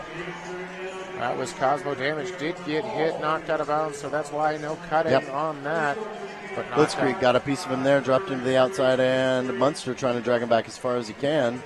Munster setting up with the block already. Tommy Gunn back on the track and in the assault. Right now he's got Bots, Quadzilla, Corey Payne on him. Good penalty kill. Corey Payne with a hit, but that's going to be a high block. Yes, it is. Meanwhile, Cosmo Damage and Michael Jensen in a big pile up, along with Bay and Anna. Tommy Gunn coming around, giving it to Bots right there. Right now stuck up against Quadzilla right around him. Has to give him up as they had run out of room. Tommy Gunn with a big hit there by Michael Jensen, and Michael Jensen's going to run the long way back. Time is on the side of Puget. So he's just going to take out and get a little bit of a breather. Dylan Bots catching up to him, and they're trying to eat that baby. Eat that baby. Sweet, delicious baby.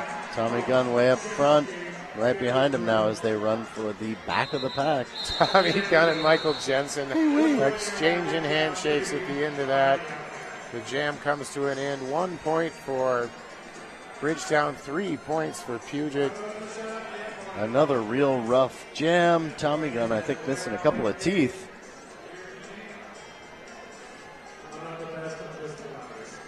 My face hurts watching this game. That one was nasty. So penalty count up around 3,487. But Puget 142, Portland 77 right now. Williams back on for Menace. Ryrod picked up that penalty, and Williams just took a run. Corporal punishment, oddly not lead jammer in this one. Has been getting it all night, but not this time. Big Williams shrugs off Hollywood. a giant swing and a miss from Hollywood.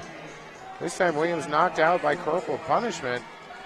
Corporal punishment, though, not going to play defense for terribly long, would be my guess.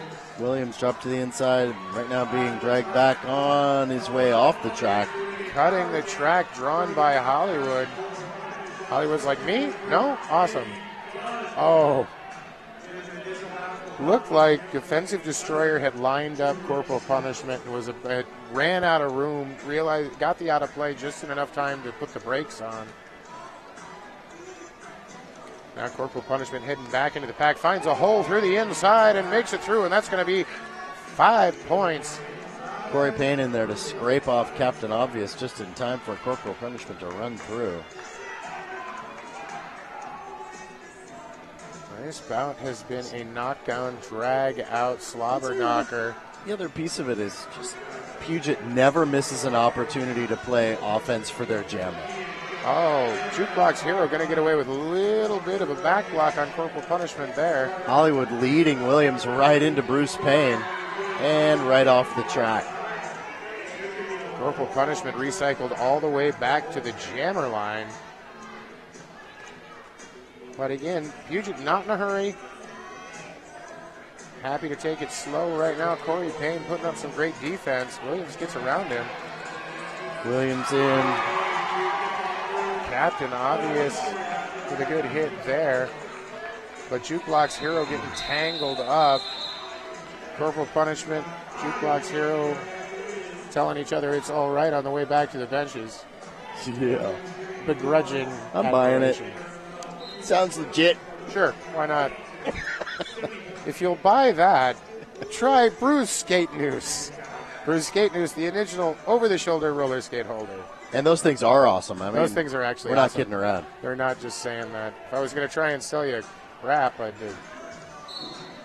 Never mind. Shreddy Mercury back on the track right now. Hollywood, Bots. Quadzilla recycled already. Bane Anna out there with a big hit. Shreddy throwing everything he's got at it up front. Breaks out, lead jammer. Oh, what a fight. Quadzilla now putting on, a huge pick from Hollywood, knocking down Blitzkrieg. Everybody going for Munster with a little bit of fun taunting at Hollywood right there. Munster and Hollywood now embracing on their way back to the bench. All right. As he made... He's throwing up some gang signs. Or gorilla chest pounding, something. We are at 8 minutes and 20 some odd seconds left. 152.86. Ryrod now in regular jammer rotation, but with Scott Slamilton fouling out of the game at the end of the first half. Oh, Captain Obvious with the jammer cap on right now. First time in the game. Thank you, Captain Obvious, for that hit to Corey Payne. Now sliding by. Now just one more to beat. Obvious on the run. That's Dylan Botts, so that's easier said than done. Botts Play with declared. absolutely amazing lateral motion with no effort. So Captain Obvious now at 100% for lead jammer on the day. And down in the middle of the track. Back at it. That's so Thunderstruck does not agree with that call, but will just skate to the penalty box. Oh, and Dylan Botts with a great hip check, knocking Captain Obvious out of bounds. Now, I got to say, Botts is like nuts, crazy great skater. Yeah, I don't know. He's just taking Obvious apart. There's a big hit by Corey Payne before Dylan Botts can even get to him. Now the two of them with a shoulder block. Dylan Botts digging his shoulder into his sternum. Botts owning Obvious again in the backfield. We've got Cosmo Damage and Jukes working over. Ryrod, just a heck of a good time. Uses his hands on a mohawk to stay in bounds. A move that would have pulled my groin to even think about. And Captain Obvious gets through. A huge jam for Captain Obvious.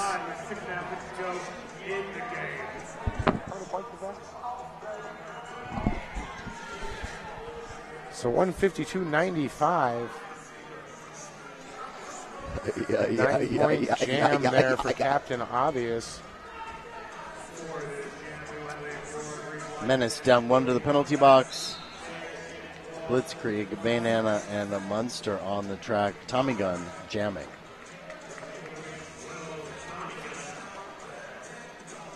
Looks like Quadzilla jamming right now. Tommy Gunn loves to set to that outside. Here's Johnny with a big hit, and I think it's killed him. I'd say Tawny's done for right now.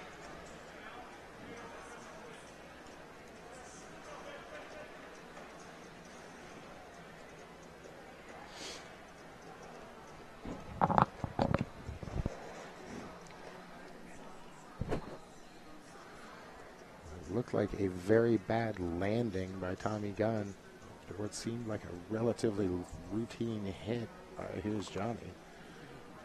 He couldn't get his hands out in front of him, and so his face was pretty much what he landed on. It's a bit of a shock. There was quite a pack around him, so referees grouping up, talking about what happened. Medical attention on site already.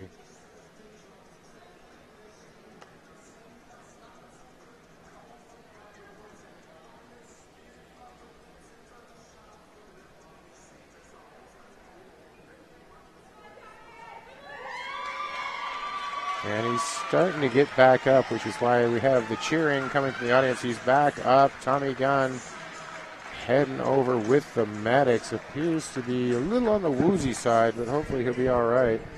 Ophelia Mellon's out there with a big smile to take his jammer cap away from him.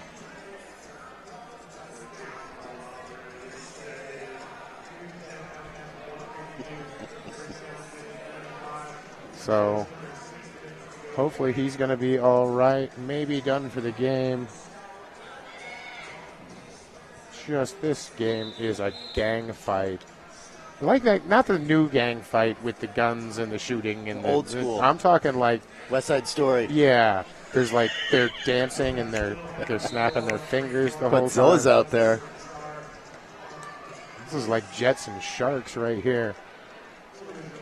And Quadzilla working his way around the outside. Defensive destroyer out there to try to catch him. Couldn't make it.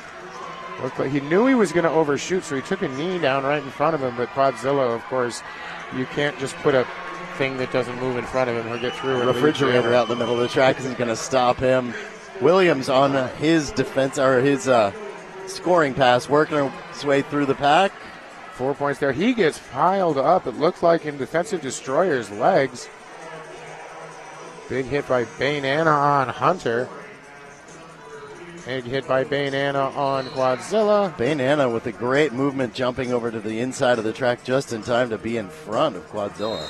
That's, I believe, going to be a back block call to the back of the pack on Dylan Botts. Oh, and Corey Payne with a huge hit. Williams threw for all four like no one was watching. I didn't see it because I wasn't watching. I just saw him popping out. Munster taking Quadzilla all the way back and him changing his mind, calling off the jam. The referee's talking it over, but only picking up 3 on that pass. So that is going to take Portland over the century mark. 4.5 minutes left, 159-102. Outcast in the lead, but that's a big push. You know, it's a huge amount of change for Menace in the last few years. The first time they played these Outcasts, they were lucky to break double digits. I was in that game. Outcasts, one of the older teams for men's derby, though. Purple punishment hit to the outside. Shreddy Mercury breaks to the in and takes lead jammer Bruce Payne on his way to the penalty box for a cut. Blitzkrieg also headed off. I didn't see what the call on that was, unless that was the cut. Bruce Payne just being big. Yep. Shreddy Mercury through for another 5. Purple punishment going to go slow, try and get a little defensive jamming in. Juke slowing him down just enough to stop him. Shreddy wadded up in that pack right now. And shooting through now, making it all the way through on his initial pass. Purple punishment. Hollywood down at the apex, and Shreddy breaks out, takes another 5. And a timeout called by Portland. Good clock management there, as they are down 47 points. 3 minutes, 25 seconds, not insurmountable. That's a nail biter right there. That's especially considering the number of skaters that are probably getting close to the magic number of 7. Why? Who could that be? I don't know. Just most of the benches on both teams. Pretty much everybody. I do notice El Nino and, that half of the bench there for the Outcasts. A couple members of Bridgetown sitting on the second bench behind the first bench. Tommy going to join him. Glad to see Tommy Gunn back up on his feet. Yeah, now returning to the bench. Looks like all of his equipment's on, so he might have been cleared to play. Whether they allow him to play is a different story. There's, banging your head around a little bit, and there's serious brain damage. Williams on the track up against Quadzilla right now. And a 3-on-2 pack advantage right now to start with. For Bruce Payne standing in the penalty box. Cosmo damage, and Cosmo with a huge shoulder drops out Quadzilla. That leaves Williams to break her way through up front. Hedricks and Ryrod there. Hedrick can't stop her. Oh, and a spin-a-rama. Williams making it through. Williams, again, another one of those new pickups for Bridgetown that is working out really, really well. That was some great moves. Running the inside line. He picks up a giant hit from Corey Payne. Yeah, Corey Payne, the appropriately named on that. And a spinorama for Quadzilla. Already had made it out of the pack once, hence lead jammer, but that was still his initial pass. Williams running the inside line again, finds Corey Payne at the other end. Oh, a good offensive block by Bruce Payne. Everybody taking a swing at Williams, and he's to the inside. Comes back. Quadzilla also recycling. Tried to draw the, hey, no, I'm behind him, but was it already behind him when he went out of bounds? So both jammers trying to get in. Now Williams knocked to the inside. Quadzilla's going to take him for a ride all the way back. Try and eat that baby. Killing penalty time on the bench as well. And time off the clock because we're now at 2 minutes. And does not successfully eat the baby. Williams does not bite there. It's hard to do if you're on the inside of the track. It's a much easier trick on the outside, but more importantly, killed a lot of time off the clock. Quadzilla out and calls it off. All 5 points, though, picked up by Williams, and another timeout taken by Bridgetown.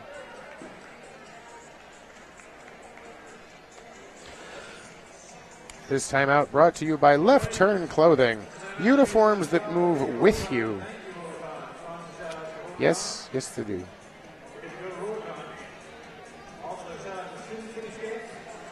I'd like to not thank our dry erase pens that don't work very well. I will not mention the company by name. Well, I may have been, just a little bit of.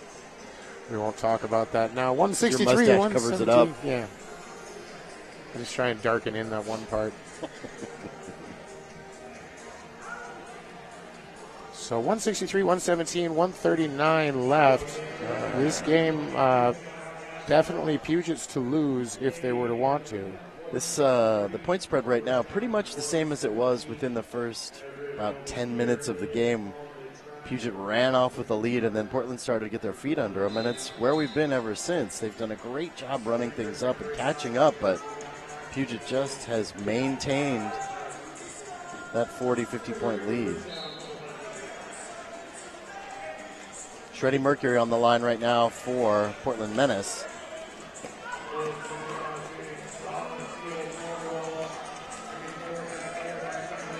Shreddy Mercury around the outside, dishing out hits, finds Hollywood, works his way through, lead jammer, Menace. All right, so that's what Bridgetown needed to do to control the clock. Corporal Punishment having a tough time breaking through the Menace line. Oh, he did set up that nice hit, though, but was not responsible for him going out of bounds. That was Hollywood. Shreddy up front, one more to get by. And 5 big points for Portland. Corporal Punishment spending a crazy amount of time in the back of the pack this jam. Corporal Punishment right now, I think, trying to just stay out of the penalty box. Yep. Taking his time, and jam called off, and a timeout immediately called by Portland again. That's going to be their last opportunity to stop the clock with 42 seconds left.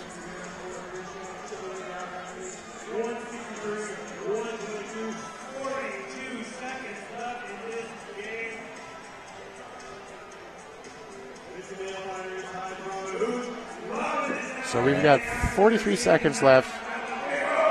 41 points, I believe, unless my math's wrong, and that's happened. I think you are correct. So if Puget Sound was to self-destruct right now, could happen. 2 minutes.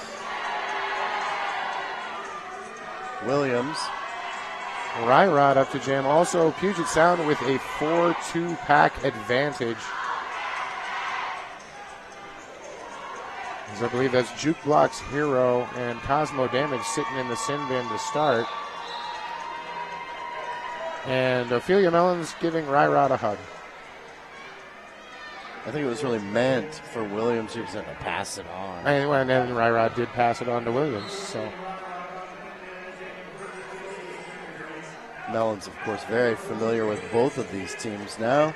Williams trying to make it through, taking a couple of huge hits, shrugs it off. Lead jammer, Portland. That's exactly what they need right now.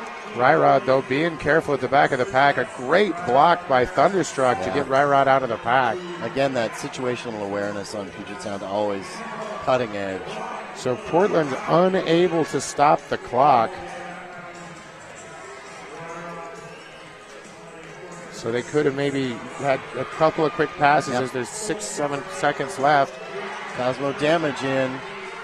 And Jukebox Hero scraping off Nugget. Huge hit by Defensive Destroyer on Ryrod, and Ryrod's going to get recycled. Williams thinks about calling it off. Looks like Quadzilla headed off to the penalty box.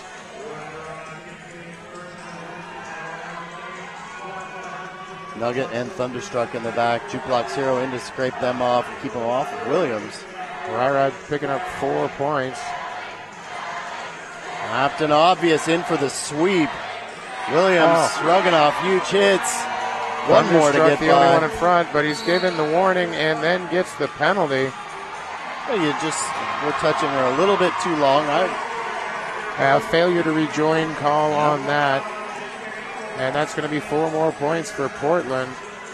Under 30 seconds left in the jam as Williams heads back in. Ryrod already in the pack. And Williams dropped to the in by Corey Payne. whistles, and that sends Cosmo Damage to the penalty box. 10 seconds left in the jam, less than. Nugget with a big hit. Ryrod weaving his way through, nobody putting a finger on him. Williams cannot find his way back onto the track. And another 3 points. And that's going to be it, ladies and gentlemen. Hokie Smoke, Bullwinkle 171, Puget Sound, Portland 129. An hour and a half of senseless violence brought to you by the Big O. Portland Menace and Puget Sound. That was a great game. And how? I'm going to let you do the finish-up duty here. I got to go talk to some people on a video screen somewhere. Go find out what was going on. Hey, everybody, thank you to everyone for watching. We're waiting on our official score right now. Just to recap, Puget Sound running away with an early 40-point lead and holding on to it for just about the entire game. Portland putting it back together in the second half, getting up to 129. And apparently Puget Sound Outcast has been deemed to be the winner of this bout. Excellent play all around. I got no idea what else I'm supposed to tell you. And here comes Portland for their victory lap. Excellent play. This team's come a long way, especially against Puget Sound in the last couple of years. They've got some great newbies, some super talent in there this year. They're going to go a long way for the rest of the season. The London Bridge between turns 3 and 4, and that's pretty much it for Portland. Bridgetown Menace versus Seattle's Puget Outcast. I'm Magic Pony Power Hour here for Phil Dirt. Thanks for watching. Have a nice evening. Coming up next, more Derby. I don't have the schedule. Ha!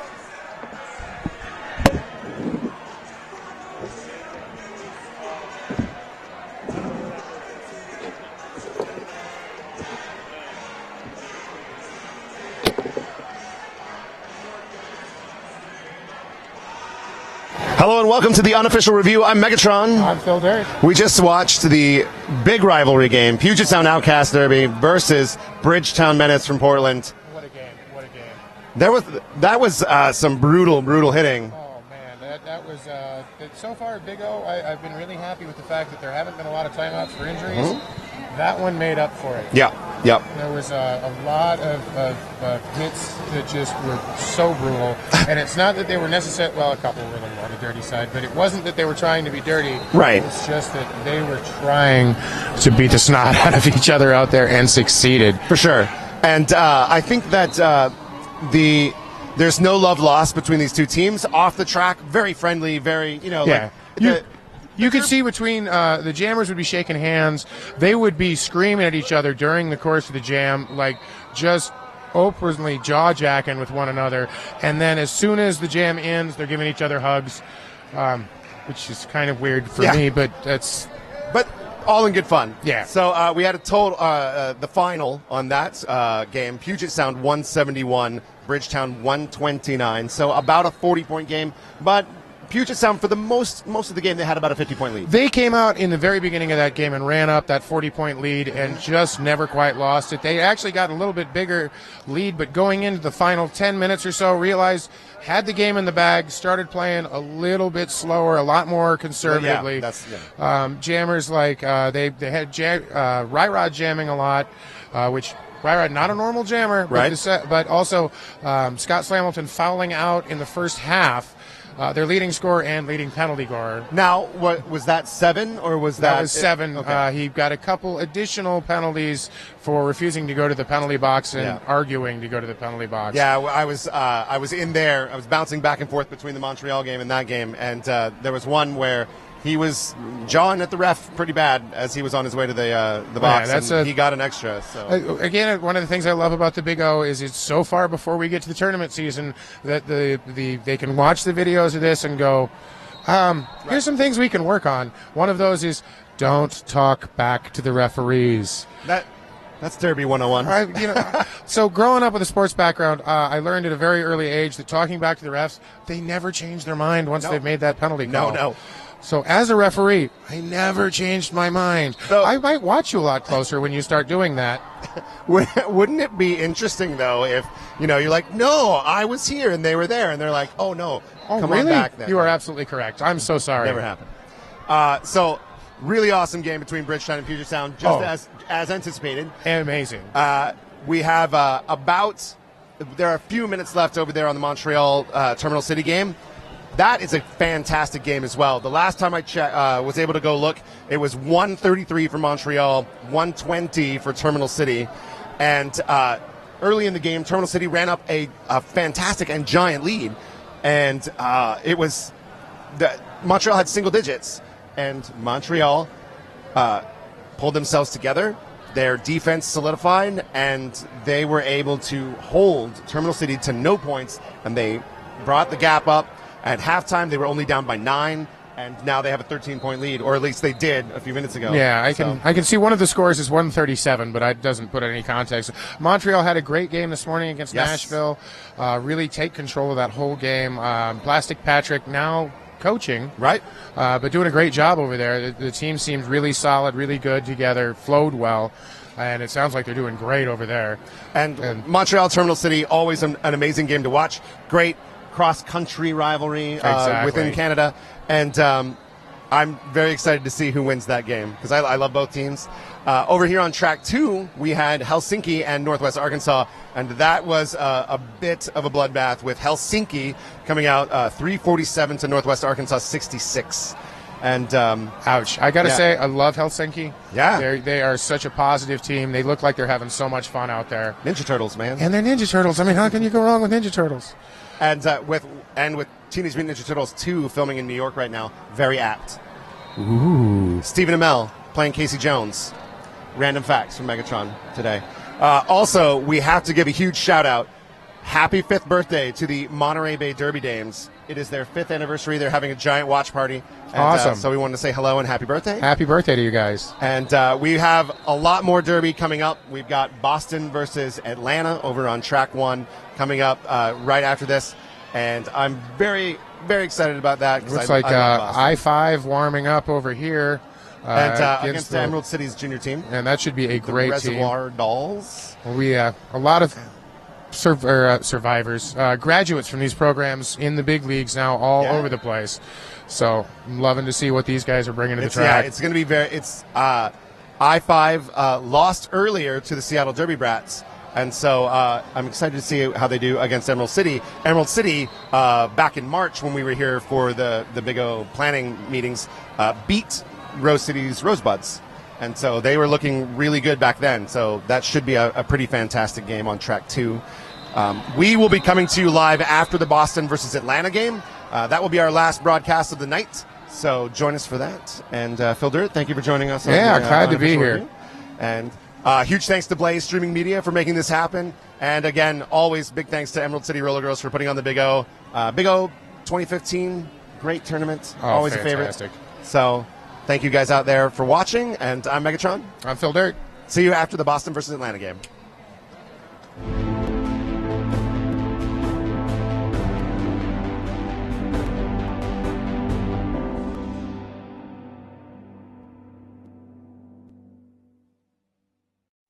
My name is Lacey Knight, and I skate with the Angel City Derby Girls. I've been evolving more and more into just having things that I know are going to be reliable, that they're going to last, and that they're going to do exactly what I want them to do. When you've reached a certain place in your derby career, it becomes less about how much you're spending on the equipment as it is about what it's going to do for you.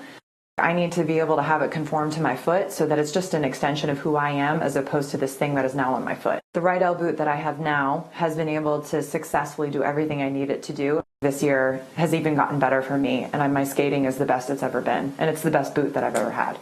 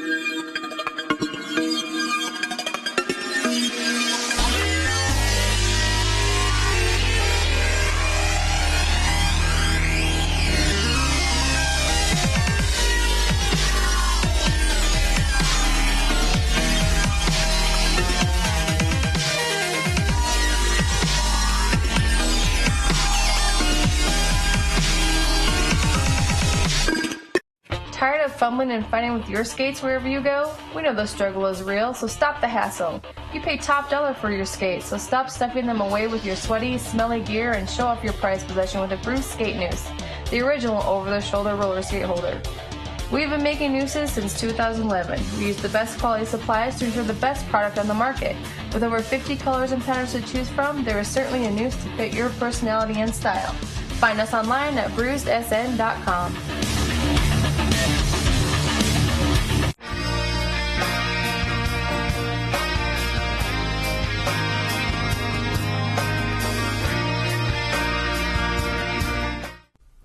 They told us to just sell skates online. You won't have any overhead. Put some skulls in your advertising. You'll make a mint. That was never our plan.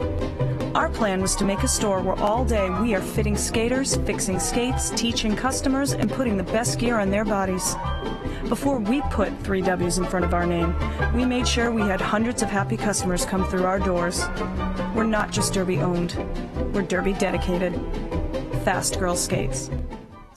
Skaters, lost your mouth guard? Hit this. Time for an upgrade? Hit this. New to Derby and not sure where to start? Hit this.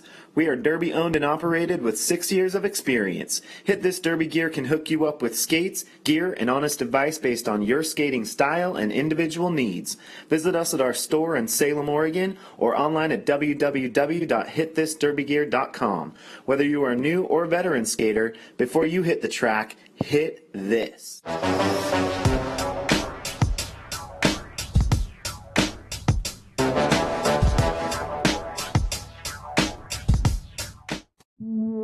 Hi, I'm Trista Dish, and this is Ivana S. Spankin, and we're here to tell you about Sin City Skates. Sin City Skates began in our Las Vegas living room in 2005, the first shop ever dedicated to roller derby, and has since grown into this 2,000 square foot mecca in San Diego, where we stock everything for our sport. Need help? With a combined on-track experience of over 24 years and still playing, we test everything we sell, and we're happy to share that experience and knowledge with you. So contact us, sincityskates.com.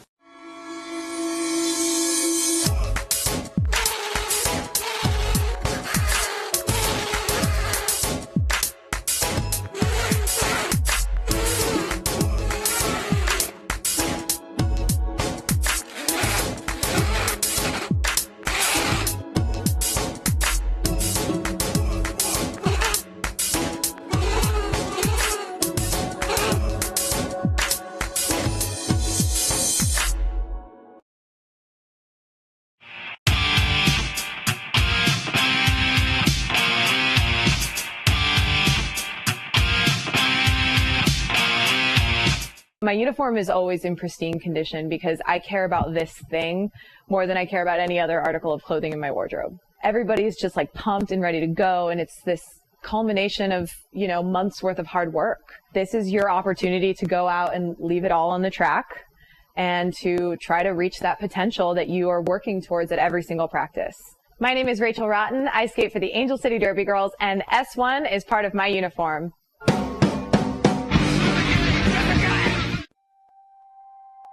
I love teamwork when it comes naturally, and it's almost like your teammate is an extension of your own body.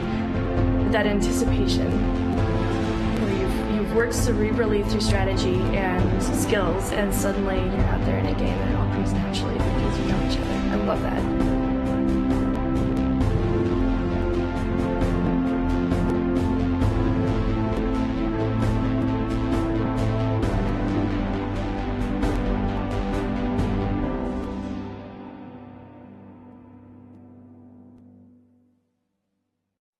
My name is Lacey Knight, and I skate with the Angel City Derby Girls.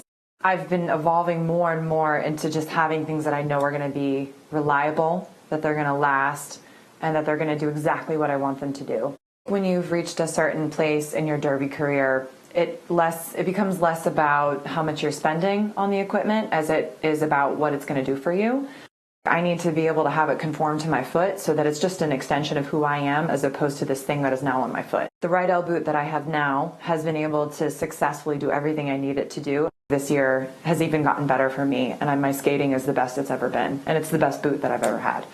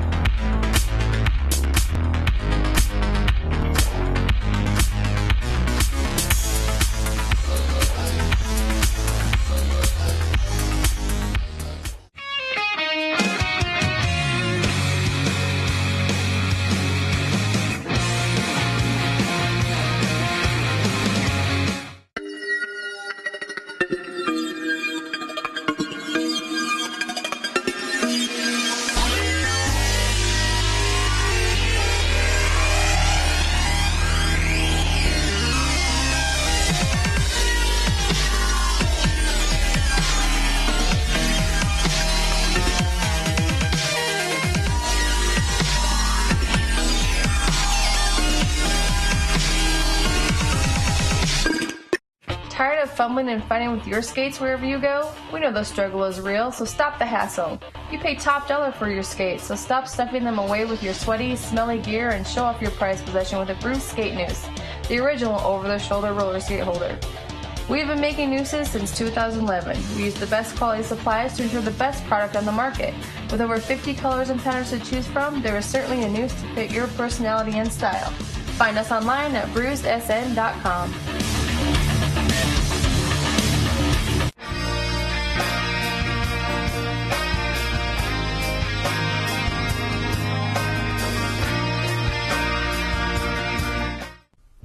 They told us to just sell skates online. You won't have any overhead. Put some skulls in your advertising. You'll make a mint. That was never our plan. Our plan was to make a store where all day we are fitting skaters, fixing skates, teaching customers, and putting the best gear on their bodies. Before we put 3 W's in front of our name, we made sure we had hundreds of happy customers come through our doors. We're not just Derby owned. We're Derby dedicated. Fast Girl Skates.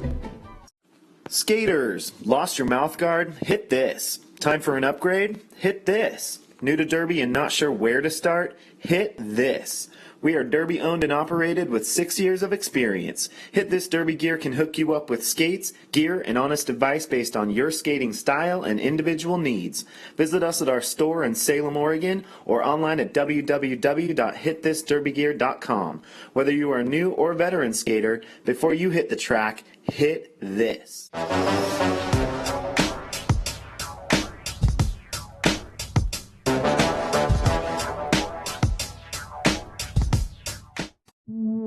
Hi, I'm Trish the Dish, and this is Ivana Espankin, and we're here to tell you about Sin City Skates. Sin City Skates began in our Las Vegas living room in 2005, the first shop ever dedicated to roller derby, and has since grown into this 2,000 square foot mecca in San Diego, where we stock everything for our sport.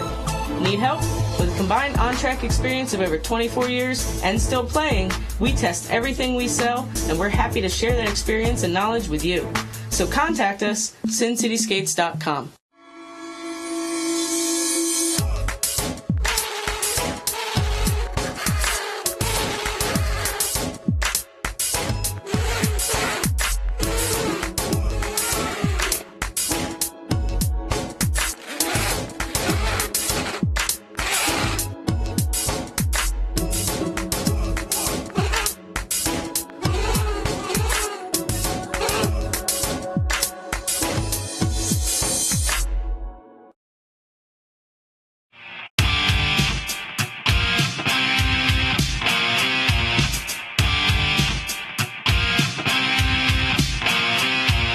My uniform is always in pristine condition because I care about this thing more than I care about any other article of clothing in my wardrobe. Everybody's just like pumped and ready to go, and it's this culmination of, months worth of hard work.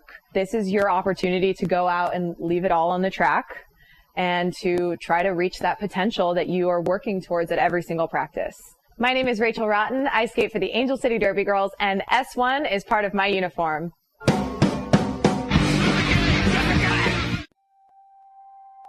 I love teamwork when it comes naturally, and it's almost like your teammate is an extension of your own body.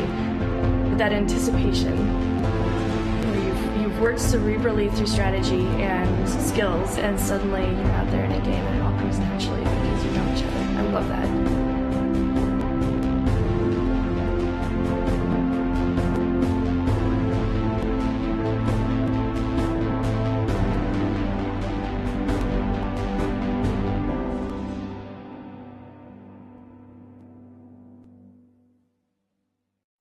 My name is Lacey Knight, and I skate with the Angel City Derby Girls.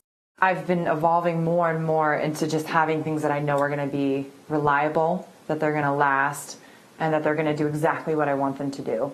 When you've reached a certain place in your derby career, it becomes less about how much you're spending on the equipment as it is about what it's going to do for you. I need to be able to have it conform to my foot so that it's just an extension of who I am as opposed to this thing that is now on my foot. The Rydell boot that I have now has been able to successfully do everything I need it to do. This year has even gotten better for me, and my skating is the best it's ever been, and it's the best boot that I've ever had.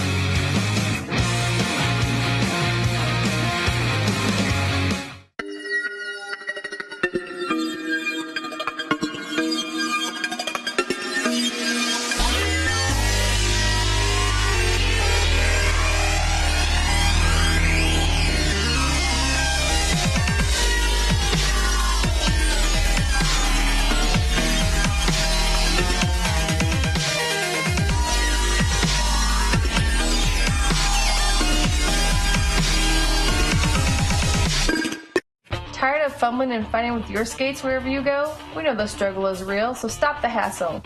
You pay top dollar for your skates, so stop stuffing them away with your sweaty, smelly gear and show off your prized possession with a Bruce Skate Noose, the original over-the-shoulder roller skate holder. We've been making nooses since 2011. We use the best quality supplies to ensure the best product on the market. With over 50 colors and patterns to choose from, there is certainly a noose to fit your personality and style. Find us online at bruisedsn.com.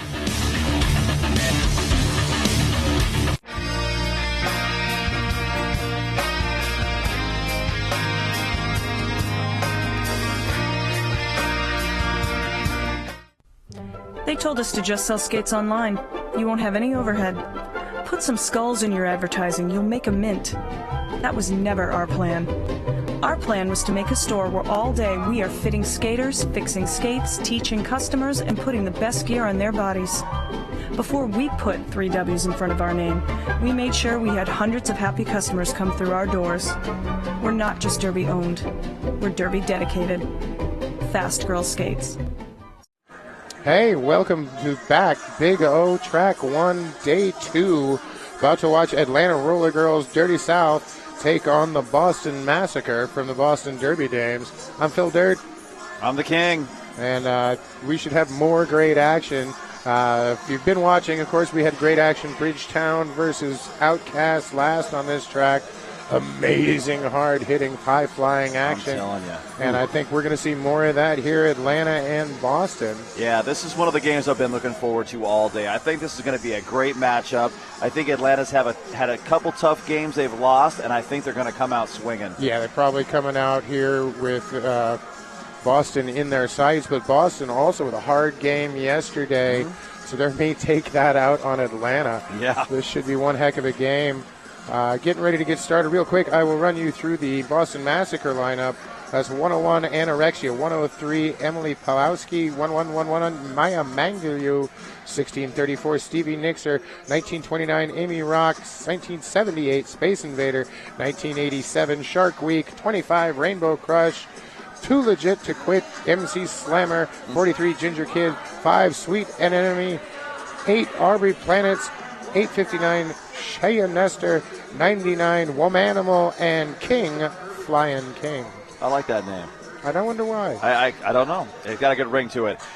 For the Atlanta Roller Girls Dirty South, Dirty Girls, number 12, Rebel Yellow, 143 Baller Shot Collar, 16 Choke Cherry, 1701 John Juke Picard, 1964 Actual Malice, 213 Aphrodite, 23 Matitude Adjustment, 247 Slams McKenzie, 33 Troublemaker, 50 Jammunition, 504 Natty Longlegs, 6 Wild Cherry, 747 Aussie Kamikaze, 76 Queen Luzio Tifa, 8979 Switchblade Susie, and 9 Ruby Huxtable.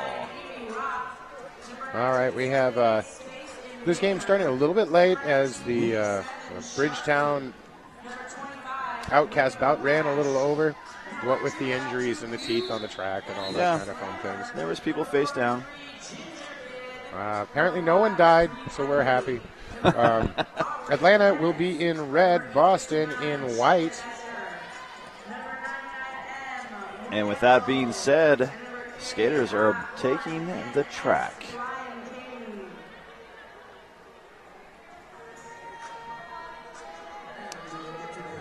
Maya Mangalu is on the line for the Boston Derby Dames. And that view you have of it, ladies and gentlemen, is the same view. That one right there, looking at the back of my camera, is about the same one we have. So it may take us a moment to get the jammers. And a back block called. That's looks number like 50, Jammunition. So a early power jam for the Boston Massacre. Boston Massacre. Maya Mangalu picking up lead jammer after finding that outside line. Well, she had some great offense come in. They swept that line, opened up that inside, and got their jammer free.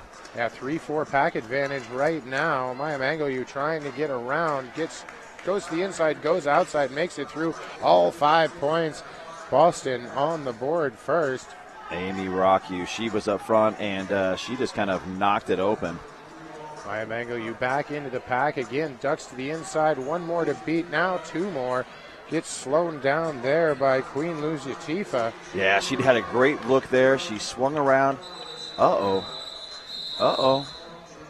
Something wrong with the skater here. Hopefully a skate issue. That's what I'm going to go with because I have positive mental attitude.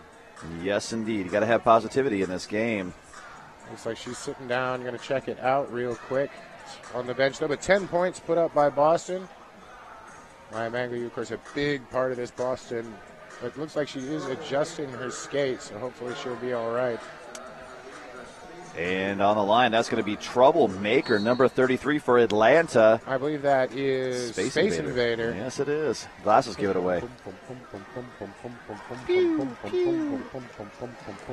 Space Invader going outside to in, back again. She's stuck in the middle, trying to will her way through and going nowhere real fast. Oh, Shark Week with a nice offensive block. Opening up a hole, but can't take full advantage. Now she does. Lead jammer, Space Invader. Troublemaker got all the way to the front, got rocked all the way to the back. Finally, she gets a little help, but she's a half a track behind, trying to make it up. Space Invader now gets her legs tangled up with her own teammate and tries the apex jump, but gets held up badly. Only picking up 1 point. Atlanta coming in and sneaking in 3. That was pretty awkward of a little jump there that she tried to do. I mean, she's lucky she didn't get hurt on that jump. It looked like she tried to jump and just caught her jumping knee, for lack of a better term, because, man, it's been a long couple of days. Boston right now sitting at 11, Atlanta at 3. Early lead due to a power jam in Boston's favor. I'd like to thank Blaze Streaming Media for what you're watching right now. Nice tight wall. Everybody in the pack right there. That's Aphrodite playing. She's up front. She's got a player to beat. And the king in the back, Flying King, not this king. Well, I'm back here too. Flying King finds an open lane on that inside, and she is a running. Lead jammer, though, but Aphrodite right behind her, breathing down her neck. Big hits in the pack. He's just going to go ahead and call that jam off, keep that as a 0-0, and run some time off the clock. That's a good call off right there. You know it's a foot race, and if your team isn't up front and you don't want to lose any extra bonus points, it's a good call off. It did look like both teams scrambled, a lot of hits going on, a lot of churn going on in the pack. Might as well just call it a wash. You've got a 8-point lead, which reset. You wouldn't really want to play with an 8-point lead, but still. John Juke Picard on the line. She is jamming for Atlanta. And we'll figure out who that is here momentarily. Struggle right now for John Juke. She is going outside and back. Finally, she found an open hole, and she is free. Here comes the O from Boston. Jammer's taking the cap off. Oh, that's Womanimal. Excuse me. My mistake, but now Womanimal holding the... We've seen this a lot this weekend, King. Jammer's just, as soon as the other jammer gets lead, taking that off so they have the option to pass it or to put it back on, as Womanimal does right now. Yep, and she lost us when she took that off. This jam is coming to an end, but not before Atlanta puts some points on the board, makes it a 3-point game. Yeah, big 5-point jam for Jean Juke Picard. Ninkasi Brewing, the official beer of the Emerald City Roller Girls, and the official drinking beer of my cohort here. It's delicious. I would like some right now, please. Who said that? Maya Mangaliu on the jam line for Boston. Good to see. I'm guessing just a skate issue. That's Jammunition. She is ready to roll. She's got one player left to beat. She's out front and your lead jammer here. Maya Mangaliu just recycled way back, but a huge loop almost into the Atlanta bench. Trying to get back out before she gets that lap point. Yeah, she came into 747, Aussie Kamikaze, and just walloped her. This jam comes to an end as it is called off. Not before 4 points, more points given to Atlanta, and that's going to be a lead change. Atlanta now steps up on top. Unless they're throwing some points up for me. Well, Space maybe. Invader out to jam again for Boston. And I believe that's Queen Lose Your Tifa for Atlanta. Queen Loser Chief instantly attacks that wide wall, runs to the outside. She's free to roam the country as she's your lead jammer. She can roam if she wants to. Space Roam Invader. around the world. Oh, a big push, and by push I mean push. That's Switchblade Susie going to go to the for a forearm penalty. Atlanta right now in the front. That is just pounding away. Troublemaker trying to fight her hole through there, and here comes Dio. That's what I was waiting for. Oh, big pile up at the front of the pack. Queen Lose Your Tifa, though, finally clear the pack, and she's going to get all 5 points. Yep. That was a great play right there. They're picking something up off the track. Hope it was not Teef. Well, she's the queen of it. So. Atlanta now with 17. Boston still at 11. Atlanta controlling the pack the last couple of jams. Kind of let Boston take the start. But now Atlanta all about controlling the pack. Keeping Boston on the outside. But right now Boston with a 4-3 pack advantage. We'll find out if they can do it. Flying King right there. She's in for Boston. And up front, that's Aphrodite. Aphrodite is the first one out, and she's your lead jammer. Flying King rode out of bounds there by Queen Lizzie Tifa. Back in as a blocker just after jamming. King finally out of the pack. She is working her way around. Aphrodite up, though. She's already scoring points in that pack. Looks like 3 funny-looking points on that man's finger. Oh, good. That kind of 3. All right.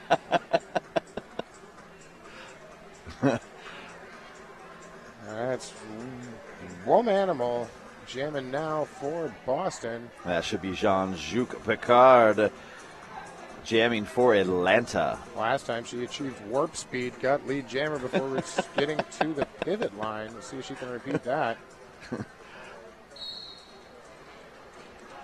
Jean-Juc on that inside line. She runs up instantly, gets hits by Ginger Aid. And there's the D, the big white wall. Ginger Kid with a nice block there at the head. Ginger Kid trying to hold her.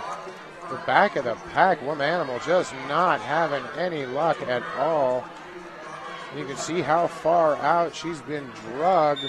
Out of play call. They got to let her go. She's your lead jammer. Still stuck in the back of the pack. And a star pass hypothetically wanted to come. No dice. None at all. Great defense by Atlanta, seeing that coming and making sure they keep the pivot far enough away. This time pivot gets it. Ginger Kid now with the star in her hands. But Jean-Juc Picard makes it so, calls off the jam, 5 more points. Atlanta with a healthy lead now. Yeah, that was a great play right there. I'm liking what I'm seeing here. They kind of went down in the first due to a penalty, and now they're showing their true colors. Atlanta's jumping out here 25-11 in the lead. Both these teams, long storied traditions between the two of them. I can imagine. A lot of pride on the line. That is Maya Mangayu for Boston. Both these jammers hit the line. They are pushing ever forward. Strong, tough wall right now being set down by Boston. That's Jammynition jamming for Atlanta, who gets recycled to the center. Tight pack right this very second. A lot of just small action in there. Multiplayer block called there on Natty Longlegs. Jammynition in the back. Oh, Mayo Mangalu, that is actually both jammers right there going out of bounds. Mangalu taking her own players out. Jammynition has to come back a lot further, and that's going to allow lead jammer for Boston Derby Dames. First lead they've had in a while.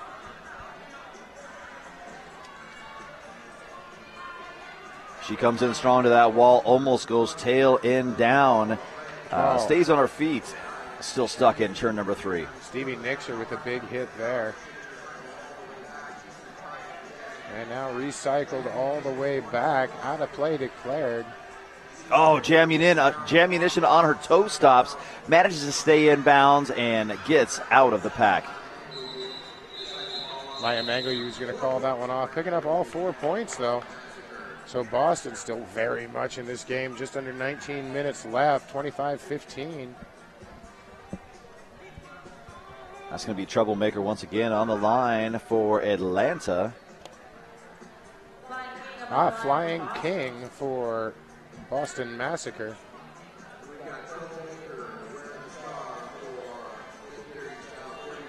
I even saw Boston's Massacre's stuffed lobster early. Just like that, Troublemaker goes around the outside on that line. Got a little bit of offense. She's your lead jammer. Flying King, though, whips into the back. Wild Child with a hit there. Flying King looking for an opening, but I don't see one there. She does, though. Makes it through on the outside. Now on a scoring pass. Wow, that was great offense. Coming on the inside line. Opened it wide open. Troublemaker took advantage of it. 4 quick and easy points and calls off this jam. Comes back and takes a big high five from her coach. She should be high-fiving every single one of those blockers that just came in. Yeah, they pushed all of Boston to the outside, gave her that inside line, and like you're saying, the 4 easiest points she's going to get today. Space Invader once again on the line. That's going to be Aphrodite from Atlanta also going up against her. Empty penalty box, relatively clean game so far. Now that you said that, penalties are going to fly. No. That's the way it always works. It's true. Well, that happened in the last game, but that wasn't my fault. It never is. Yeah. This jam is on. Both these jammers are locked in that pack. The D is just vicious. Aphrodite fighting her way through. She's your lead jammer. Oh, there was about a half-inch room there between the Boston blockers, and she's right through it. Space Invader going side to side. Oh, coming in hard. Aphrodite, just one block, and her speed just stopped and started right back where it was. Now, the defense of Atlanta has done a clinic right here on recycling. One of them hits her. She has to reset. Another one hits her. She has to reset. And here she is. She's still stuck in the pack. She hasn't even made it halfway around the track yet. Yeah, her initial pass still, and here goes off the helmet cover. Look for the pass off, and she gets it. Yes, she does. And there's a star pass. Aphrodite in the back. That's 5 more points she did pick up, though. That is Stevie Nixer wearing the star and tries the apex jump and gets shut down by Queen Luzatifia. Aphrodite on the other side. She picks up another 4 points. She glides around on the out. 4 points there, though, for Stevie Nixer. So now just trading passes. Only 2 blockers on the floor, and Aphrodite going to take advantage there. Comes through with 4, and great defense, but that wall at the back of the pack by Atlanta. I think she loves that outside. I think every one of her passes were on the outside, and every time it was successful and very, very easy. Timeout taken by Boston right now as they're down 47-19. Well, that's a smart timeout. Minutes. Yeah, definitely a smart timeout. Rejoin, refocus, get everybody back on the same page. Rally the troops, man. They are definitely trying to figure out an answer, and they don't have one. I think the coach is going to have to get them back on the same page, get back to the game plan that you had at the beginning, and lock down this Atlanta team. Yeah, they came out strong. First couple of jams, they took that 11-0 lead, but they've only gotten 8 points since then. Right. So they need to figure out what's going wrong, why their jammers aren't making through, what kind of adjustments you can make. And it's only 28 points right now. I mean, it's a good time to stop this and catch your breath. Yeah, Atlanta all looking relaxed on the bench, sitting there kind of with some smiles here and there, looking relaxed. Boston kind of all clubbed together, and their body language kind of reads tense right now. Speaking of intense, Sin City Skates. Over 25 combined years of on-the-track derby experience. SinCitySkates.com. It looks like we've got Jean-Juc Picard out there jamming against, I believe, Womanimal. Nice tight wall up front and just a 2-wall. Jammunition going. It should be Jean-Juc Picard going nowhere until I say that, and then she's got lead jam. Yeah, she manages to find a hole. Womanimal, though, hot on her heels, about a third of a lap behind. Both of them on their way back. Boston tried to form into a square there, but Atlanta came in and busted that up as soon as they started forming. Ginger Kid all by herself up front said, no, we're stopping this right here. Rocked her back out of bounds, forcing the call off. 3 points, though, for Boston, only 2 to Atlanta. So not getting the lead jammer, but they did get more points, so a good use of the timeout there, paying off already. I believe that's Flying King out there against Jammunition.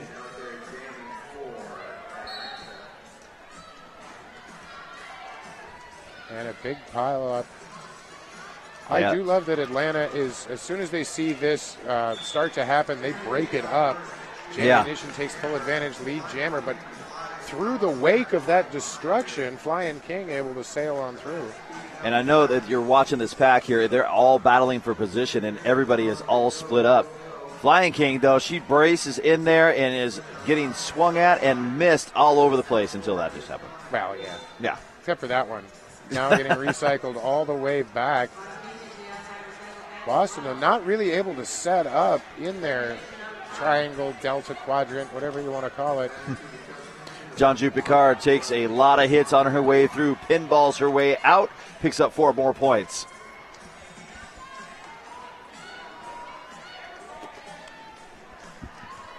My apologies, Jammunition is the jammer in there. She finds it open lane on the inside, and she gets 5 points on that pass. It's the bandana that throws me off. Yeah, one's black, one's red. Flying King stuck in the pack, not having much luck getting out at all. And, of course, as I say that, she does. 4 more points for her. There is a penalty on the track. It is a high block by Jammunition. Oh, so now Flying King with the power jam just as she gets to the back of the pack. Here comes the O. Wow, 1987 Sharkweed just opens it up in the front. Oh, a couple of spinoramas by Flying King and for a grand slam. Queen Luzutifa gave her a nice big bump, and it didn't do anything to stop her. Just shook that off with her spinning. Now goes to the outside again. Queen Luzutifa tries. Wow. Oh, toe step dance for 5 more points. That was spectacular. 5 more points, a well-earned 5 more points. Flying King showing her namesake, and this jam comes to an end right before Jammunition can get out of the pack or penalty box. So at the end of that, right now we've got a score 61 to Boston 32, and it looks like a timeout being called for Atlanta. Well, Atlanta, they've only gained 10 points since that timeout, while Boston went from 19 to 32. So I think they want to do the exact same thing, trying to get everything together. We'll take this opportunity to thank Recyco. Thanks largely to Recyco, a.k.a. Carolyn Stein. The Big O is a certified environmentally and socially responsible event. If you thought we just recycled jammers here, we also recycle just about everything else. Well, interesting fact stat coming from the Horadami, Atlanta in the last 5 jams have gotten the lead 5 times in a row. So Atlanta is definitely got something put together. I think the only reason we're seeing this turnaround by Boston is because they got a jammer standing in the penalty box right now. No, and they're Atlanta's penalty kill not firing very well right now. Right. And Boston taking full advantage of that with the big block. 36 now. Apparently missing points, so those got added in. In the defense, the Boston offense has been coming full bore at them and doing everything in their power to bust up that wall. Yeah, very strong power jam. Their power play is very well ranked. Maya Mangleyu to the outside, gets lead jammer. And in hot pursuit, Jammunition, who did serve her time, came out hot, and she is riding about 20 feet behind Mangleyu. Maya Mangleyu, a little bit of confusion, was looking at the bench and will call off the jam as she got in. Did pick up a point. You got to chip it away. 1 point now on the board for them. And the coach is talking it over, making sure the communication is better the next time. That is Troublemaker on the line for the Atlanta Roller Girls. And the other jammer is hiding. That's going to be Womanimal. Oh, Womanimal. There we go.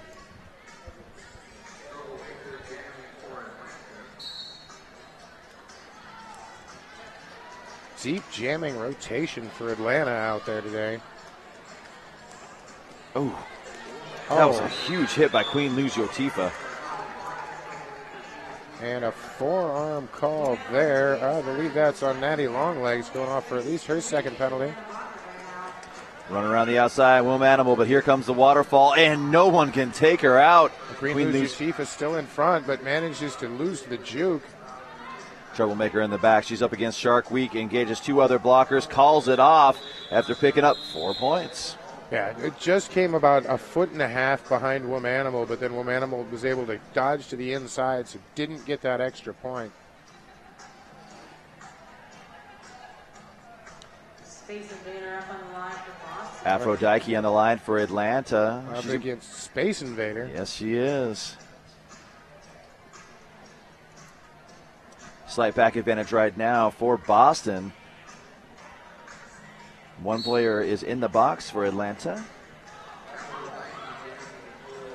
They're going outside to in, and there goes Aphrodite. She goes through the apex. She's your lead jammer. Space Invader hot on her heels, dodges to the inside, dodges to the outside, finally makes it out. But again, Atlanta grabbing that lead jammer. Baller shot caller was the last line of defense on that, and man, she had a sight on her. And a 1-0 jam. Atlanta goes to 66, Boston 37, just under 10.5 minutes left. Well, I like this. What they're doing is chipping away at the clock. They're staying in control of the game and putting a point or 2 on the board each time they do it. And how? Definitely keeping the momentum on their side. Atlanta coaches trying to keep everything loose. Little sides to everybody. Little, hey, here's some things that we can do. And this next jam is on. Both these jammers engage the back of that wall. They're trying to force their way through. I believe that is Ginger Kid. It is Ginger Kid. Ginger Kid, occasional depth jammer. Usually receives the star as a pivot pass, but did jam a couple of times in their game yesterday. John Juke Picard up front. She went through that apex backwards jumping and is your lead jammer. Ginger Kid just blocked it out and recycled, so that's going to be, I saw the helmet pat, but that's the extra point scored. A blocking with the head on John Juke Picard. So a power jam for Ginger Kid and Boston. Ginger Kid just completing her initial pass. And the wall for Atlanta is now depleted. They've got 3 skaters sitting in the penalty box and 2 standing up front waiting to play some D. Yeah, a little Uber jam going on. 5-on-2. Oh, my stars Lord. and garters. Wow. Queen Luzio Tifa knocking some Tifas out of Ginger Kid. Yoigaval, what a hit. No pack declared. That should give her, nope, not quite free passage. Briefly, no pack again. Oh, Queen Luzio Tifa, just an animal on her out there. Finally, she gets around her. That's all 5 points, but that also killed the penalty. Yep. So 5 points picked up, a good penalty kill by Atlanta, more specifically Queen Luzio Tifa. And John Juke Picard right now trying to fight through that wall of Boston. Actually does it, picks up a full 5 points on her pass. Yeah, she had already passed the jammer before she went to the penalty box. So Ginger Kid now coming out with another 4 points. Oh, and a big pile up. Everybody goes down. Doesn't look like there are any calls. Ginger Kid, no more points. Yep, no points being scored for Ginger Kid. 2, though, being picked up by Team Atlanta. 7:45, 46 for Boston, 73 for Atlanta. I'm liking it. Boston still staying in striking range. They just got to come up with an answer for stopping the scoring of Atlanta right now. Flying King out there for Boston. And that's Troublemaker, standing tall. I like it. I can see her. Yeah, low pack and a tall jammer. I can figure out who it is. That's right. Just like that, Troublemaker found the hole on the inside. She's your lead jammer. Oh, good move. Juked out of her skates was Rebel Yellow. I think Flying King's living up to her name. I don't know if you saw that. She was bouncing side to side. Must have got about 2 feet of air there. Yeah, Flying King, very impressive to watch, but not able to get to the pack in time. That's going to be another 3 points for Atlanta. like to thank KB Dreams Designs and Photography. If you need those things, check out KB Dreams.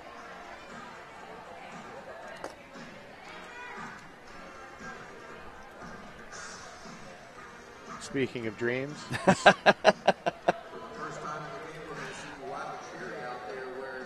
All right. Looks like Wild Cherry jamming Yes, for the it first is. time up against Maya Mangliu. You were talking about people going deep. Now that's first time we've seen her today. Mangliu, though, out first. She's your lead jammer. This is the first lead jam for Boston Massacre in quite some time. But Wild Cherry out of the pack also. Mangliu comes in hot. Oh, man!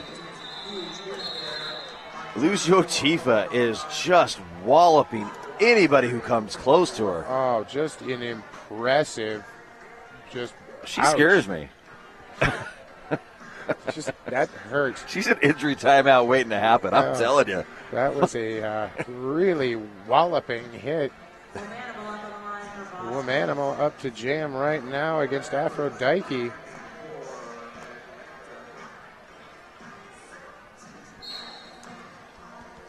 Nice slow start. Big pile up the outside as Womanimal tries to take that outside lane, but no dice. Aphrodite getting low, just really pummeling that wall of white. Ends up on the deck. Oh! Baller shot caller with a nice recycle on Womanimal. Now Womanimal goes outside, inside. Baller shot caller again there, along with Rebel Yellow. Up front, this team of white is not letting that jammer go anywhere. Oh, and as I say that, she is then declared lead jam. That was an outstanding head fake she did to the outside. Boston bit, went to the outside, leaving a lane open on the inside, and she was able to get through lead jam. Womanimal is finally out of the pack herself, and she's got some track to make up. This jam comes to an end, but not before Atlanta once again puts one more point on the board. Another 1-0 run. Like you were saying, King, you just keep doing that. Keep adding them up. 78-46, 4.5 minutes left in the first half. Yep. It's not out of reach, but they've really got to find an answer because right now they don't have one.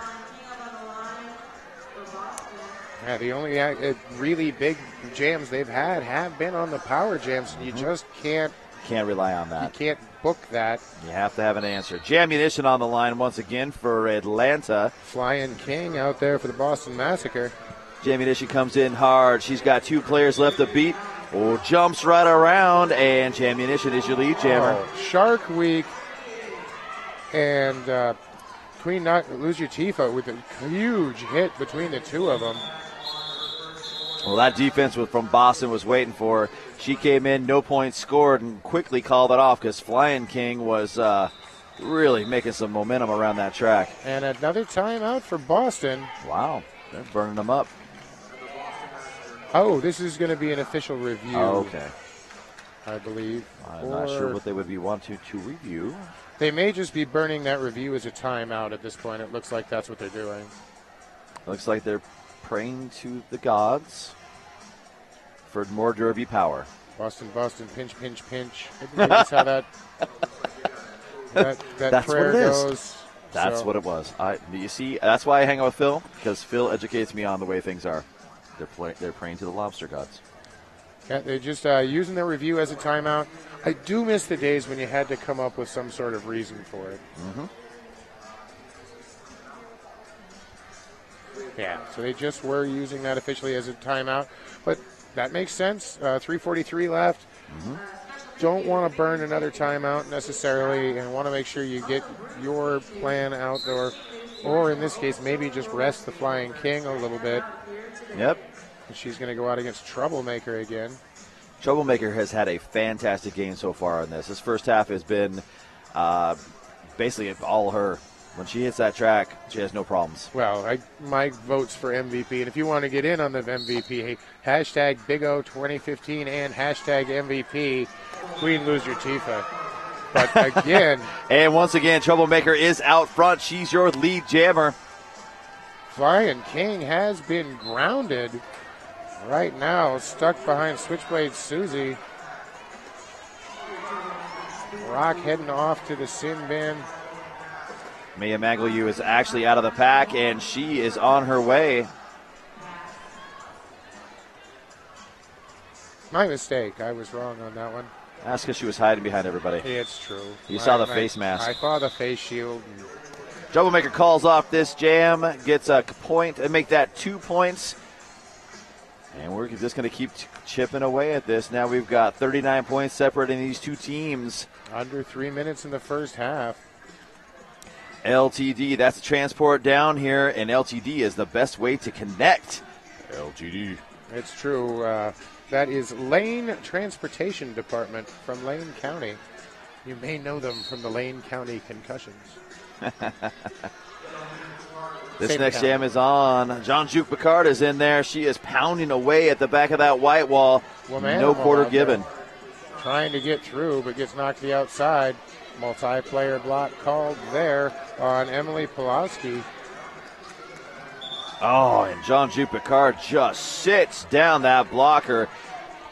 Now, some offense being done. Only 2 blockers on the floor for Boston, but they're doing some nice defensive work. But there's Queen Lose Your Tifa. Yeah, someone's got to put a body on her if they want to make something happen. And that's going to be a block knock and out of bounds, Womanimal. Womanimal recycled and not terribly happy to go against Queen Lose Your Tifa again, but goes directly to her side. John Juke Picard up front. She's got 2 blockers left or trying to fight through. Multiplayer block being called on number 9. That's Rudy Huxtable. Yeah. Insert inappropriate Cosby joke here. Womanimal trying to get back through the pack. Oh, Queen Lose Your Tifa. Wow.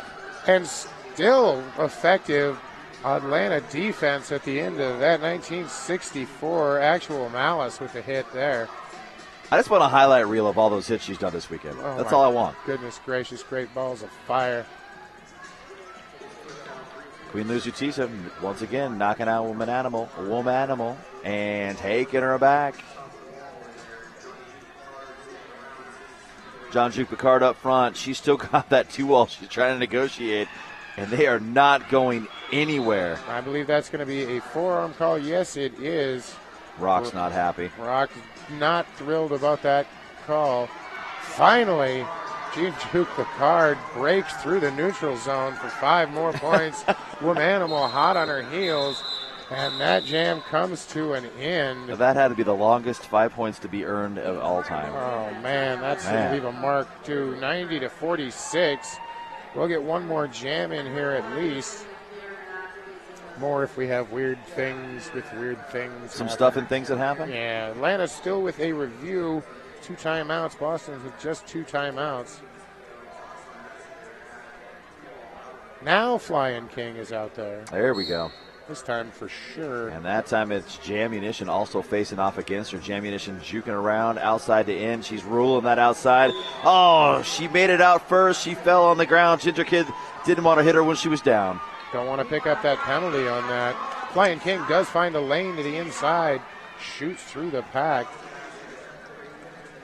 Jammunition cuts right through the middle of the 2 of them.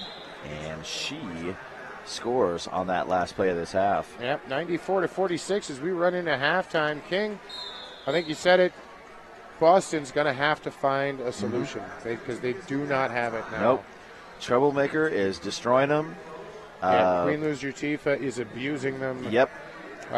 So a couple of things they're going to have to work on. They've got a lot to talk about. Atlanta, I wouldn't say they're firing on all cylinders, but they're firing on most of them and doing a great job containing Boston right now. They're firing on all the cylinders that they need to fire on. Yeah. What they've got to do, Boston has got to cinch down their defense. There's too many open holes, and it's too easy for the opposing jammer to get out against them. The other thing they got to do is play quicker offense and get their jammer out and start leading this lead jammer war. And because right now they're not. No. And Atlanta doing a great job, but only picking up on a lot of jam 1 or 2 points. You can extend that to 1, 2, 3 points, even 4 points. We'll see what you can do on that, but that's not. Those are small things Atlanta has to work on. I think mostly if they stay confident, stay happy where they are, they'll be doing well. That's what I'm hoping for. Let's go to halftime, pay some bills. Skaters, lost your mouth guard? Hit this. Time for an upgrade? Hit this. New to Derby and not sure where to start? Hit this. We are Derby owned and operated with 6 years of experience. Hit This Derby Gear can hook you up with skates, gear, and honest advice based on your skating style and individual needs. Visit us at our store in Salem, Oregon, or online at www.hitthisderbygear.com. Whether you are a new or veteran skater, before you hit the track, hit this.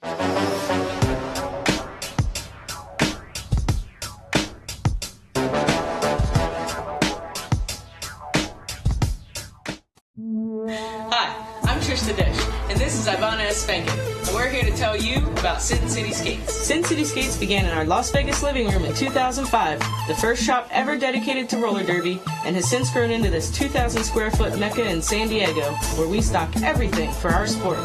Need help? With a combined on-track experience of over 24 years and still playing, we test everything we sell, and we're happy to share that experience and knowledge with you. So contact us, sincityskates.com.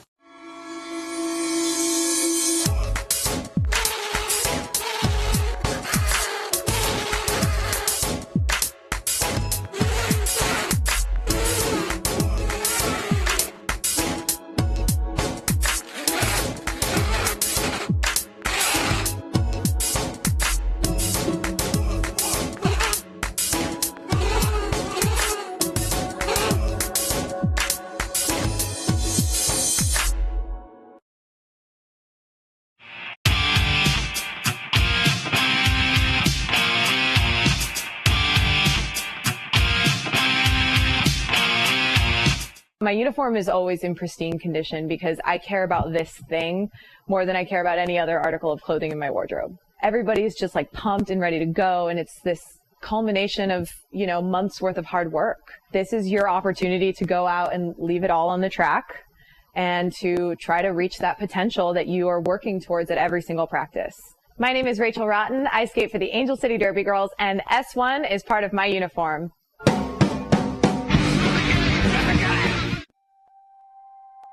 I love teamwork when it comes naturally, and it's almost like your teammate is an extension of your own body.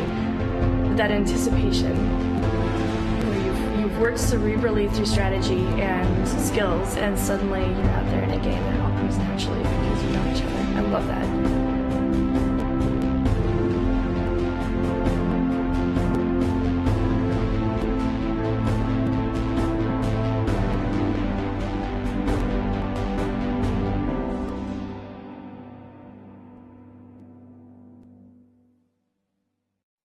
My name is Lacey Knight, and I skate with the Angel City Derby Girls. I've been evolving more and more into just having things that I know are going to be reliable, that they're going to last, and that they're going to do exactly what I want them to do. When you've reached a certain place in your derby career, it becomes less about how much you're spending on the equipment as it is about what it's going to do for you. I need to be able to have it conform to my foot so that it's just an extension of who I am as opposed to this thing that is now on my foot. The Rydell boot that I have now has been able to successfully do everything I need it to do. This year has even gotten better for me, and my skating is the best it's ever been, and it's the best boot that I've ever had.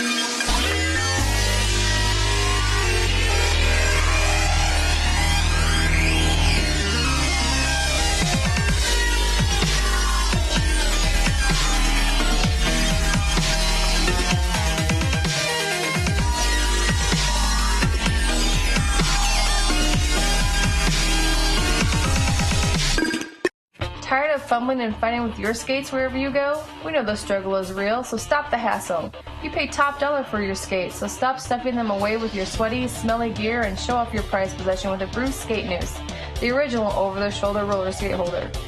We've been making nooses since 2011. We use the best quality supplies to ensure the best product on the market. With over 50 colors and patterns to choose from, there is certainly a noose to fit your personality and style. Find us online at bruisedsn.com.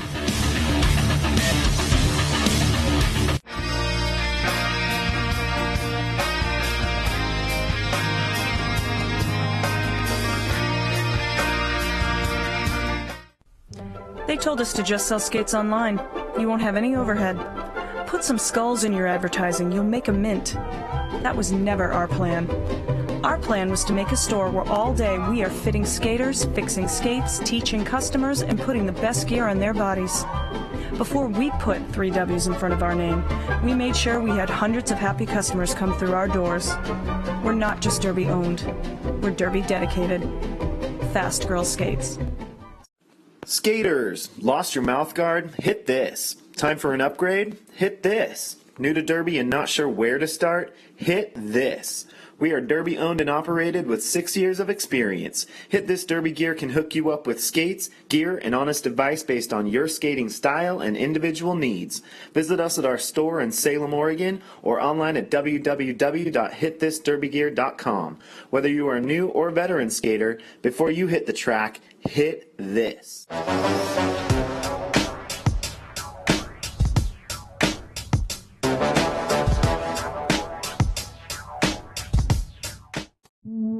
Hi, I'm Trista Dish, and this is Ivana Espankin, and we're here to tell you about Sin City Skates. Sin City Skates began in our Las Vegas living room in 2005, the first shop ever dedicated to roller derby, and has since grown into this 2,000 square foot mecca in San Diego, where we stock everything for our sport. Need help? With a combined on-track experience of over 24 years and still playing, we test everything we sell, and we're happy to share that experience and knowledge with you. So contact us, sincityskates.com.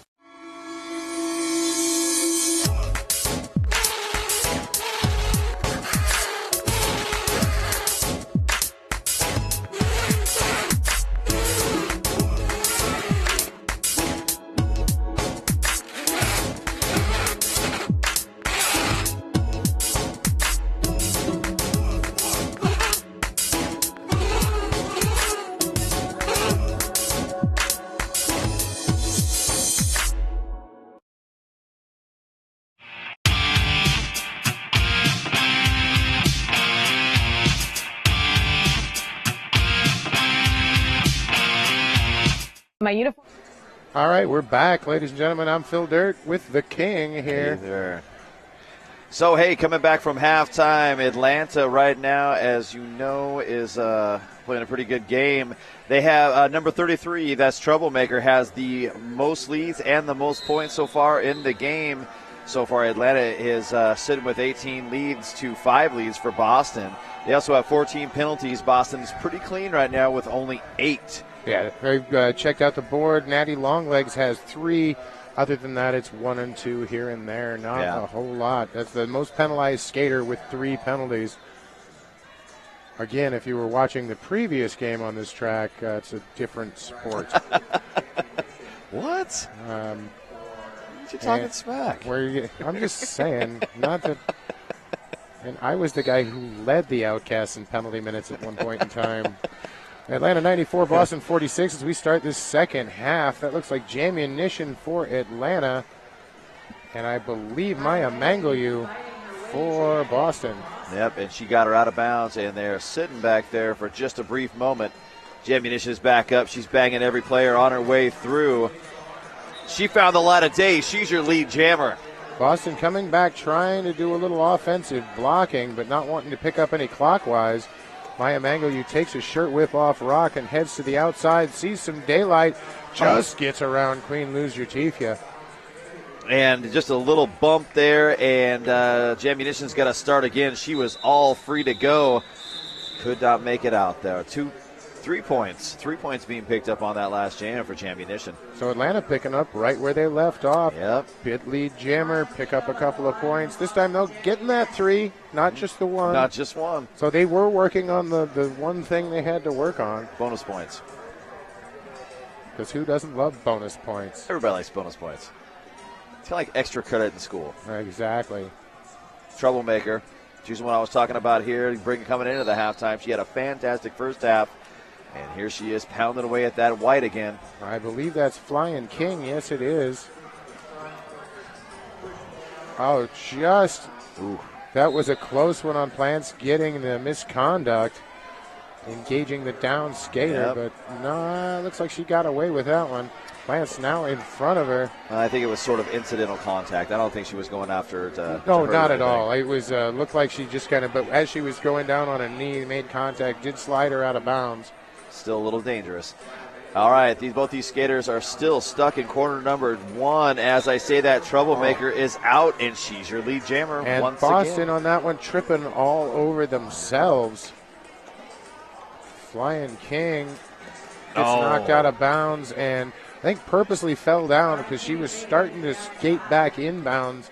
Only way she could stop from getting that cut. Wild Cherry was the instigator of that. She did go down, but it didn't matter. Sometimes you don't know that as a skater. You just don't need to know you need to stay inbounds and make it happen. We have a star pass on the track. The Pivots got it, I believe. Well, I'm not going to say for sure. Yes, it is. Stevie Nixer, she's got the star. She got bumped out. She's going to start all over again. Troublemaker, though, already threw for 5 points. Now a clockwise block assessed there, and that's Emily Pawlowski. And another 5 points. Atlanta now starting to put up some big numbers on jams. I think they're done playing around. They wanted to come out and do something here. I think they have a message to show the rest of the WFTDA as another 5 points by Troublemaker. A lot of hitting out there, and Troublemaker is gliding through. She's on turn number 3. Goes down with a skater, but it don't matter. There's 5 more points on the board for her. Yeah, made contact with enemy planets and goes down, but makes it through.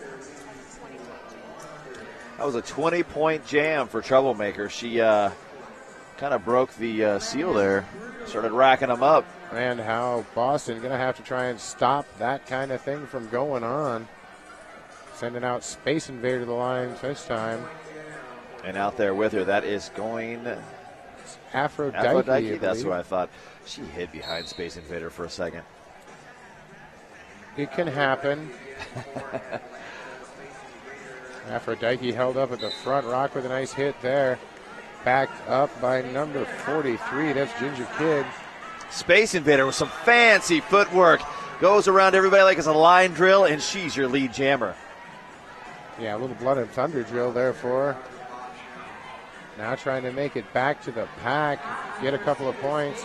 Oh my God. This jam is called off. Space Invader was down, and she's like, why? Why aren't you paying attention to me? Didn't realize the jam ref was currently tripping over one of the Atlanta players that wound up falling directly in front of him. Did manage to pick up 2 points on that one and called it off. Atlanta not able to get on the scoreboard. So good work by Boston on that. Womanimal out there. She's going up against Jammunition. Both these jammers on the track. Slight pack advantage for Atlanta. 1 player in the box for Boston. Nice tight pack there. They are rolling everybody at her, and she rolls right on through. That's Jammunition as your lead jammer. And again, Boston unable, but there's the helmet penny pass. Almost got away scot-free. And that pass is benefiting Sweet Enemy. She's got it. Oh, and she finally got out. I thought she was going to glide out of bounds. Oh, very nice move by Actual Malice to slow her down, but couldn't stop her.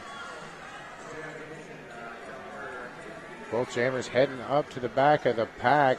Yep, coming in tight. There might have been, a point ticked off there. It's exactly that's been their game plan this whole time. And haven't seen anything. Nope, no points for Boston on that one. Atlanta really pushing this lead. Double check, though, making sure.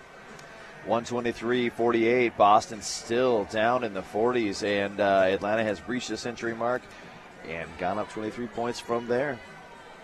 So, yeah, Boston, the tough road to hoe for the rest of this game. 24 minutes remaining. Aphrodite is your jammer. Out there against Maya Mangliu. Mile Maggie was kind of pausing, waiting for something to happen, and they all just waited for her. Oh, just a give up there. Shauna Nestor just I think she thought she was a lot further out from the pack than she was. Maggie finally out of that pack. And Aphrodite in there. She's getting some offense from her team and managed to slide on around. Gets her points, calls it off. Ginger Kid not quite making the hit there, and another 4 points for Atlanta, and the door's shut behind him again. I'd like to talk to you briefly about RollerCon. RollerCon. It's in Vegas. It's awesome. That was very brief talk about RollerCon.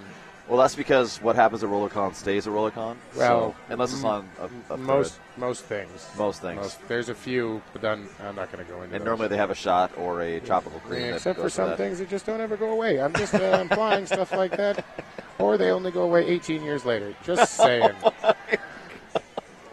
This next jam is on.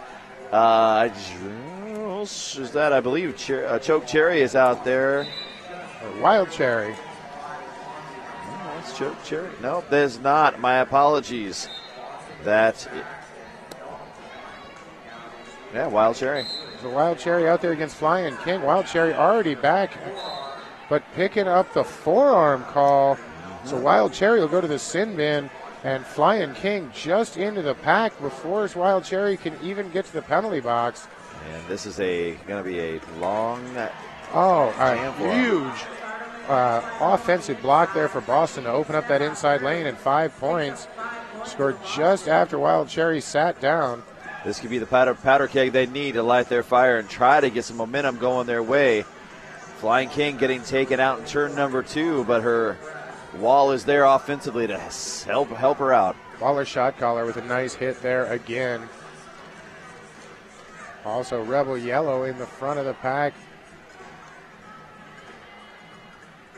Boston keeping their eye on Wild Cherry as she comes back out of the penalty box and back into the pack as Flying King grounded yet again. This time knocked to the middle of the apex. Wow, that was a huge hit. Wild Cherry ended up on the deck, but she still got her 4 points on the run. Atlanta just putting on a clinic. Wild Cherry, knocked to the inside by Shark Week. Shark Week took a huge hit from that.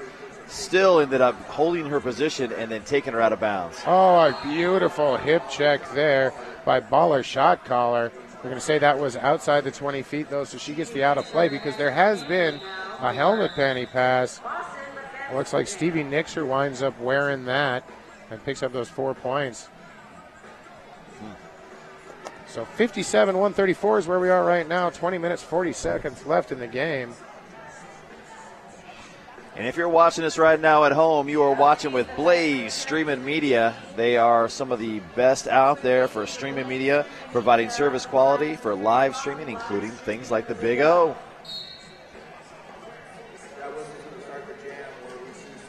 This jam is on. Space Invader right now. One player left to beat till everybody recycles up in front. They're still trying to fight her to get through. Jam Munition on the other side. She is out first. She's your lead jammer. Both jammers, though, now able to score on a 4-3 pack advantage for Boston Massacre, but not going to pay them any dividends. It's 0-0 on that one. Jam Munition came in. She came in hot, called it off, called it good. Stay tuned on this channel. After this, we've got team you might know, Wheels of Just Ice. Who? Wheels of, I think they're from PDX or something like that. Taking on some team I think I've heard of them. Texas. Absolutely. That's a game I've been waiting for all day. Cannot wait to see that game. Wheels of Justice versus the Texecution should be a fantastic game. Yep. One of those games I was excited for about the last month to see. Up front, Aphrodite. Yep. Just falling over the top there of Emily Pawlowski. Womanimal ridden out of bounds by Wild Cherry. Aphrodite picking up lead. Boston has to come back to the back of the pack. That is the 5th in a row for Atlanta getting as lead jam. Finally, Womanimal clears the pack, but Aphrodite clears the front of the pack about a half lap later and picks up all 4 points, closes the door behind her. 18 minutes left in this game. Atlanta right now is really in control. They have they've done everything they need to do. They get their jammer out first.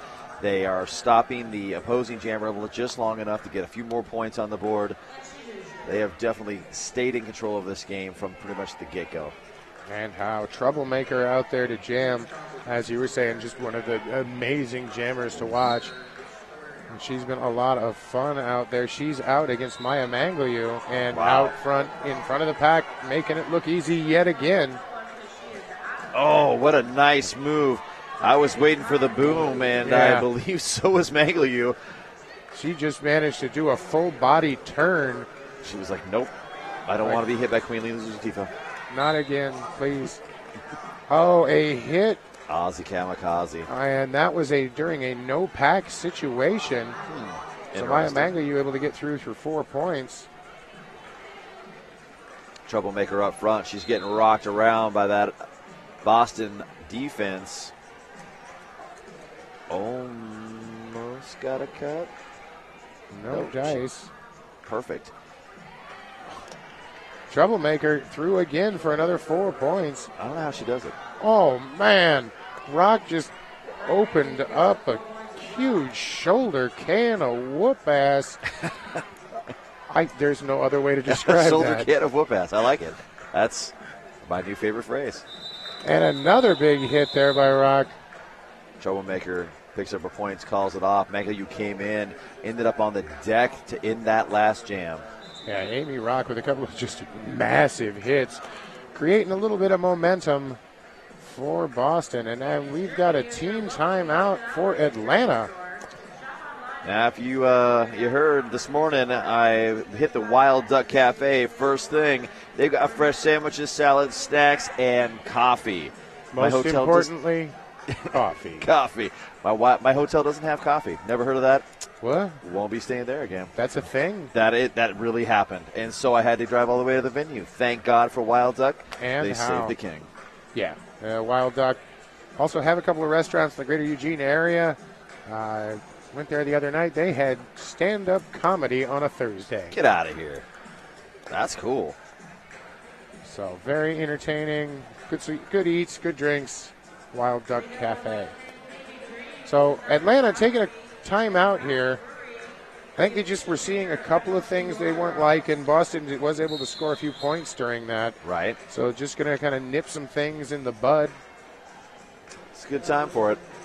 Nipping things in the bud. 16:56. That will leave Atlanta with one timeout and one official review.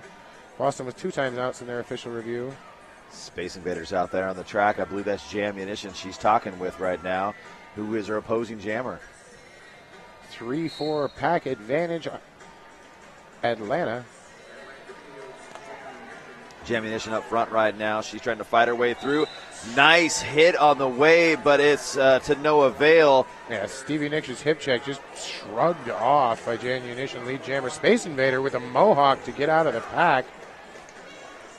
And that's 7 lead jam awards going to Atlanta in a row. Shark Week ran her back, but only 1 point. And again, back to the 1-0 runs, King. With the way this game is going, Boston has got to figure out how to get their jammer out first. Yeah, 149.65. Still not out of reach, but such a long road to go right now. Yeah, you got 16 minutes left in this game. You got to start getting the lead. I believe that is Baller Shot Collar on the line for Atlanta. Flying King, if I am not mistaken, from the face mask. And I like it. They are sending Rock back to try and open up some holes. And she opened up something. She opened up a clockwise block, so Amy Rock's going to go sit down in the sin bin. And just like that, Flying King stuck in the pack. But just like that, Baller Shot Collar made her way around. I didn't want to say it too fast. I thought I was on a live mic all of a sudden. But she was there getting her score. And cutting the track on the Flying King. So she's going to go sit down as Baller Shot Caller gets out of the pack, scoring another 5 points, 10 points already, and Flying King has just sat down in the penalty box. That's too bad. Oh my gosh, here comes Yo. 747 just took that blocker off her feet. That's Ozzy Kamikaze. And with the destruction that wrought, Baller Shot Caller able to get through. Coach says, call that off. Let's continue this power jam in the next jam. What they're going to do is, if they can get their jam right again, they will remain in control of this game like they've had pretty much for this entire half. Yeah, with Atlanta now with a 99-point lead. That huge jam almost making a comeback insurmountable. Mm-hmm. But don't give up hope, Boston fans. Pinch, pinch, pinch. Pinch, pinch, pinch. But Troublemaker, yeah, there's the good reason to call the end of that jam, stick out Troublemaker and see what kind of damage she can do to the score for Atlanta. Oh, Sharkweek with a huge Sharkweek. hit. Jeez, that was a giant wallop. Still, Troublemaker unfazed. She continues to push through, and she's your lead jam. They did kill off enough time where out of the penalty box, no longer on a power jam, and Flying King able to leave the pack before Troublemaker gets there. But still probably going to be at 4 points and shut the door behind her. We'll see. Troublemaker still trying to fight her way through. One more to beat. And finally calls it off. And just in the nick of time. She got 3 points off of that. But to make that 4 points off of that, no points being scored for the Flying King. And we've got an official review for Boston. And unlike the first period, looks like this time they're actually going to review something. Well, it's a good use, and I do like that they made it an option where you can say, hey, I want to use this as a timeout instead of coming up with, I think we scored 173 points in the last jam. Can you double-check that for me? Thank you. You know, I heard in folklore a couple playoffs ago, a certain coach I know, he went out and asked what the ref had for breakfast. That was his official review. He wanted to review, and he wanted to know how it was. Yeah, sometimes I miss some of the sillier official reviews that you would get. I believe the points are backwards on the scoreboard. One of my favorite when it was, I think, 314 to 112. Like, I think those scores are backwards. I want you to check that. Well, you know, whatever it takes. Right. If you're not trying, sometimes you just got to breathe. So hopefully we'll get an update here shortly on what this review is.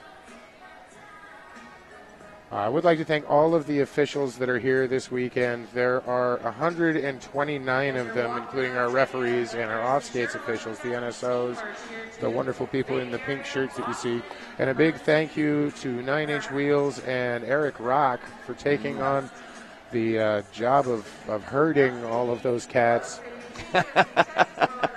That is a lot of work that they put into it.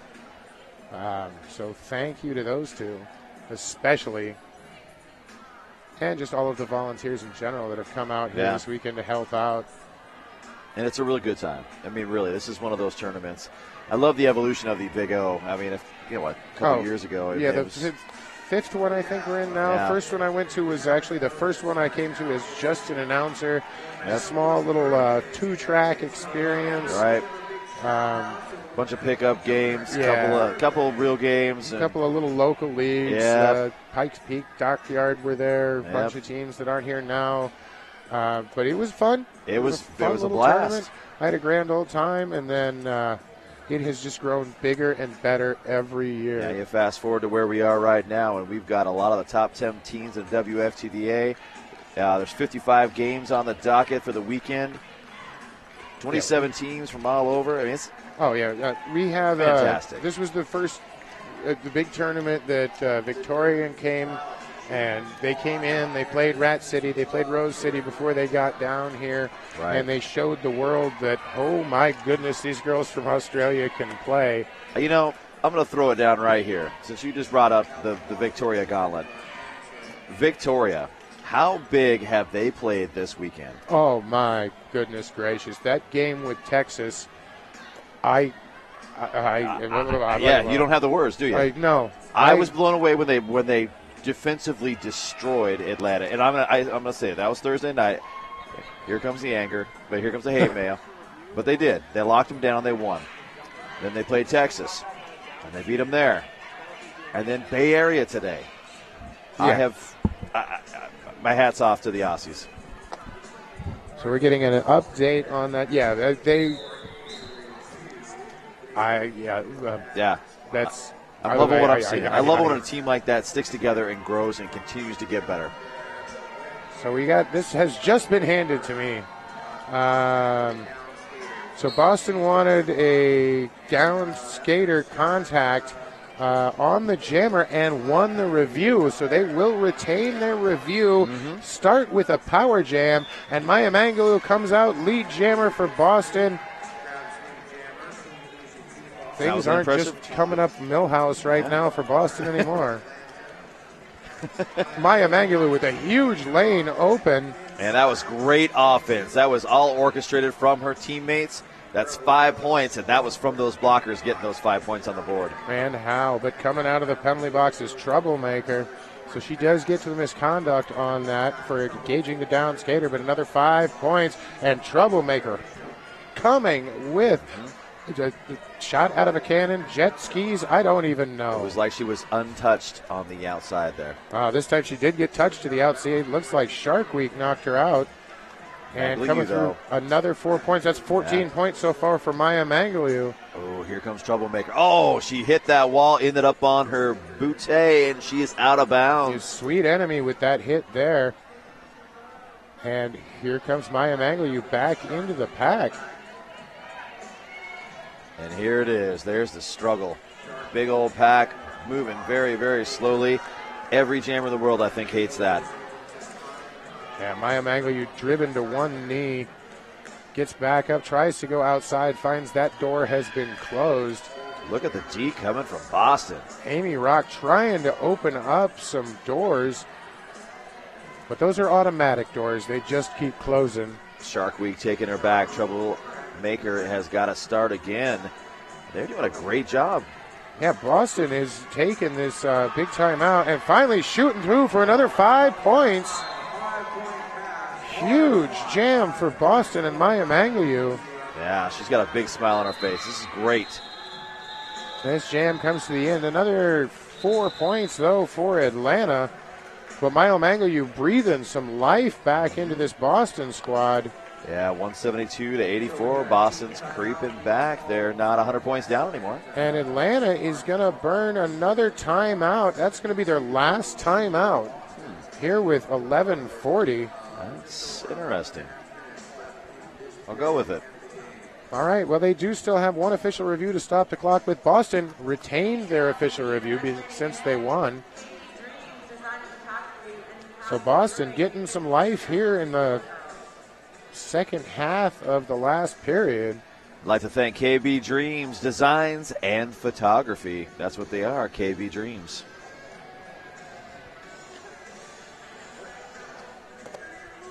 Now, all I want to say is a candy-colored clown they call the Sandman. But I'm not going to say it. KB Dreams, I walk with you. All right, I'll stop now. 172 Atlanta, 84 Boston. Interesting choice for a timeout. They did just give up a really large jam there to Maya Mangaloo with the power jam. And even without the power jam.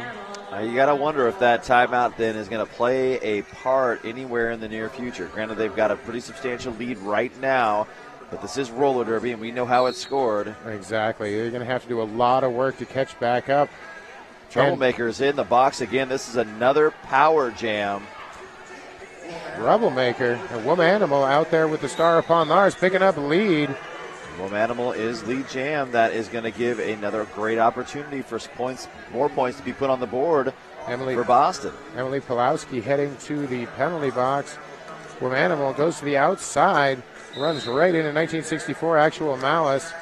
Oh, 747 Ozzy Kamikaze is headed to the penalty box for a cut. And 5 points there for Boston. Woman Animal tiptoe through her toe stops. Troublemaker has been released from her penalty. She is right now fighting through the apex. She gets through, and it looks like there's going to be a penalty call that is going to be, I think, on Sweet Enemy. I believe you are correct. A Woman Animal going to call that off before Troublemaker can make it to the back of the pack, though. I question the delaying time, because at this point in time, not your friend for Boston. Nope, and actually I correct myself there. That is Aubrey Planets who got that forearm penalty, who is right now sitting in the penalty box. It was all the way on the other side from where I am, and that 5 looked that 8 kind of looked like a 5. It's the dark visor. It throws me off. Can't see their eyes. Hanging down low, that is Aphrodite. She is out. She is lead. And that's first lead jam and a couple jams for Atlanta. And there she goes. That is, I believe, Ginger Kid. Yeah, for number 43, Ginger Kid jamming again. They do use her as a depth jammer and calls it off just before. And there's another 2-0 run. Oh, Yep. excuse me, 3-0 run for Atlanta. Back to their old ways. That's it. Go back to what works for you. That's what got you here. 9.5 minutes left, 172.93. Pack advantage right now for Atlanta. There's only 2 blockers out there for Boston. Do have one blocker standing in the box. Jean-Juc Picard's going to be out there for Atlanta. And that is Space Invader. Yeah. It's the sci-fi jam, yo. The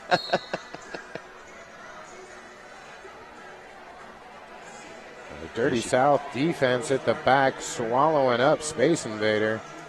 Jean-Juc Picard has engaged. She's your lead jammer. Space Invader, though, hot on her heels. Dun, dun, dun, dun, dun, dun, dun, dun. Jean-Juc Picard does a nice little spin around the outside, taps her hips, picks up 3 points for her fantastic effort. Stevie Nixer with a nice hit on that, forcing her to call it off. I think they, somebody from Boston asking for a skating out of bounds, but she did make contact there. Mm-hmm. Flying King on the line, and I do believe that's what I'm seeing. That's Baller Shot Collar. Baller Shot Collar with that huge last jam time she was out there. I believe 24 points, although I am probably mistaken. Baller Shot Collar engages that pack, and she's gliding around inside the line there. That's 1. Yep, she's your lead jammer. Dirty South Derby Girls with that big wall at the back. Boston coming down and trying to open up some holes. Wow, Baller Shot Color comes in hot. I don't know how she got around so dang fast, but that's a 5-point grand slam. Big money, no whammies. Baller Shot Collar coming around again. Bounces off. Finally, this time, Boston out of the pack. Flying King. And Boston Shot Collar, again, mysteriously teleported through the pack. Right. I don't know how she does it. Magic. And Flying King picking up the cut on the outside. Oh, look at that. Not what Boston needs right now. Baller Shot Color. Finally, they've come up with an answer, though, to slowing her down, but they cannot contain her. No, they did take some time off the penalty, but not much, because that's going to be another 5 big points for Atlanta. Signaling to her crew, come on, help me out. Boston Baller Shot Collar with a spinorama and another grand slam. That's her second, maybe third jam of the game. Yeah. And that's what she's doing out there.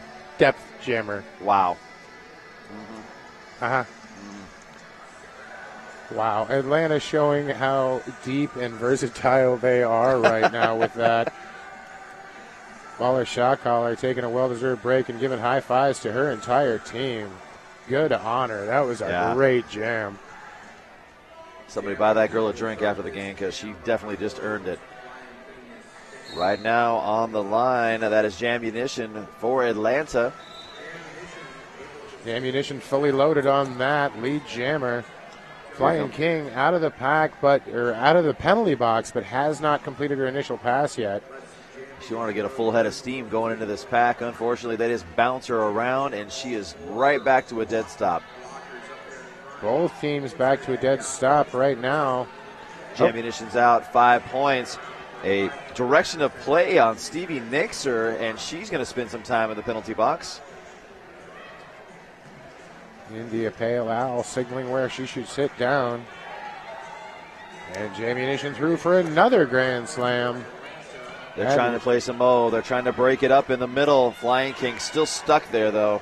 Atlanta, 207 points right now. Jammunition coming in to pick up more. Dancing on her toe stops all the way around the outside. 5 more big points. That was impressive. Just prancing around. Kept her legs moving the entire time. Flying King staying in the middle and just trying to wedge herself through there. Finally, a star pass. Stevie Nixer's got the hat. She is off to the races and out of that pack. But already so much damage done by Jammunition. And Jammunition's going to get into the pack, call it off. Cutting 2 more points. Cutting the track called there somewhere. That was on 404. If I saw that right. Did I see that right? Maybe I didn't see that right. Yeah, we'll see. Somebody's going to sit down. Somebody's sitting in the box right now, and they are going to serve for their time. And they'll feel shame. Yep, that's 30 right. 30 whole seconds by herself, then she get free. You should feel bad. You can't do that. You do that, you just some English. Oh, never mind. 219.93, Maya Mangaloo out there for Boston. I believe that's Aphrodite. Yes, it is. She is hanging low and definitely being dwarfed by that line. Here comes the O, though. They've got her out. Great team offense there. As soon as they already lost Maya Mangaloo, she got the lead jammer. So they just go ahead and come back and free their jammer. Maya Mangaloo will come in and score 2 points. Towards the end of that, Ginger Kid picked up a cut on the track. She got knocked down. She put 2 hands out of bounds, then stood up and stepped out of bounds. Unfortunately, she stood up while on the track, and that forces the count. This is one thing I like to see. We're under 4 minutes here. Atlanta pretty much has this game in hand. But Maya Mangaloo scored the 2-0 run. Her and Shark Week with big high fives, big smiles, having fun, taking the little victories right now. Gotta take your little victories, what you can get. Yeah, you're down by a lot. You only have 2 blockers on the floor right now against Troublemaker. Obviously one of the best jammers we've seen here today. You know what I've always liked about roller derby is everybody plays it jam by jam. The fans even look at it that way. They don't care if there's a 100-point game happening. They want to see a good game, and they are going to celebrate what victories they can in each jam. Yeah, you're going to have to take the jam like, hey, we won this one. Awesome. Great. Excellent. Let's see if we can get a string of those together. Speaking of a string of them who has been nonstop all night, Troublemaker just prances her way right through the middle of that, picking up 5-point grand slam. Womanimal out of the pack now, trying to make her way around. Troublemaker hit to the inside, going to call that one off, so another 2 points. And that'll be it. Time will expire unless Boston calls a lap. Oh, no, sorry. Nope. There's 2.5. I'm looking at the wrong clock, King. It's been a long day. 2:32 left in the game. That's going to be 2:26 on the clock for Atlanta, 95 for Boston. And that's kind of been the theme of the game. Did they put her back out there? That's what it is. That is Baller shot collar out there on the line. This time she's having a seat on the outside. Big hit to Baller shot collar. Both jammers knocked out and recycled. Space Invader out there against her. Baller shot collar. Just been out there for a few jams, but each one of them has been amazing. I believe that's going to be a misconduct call, blocking a down skater. Yep. By Stevie Nixer, and she's also got to do the skate of shame all the way around the track. Space Invaders up front. She's trying to fight her way through. Oh, and she does. That was a great move. I don't know how she stayed inbound going around Ozzy Kamikaze, but she definitely got out and is lead. Yeah, if you ever have the chance, ask her what kind of toe stops she uses and buy them.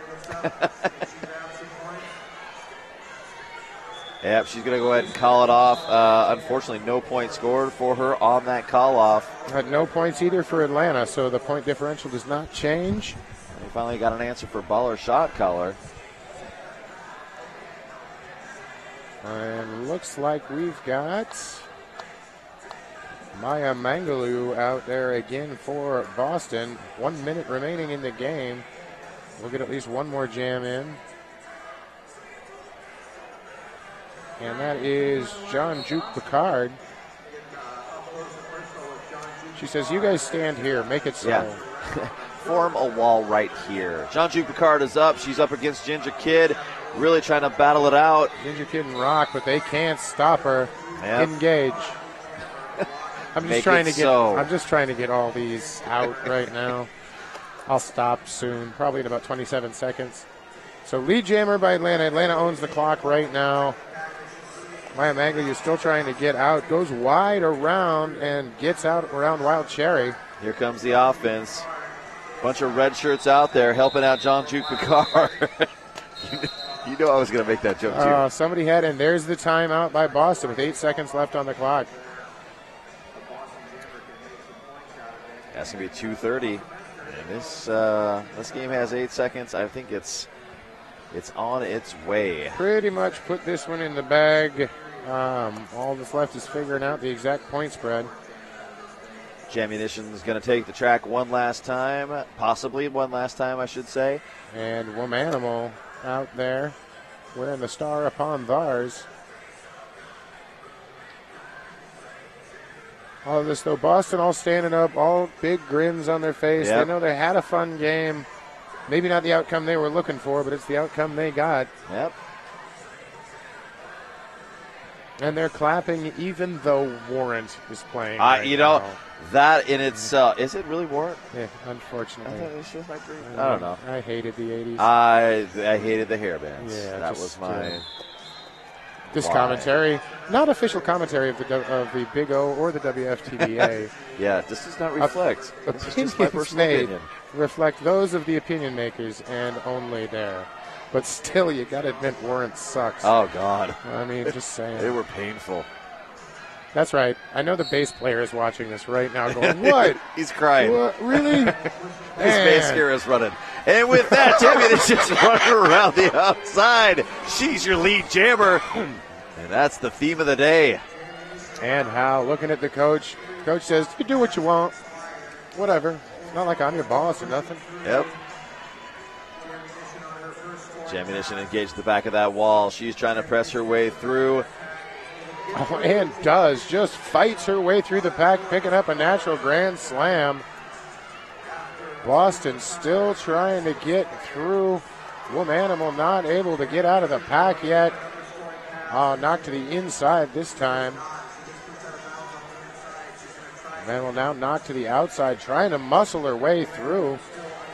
They're trying to play, giving some offense up, then they got to run back and play that defense. They're dragging her back and just kind of prolonging the magic at this point. Jammunition takes her down. She runs right on through, picks up her 5-point grand slam. Emily Pulowski just tumbles down in the wake of that.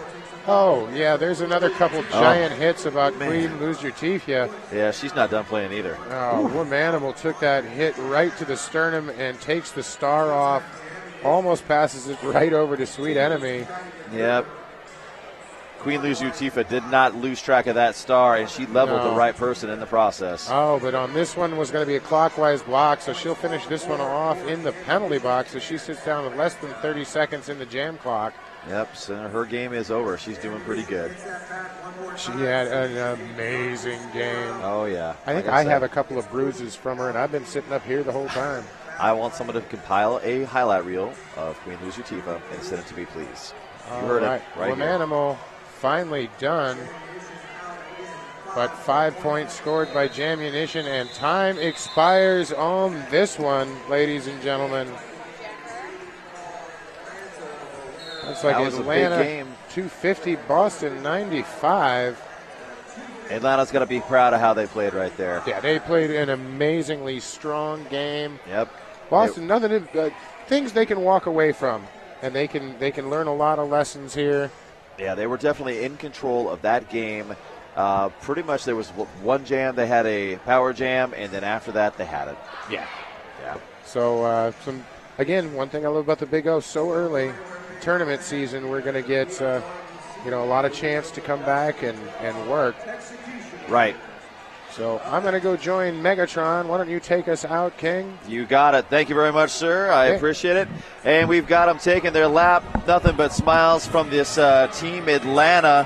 And that's going to be what it was. Atlanta basically ruled that by getting lead jammer. They chipped away at the score. They put up some big points. And their defense locked down the Boston team.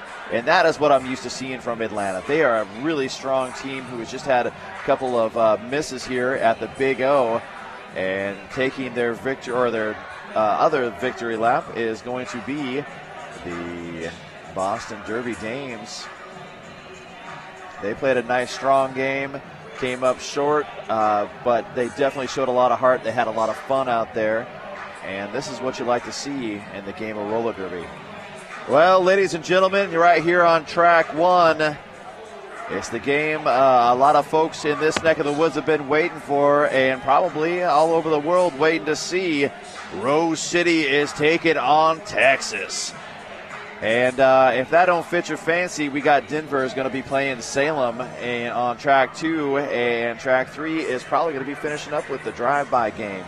So once again, Rose City, Wheels of Justice, taking on Texas. Don't go anywhere, ladies and gentlemen. I'm the King. I just Phil Dirt down for the halftime gig. And from everybody here, thank you very much. In pristine condition because I care about this thing more than I care about any other article of clothing in my wardrobe. Everybody's just like pumped and ready to go, and it's this culmination of, months worth of hard work. This is your opportunity to go out and leave it all on the track and to try to reach that potential that you are working towards at every single practice. My name is Rachel Rotten. I skate for the Angel City Derby Girls, and S1 is part of my uniform.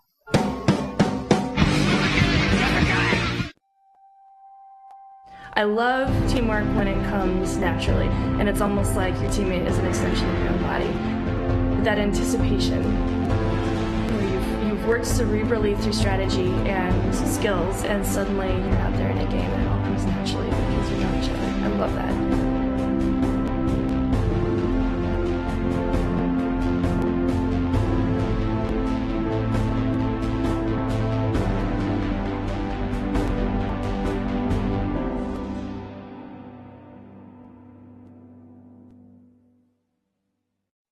My name is Lacey Knight, and I skate with the Angel City Derby Girls. I've been evolving more and more into just having things that I know are going to be reliable, that they're going to last, and that they're going to do exactly what I want them to do. When you've reached a certain place in your derby career, it becomes less about how much you're spending on the equipment as it is about what it's going to do for you. I need to be able to have it conform to my foot so that it's just an extension of who I am as opposed to this thing that is now on my foot. The Rydell boot that I have now has been able to successfully do everything I need it to do. This year has even gotten better for me, and my skating is the best it's ever been, and it's the best boot that I've ever had.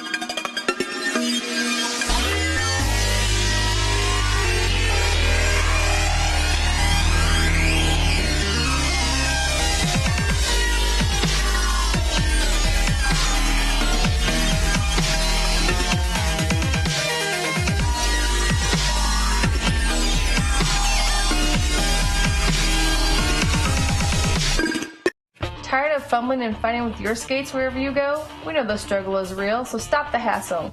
You pay top dollar for your skates, so stop stuffing them away with your sweaty, smelly gear and show off your prized possession with a Bruce Skate Noose, the original over-the-shoulder roller skate holder. We've been making nooses since 2011. We use the best quality supplies to ensure the best product on the market. With over 50 colors and patterns to choose from, there is certainly a noose to fit your personality and style. Find us online at bruisedsn.com.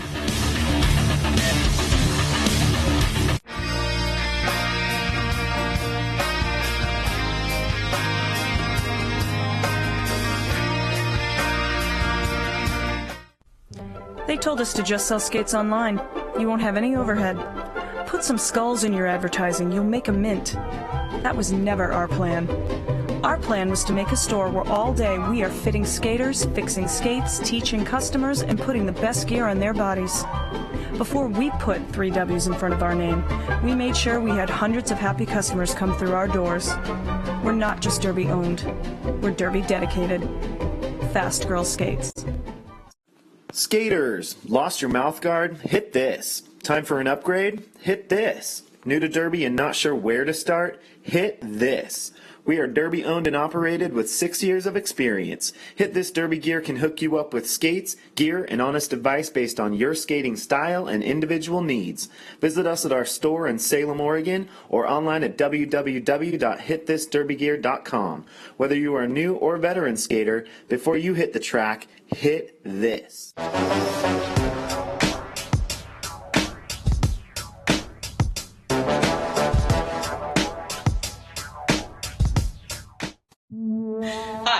Trish the Dish, and this is Ivana Espankin, and we're here to tell you about Sin City Skates. Sin City Skates began in our Las Vegas living room in 2005, the first shop ever dedicated to roller derby, and has since grown into this 2,000 square foot mecca in San Diego, where we stock everything for our sport. Need help?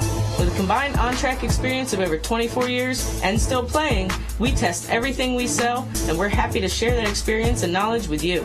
So contact us, sincityskates.com.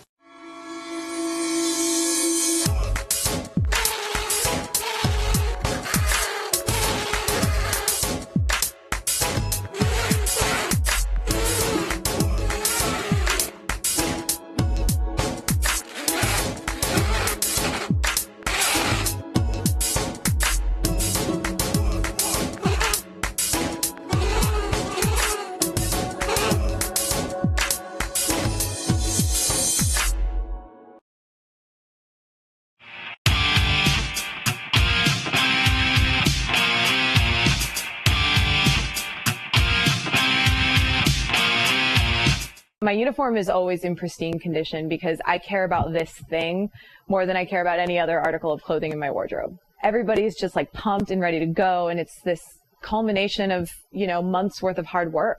This is your opportunity to go out and leave it all on the track and to try to reach that potential that you are working towards at every single practice. My name is Rachel Rotten. I skate for the Angel City Derby Girls, and S1 is part of my uniform.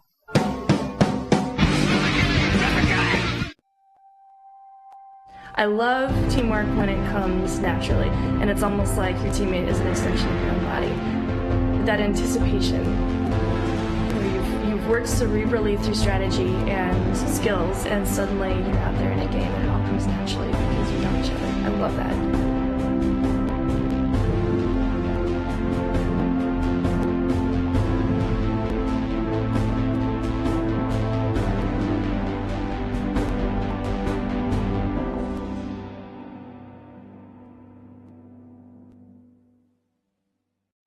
My name is Lacey Knight, and I skate with the Angel City Derby Girls. I've been evolving more and more into just having things that I know are going to be reliable, that they're going to last, and that they're going to do exactly what I want them to do. When you've reached a certain place in your derby career, it becomes less about how much you're spending on the equipment